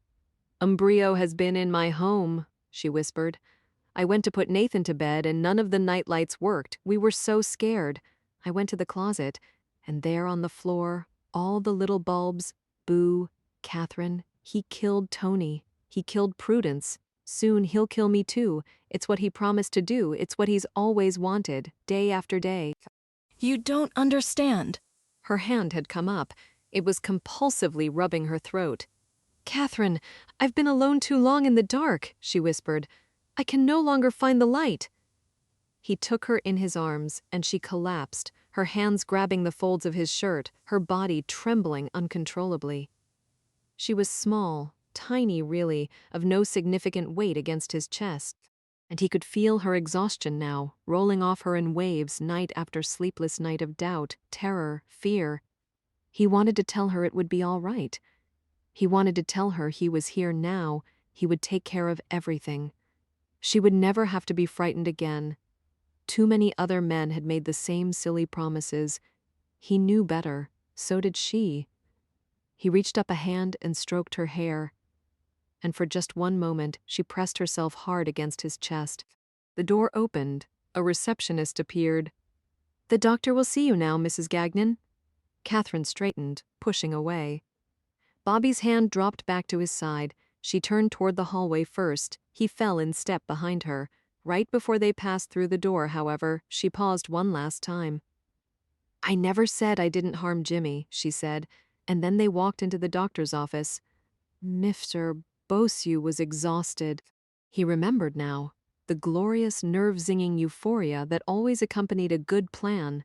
The way, for example, he'd felt high as a kite the minute he'd lured 12-year-old Catherine into his specially equipped car, or the way he'd felt coming up behind that gel-slicked doctor in the empty parking garage, one quick flick of the knife, the rush of endorphins. The sheer, giddy thrill of warm, red blood oozing across his hands, but what went up must come down, which brought the second half of the equation, body-slamming crash. The moment the endorphins and adrenaline bled out of your system and left you absolutely positively done. He could lie down on the hard ground right now and sleep for days. Unfortunately, he had work to do. First stop, a small convenience store. Puppy chow for Trickster. An interesting high-energy drink called Red Bull for him. According to the can, Red Bull would give him wings, given the tasks Miss Bosu had left to perform that couldn't hurt. Exiting the convenience store, he patted the trunk of Robinson's car. Here's to you, he said, holding up the drink can in a mock toast. Thanks for negotiating that pay raise, and hey, no hard feelings. Business is business. Since Robinson was dead, she couldn't very well reply, but Mr. Bosu remained appreciative. Thanks to her, he had a better set of wheels, some unexpected documents, and a lovely infusion of cash. He slid into the driver's seat, polishing off his drink. Hey, Trickster, Mr. Bosu said. Now things are about to get interesting. Dr. Orfino was a bit of a shock after Dr. Rocco. The geneticist was tall, thin, and balding. With his oversized glasses and hooked nose, he reminded Bobby of pictures of Ichabod Crane, and not the Johnny Depp version, but the classic portrait of the gaunt country schoolteacher from The Legend of Sleepy Hollow. The doctor ushered Bobby and Catherine into an impressive office, boasting a massive cherry desk and 2 huge windows overlooking the city of Boston. Apparently, there was a bit of money in genetics. Dr. Iorfino also appeared to be a neatnik. In contrast to Dr. Rocco's office, no loose papers were in sight here. In fact, the man's desk offered only a flat-screen monitor and a single manila folder. Dr. Iorfino took the black leather seat behind the desk, then indicated the two empty chairs across from him. Catherine Gagnon?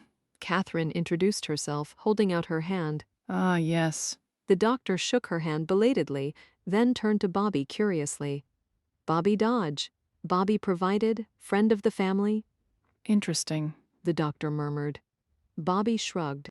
He wasn't as convinced that it was interesting to be a friend of the family, but the doctor was already flipping open the manila file. I'm pleased you could meet with me, Dr. Iorfino said. I felt it was important that I share my findings with you before I saw Nathan.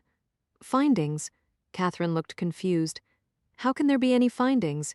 You haven't seen Nathan yet. Dr. Iorfino blinked owlishly. Dr. Rocco didn't tell you? Tell me what?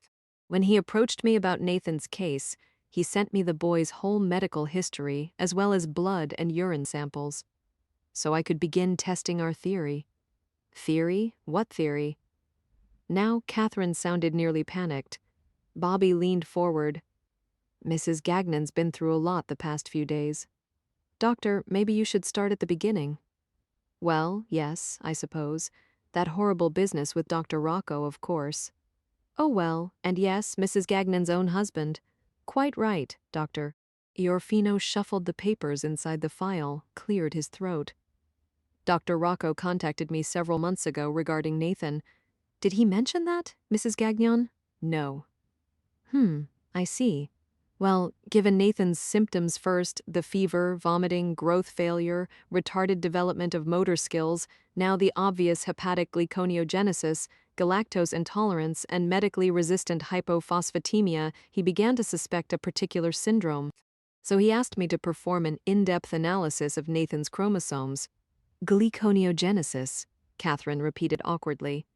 Galactose intolerance? I don't know what those are. Dr. Rocco has been treating Nathan as if he's had food allergies, correct?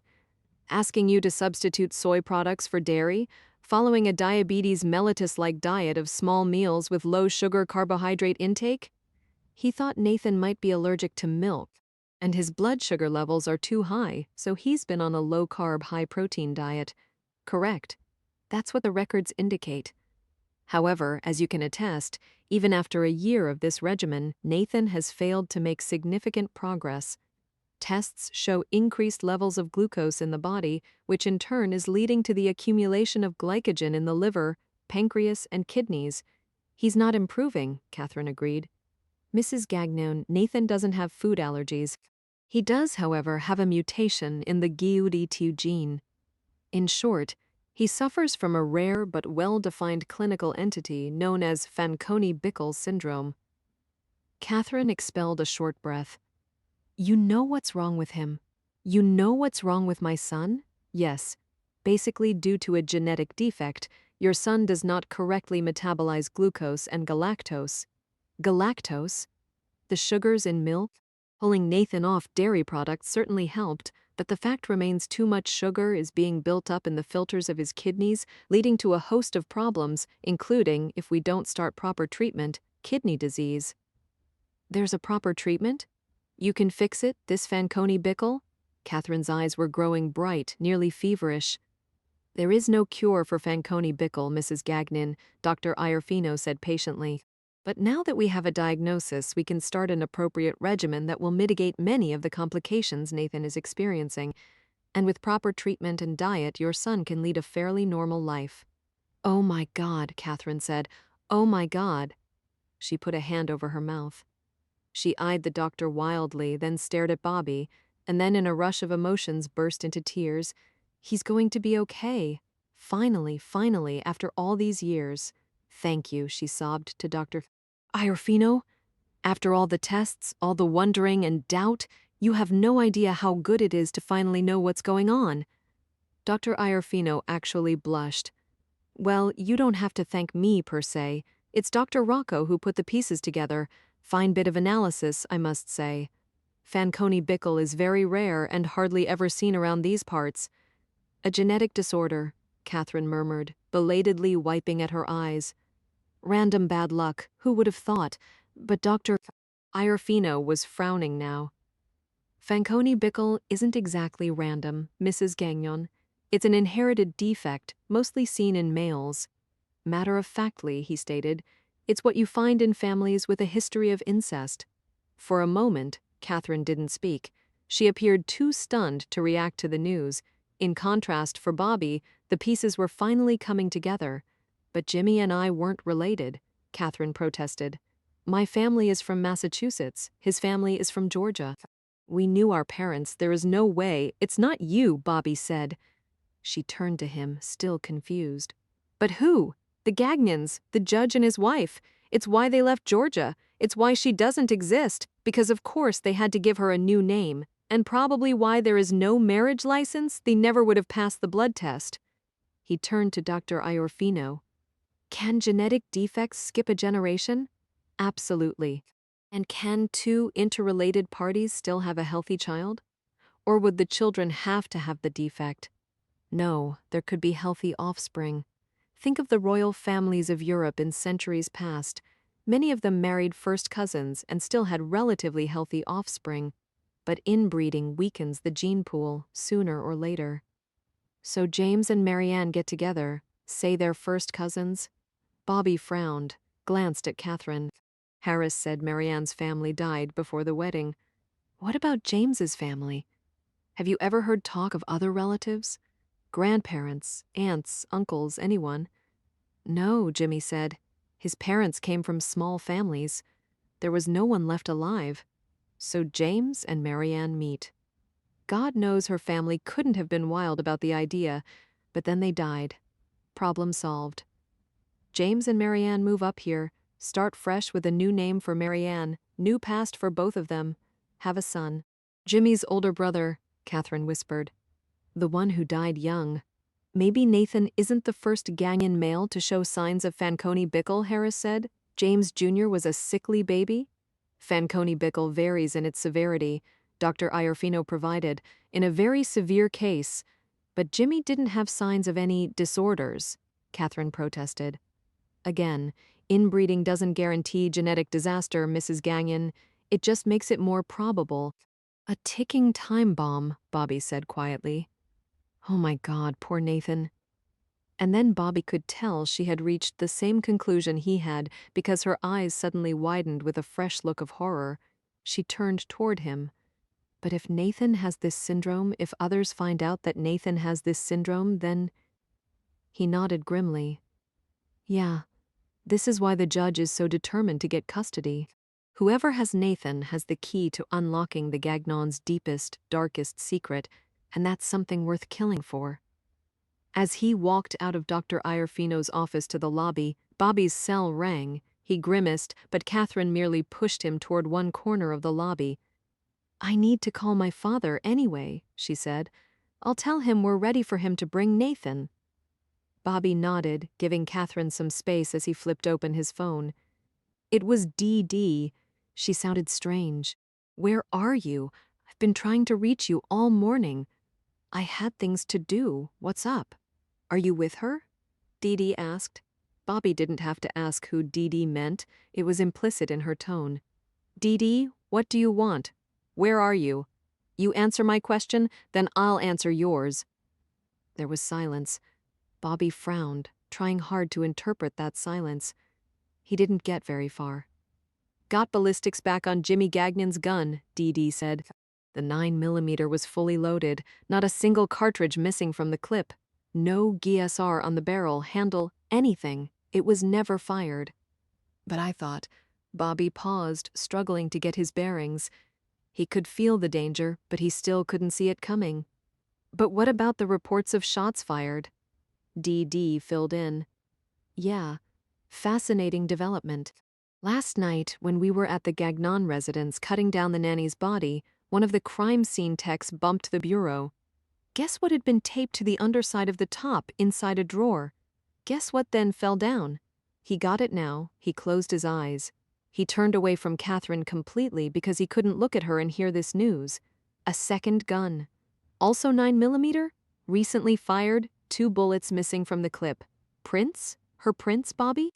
Her gun, registered in her name, loaded with the bullets purchased by her, according to the gun dealer.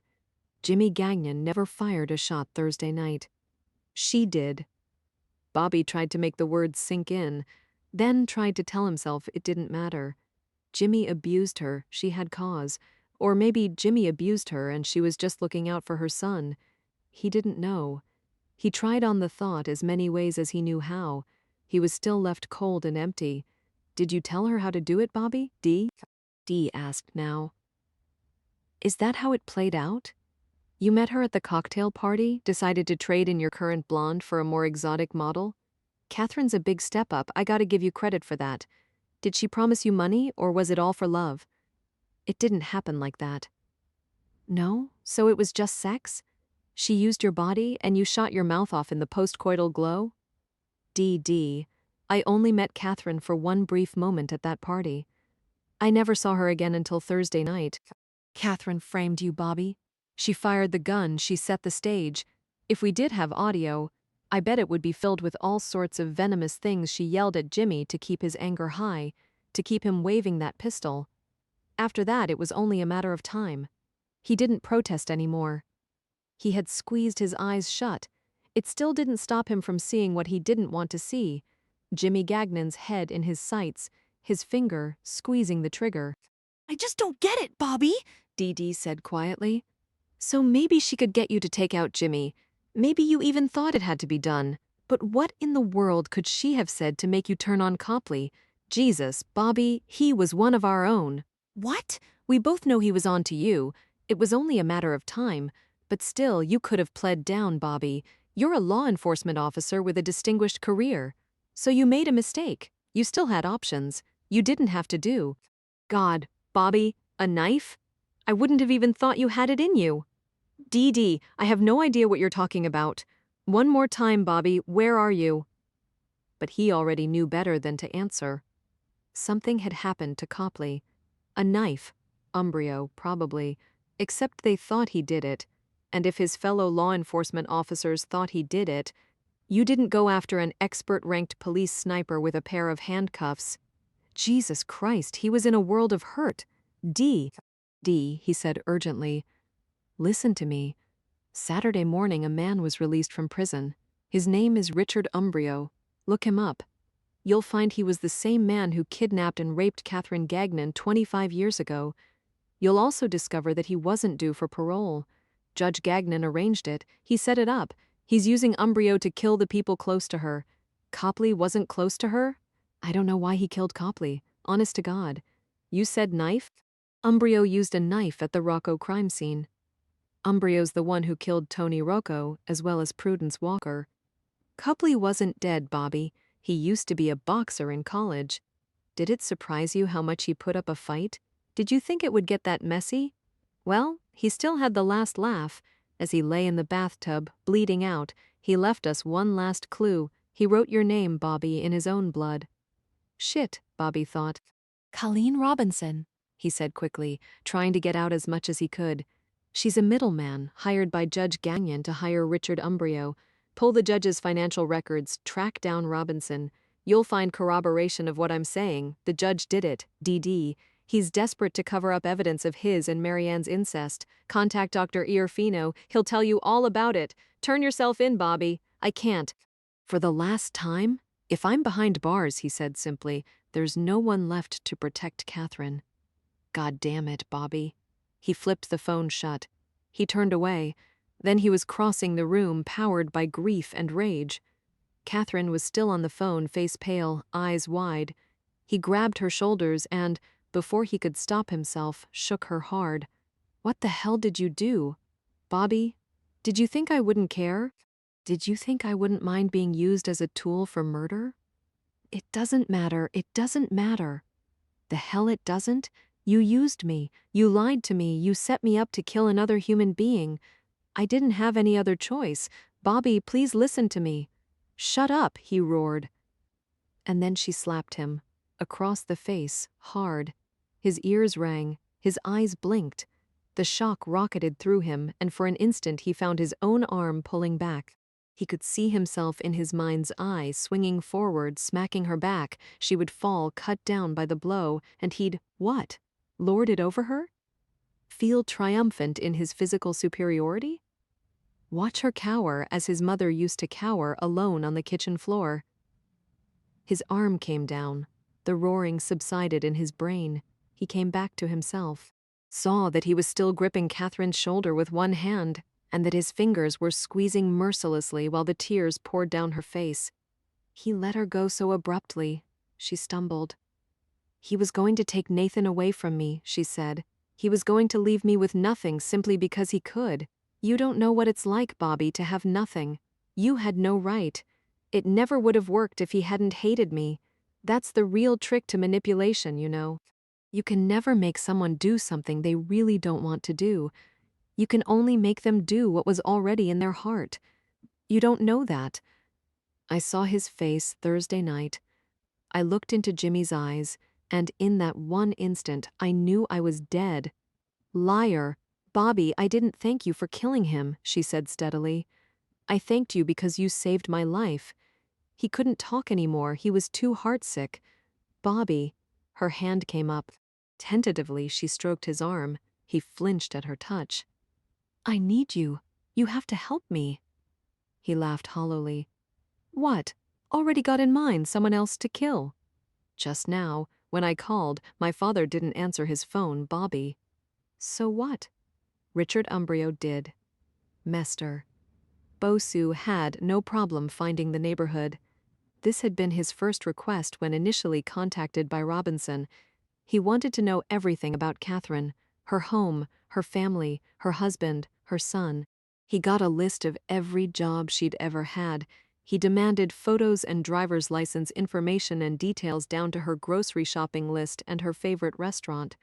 Some of the information had been boring, but most had intrigued him.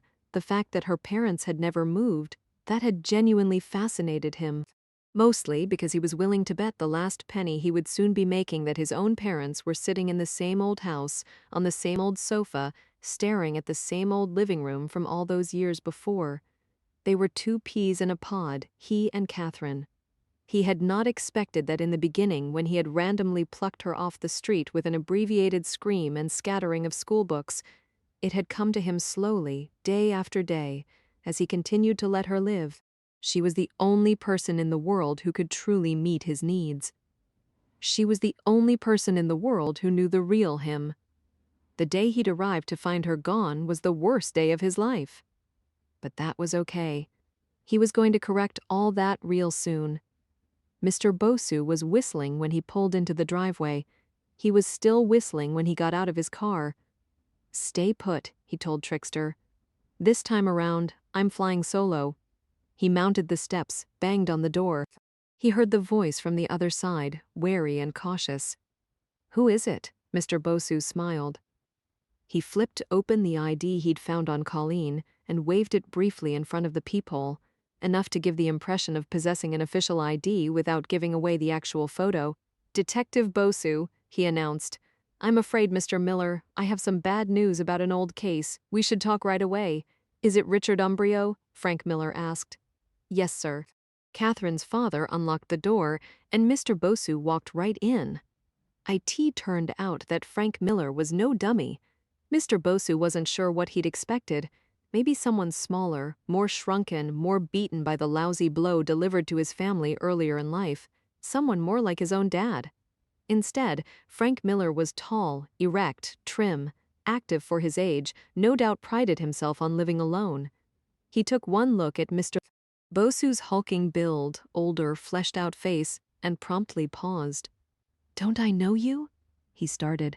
Then recognition struck. The older man's eyes went wide, much faster than Mr. Bosu ever expected. Frank Miller pulled back his right arm and nailed Mr. Bosu in the eye. Shit, Mr. Bosu gasped, staggering back, belatedly trying to cover his face. The old geezer didn't wait. He went for Mr. Bosu's kidneys. Got him with a good 3 or 4 jabs that would definitely have him coughing up blood later tonight.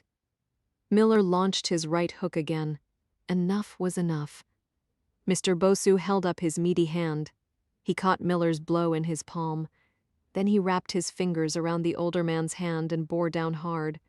The blood drained out of Miller's face, and for the first time, fear appeared in his eyes. "Tell me where the boy is." Miller didn't speak. "I know you have him." She had nowhere else to go. Of course, she brought him to you. Mr. Bosu forced back Miller's hand now, bending the wrist until the man's knuckles nearly touched his own forearm. Miller went bug-eyed with the pain. "You can tell me sooner, or you can tell me later, but I'm going to get the information. The only question is, how much will you suffer?" "Fuck you," Miller said. Then he surprised them both by kicking Mr. Bosu in the kneecap. Mr. Bosu went down. Startled, he released his grip on the man's hand, and Miller promptly bolted for the kitchen. Mr. Bosu sighed. There was only one thing left to do. He got out the knife. Miffed, Bosu entered the kitchen just as Miller reached into the utility closet. Mr. Bosu had a split-second warning. Then he was staring down the barrel of a shotgun. He didn't wait. He sprung forward, left arm outstretched to grab the gun barrel and force it up, even as Miller fumbled with the trigger. The gun didn't go off, and Mr. Bosu didn't expect that it would. Few people left a loaded shotgun lying around the house, particularly given the presence of a child. Miller's retrieval of the gun told Mr. Bosu something else. The utility closet was only inches from the back door. Surely Miller had had enough time to run out, flee to safety. Instead, he'd chosen to take a stand. The boy was somewhere in the house. That's why Miller hadn't run. He couldn't bring himself to leave his grandson. Noble, Mr. Bosu thought idly as he drove the serrated blade into the soft spot beneath the man's ribs. Miller made a curious wet sound. Not a scream, not a groan, almost a sigh. A man who knew what was coming next. "Sorry to hear about the wife," Mr. Bosu said. "Otherwise, I would have done her next." He pulled the knife over and up. It didn't take much after all. The old man collapsed, a shriveled husk on the kitchen floor. Mr. Bosu remembered to step back more quickly this time. He didn't want to ruin a second pair of shoes. He washed up in the kitchen sink, grimacing at the sight of blood still staining his shirt sleeve and now fresh splatters on his pants. No doubt about it, he was a mess. He rinsed the knife before returning it to the sheath wrapped around his calf. Then he went to search the house. He found the boy upstairs in a room decorated with faded pink and purple flowers. As he pushed open the door, the boy said in a hopeful sort of voice, "Mommy?" Mr. Bosu smiled. First time he'd seen the boy was in the hospital the night he went after the doctor. That night, the boy had called him Daddy. It was nice to know Mr. Bosu could be so loved. He pushed all the way into the room, and the boy sat up on the bed. For a moment, they regarded each other soberly. The boy was small, pale, and sickly. Mr. Bosu was huge, heavily muscled, and stained with blood. "So," Mr. Bosu said at last, "would you like to see a puppy?" The boy held out his hand. As they were leaving the house, the phone rang. Mr. Bosu didn't have to be a psychic to know who it would be. He picked up the phone. "Dad," Catherine said. "Catherine," Mr. Bosu said. "Oh my God. Hey, Cat, your son says hi." "We're going to need a gun," Bobby said. Catherine didn't reply. She was in a state of shock, her gaze unfocused as she followed him blankly down the stairs. He'd made a conscious decision to bypass the elevators. The hospital had security officers. Would they already be on the lookout for him, maybe lying in wait in the lobby? He remembered what he'd told Dr. Lane only hours before. Just because you're paranoid doesn't mean they're not out to get you. "They took Jimmy's guns," Catherine said abruptly, panting a little as Bobby rushed them downstairs. "He kept them in the safe. An officer took them all away. Except for the one she'd hidden in the bureau," Bobby thought. But now was not the time. "I have 3 handguns and a rifle at home, but I'm pretty sure they already have officers positioned at my front door." He frowned, hammered down another long flight, and found a solution. "My father, Pop. Maybe they haven't reached him yet." There was no cell signal in the stairwell. Bobby had to wait until they reached the lobby. He spotted 2 security officers positioned by the main doors. They didn't seem to be watching for anyone in particular, but Bobby didn't feel like taking a chance. He grabbed Catherine's hand and pulled her down the side hallway. They emerged out a smaller entrance into a busy side street. Perfect. Grab a cab, he ordered. I have a car, and the police know your plates. She went to work on the cab. He flipped open his cell phone and pressed the speed dial button for his father. Pop picked up on the second ring. Pop, I need a favor. Bobby, two guys came here earlier, looking, asking, making a lot of nasty suggestions. I'm sorry, Pop. I can't talk and I can't explain. I need a gun, though, and I don't have time to drive out to your place. What do you want? His father asked. Handgun. Nothing fancy, but plenty of ammo. Are they watching you? You mean the two guys in suits across the street? Shit. They told me you're in over your head. I'm still swimming. I saw on the news. They're flashing your photo, Bobby, saying you're wanted for questioning regarding the murder of a local ADA. I didn't do it. Never thought you did. Do you trust me, Pop? Never had a moment's doubt. I love you, Dad. And that comment, probably more than any other, scared them both. Where? His father asked quietly. Bobby thought of Castle Island. 30 minutes later, his father met them there. Mr. Bosu was also on the phone. Winding his car through the maze of back streets in downtown Boston, he was semi-lost, but not quite worried about that yet. The boy sat quietly in the front seat. He was a good boy, passive, obedient.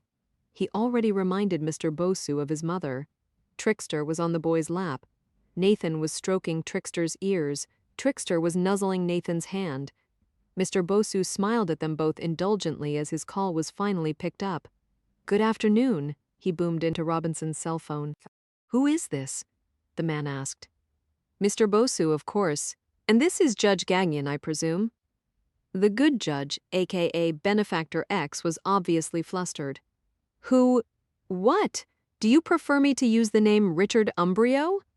I would think on an open phone line you wouldn't, but I don't care. Either way, you owe me money. What are you talking about? The judge demanded. Mr. Bosu glanced over at the boy. Nathan was regarding him curiously. Mr. Bosu grinned. He meant it to be friendly. Maybe he'd spent too much time among felons after all, for the boy promptly turned away, focusing intently on the dog. Trickster licked his chin. You owe me $250,000, Mr. Bosu said matter-of-factly. What? For your grandson? Mr. Bosu had finally found the side street he wanted. He turned onto a row of grand old homes in the middle of Beacon Hill. That is not funny. Nathan, my good boy, tell your grandfather hi. Mr. Bosu held out the phone. Nathan called out, Hi, you monster, the judge boomed. Where the hell are you? And Mr. Bosu said merrily, right at your front door. Bobby's father wanted to join them. Bobby lost 10 precious minutes explaining to his father that it was too dangerous, that Pop was a custom pistolsmith and not a trained marksman, etc., etc., etc. In the end, Bobby got rude, grabbing the gun, loading up Catherine, and climbing impatiently into the front seat of his father's car. Bobby drove away, with the image of his father standing lost and alone captured vividly in the rearview mirror. Bobby's hands were tight on the wheel. Where do we start? Catherine asked. Your father's house. Do you think? I'm sure Nathan is all right, he tried. She gave him a feeble smile, but the tears were building in the corners of her eyes. My father and I have always fought, she said quietly. Then she turned her head away from him to cry. Frank Miller's house looked quiet from the front. Door was closed, blinds were drawn, nothing, and no one stirred. Bobby cruised by once, saw no police in the neighborhood, and rounded the block. He parked on the corner, instructing Catherine to take over the wheel. You see him, he said. No need to define him, just hit the gas and get the hell out of here. And if he has Nathan? Then hit the gas and aim for clipping Umbrio's kneecaps. He'll go down, you can grab your son. She liked that idea. It infused color into her cheeks and put a spark in her eyes. She took over the driver's seat with a look of pure determination, while Bobby rechecked the gun his father had given him, then headed down the street. The front door was unlocked. That gave him the first hint. Walking into the living room, the heavy, rusty scent told him the rest. He checked the whole house just to be sure. but it was empty. Umbrio had come and gone, leaving nothing but a corpse in his wake. Bobby couldn't bear to look too closely at Catherine's father. The gray hair, the bent, sprawled form, already reminded him too much of Pop. He saw the shotgun on the floor and picked it up, recovering a box of shells from the yawning closet. The man had put up a fight. He'd held his ground for his grandson. He'd tell that to Catherine, see if that gave her any measure of comfort for all the days to come. Bobby exited with the shotgun, jogging back to the car, unbearably aware of time. Umbrio had now had Nathan for nearly an hour, 60 whole minutes. There was no telling what a man like that could do with so much time. But he didn't think Umbrio had killed the boy, at least not yet. If that's all Umbrio wanted, Bobby would have found Nathan's body with his grandfather's. No. When it came to Nathan, Umbrio had something much grander in mind, and that thought left Bobby chilled to the bone. He dialed 911 as he approached the car. Body found, male deceased, definite homicide, he reported, and rattled off the address. He flipped his phone shut just as the 911 operator asked him to hold, opening the car door and sliding into the passenger seat. Catherine looked at the shotgun, then at his face. Her face was pale, she struggled briefly, then got it together. Nathan? No sign of him. I'm sure he's still all right. Okay, She said, but her voice was clearly strained, barely holding it together. She took a shaky breath. Where? I think it's time we go straight to the source. Walpole? No. Your father-in-law. Mr. Bosu was extremely pleased with himself. He parallel parked the car in front of the Gagnons' prestigious townhouse, address courtesy of Colleen's records, and prepared to hear the judge hastily renegotiate terms. Instead, over the phone, the judge had started to chuckle. Let me get this straight, the judge was saying. You want $250,000 or you'll do what? Mr. Bosu glanced at the boy next to him. Interestingly enough, he couldn't bring himself to say the words with the boy sitting right there. I think we both know what, Mr. Bosu said primly. He peered out the window, scowling at the townhouse. Place looked dark, deserted. For the first time, Mr. Bosu began to wonder about things. I don't care. What? You heard me. The boy was a problem I was going to have to take care of sooner or later. In a curious sort of way, you've now done me a favor and I thank you. I don't want your gratitude, Mr. Bosu said with a scowl. I want your money. I'm calling the police, Judge Gagnon announced silkily. I'm telling them you, a convicted sex offender, kidnapped my grandson, then I'm bringing every FBI agent, state police trooper, and pissant local sheriff down on your ass. I'd start running, Mr. Bosu. You don't have much time left. The phone clicked off. Mr. Bosu sat there, stunned. What the hell? The man would even sell out his own grandson. Mr. Bosu got out of the car. He forgot about Nathan sitting in the front seat. He forgot about the bloodstains on his shirt. He reached the front door of the townhouse and banged hard. Nothing. He rang the doorbell, then, in a fit of temper, he banged and kicked on the solid oak door with all his might. The house was empty, abandoned, deserted. As in, rats were always the first to abandon ship. Mr. Bosu was breathing hard. His forearm throbbed from the earlier cut. He was also starting to feel nauseous, a junkie coming down hard from a fix. He took a few seconds and thought long and hard about things, so the judge was taking care of the judge. To hell with paying Mr. Bosu and to hell with saving his grandson. That was it. Mr. Bosu was officially pissed off. He didn't even care about the money anymore. Now it was the principle of the thing. Nobody crossed Mr. Bosu. Nobody. Mr. Bosu returned to Robinson's car. The boy sat in the passenger seat, tickling Trickster's ears. Say, does your grandfather have a second home? Mr. Bosu asked casually. The boy shrugged, played with the dog. Any place he likes to go in particular? You know, his own special place? Another shrug. Mr. Bosu grew impatient. Nathan, he said sternly, I'm supposed to be returning you to your grandfather. Don't you want to see your grandfather? Okay. Then where the hell is he? The boy looked up at him, he said promptly. At the Hotel LaRue. Mr. Bosu smiled. He put the car in gear. Nathan, he said seriously, when the time comes, I'll make sure you never feel a thing. I don't understand, Catherine was saying. You think my father-in-law hired Umbrio? He used a middleman, Colleen Robinson, to make the arrangements. Umbrio got paroled in return for agreeing to perform a few favors. So why am I still alive? Because killing you isn't as important as discrediting you. Come again? She blinked her eyes. The judge hates you for Jimmy, hates you for marrying into the family, but mostly, I think, he hates you for Nathan. As long as you continue to press about Nathan's health, you're on the verge of uncovering his and Marianne's secret. If I died, I wouldn't be a threat anymore. No, but Dr. Rocco would be, and maybe your father would be. There would always be those who'd observe Nathan's poor health and wonder, unless of course they already had a reasonable explanation for why Nathan was sick. I was poisoning him, she filled in. I was a bad mom. Exactly. But once he won custody of Nathan, she frowned. Wouldn't the fact that Nathan didn't magically get better become a problem? I don't think the judge planned on letting that become a problem, Bobby said quietly. You think he would really harm his own grandson? I think, Bobby answered grimly. The man may have already killed his own son. IT termed out a luxury hotel made a pretty good fortress. Sure, Mr. Bosu valet parked his car. Sure. He strolled right in with Nathan, and even Trickster, because who was going to say no to a cute boy and his puppy?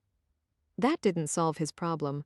He didn't know what room the judge was in, and the pretty young desk attendant was polite but firm about the hotel's policy of not giving out such information. She could call Judge Gagnon for him. She could notify Judge Gagnon that he had guests, but without the judge's permission, she could not let the guests go to the judge. Miss Bosu had already determined another problem. According to the boy, the judge had described a luxury suite in the hotel. That meant the upper floors, which required a special key card inserted into the elevator. Assuming the judge was staying in a penthouse suite, Mr. Bosu would not be getting up there anytime soon. It was perplexing, a dilemma, and Mr. Bosu was getting very tired now. He suddenly missed his nice clean bed at the Hampton Inn. Hell, he even missed his prison cot. He and the boy walked outside, where Mr. Bosu had another Red Bull, and contemplated things. The bloodstain on his shirt bothered him. The suspicious stare of the torpy doorman bothered him. The whole fucking world bothered him. Then Mr. Bosu had an idea. He downed his Red Bull. He walked Nathan back into the hotel lobby and took him straight to the receptionist's desk. This is Nathan Gagnon, grandson of Judge Gagnon, he announced in his most cordial voice. If you call up, you'll find the judge is expecting him. Unfortunately, I've received a bad cut. Mr. Bosu flashed his bloody arm. And I need to seek medical attention. Do you have someone who could escort Nathan upstairs to his grandparents? They'd greatly appreciate the boy not being left alone. The receptionist smiled at him. Of course. 1 minute, sir. She dialed the room. Mr. Bosu held his breath. Surely the good judge couldn't refuse his grandson, particularly if the boy was coming up alone. Mrs. Gagnon? The receptionist said brightly. Mr. Bosu exhaled, the wife. Perfect. Yes, we have a fine young man here, Nathan Gagnon. Yes, your grandson. What a handsome boy, too. We'll send him right up with a bellhop. Do you know Nathan has a puppy? Not a problem, ma'am, but we do have a form we'll need filled out. Excellent. I'll send that up as well. Thank you. The receptionist put down the phone, the perky smile still on her face. Mrs. Gagnon is very excited to see her grandson. If you'd like to depart, sir, we can take it from here. Mr. Bosu graciously thanked the woman. He even shook Nathan's hand. So happy I could get you to your grandparents, young man. The puppy's name is Trickster. Your mom wanted you to have him as a surprise. Mommy? The boy asked hopefully. Trust me, you'll be with her soon enough. This pacified the kid, and he nodded his head vigorously while clutching Trickster against his chest. Then the bellhop came over, admiring the fine boy, admiring the fine dog, and all was well. They headed for the elevator.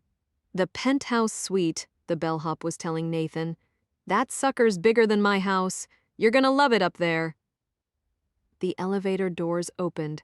Mr. Bosu turned. The receptionist was attending someone else. The bellhop was busy with Nathan. Mr. Bosu bolted for the stairs. He sprinted up 3 levels. Bam, bam, bam, taking the stairs 2 at a time. Then he burst onto the 3rd floor blissfully empty where he pounded the elevator button. The elevator came to an immediate halt. The doors opened. The bellhop appeared surprised to see Mr. Bosu standing right there. "Weren't you in the lobby?" Mr. Bosu seized the young man by the shirt and jerked him into the hall. One quick snap and the man crumpled to the floor. Mr. Bosu grabbed the man's jacket, snatched the man's Master Kia card hanging from a chain around his neck, and stepped back inside the elevator. Nathan was staring at him. The boy's eyes were solemn and wide. "My mummy warned me about men like you?" the boy said. Mr. Bosu grinned his full, awful grin. "Yeah, I bet she did." Entering the Hodel LaRue, Bobby watched for security guards while Catherine did the talking. "James and Marianne Gagnon," she told the receptionist. "They're expecting you?" "Tell them it's about their grandson." "Nathan?" the receptionist asked brightly. Catherine became hyper-aware. So did Bobby. "You've seen Nathan?" Catherine asked sharply. "Why, yes. Just 10 minutes ago, one of our bellhops escorted him upstairs. Was he with a man?" Bobby broke in. "Big, maybe looked like he'd been in a fight?" "Yes, he mentioned he'd been hurt." They didn't wait to hear the rest. "That man is a convicted pedophile," Catherine screamed. "He kidnapped my son earlier today. Call the police and get us upstairs?" The receptionist was flustered. She wanted to call for security. She wanted to dial the room. She needed permission. She needed help. She clearly didn't know what to do. Bobby was already in front of the elevators, stabbing at the buttons, pacing wildly. "Fine, call the room," Catherine pleaded. "Dial the room number now." "Get them on the phone, please, go ahead." The overwhelmed receptionist picked up the phone. She punched in a 4-digit number. Catherine blatantly memorized it. 30 seconds later, however, the receptionist was more confused than ever. No one's answering. "I don't understand. Why, just a few minutes ago—" A sudden, sharp scream. The elevator doors opened. A well-dressed man and woman came stumbling out. "There's a body," the woman wailed. "There's a body on the 3rd floor." It's a bellhop, the man said. "I'd swear someone snapped his neck." Pandemonium broke out. Now security guards did come running bellhops too. The parking valet went sprinting by Bobby. Bobby grabbed the man's arm, then flashed his badge. "Police, give me your passkey, now." The bewildered valet turned over his passkey. Bobby jerked his head at Catherine. They bolted into the elevator, slammed the key into the slot, and headed for the penthouse floor. "You look for Nathan," Bobby said. "I'll take care of Umbrio." "What about James and Marianne?" Bobby shrugged. "If they're working with Umbrio, then they're probably safe. If they're against Umbrio, then we probably don't have to worry about them anymore." "Oh, God, let's go," Bobby said. Merzbosh knocked once he went for a childlike rat-a-tat. The door opened, and without bothering to wait, Mr. Bosu slammed his fist into the man's face. There was a wet, crunching sound. Then the man sprawled onto the vast marble floor. "Hey, Judge," Mr. Bosu said. "Remember me?" He was still smiling when Nathan's teeth sank into his hand. Stepping out of the elevator, Bobby's first glimpse was an open doorway and a fresh corpse. He reached back one hand to steady Catherine, then realized he was wasting valuable energy.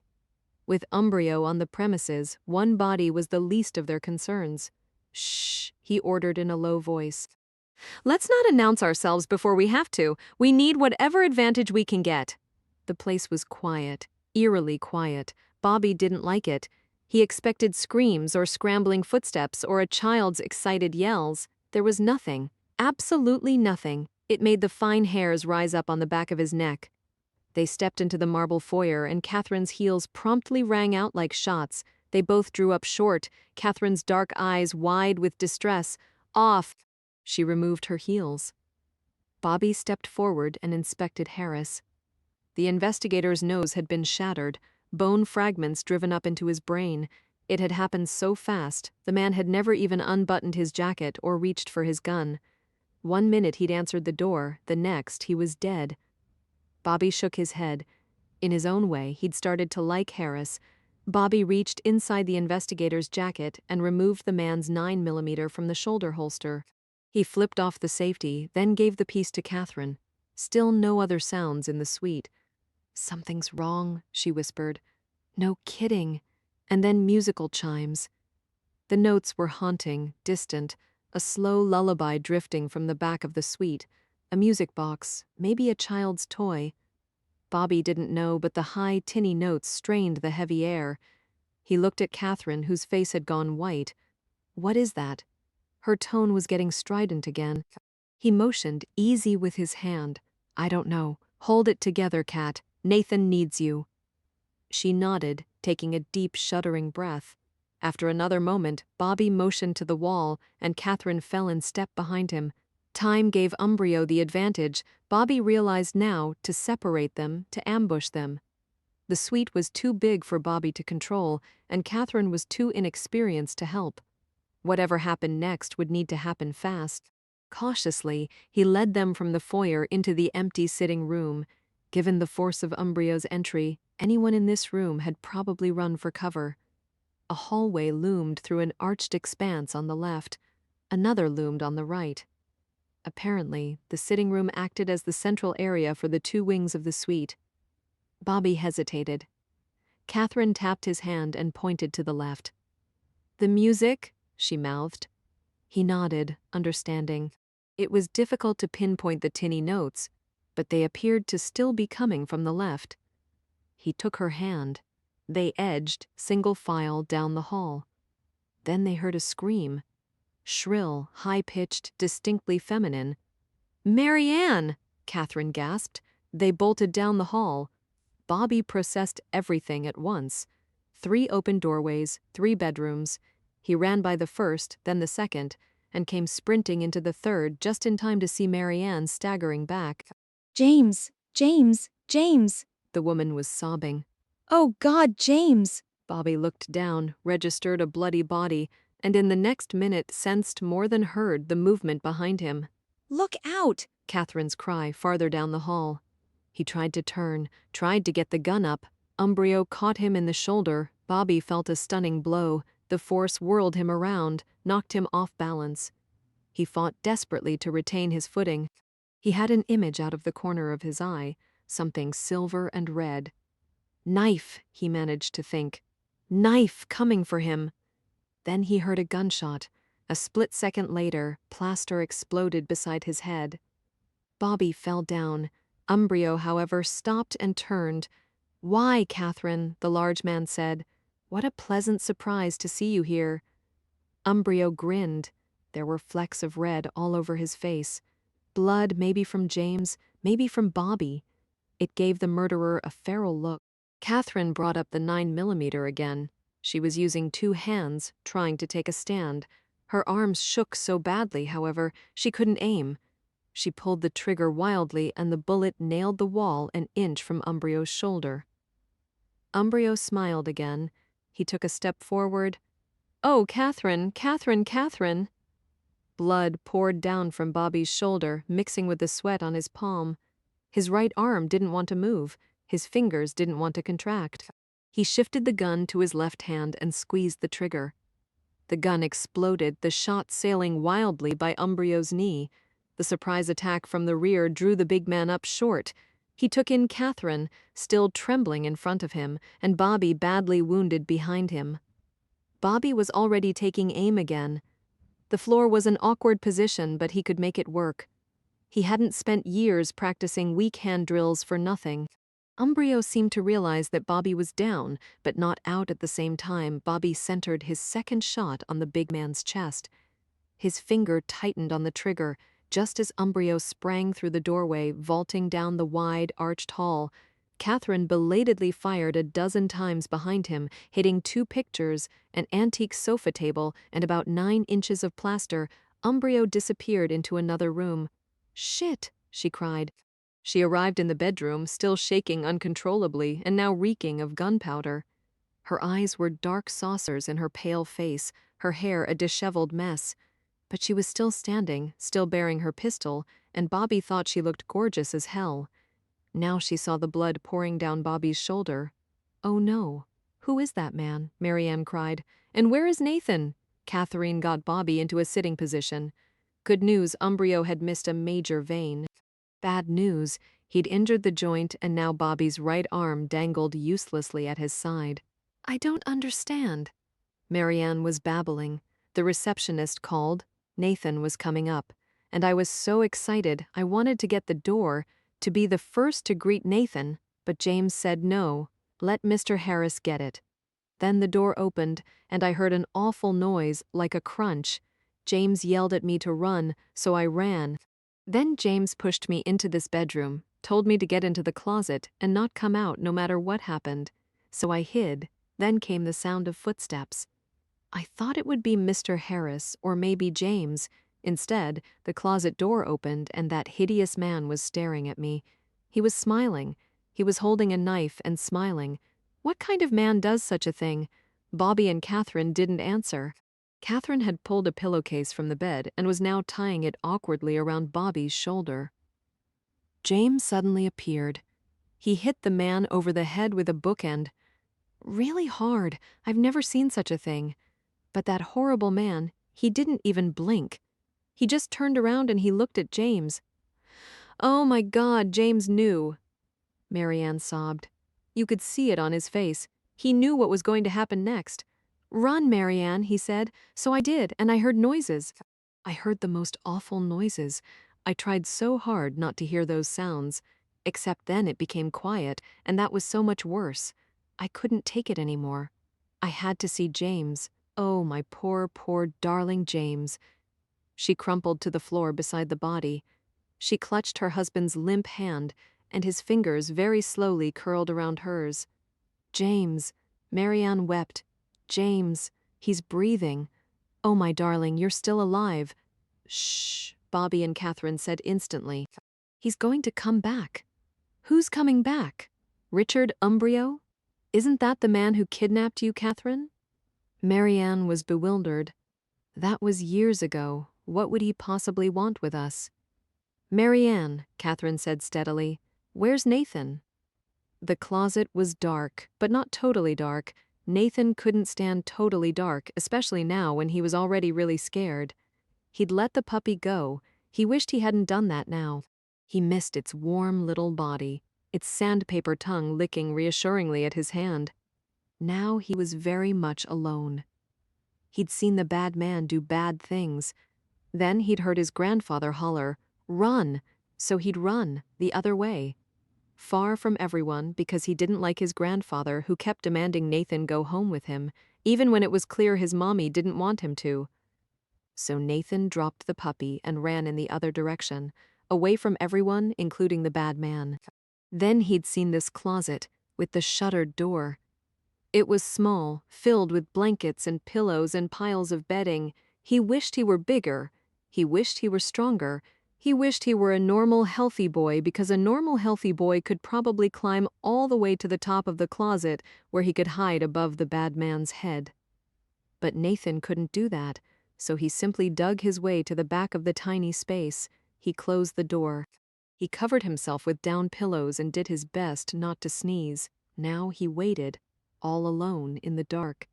The bad man was coming. Nathan whispered, "Mommy." Catherine had finished tying the pillowcase around Bobby's bleeding shoulder. It looked and felt ridiculous, but it was the best they could do. Both handguns rested next to Bobby on the bed, within easy reach if Umbrio should return. Looking at Bobby's mangled shoulder, however, Catherine wondered if the guns would really do much good. Next, Catherine crossed to James, still prostrate on the floor. Blood pooled beneath him while from his lungs came an ominous whistle, like a balloon losing its air. Marianne had his head on her lap, her hand stroking his cheek. She was crying huge soundless tears. As Catherine approached, Marianne raised her head, her gaze was beseeching, but there was nothing Catherine could do. The judge was dying, they all knew that. The judge gazed up at Catherine. For the longest time, the two simply stared at one another. Catherine waited to feel something. She wanted to feel something. triumphant, victorious, satisfied, but all she felt was an emptiness that went on without end. "I know what you did," Catherine said at last, her voice curiously flat. "A geneticist finally diagnosed Nathan, my son, suffers from a rare disorder that only occurs in families with a history of incest." Marianne made a small squeaking sound, belatedly covering her mouth with her hand. Catherine looked at the woman, and then she finally felt an emotion, icy cold rage. "How could you not tell me? The minute Nathan showed signs of illness, how could you not think?" "I'm so sorry," Marianne began. "Are you cousins?" Catherine interrupted angrily. "Half-siblings," Marianne confessed, then threw out in a rush. "But we were never raised together. We never even knew each other as brother and sister. After James's mother died, his father sent him off to military school, you see. They had a bit of a falling out, and James decided to stay up north. But as the years passed, my father finally made an attempt at reconciliation. He invited James back to visit his new family. I was turning 18. My parents threw a magnificent party, and then I saw the most handsome man enter the room." James's hand spasmed in hers. Marianne immediately bent to brush his cheek, but there was something in the tender gesture that now left Catherine feeling sickened. "They had been siblings? He murdered your family," Catherine told Marianne. "Don't be ridiculous, there was an accident. James made that accident happen, Marianne. He arranged for your whole family to die, just so he could have you.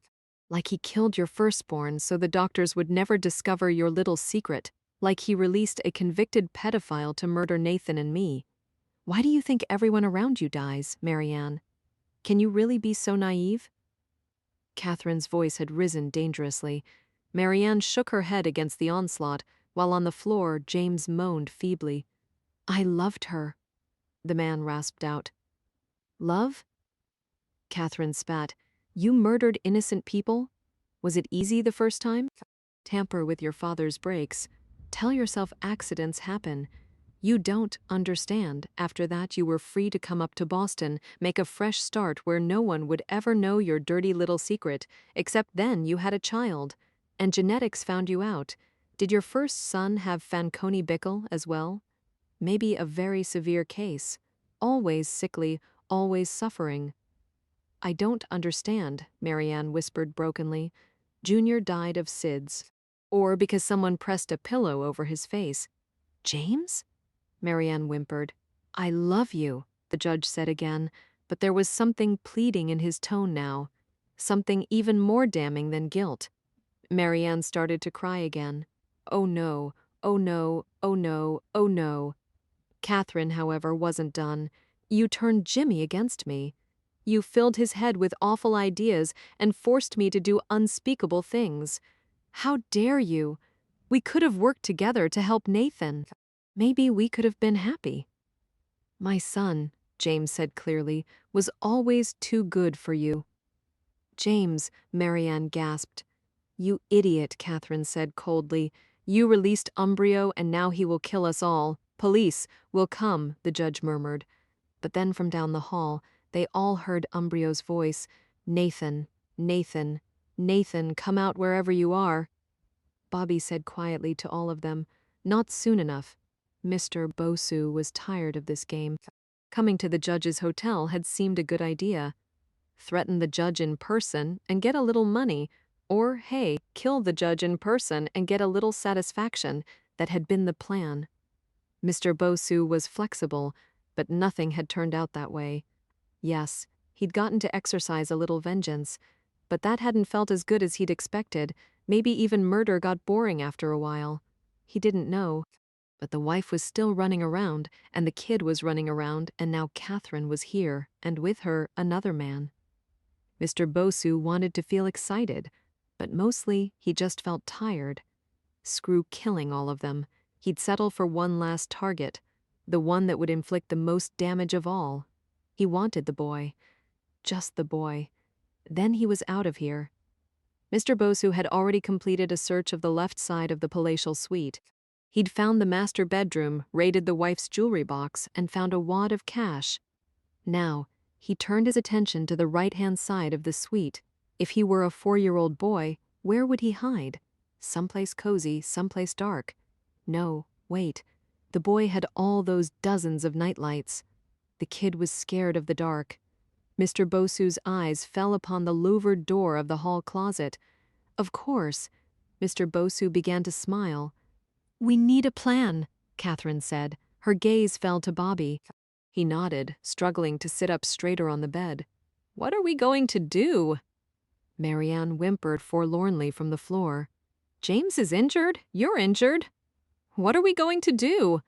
"I can fire a gun just fine," Bobby said levelly. "I drill with my left hand all the time." Catherine nodded. She picked up both 9mm off the bed and handed him one. "All right, you take a gun, I'll take a gun." "You can't shoot worth shit," Bobby said seriously. "Well then, I'll just have to make sure I get close enough. Do we hunt him? Is that how this game is played?" Bobby immediately shook his head. "I don't want us split up. 2 against 1 is better odds. Plus, I don't want the risk of one of us accidentally hitting the other with crossfire. We're not going to have much element of surprise, 2 of us blundering down a hall. No, we won't, which is why we're going to make him come to us. And how do we do that?" Bobby looked her in the eye. "Well, Catherine, you know him best." She nodded slowly. "Yes," she said after a moment. "I guess I do." Mr. Bosu was on the prowl. He spotted the target. He yanked back the closet door. He thrust deep with his knife and ripped into a pile of terry cloth towels. "What the hell?" "Shit," Mr. Bosu roared. He tossed out the pile of towels, then the shelf of toilet paper, then a collection of bathrobes. Empty. Empty. Empty. Where was the boy? "Shit," he roared again. But then he saw it. Farther down the hall, another louvered door. Mr. Bosu stalked forward. "Richard." The voice stopped him, the name, too. Mr. Bosu turned, feeling slightly confused. It had been years since anyone had called him Richard. Prison guards didn't use it, neither did his fellow inmates. He was Umbrio, or in his own mind, Mr. Bosu. He had not been called Richard in over 20 years. Catherine stood alone at the end of the hallway, taller than the image implanted in his mind, and yet in many ways still the same. Those dark, dark eyes, that tangled mass of black hair. He wished she were wearing a red bow. Pity that girls should grow up at all. "Catherine," he said, and gestured with his bloody knife. "Did you miss me?" He grinned at her. She had her shoulders back and her head up, trying to appear strong, but he could see how hard she was breathing by the rapid rise and fall of her chest. She was terrified. That old feeling came back to him, nostalgic and swift. It was 25 years ago, and he was scrambling through the woods, heading happily for a small clearing made distinct only by the large piece of plywood that appeared to be lying on the ground. Next to it were a tall stick and a section of chain that, only upon closer inspection, became a ladder. He raised the plywood, supporting its edge lean-to style on the stick.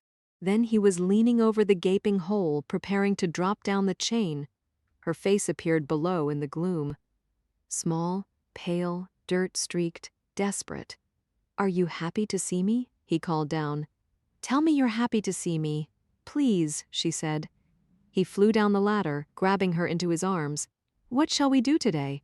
"Please," she said again, and just the sound of that word made his heart burst in his chest.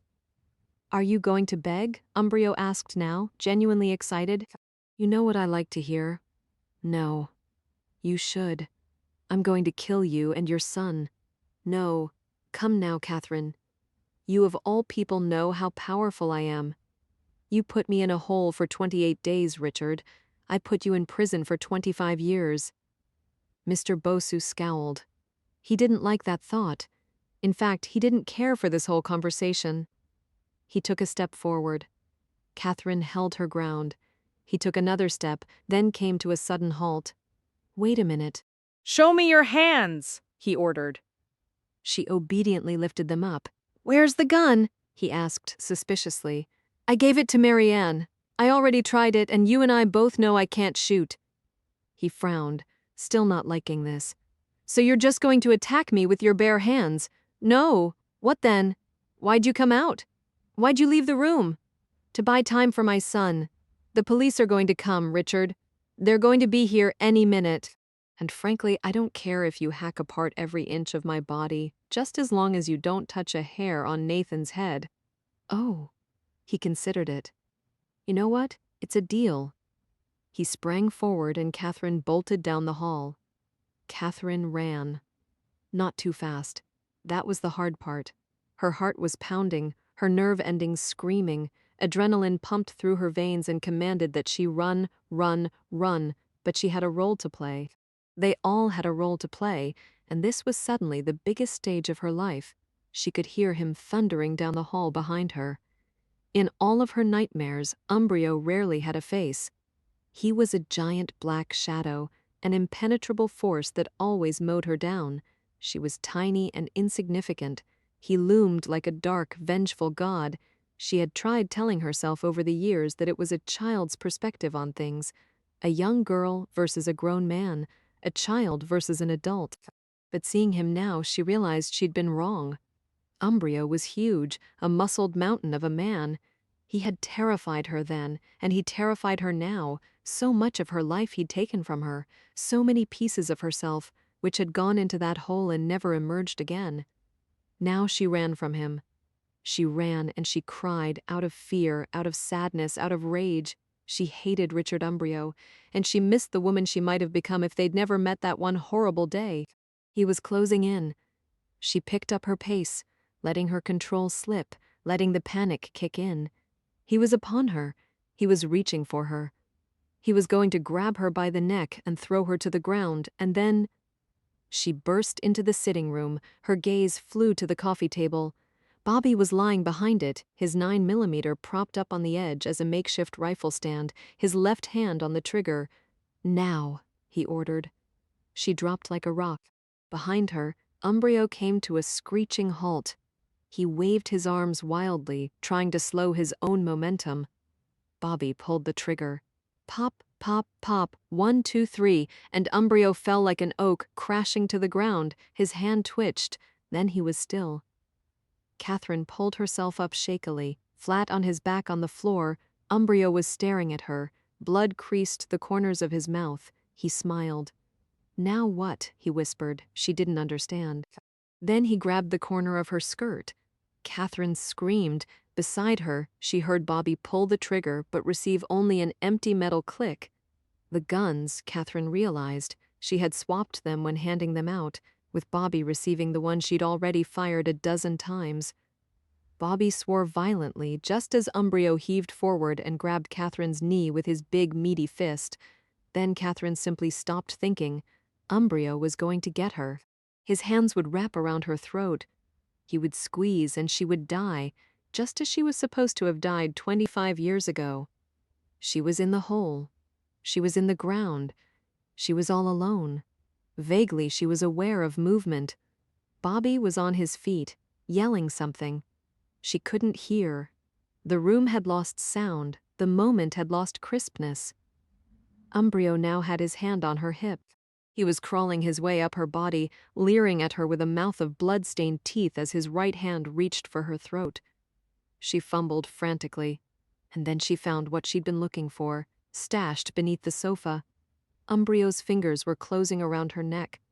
Bobby was rising beside him, arms swinging back, and Catherine shoved the barrel of the 9mm right into Umbrio's mouth. For one split second, he appeared very, very surprised. Then she pulled the trigger. Richard Umbrio was quite literally blown away. He collapsed as a massive weight upon her smaller body, and Catherine started to weep. Bobby pulled the body away. His arm went around her, cradling her against his chest. "Shh," he murmured. "Shh, it's all right now. It's over. It's all done. You're safe now, Cat. You're safe." But it wasn't over. It wasn't done. For a woman like her, it would never be done. There were still too many things Bobby just didn't know. She cried, feeling her first real tears streaking down her face. Bobby stroked her hair, and she cried harder because she knew better than he did that it was only the beginning of the end. The police came. Hotel security, too. They burst through the door in a flash of badges, guns, and shouts. In contrast, Bobby quietly surrendered his gun to Dee Dee, who took the 9mm from Catherine as well. Medics came for the judge. An EMT tended Bobby's shoulder. The coroner's assistants carried Harris and Umbrio away. They were still inventorying the damage when a uniformed officer finally located Nathan. The little boy appeared in the hallway, clutching a rumpled puppy against his chest. He saw Catherine, who'd been forcefully detained on the sofa despite her pleas to look for her child. "Mommy?" he said clearly in the growing din. Catherine stood. She moved toward her son. She held open her arms. He released the puppy, flying into her embrace. "Mommy?" Nathan said, and burrowed his head against her shoulder. Bobby smiled at them both. Then Dee Dee finished reading him his rights and led him away. Epilogue. January was an ugly month. Thermometer hovered around 10 degrees. The wind contained a cruel bite that went straight for the bones. Bobby didn't mind it that much. He strode down Newbury Street, wool cap pulled low, scarf tight around his ears, and the rest of him buried deep in his down jacket. Tiny white lights twinkled merrily on the rows of trees lining the street. Store windows still boasted bright holiday colors and hints of frivolous retail treats. New Englanders were a hardy lot, and even on a day like today, people were out and about, enjoying the city and taking advantage of fresh winter snow. Bobby had reached a benchmark of his own today. He'd had his last meeting with Dr. Lane. "So how were the holidays?" she'd asked him. "Good. Spent it with my father. We went out, 2 bachelor men, no sense cooking." "And your brother?" "George never returned Pop's call." "That must have been hard on your father." "He wasn't wild about it, but what can you do? George is a big boy. He'll have to come around on his own." "And you?" Bobby shrugged. "I can't speak for George, but Pop and I are doing okay. Which of course brings us to your mother. You always want to talk about my mother." "Industry habit," he'd sighed, shaking his head at her persistence. But of course they were going to talk about his mother. They always talked about his mother.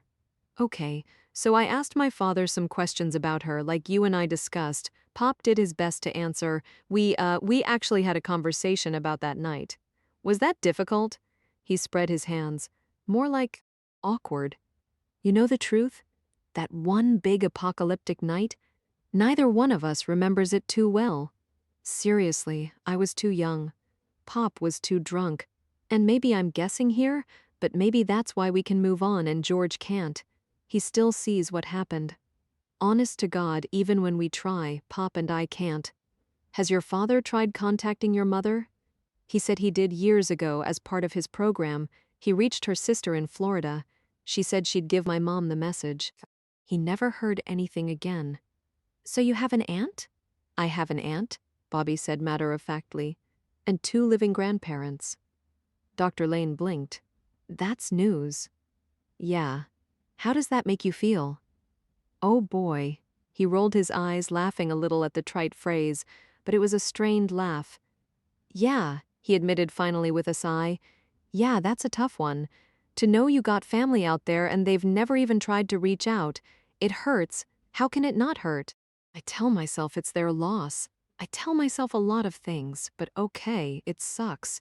Have you thought of contacting them yourself?" "Yeah. And I don't know. I mean, I'm 36, seems a little old to be reaching out to Grandma and Grandpa.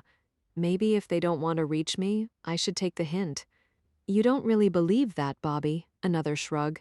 "So what's really going on?" Dr. Lane had gotten to know him pretty well. He sighed, stared at the floor. "I think maybe it's a matter of politics. My mother's in Florida. George is in Florida. We never hear from him. We never hear from her. I think maybe the family split. George abandoned Pop, but gained Mom. I didn't abandon Pop, so you think as long as you're close to your father, your mom won't contact you. That's my guess." Dr. Lane nodded thoughtfully. "It's possible. Although I would suggest it would be healthier for you and your mother to have your own relationship, regardless of your father." Bobby grinned wryly. "Well, feel free to write her a note." His smile faded. He shrugged again. "Life is what it is. I'm trying to do as you suggested, focus on controlling the things I can control and letting go of the things I can't. I can't control my mom. I can't control my grandparents. I can't control George. That's very wise of you, Bobby. Hell, I'm a regular sage these days. She smiled at him. So, moving right along, work? Start next week? Excited? More like nervous. That's to be expected. He considered things. I was cleared for shooting Jimmy Gagnon, and I was cleared for killing Copley, so that's all good. But I broke with the ranks. My involvement with Catherine, the way I handled the investigation, I burned a lot of bridges there. Part of being on stop is being a team player. There are a lot of guys who now doubt my ability to be part of the team. And what do you think? I miss the team, he answered firmly. I miss my job. I'm good at it, and if I have to prove myself again, well, I'll prove myself again. I'm not afraid of a challenge. But I'm curious, Bobby. Do you consider yourself a team player? Sure, but being a team player shouldn't be an excuse for acting stupid. If the whole team is leaping off a cliff, should you join them? Or, for the sake of the team, should you stand up and say, hey guys, stop leaping? With all respect to Dee Dee and the other investigators, they didn't understand what was going on with the Gagnons. I did, so I followed my conscience. And I'm fine with that. Frankly, that's what a good cop should do. Why, Bobby? You've come a very long way. I'm trying. Her voice grew quieter, so he knew what she was going to ask next. Do you still dream about him? Sometimes. How often? I don't know. His own voice had grown soft. He no longer looked at her, but studied her framed diploma on the wall. Maybe 3-4 times a week. That's better than it was. Yeah. Are you sleeping? Some. That road. It's gonna be a long one. Do you think there will be a time when you won't think of Jimmy Gagnon? I killed the man. That's a heavy burden to bear. Especially knowing there might have been mitigating circumstances. Especially, well, you know, that's precisely the problem. Even after 2 months, I'm still not sure what happened that night. The police aren't pressing charges against Catherine? No evidence. I thought you said they found a gun in the dresser in the bedroom. He shrugged. But what does that prove? She fired 2 shots in her own home? There's no law against that. The decision to kill Jimmy was mine and mine alone. I'm the one who saw his face. I'm the one who pulled the trigger. Do you hate her? Sometimes. And the other times? He smiled wryly. The other times I'd just as soon keep to myself. Dr. Lane shook her head. She's a dangerous woman, Bobby. No kidding. Well, I think we're all set for now. I've signed off on the paperwork and sent it over to Lieutenant Bruni. Of course, you're always welcome to call me. I appreciate that. Good luck to you, Bobby. And he said genuinely. Thanks, Doc. Thank you very much. He was at the end of Newbury Street now, arriving at the public garden. Children were running through the maze of trees, trying to catch snowflakes on their tongues. Adults were out too, bundled up against the cold. Some watched the kids, others walked an assortment of exuberant dogs. Bobby didn't see them right away. When he finally did, he was pleasantly surprised. He crossed to Catherine, beautiful as always in a black wool coat and deep purple scarf and gloves. Nathan wasn't sitting beside her. For a change, he was chasing after 2 other kids, the puppy hot on his heels. I almost didn't recognize him, Bobby said as he took a seat. Catherine glanced up at him, flashed a smile, then went back to watching her son. 2 weeks suddenly makes a big difference. I take it the new diet is working out. The power of high fructose corn syrup. Turns out glucose and galactose are processed by the GLUT2 gene, which in Nathan's case is mutated. Fructose, however, is transported by GLUT5, so his system can absorb it much more readily. Now he's not only getting more calories, but he's finally getting an energy source his body can use to grow. Catherine, that's excellent. She smiled again, but then her expression, as it often did these days, grew more somber. He'll be on a restricted diet all of his life, and even then he's going to have issues. His body doesn't absorb nutrients the way it should. He'll always have to monitor his health, and God knows all the complications still to come. But the 2 of you are pros. I wish I would have found the cause sooner. I wish I would have gotten him better help earlier. I wish so many things. There was nothing to say to that. Given the past 2 months, They both had their share of regrets. Any word on the house? He asked at last. Already sold? Jesus, that was fast. There's a waiting list for Back Bay, even at these prices. Bobby shook his head. Catherine had listed her residence at $4 million. He'd never understand where people got that kind of money. So what's next? I'm thinking of Arizona, someplace warm where Nathan can play outside every day. Someplace where no one has ever heard of James Gagnon or Richard Umbrio. Someplace where Nathan and I can both start fresh. And Marianne? She's devastated about what James put us through. I think she'd like a fresh start, too, and more time with Nathan. On the other hand, she really loves James. Even after everything, I don't think she can bring herself to leave him. James was in a coma. Between the blood loss and damage to his internal organs, his system had shut down. Doctors didn't think he'd ever regain consciousness. Mostly, they were surprised the man was still alive. Maybe someday, Bobby said. Catherine nodded. Marianne likes Arizona. She mentioned they'd always talked about buying a home out there, so maybe afterwards. His turn to nod. Now they both watched Nathan. The boy's cheeks were flushed, his breath coming in frosty pants. Trickster nipped at his heels and all the children laughed. The nightmares? Bobby asked quietly. She smiled wanly. Only half a dozen a night. You or him? She smiled again, but the look was sad. Both. You know what's funny? I don't dream of Umbrio. First time in my life I no longer fear a stranger turning down the street. I dream of Jimmy, that last look on his face, and sometimes in the middle of the night I hear Nathan calling out for Jimmy as well. Ouch, Bobby said. Oh, ouch, she agreed. She paused. When we get to Arizona, I think I'm going to find a specialist, someone who can help Nathan with a trauma, and maybe someone who can help me too. I think that would be a great idea. You could come with us. What? And give up all this cold? Her hand clutched his. Bobby, I'm scared. I know. Do you not want to work? I can support you. Don't. She turned away, immediately embarrassed. But he softened the blow by stroking her cheek. You're the most special woman I know, Catherine, he said. You love your son. You finally stood up to Umbrio. You're going to be okay, both you and Nathan. It just takes time. If I'm so special, she challenged in a muffled tone, why don't you come with us? Bobby smiled. He pulled his hand away from her, clasping his fingers on his lap. He looked at Nathan, running and laughing with the other kids, and then he said the only thing left to be said. Got a call from Detective Warren the other day. Beside him, Catherine immediately stilled. She's been working the connection between Judge Gagnon and Colleen Robinson, looking for phone records, financial transactions, anything to tie the two together. The judge was a smart man. DD can find records of cash withdrawals but no indication of where the money went. And when it comes to phone records, DD can't find evidence of a single call. Not from the judge. But she found 2 calls from you. Bobby turned and looked at Catherine. In her cool gaze, he saw a wariness that told him more than any words. Turns out, Colleen Robinson had a bad time of it in prison. Getting out, she joined a female support group for post-traumatic stress syndrome. You might know the group, Catherine. According to the counselor, you attended some of the meetings. I tried out group therapy once, Catherine said levelly. But that was ages ago, before I met Jimmy.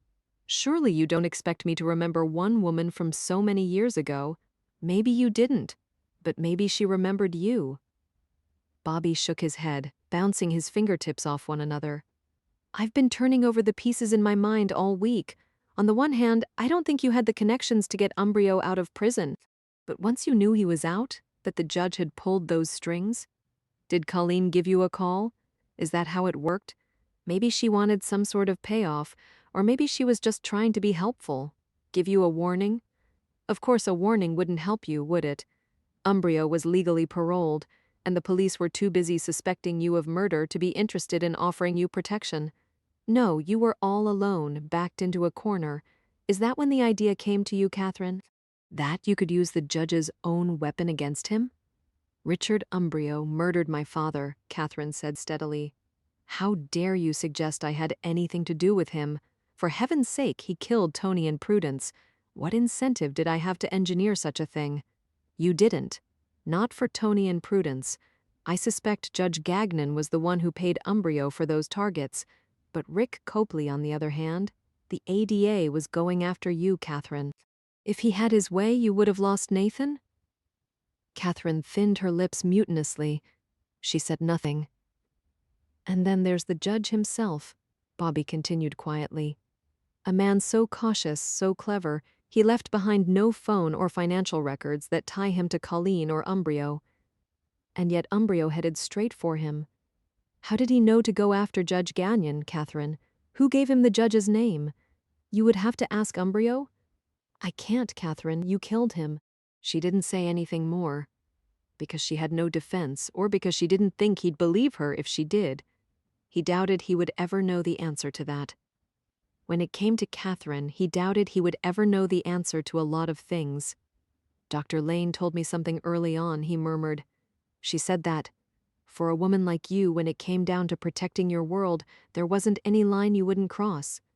It's true, isn't it, Catherine? To protect yourself against Judge Gagnon, you were willing to deal with the likes of Umbrio through Colleen Robinson. You paid money to the devil himself. He paused a heartbeat. Rick Copley, he said quietly, was a very fine man. So, I think, was your father. Catherine didn't speak, but he thought he saw tears in her eyes. I hope, she said after a moment, that someday when you have your own child, you will never know what it's like to fear for his life. You had other people to help you, Catherine. I helped you. She finally looked at him. But I didn't know that in the beginning, did I? She rose off the bench, still regal, still ungodly beautiful, and even knowing what he knew, he found himself holding his breath. Dee Dee's a good detective, he said softly. My son is safe, for that no price is too high. You really believe that, don't you? She smiled crookedly. Bobby, it's the only thing that keeps me sane at night. I'll miss you in Arizona. Goodbye, Catherine. Catherine retrieved her son. Bobby sat on the bench, snowflakes falling on his face, and watched them walk away. After another moment, Dee Dee emerged from the white van parked down the street. She sat down heavily on the bench beside him. Told you wouldn't get anything, Bobby commented. She shrugged. It was worth a try. He reached inside his jacket and went to work on the wires. You think she's honestly moving to Arizona? Dee Dee asked. Then she added, I can always extradite her when the time comes. Sure, I'm going to get her, Bobby. It hardly matters. Dee Dee scowled. What do you mean by that? All she'll ever need is one man appointed to the jury. Then Catherine will never spend so much as a day behind bars. Bobby rose off the bench. Face it, they don't make 'em like her anymore. Thank God, Dee Dee muttered. Bobby smiled. He stuck his hands into his front jacket pockets and headed home.